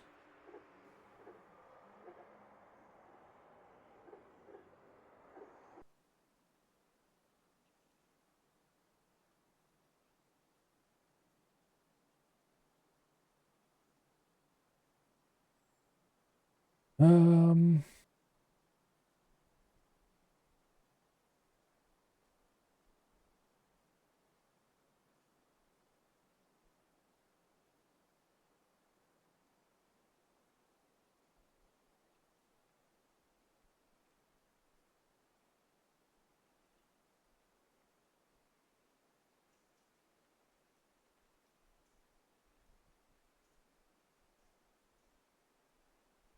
there really should be a way to build stairs upwards into an unknown space, to be clear, or below an unknown space.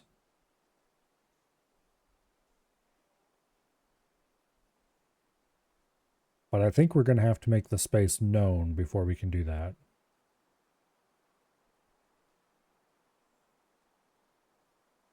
And I think the only way to do that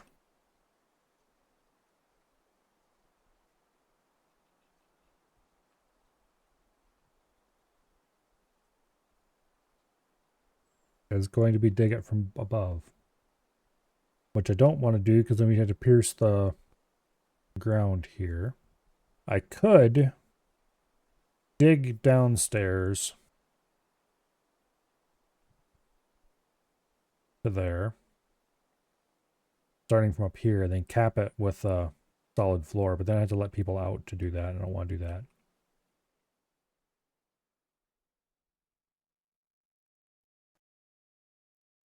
Although,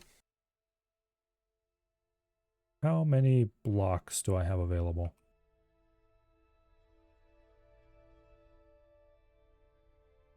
It might make sense to go ahead and put in a greenhouse right now.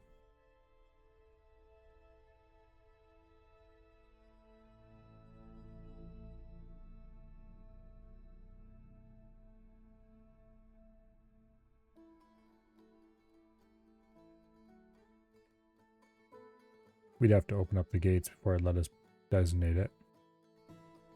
What if we go from there to there to there to there to there to there to there to there, then cap it with a roof, then downstair, upstair, or up downstair again. That would get us a greenhouse on the surface. That would be safe. Oh. Okay. Save the game.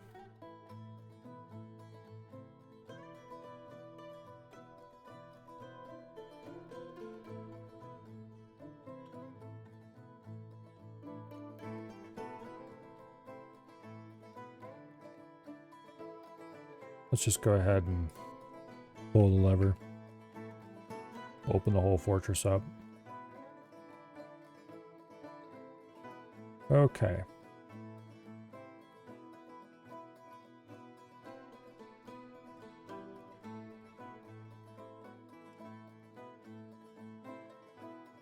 We'll build it out of Bauxite because we have tons of Bauxite blocks right now.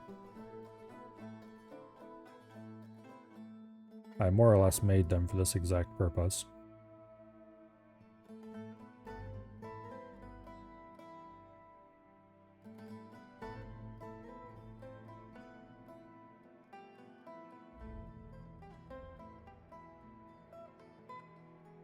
Okay.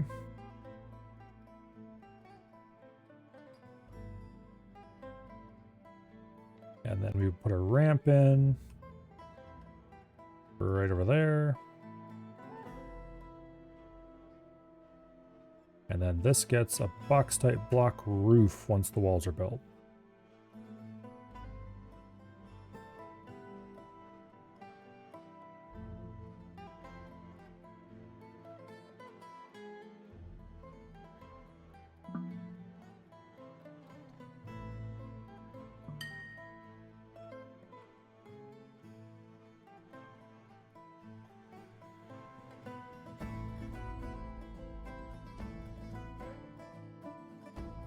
Actually, I want this to be top priority to dig that out.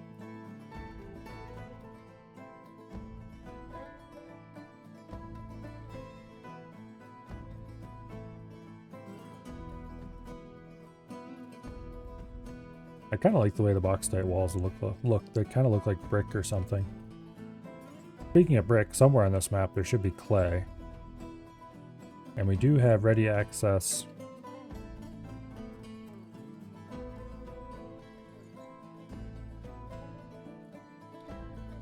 We do have ready access to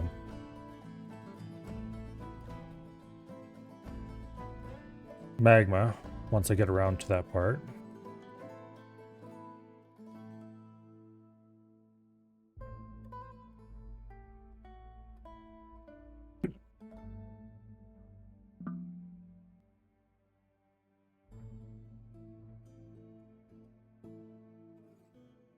Oh, I forgot to remove everyone from the underground assignment. That would help. Now we'll have actual large numbers of people working.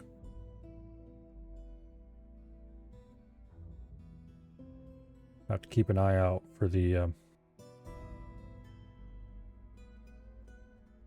Okay. Construction. Stairs.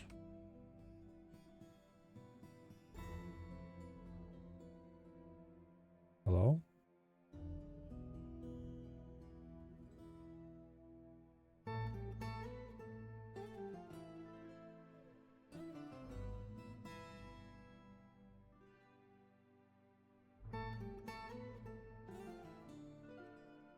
I did click a top. What the hell are you on about? Construction. Stairs. Click a tile. Click a tile.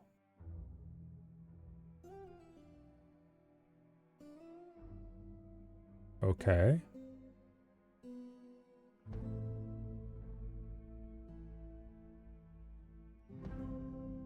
Blocked at this location.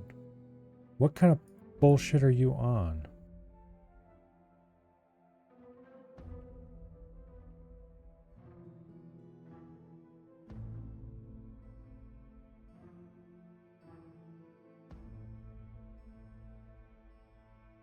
I can't build stairs over existing stairs?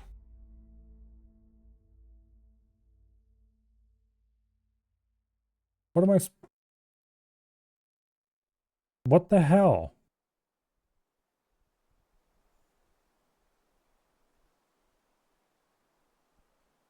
Okay. Here, maybe this will work. Maybe they just need a tile to stand on that level.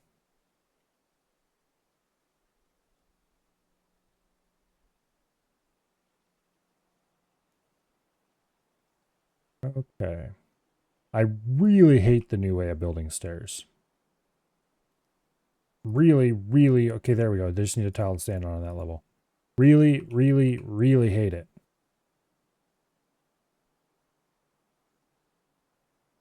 Because you cannot just tell the damn thing to do what I say. I don't care if you like it. Ooh, we have almost exactly the right number of bauxite blocks to build this.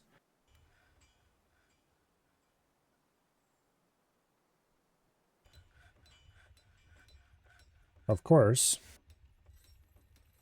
they would build... Idiots.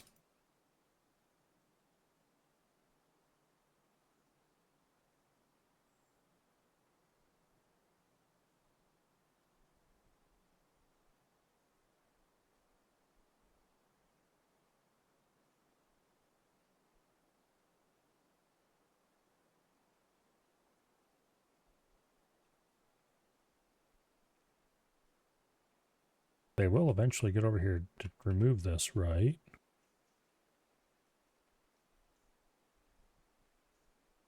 It is designated priority 1.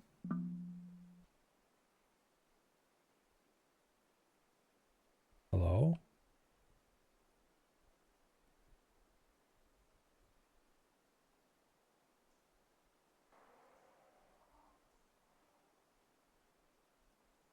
Hello?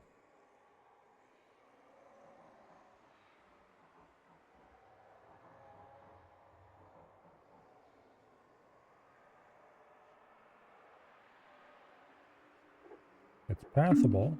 Should be.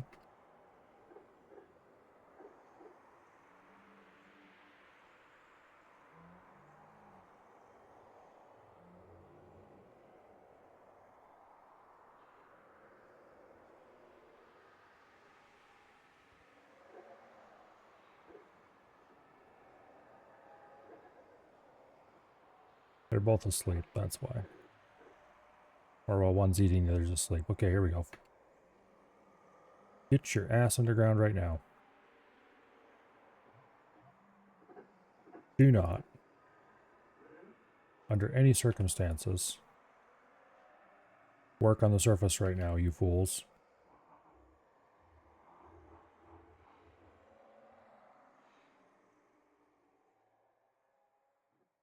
Okay. You may now continue work.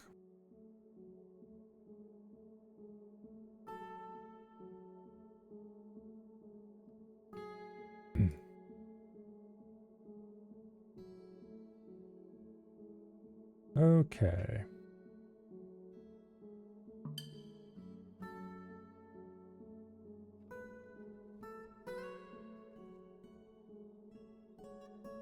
Lovely. We have a beautiful greenhouse. Or at least what passes for a greenhouse around here.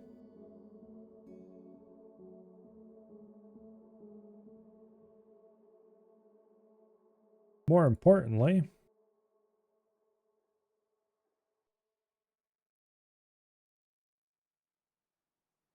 I can dig out a nice lovely area here of black sand that we can plant stuff on.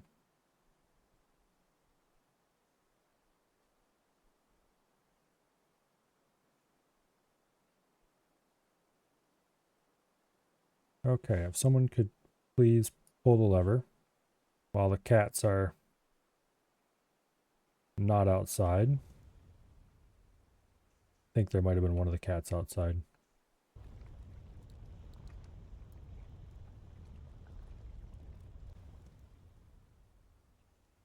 Well, I don't see the fuzzy little bastard, so who knows?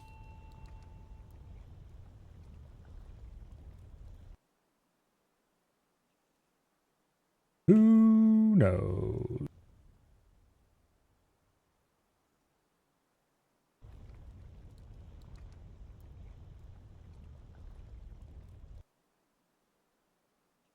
Let's get some farm plots in.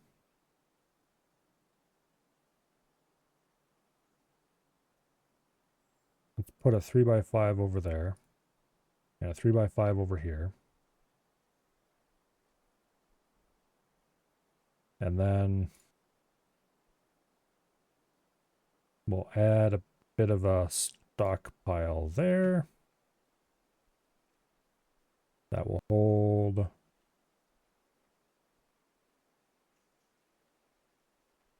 seeds.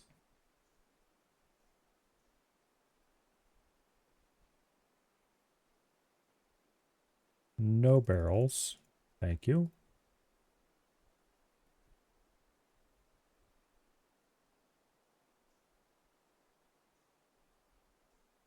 Lovely.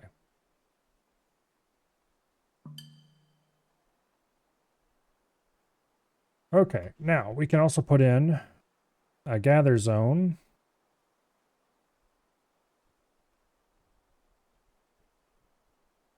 For sand here. There we go. Sand pit. Boom. Accept. All right. I'm later probably going to put a grate over that because they can still gather through a grate, but it will prevent them from, prevent plants from growing on it. All right, you get plump helmets. Year round, please. And you, in the spring, will go sweet pods. In the summer, we'll grow pigtails.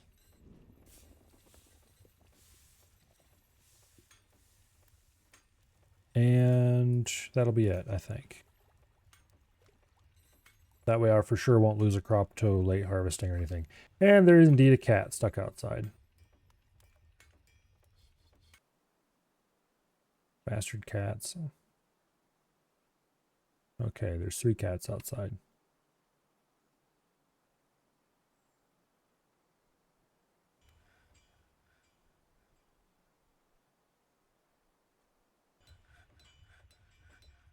I think all the cats might be inside now.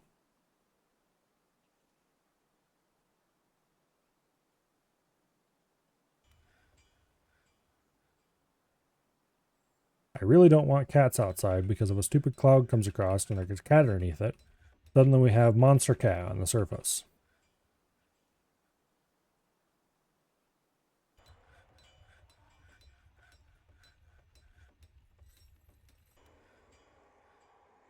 But anyway, hopefully that problem is now fixed.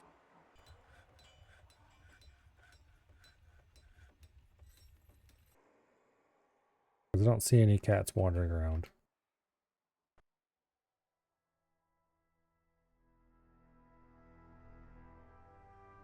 Alright.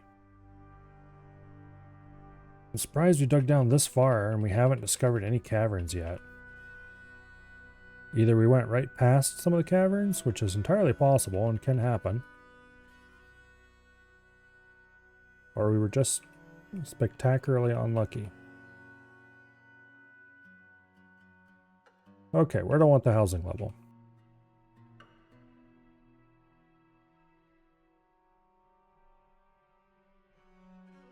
Let's do it here.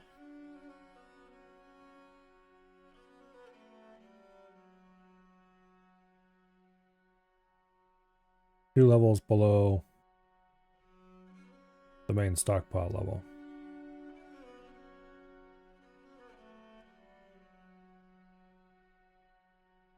We'll dig an 11 by 11 room.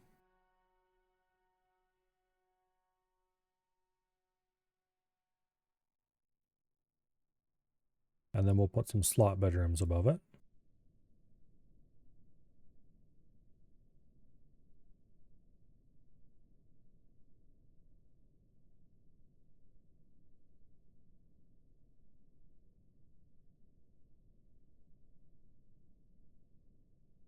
Lovely.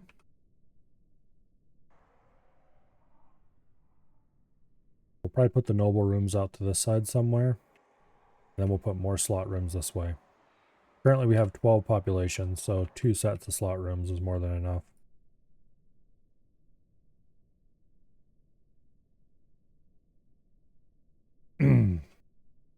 Okay. We should have enough doors. I thought I ordered doors. No, I did not order.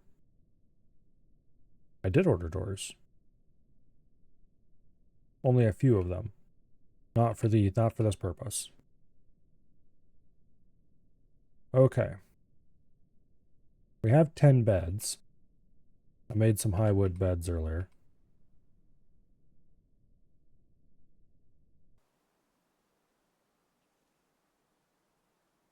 Although we placed all those already, apparently. Okay, let's put some orders in. They're still working on the tables and the throne. Oh, that's what I ordered a bunch of. Tables and thrones.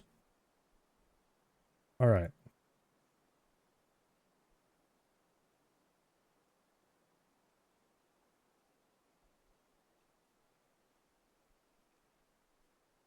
Let's go ahead and order 20 rock coffers. And we'll order them made out of dacite.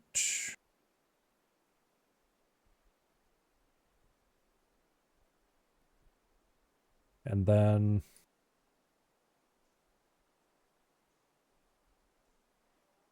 rock cabinets. Also made of dacite. And 20 rock doors. Also made of dacite.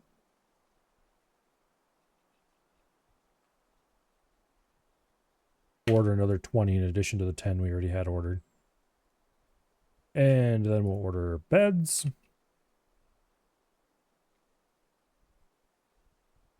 beds.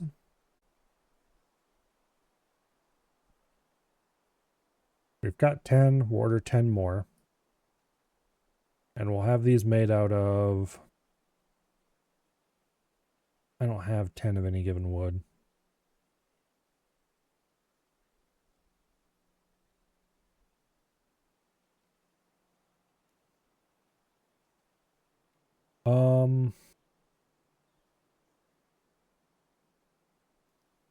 How about we don't make more beds right now?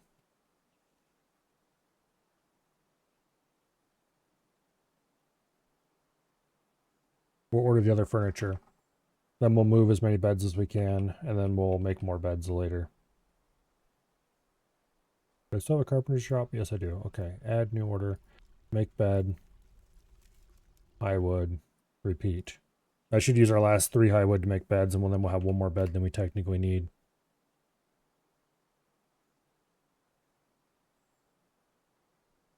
Okay, let's get rid of this butcher shop for now. There's another cloud of gloom. The fort is sealed, right? Yes, it is. Okay, good.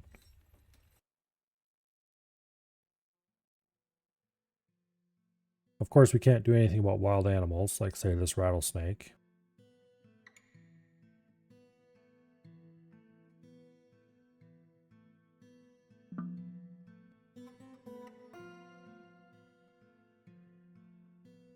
Okay. Let's go ahead and remove the carpenter's workshop now that that's completed.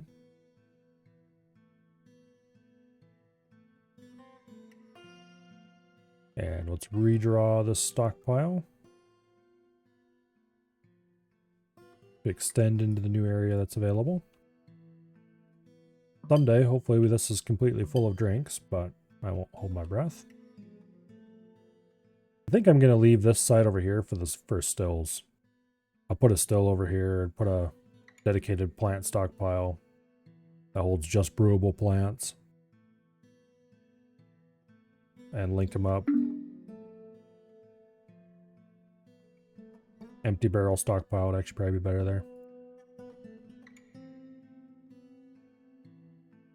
And they can grab brewable plants from the main stockpile, grab an empty barrel, brew, dump it straight into there. Because we don't need this whole area for alcohol yet anyway. We don't even have barrels that would be able to make it that large.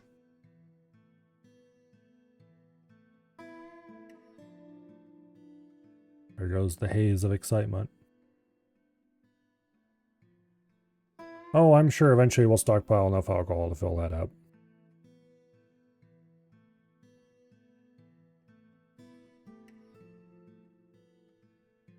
Okay, could you people maybe prefer to dig these upper bedrooms out? Thank you. That way I can get started on building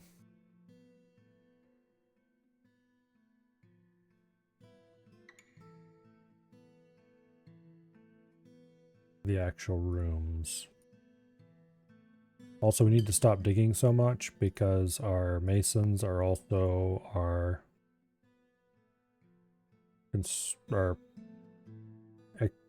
miners.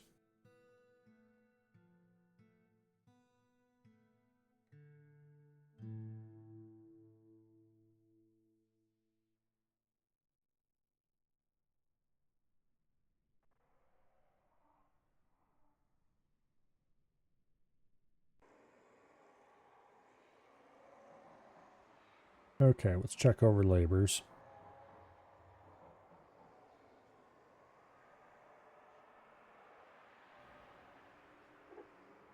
Okay, you two fools can just languish with nothing really to do for now. This guy's a legendary metal crafter, but I don't need metal crafts made, so I'm not going to assign him as a smith. And this guy is a very good woodcutter. I'll find a job for him eventually, and if not, and he'll just remain a hauler forever and ever, amen.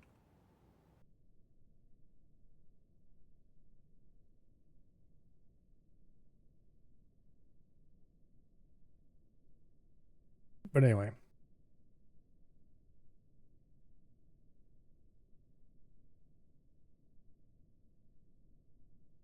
Okay.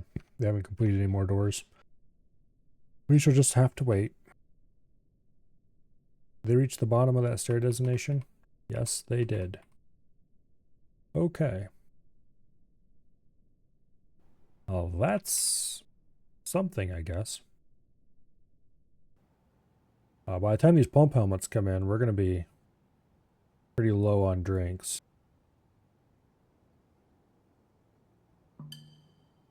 We're also going to use the sweet pods that we grow in the spring to brew.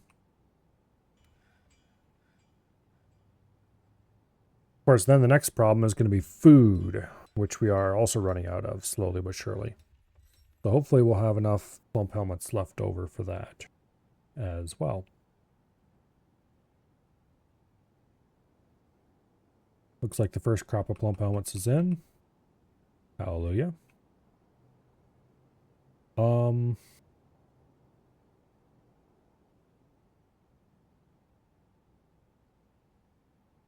Yeah.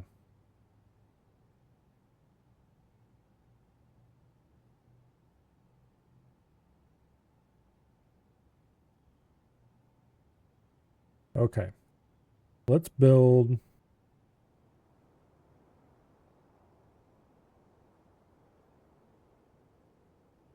I don't need a fishery. We don't have a large body of water to fish from. The only fishing source we would ever get is in the caverns, maybe. And that will not have much fish in it, I about guarantee it.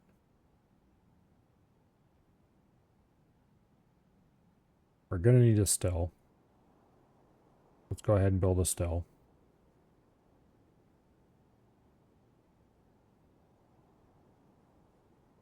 Alright. And let's put in a standing order for the still. Okay. Brew, drink from plant. Conditions. Amount of drink available is less than 10. Sure. Except I want to increase the number. Amount of drink available is less than 30. That is a much more reasonable amount. It will check daily, and if it's not satisfied, it will order more drinks made. Let's do 50. Okay. We'll leave it at make 10 drinks. It'll make 10 drinks every time that it goes under 50, more or less. Eventually we want to increase that order a good bit.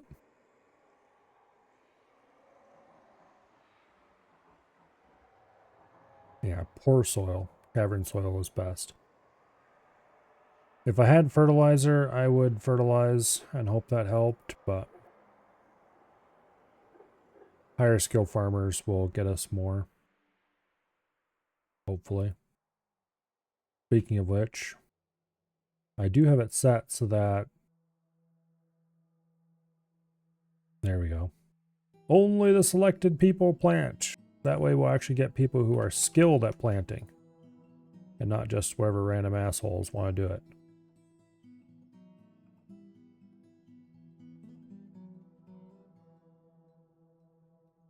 Okay.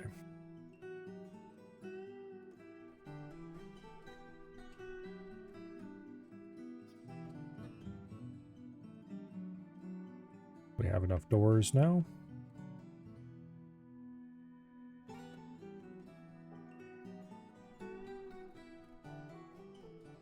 We have 5 dacite coffers.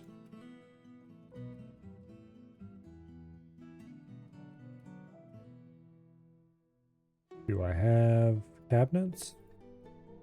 4 of them.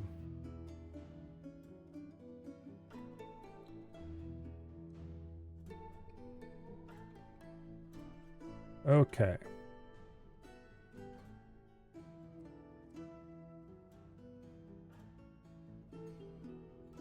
Let's remove a bunch of these beds. We'll leave a couple behind.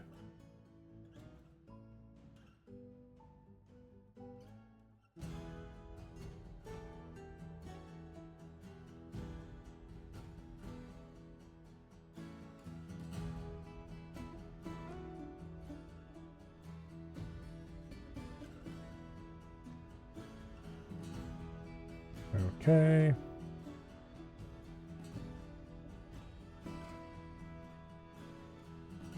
There's 4 reasonable quality bedrooms made.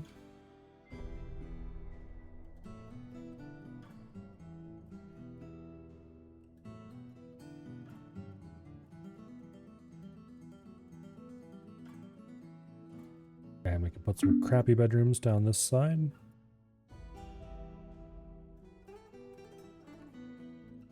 Another cloud of gloom is going by.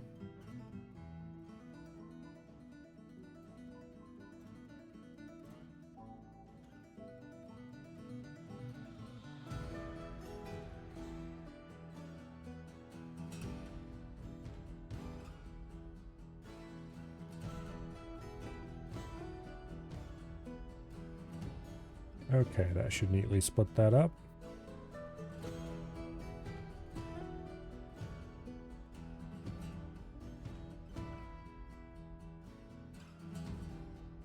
Okay, we got 10 bedrooms made.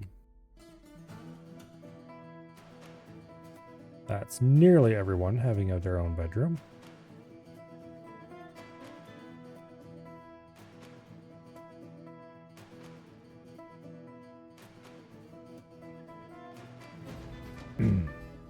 Lovely.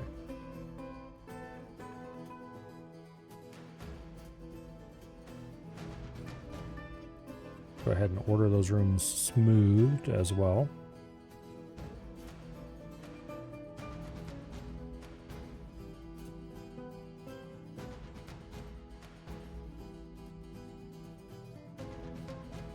Okay. That should immensely improve the moods of everyone involved.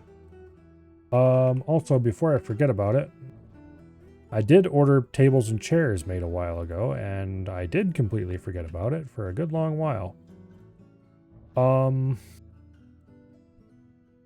We should set up a dining room down here.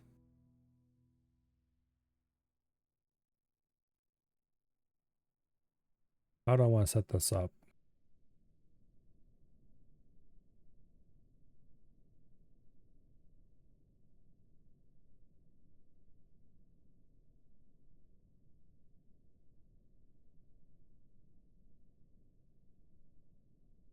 Actually, maybe I should set this up as a tavern.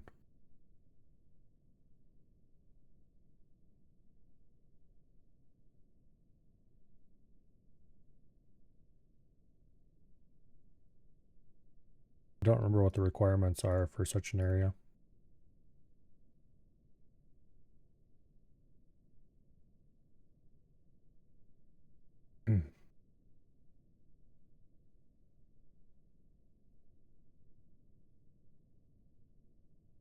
Okay.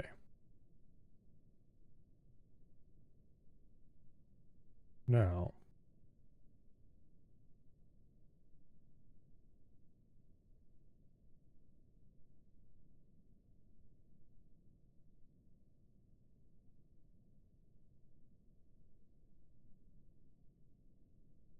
we could build a dining hall.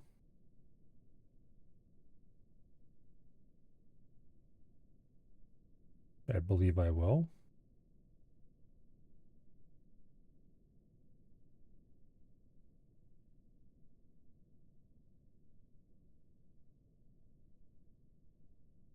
There we go.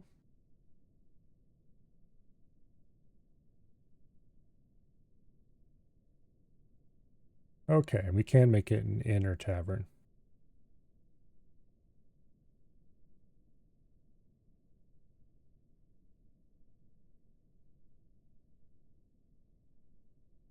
Okay.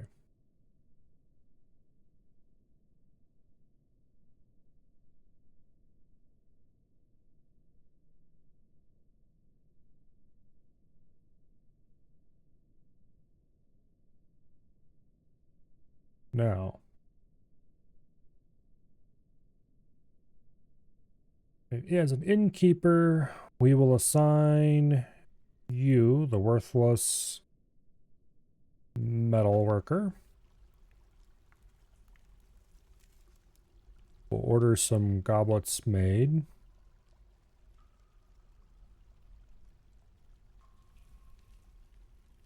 I'm going to put in an alcohol stockpile here across the bottom.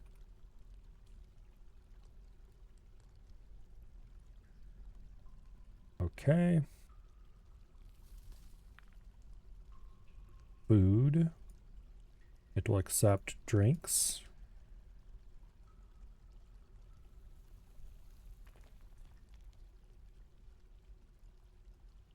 And it will take from the main booze stockpile.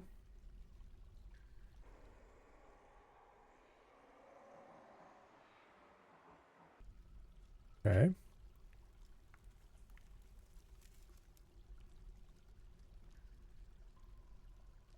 Now, do I have any chests?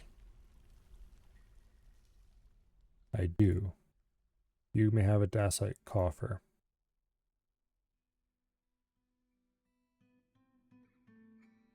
Okay. I need a crafts dwarf workshop.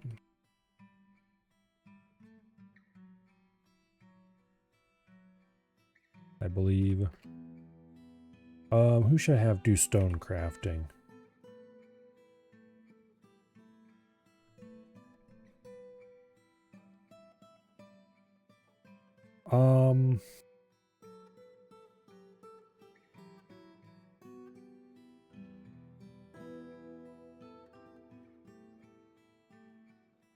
You know what? Let's have that worthless woodcutter do it.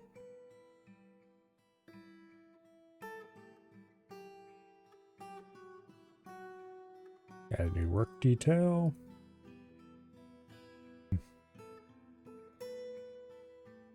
General crafting. And it will be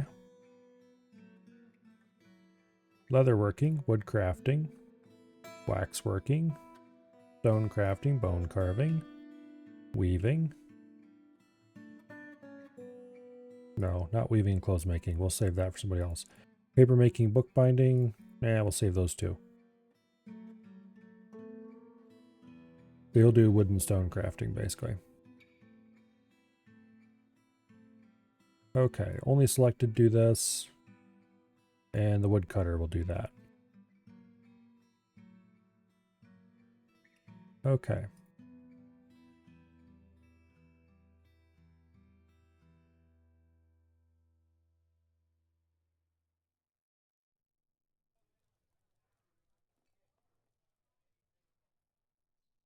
Now, everybody can eat in the tavern and be happy.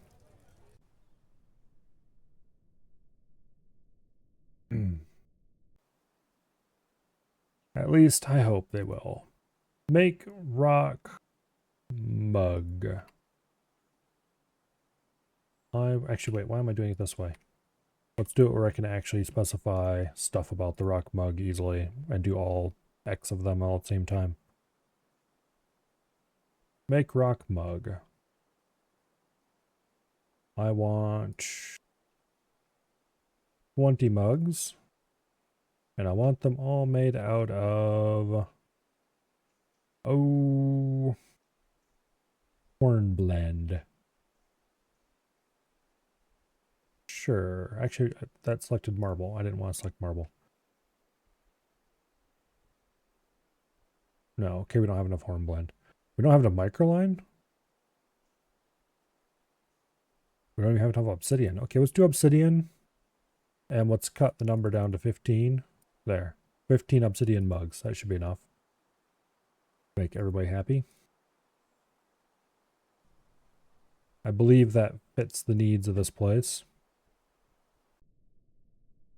They want 10 mugs. Okay.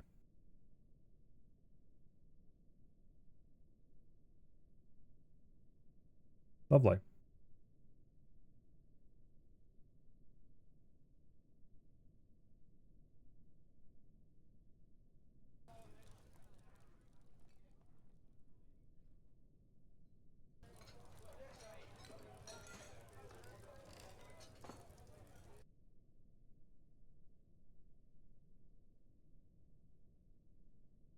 Dance floor and common area, 7x7.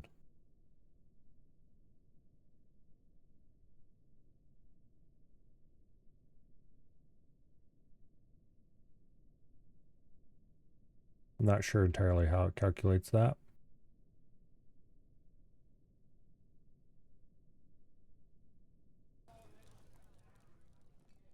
But anyway.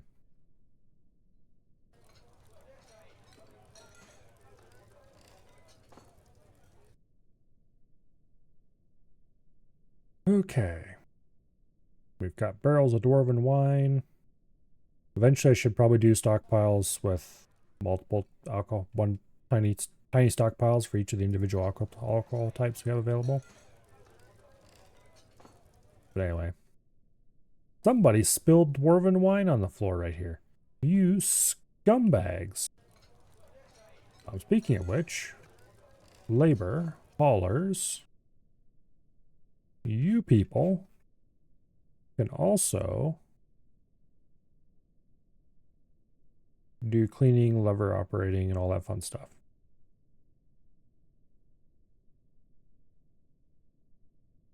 Although apparently everyone can do that by default because lever operating was definitely being done by somebody before I assigned it.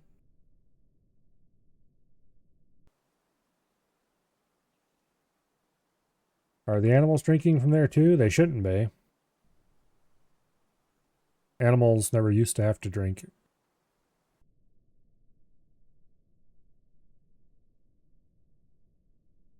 They better not be drinking up all my precious alcohol.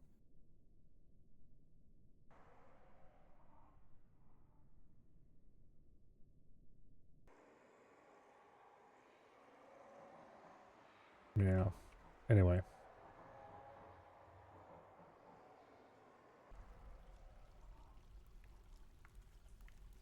The pump helmet crops are doing okay, TM.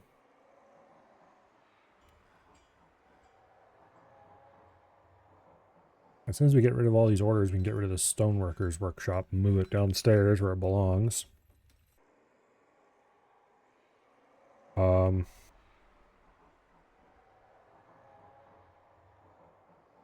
I'd like to get everybody moved out of, or moved into these individual rooms too. It looks like overall happiness is trending upwards.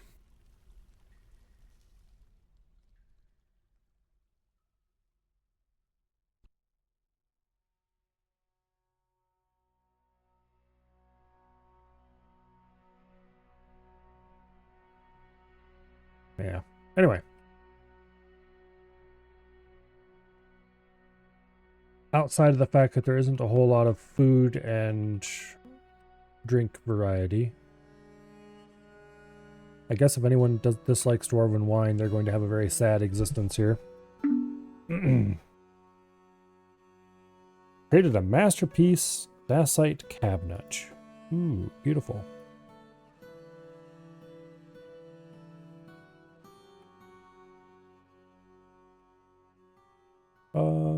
If we look at places,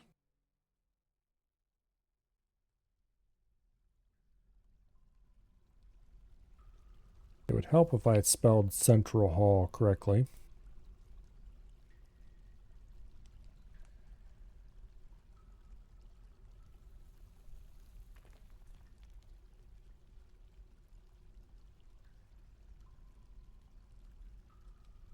I think that's right. It probably isn't. It doesn't look right. You know what? Here.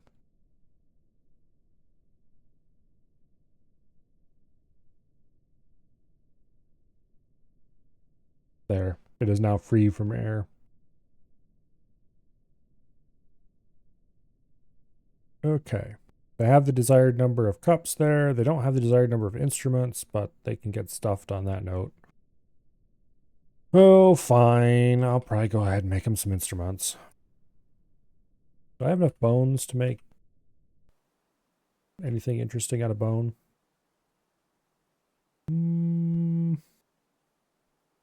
Maybe. I can't remember if they still use the entire stack of bone or if they use bones individually out of a stack. There was some kind of issue where you could do things with the unstack bones, I thought. I don't remember how that worked.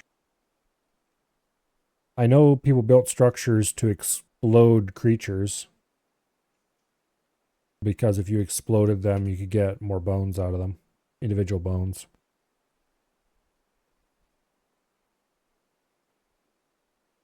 Let's put in a couple. Make bone.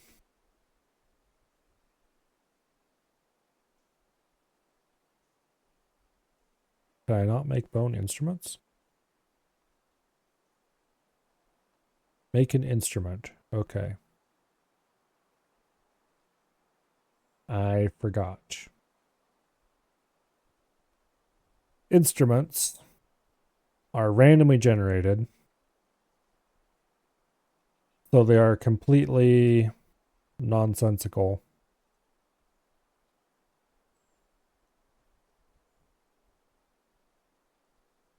Okay.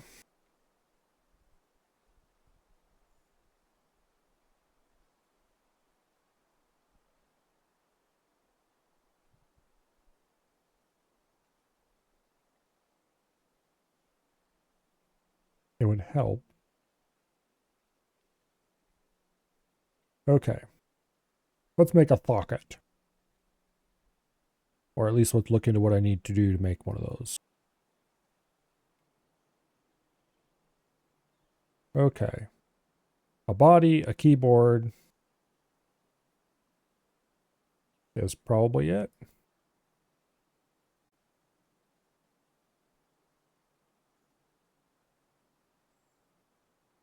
Okay, we'll make the body out of bone. And we'll make the keyboard. Oh, the keyboard has to be wood. We'll make it out of alder because we don't have very much of that.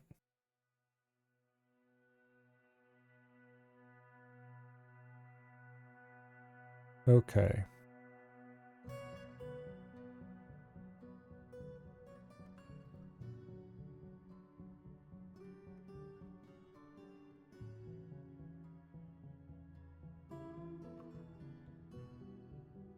Now, what can I make these out of?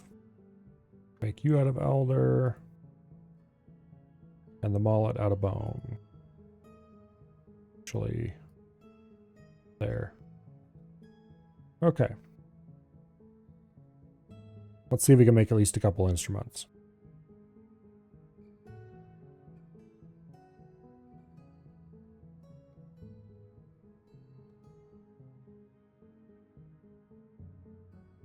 And apparently there are some instruments we can make that are made out of one piece each.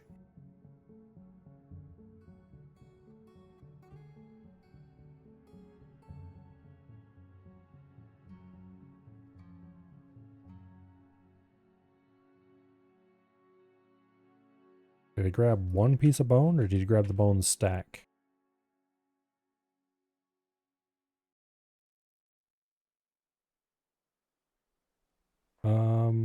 I don't see the bone left in here. I think he grabbed the stack. He used the whole thing.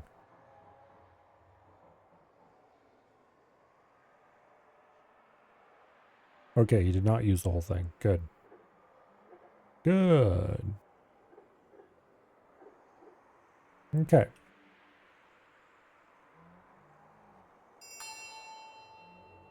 And here we are in early spring where they can plant a few more crops other than just plum months.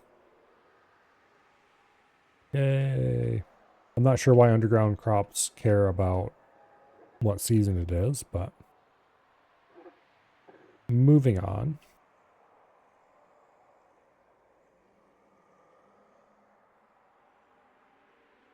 Yeah, these randomly generated instruments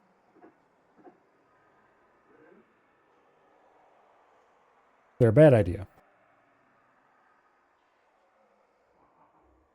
Dwarf Fortress, and it's far from the only game that does this, but it has a deficiency in that it thinks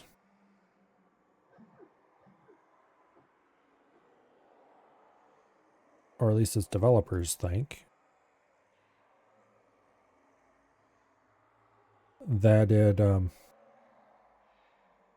we need to make more parts at a different workshop somewhere. How am I supposed to know where all I can get parts to make these damn things?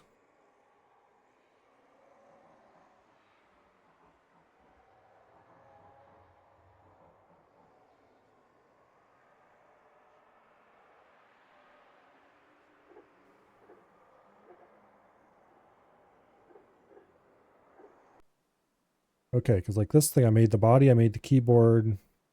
What other parts does it have, and how do I find those parts?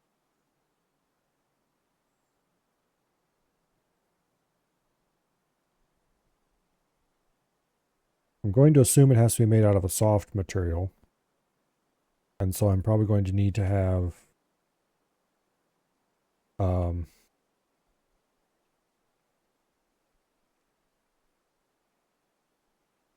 oh, a clothier or equivalent.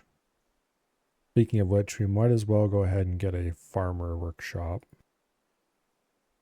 over here somewhere.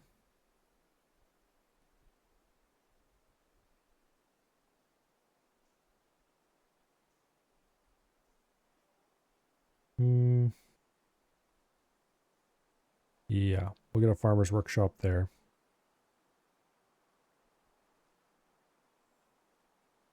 We'll clear out these beds. Somebody had a kid. Good for them.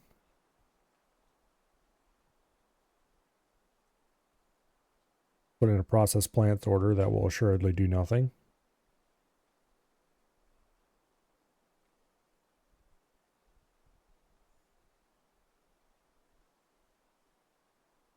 How much bauxite do I have left? Where is the stoneworker? The stoneworker right over here.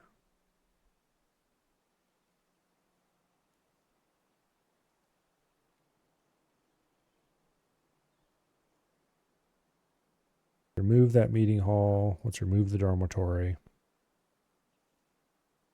We don't need the meeting hall anymore when we have the tavern.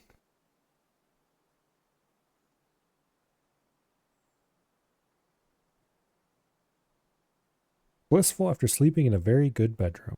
Nice. Now, hopefully the unhappy idiots are also happy about their bedrooms. Wait. I did not actually build that stoneworker. Okay, are we done making things here at the stoneworker? No, we are not. We still have about 13 more things to make, it looks like.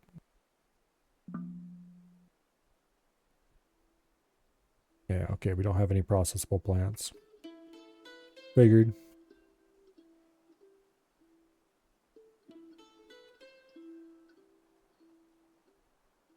I figured.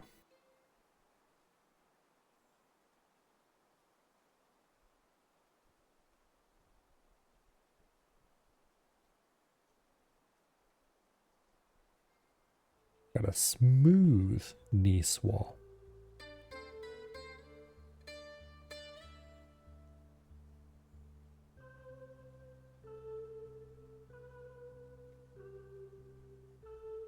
We do have those instrument parts, but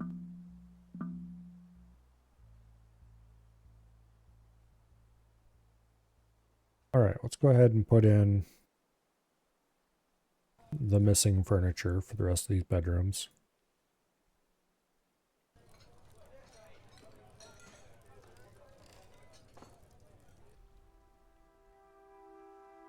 We'll do another set of bedrooms down here.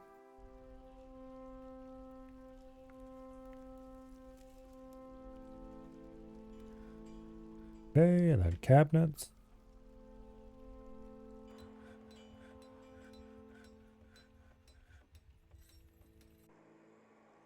I kind of don't want to waste the masterwork one, but yeah.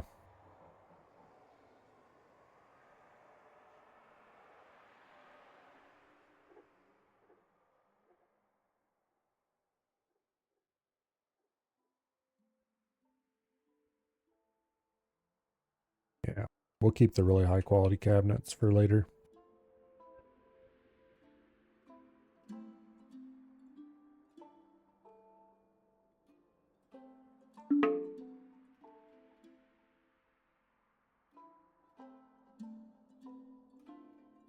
Okay. Oh, we have a piglet. And another masterpiece cabinet. Nice.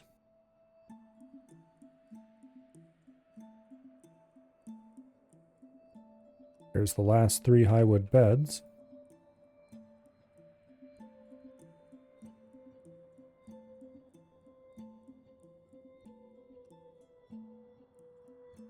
Let's get some doors in here.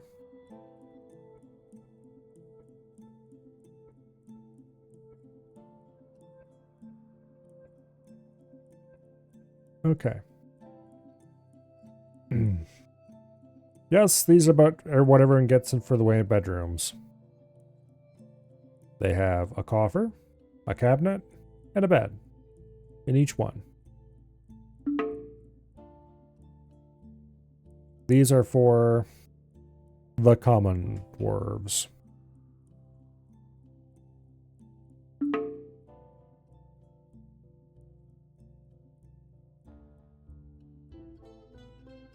Okay, we now have 13 bedrooms for 12, or actually 13 population now that another one was born. So there should be a bedroom for everyone.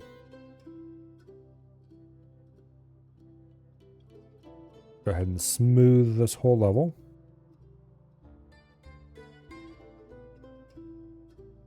And everyone should be very happy with their little holes in the walls. I mean, bedrooms.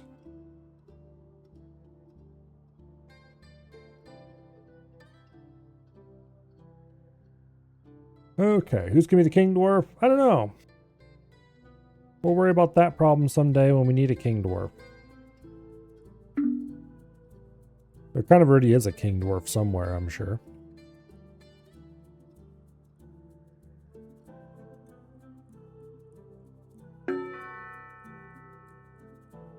Migrant.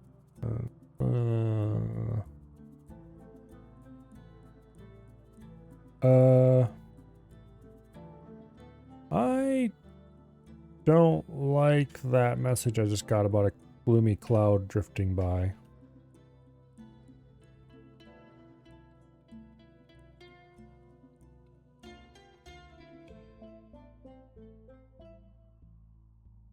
But that seems kind of close to where the migrant is. Okay. We really need to put in a migrant airlock.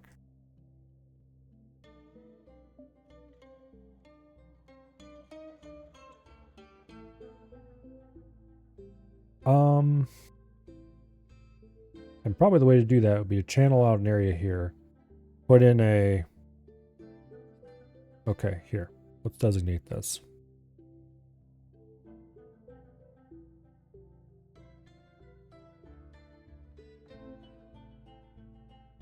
Boom. Let's make that top priority. If I go ahead and order this, I'm going to want them to run out there and do it now. Similarly, let's smooth underneath it so I don't have to come back and remove the bridge and smooth underneath it later.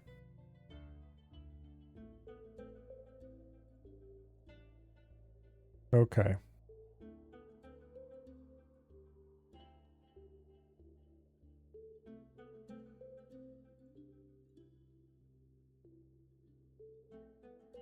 Now. Rock block. Box tight.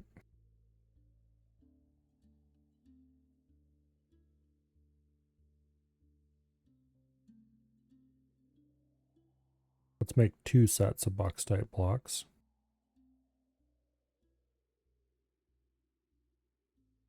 Set those top priority.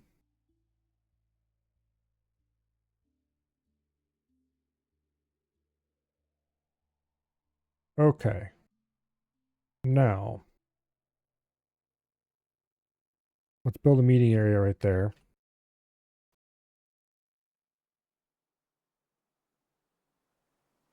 That will hopefully attract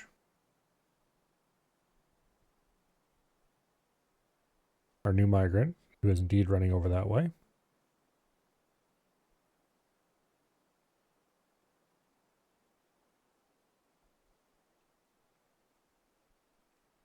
A weaponsmith, huh? Atticant Mason, legendary weaponsmith. Okay. Well, welcome in, and I am going to actually assign you to the smith profession. You will be allowed to make weapons. All right. Pull the lever. Actually, do not pull the lever.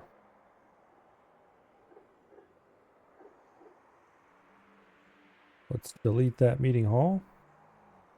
Stop warning me about that bullshit. Open the hatch.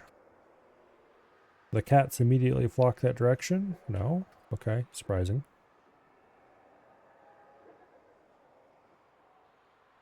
If you would be so kind as to waddle your fat ass over here and get inside the fort. Before the cats... Okay. Well, too late.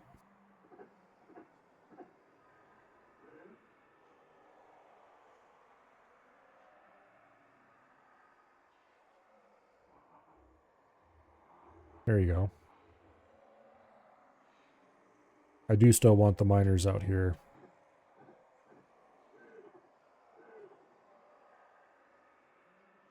And dealing with this.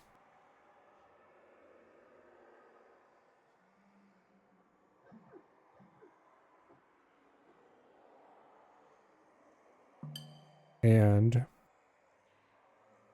I'm going to have to go open a hatch cover up here because I want the miners to remove those ramps. Which means we need a way to get to there from the outside. AKA across the open area here.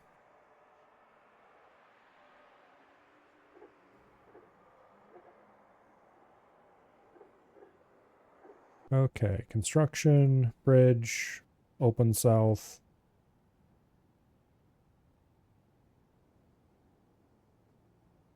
Boom. Use box type blocks. I don't know where we'll put the lever for that one. Well, that'll get us an airlock.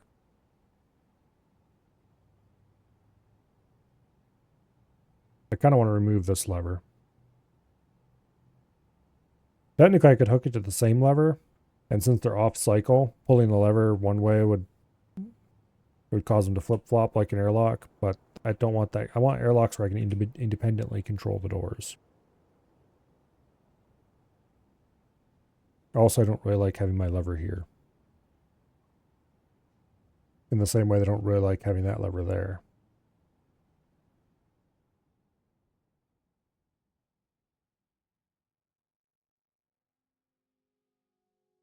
Okay, once this is done... Damn pigs. Thickly, huh? I didn't...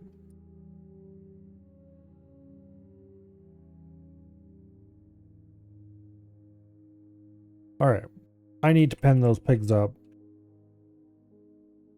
somewhere.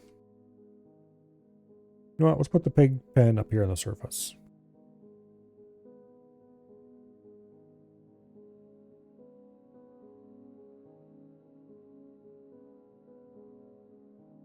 There.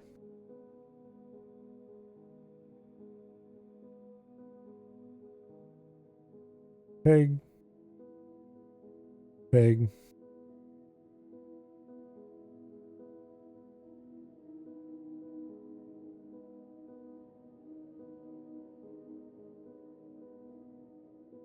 Everybody and their brother's running outside now.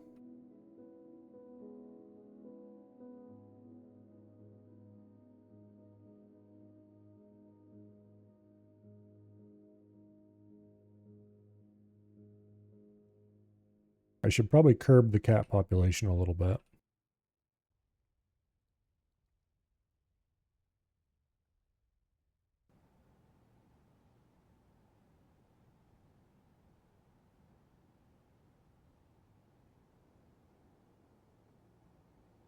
Oh well.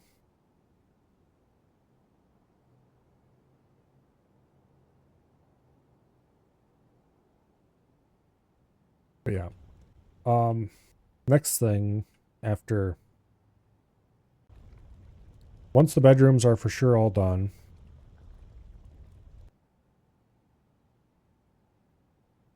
where am I going to put the lever room?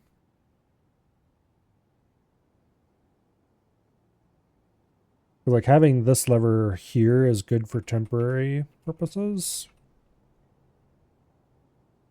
But I kind of want levers where there's going to be lots of dwarves. So like around here would be nice, but also I don't want it around here because if somebody gets pissed off and decides to go smash something, I don't want them to smash the lever that controls the main door. So I think we're going to dig a lever room over here.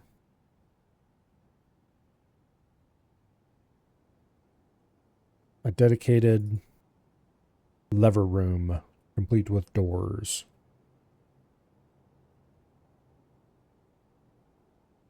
Speaking of doors, I need to check something. It is not possible to order doors to be tightly closed anymore. Wow. Okay.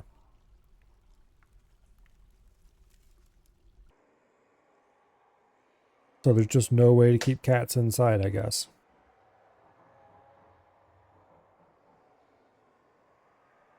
Except to lock it up and hope they're all... Okay. Being the rightful heir has inherited the position of queen of the floor of channeling. Okay, that's nice. Wait.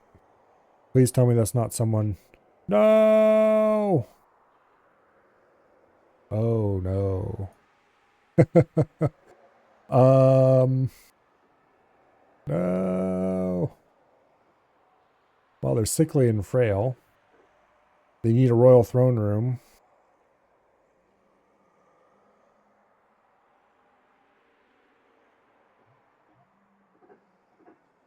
Well, Soup Stalker, I guess that answers your question.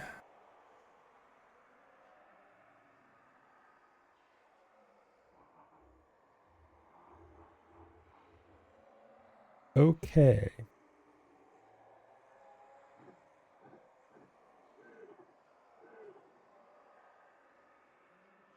They want a study.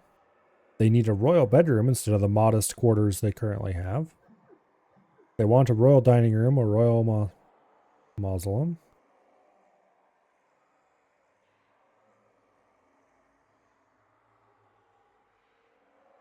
They want at least 10 cabinets and 5 cabinets and 10 chests to store their royal possessions.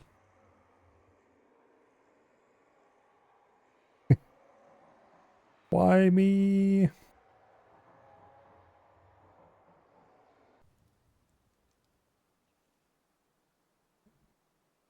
Okay.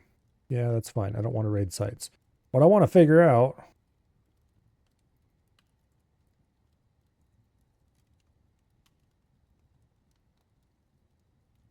is why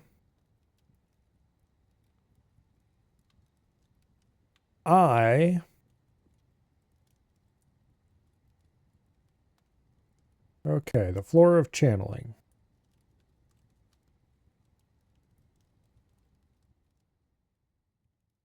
How many sites do you people have? And why the hell is your random ass queen at my fort?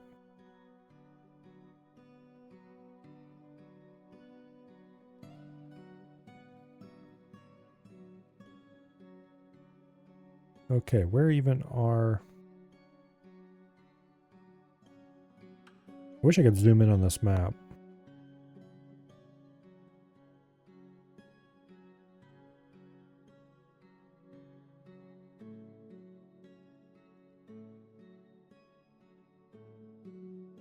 So it looks like there's a tiny group of stuff down here that's our civilization. Where's our fort?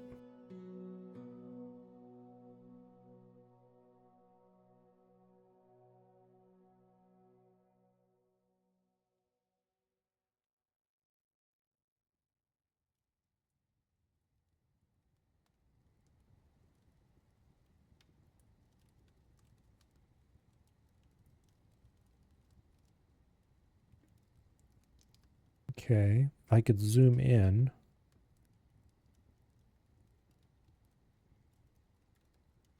Okay, we are way the hell up here. Our civilization is way the hell down here and seems to own like 4, maybe 5 sites. Which might explain why the queen just popped up.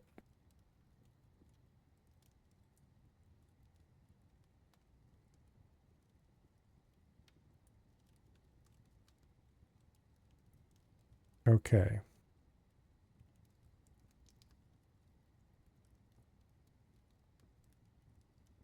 There's a Dwarven Fortress down there. Is that the only one?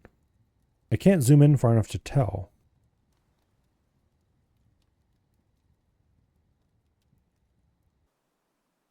Okay.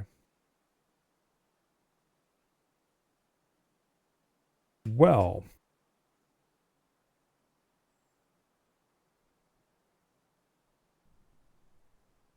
Okay, that's been cleared up.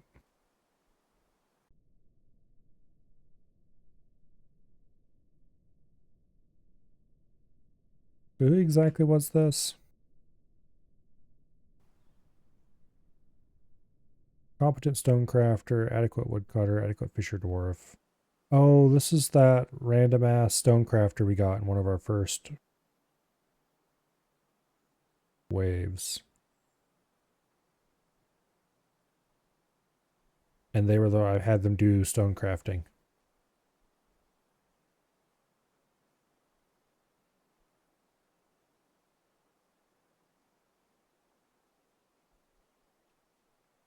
Okay, well, I hope you want to continue crafting because I don't want to have to find a new crafter. I will try to build you a bit better bedroom, I guess. That's going to be annoying.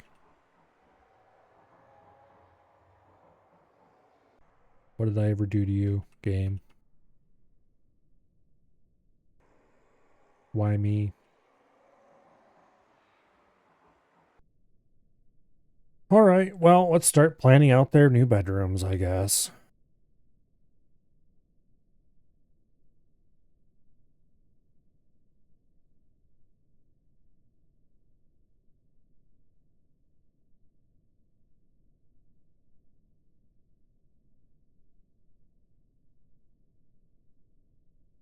Okay.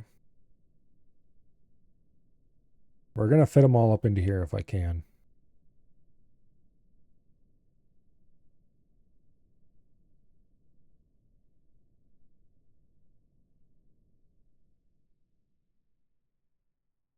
Okay, nice 5x5 room up against the side of the volcano.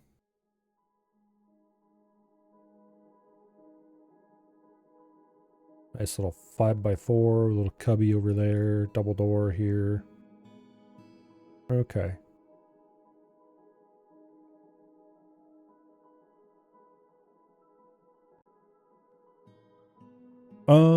They need 3 rooms is the thing.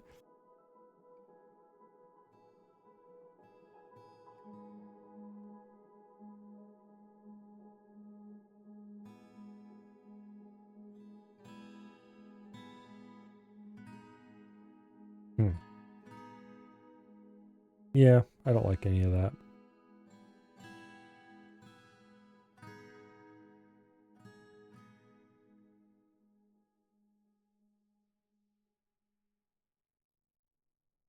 We'll put in a 5x9 room there. It'll actually be a little bigger than that.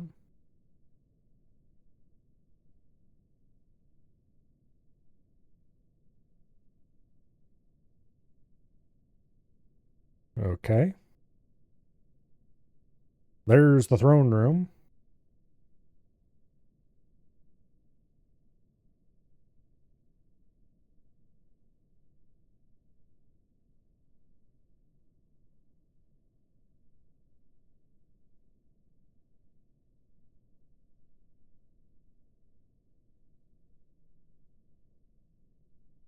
And I guess that should be the bedrooms.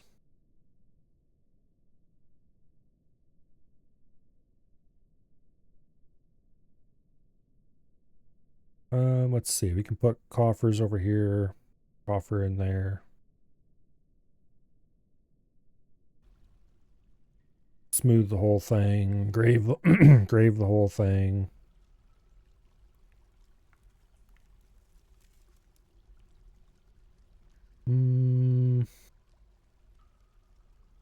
No, I don't like this the way that's...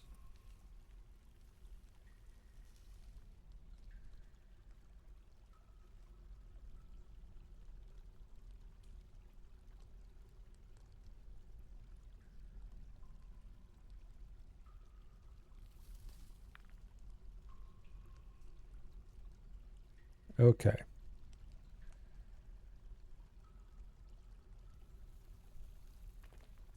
I don't like anything about that room.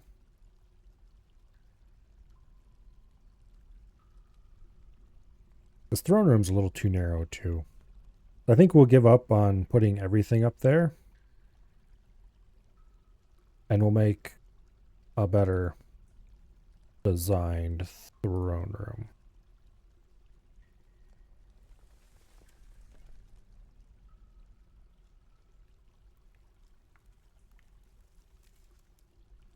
Okay. Have some little wall alcoves there we can stick statues in.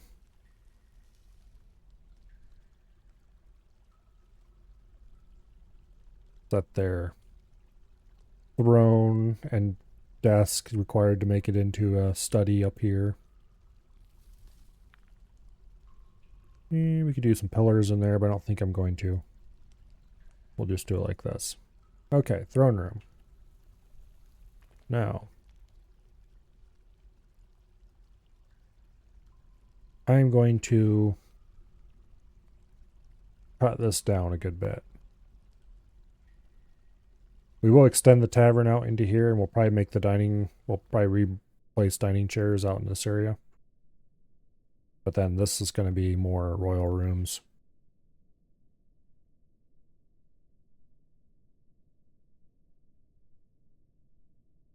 Yeah. Or we could use this for the royal tomb, because they do require one of those. And make their throne room and their bedroom these two.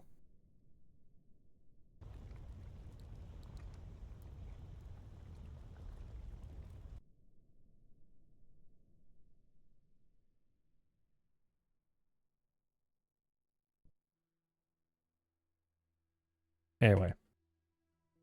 This will be the royal rooms. I'll decide which ones are what later. Well, whichever one is royal tomb is going to be temporary, actually. So this will probably be this one. And then we'll rip that out and replace it with a bedroom for whoever I decide later. Somebody who deserves a nice bedroom.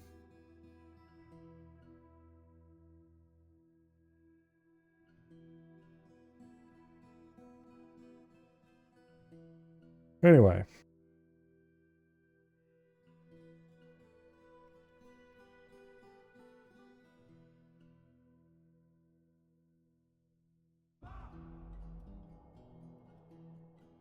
Now we're going to have to order a bunch of statues made and shit like that. Are any of you guys even semi-competent? Talented stone carver, proficient mason. He's a level 4 mason. What about you? Proficient Mason. Level 5. Okay, we don't really have very high level Masons.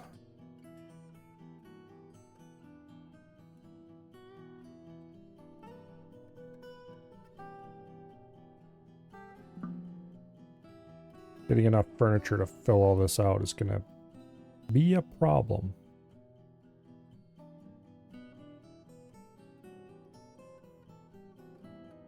How much? We do have plenty of andesite. I think I'm going to start just making stuff.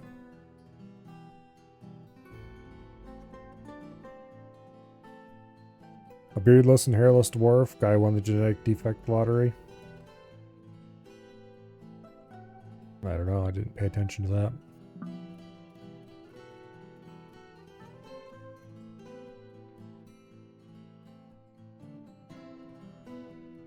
Anyway, we better get cranking on digging this area out, or we're going to have unhappy dwarves to deal with. So, let's cancel smoothing the slum bedrooms.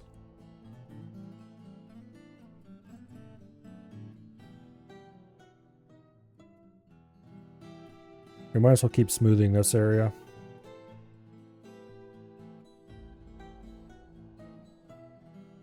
We were definitely not ready in any way, shape, or form to be the capital. Okay, let's lock this hatch cover. I would love to hook this up to a lever, but it's just not going to happen right now. Future Milo is probably going to be annoyed with current Milo over that, but that's just the way things are, I guess. Is there anyone outside? I'm pretty sure all the citizenry are indoors. So the real question is, are there any small fuzzy animals who shouldn't be roaming around out there, I don't see any. Let's go ahead and lock that door.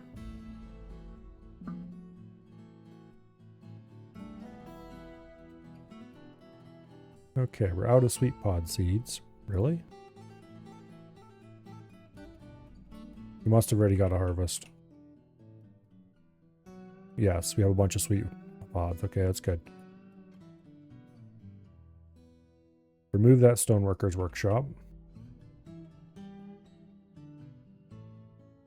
Alright, I need to put in orders for statues and shit like that.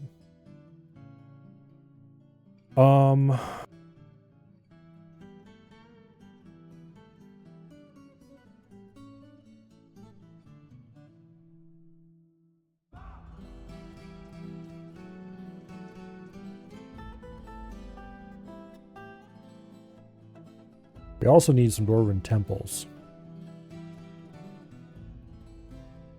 Let's order...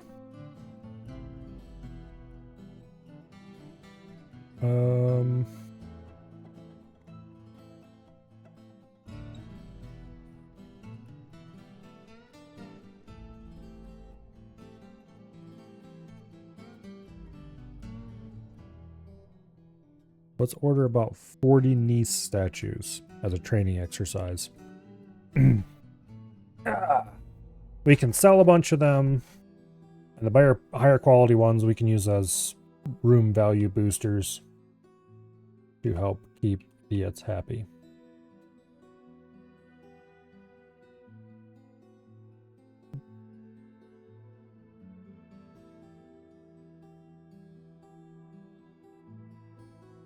Okay.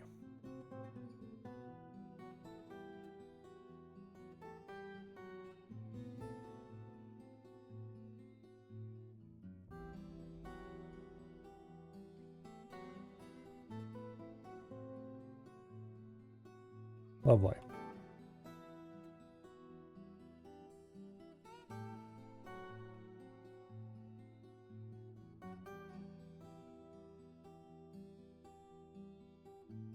I wonder what happened that suddenly resulted in us having the queen living here.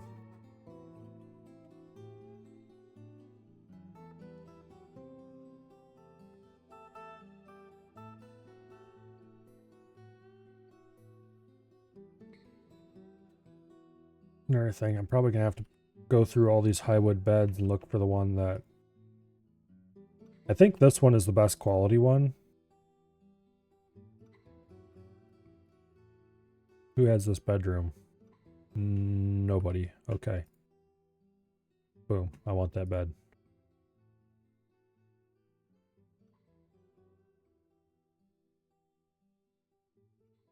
Okay, look. I don't want confirmation dialogues, you piece of shit. Go away.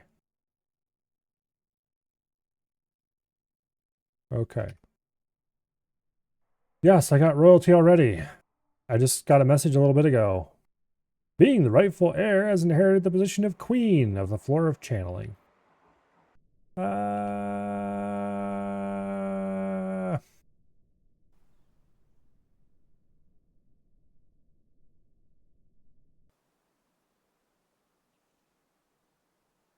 They're not even a particularly useful dwarf.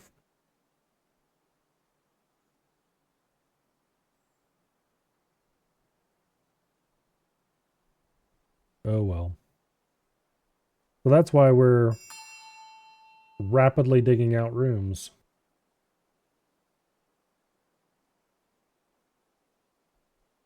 The Queen has mandated the construction of certain goods. This is why I hate having nobility around. What the hell do you want made? Armor stands. Okay, you know what? I can make a couple armor stands.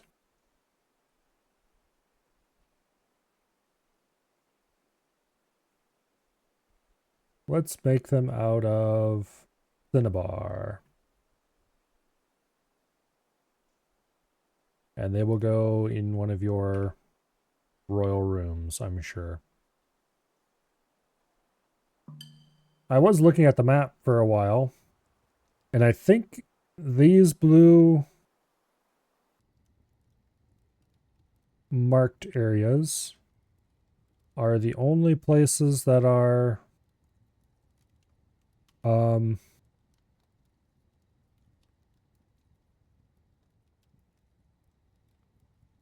friendly as far as these are the only places that are of our civilization, I think.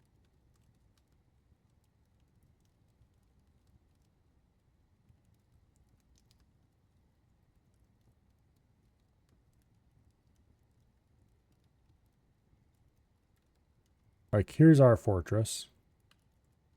The Dwarven Fortress of Blush Paper.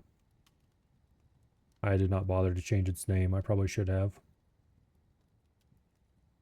Looking around, I don't see anything that looks like a Dwarven Fortress. And then down here, there's Dwarven Hillocks, Dwarven Fortress of Teal Galley. And they all have civilization, the Floor of Channeling, which is us. Or, you know, our parent civilization. But I don't see any other Dwarven civilizations around, so that might have been the only one.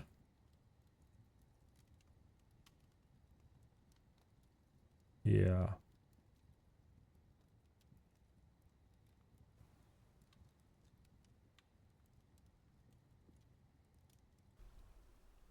Okay. By nature of being the only one that is done, this is going to be the new queen bedroom.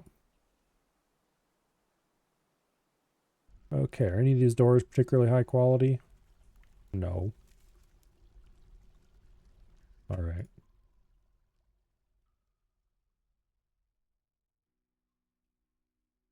Now, bedroom. Change to paint mode. Boom.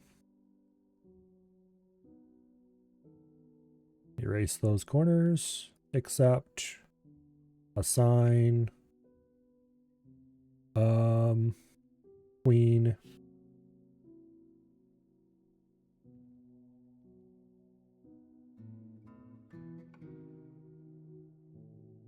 Hopefully by naming it Royal Red Bedroom, we will cause it to actually be an royal bedroom. It won't be. Which one of these rooms is already the Queen's room? This one. Okay. Remove assignment. Now, if we look at the noble list, they have meager quarters. It might have something to do with the fact that the floor isn't smoothed. We will, of course, order floor smoothing to be done. Also, they don't have any cabinets anymore. I did save all the high quality cabinets, so we do have a couple masterwork cabinets. And a few otherwise quite nice ones.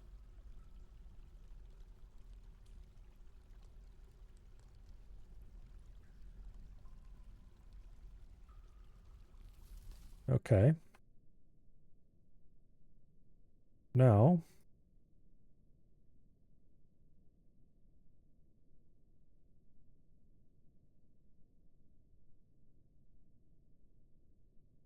we do have a few coffers, but they're all kind of middling quality at best.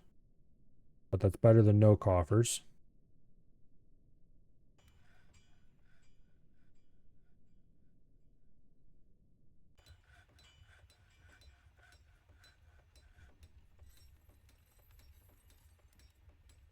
Okay. They now have quarters. Just quarters. It's not good enough to need a adjective, and it's not bad enough to need an adjective. They just exist.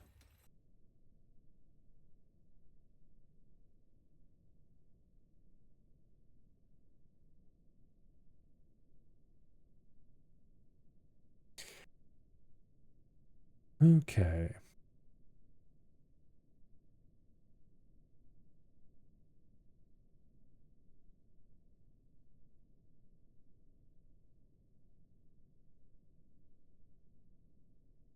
Well, if we can get a few statues or something in there, that might improve it a good bit. Finish smoothing the floor will help a lot.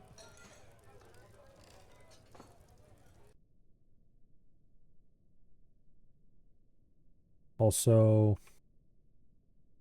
what else did you need furniture-wise?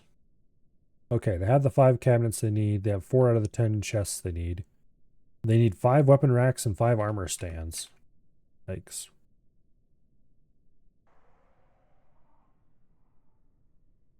Okay.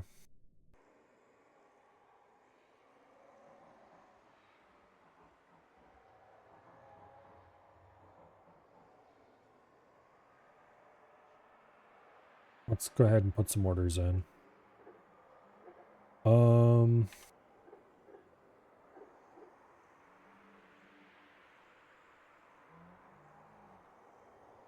Rock armor stand. We'll make 10 of them.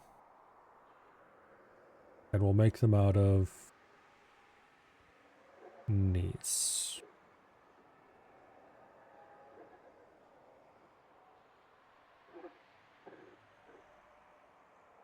Okay. Damn it. Rock weapon rack. And we'll make them out of knees. We'll make 10 of those as well, because that way we'll have some space for better and worse quality ones. We'll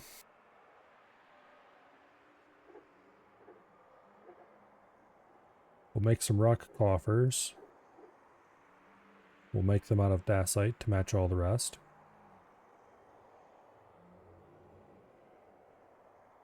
And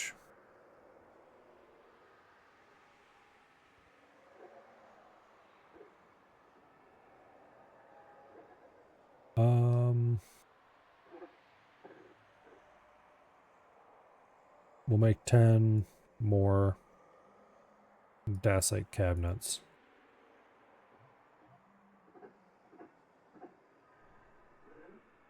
All right.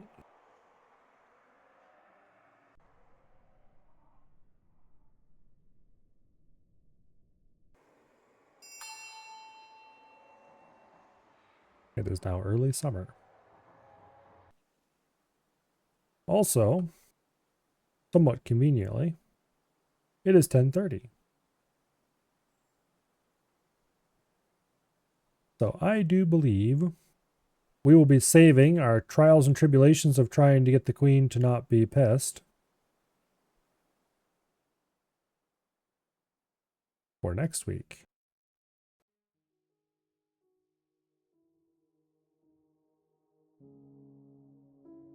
Yeah. We need to get all this red stuff to at least yellow and preferably green as soon as possible.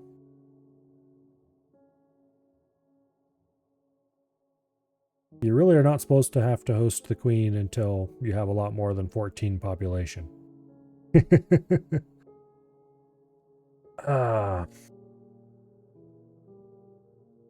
But here we are.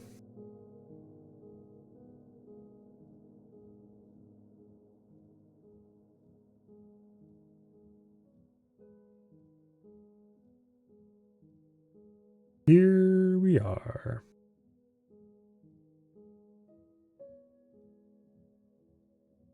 That means the dwarf are almost extinct. I suspect that they probably are, because there's only, well, there's one dwarven fortress of our civilization, as far as I can tell, down here. It has population around 300.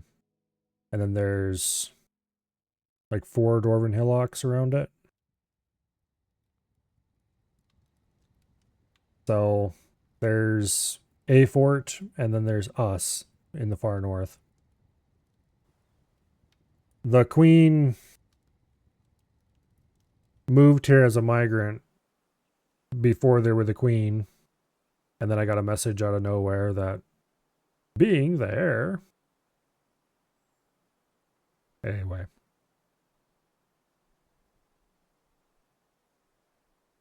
I guess we'll see what happens. What it's not a case of somebody randomly got appointed queen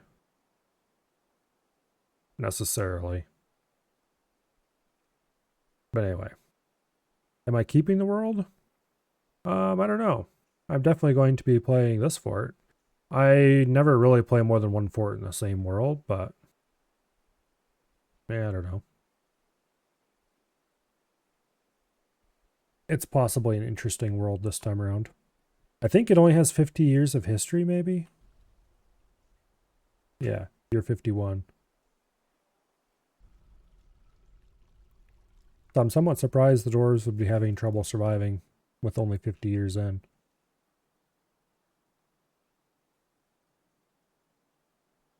But anyway.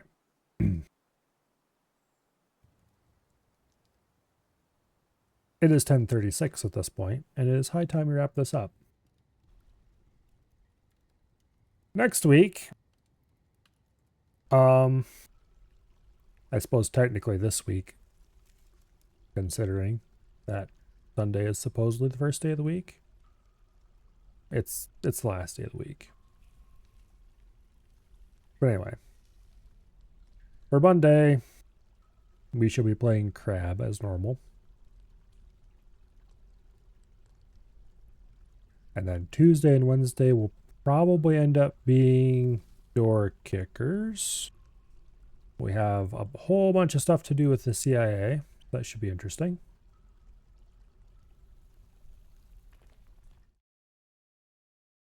Thursday will be some Total Annihilation.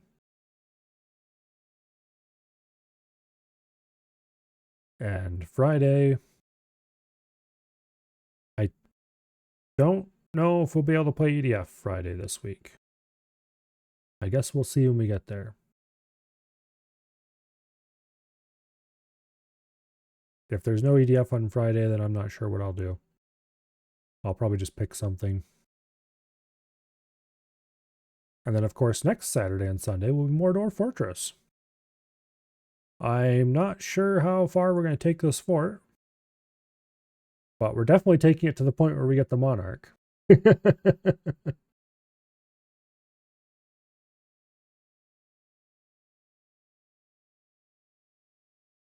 Anyway, it'll last for at least a few weekends.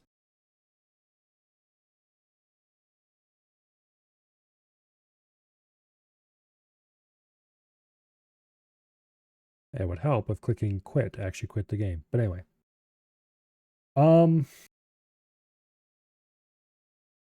Yeah. You might not be around Friday for EDF. Well, I don't think Dread's gonna be around Friday for EDF either, so that's why I think that Friday for EDF might not happen. Because both of you are talking about abandoning me. Really a terrible tragedy. But anyway. For tonight, let's see. Is anyone on my follow list doing anything? It's fairly doubtful that they would be. No, they're not. Because why would you want to stream on Sunday? That might be entertaining or something. So yeah, I don't think we're ready, anybody. Hopefully I see you all back here tomorrow for some Crab Champions shenanigans. And I will see you all later. Good night. And goodbye.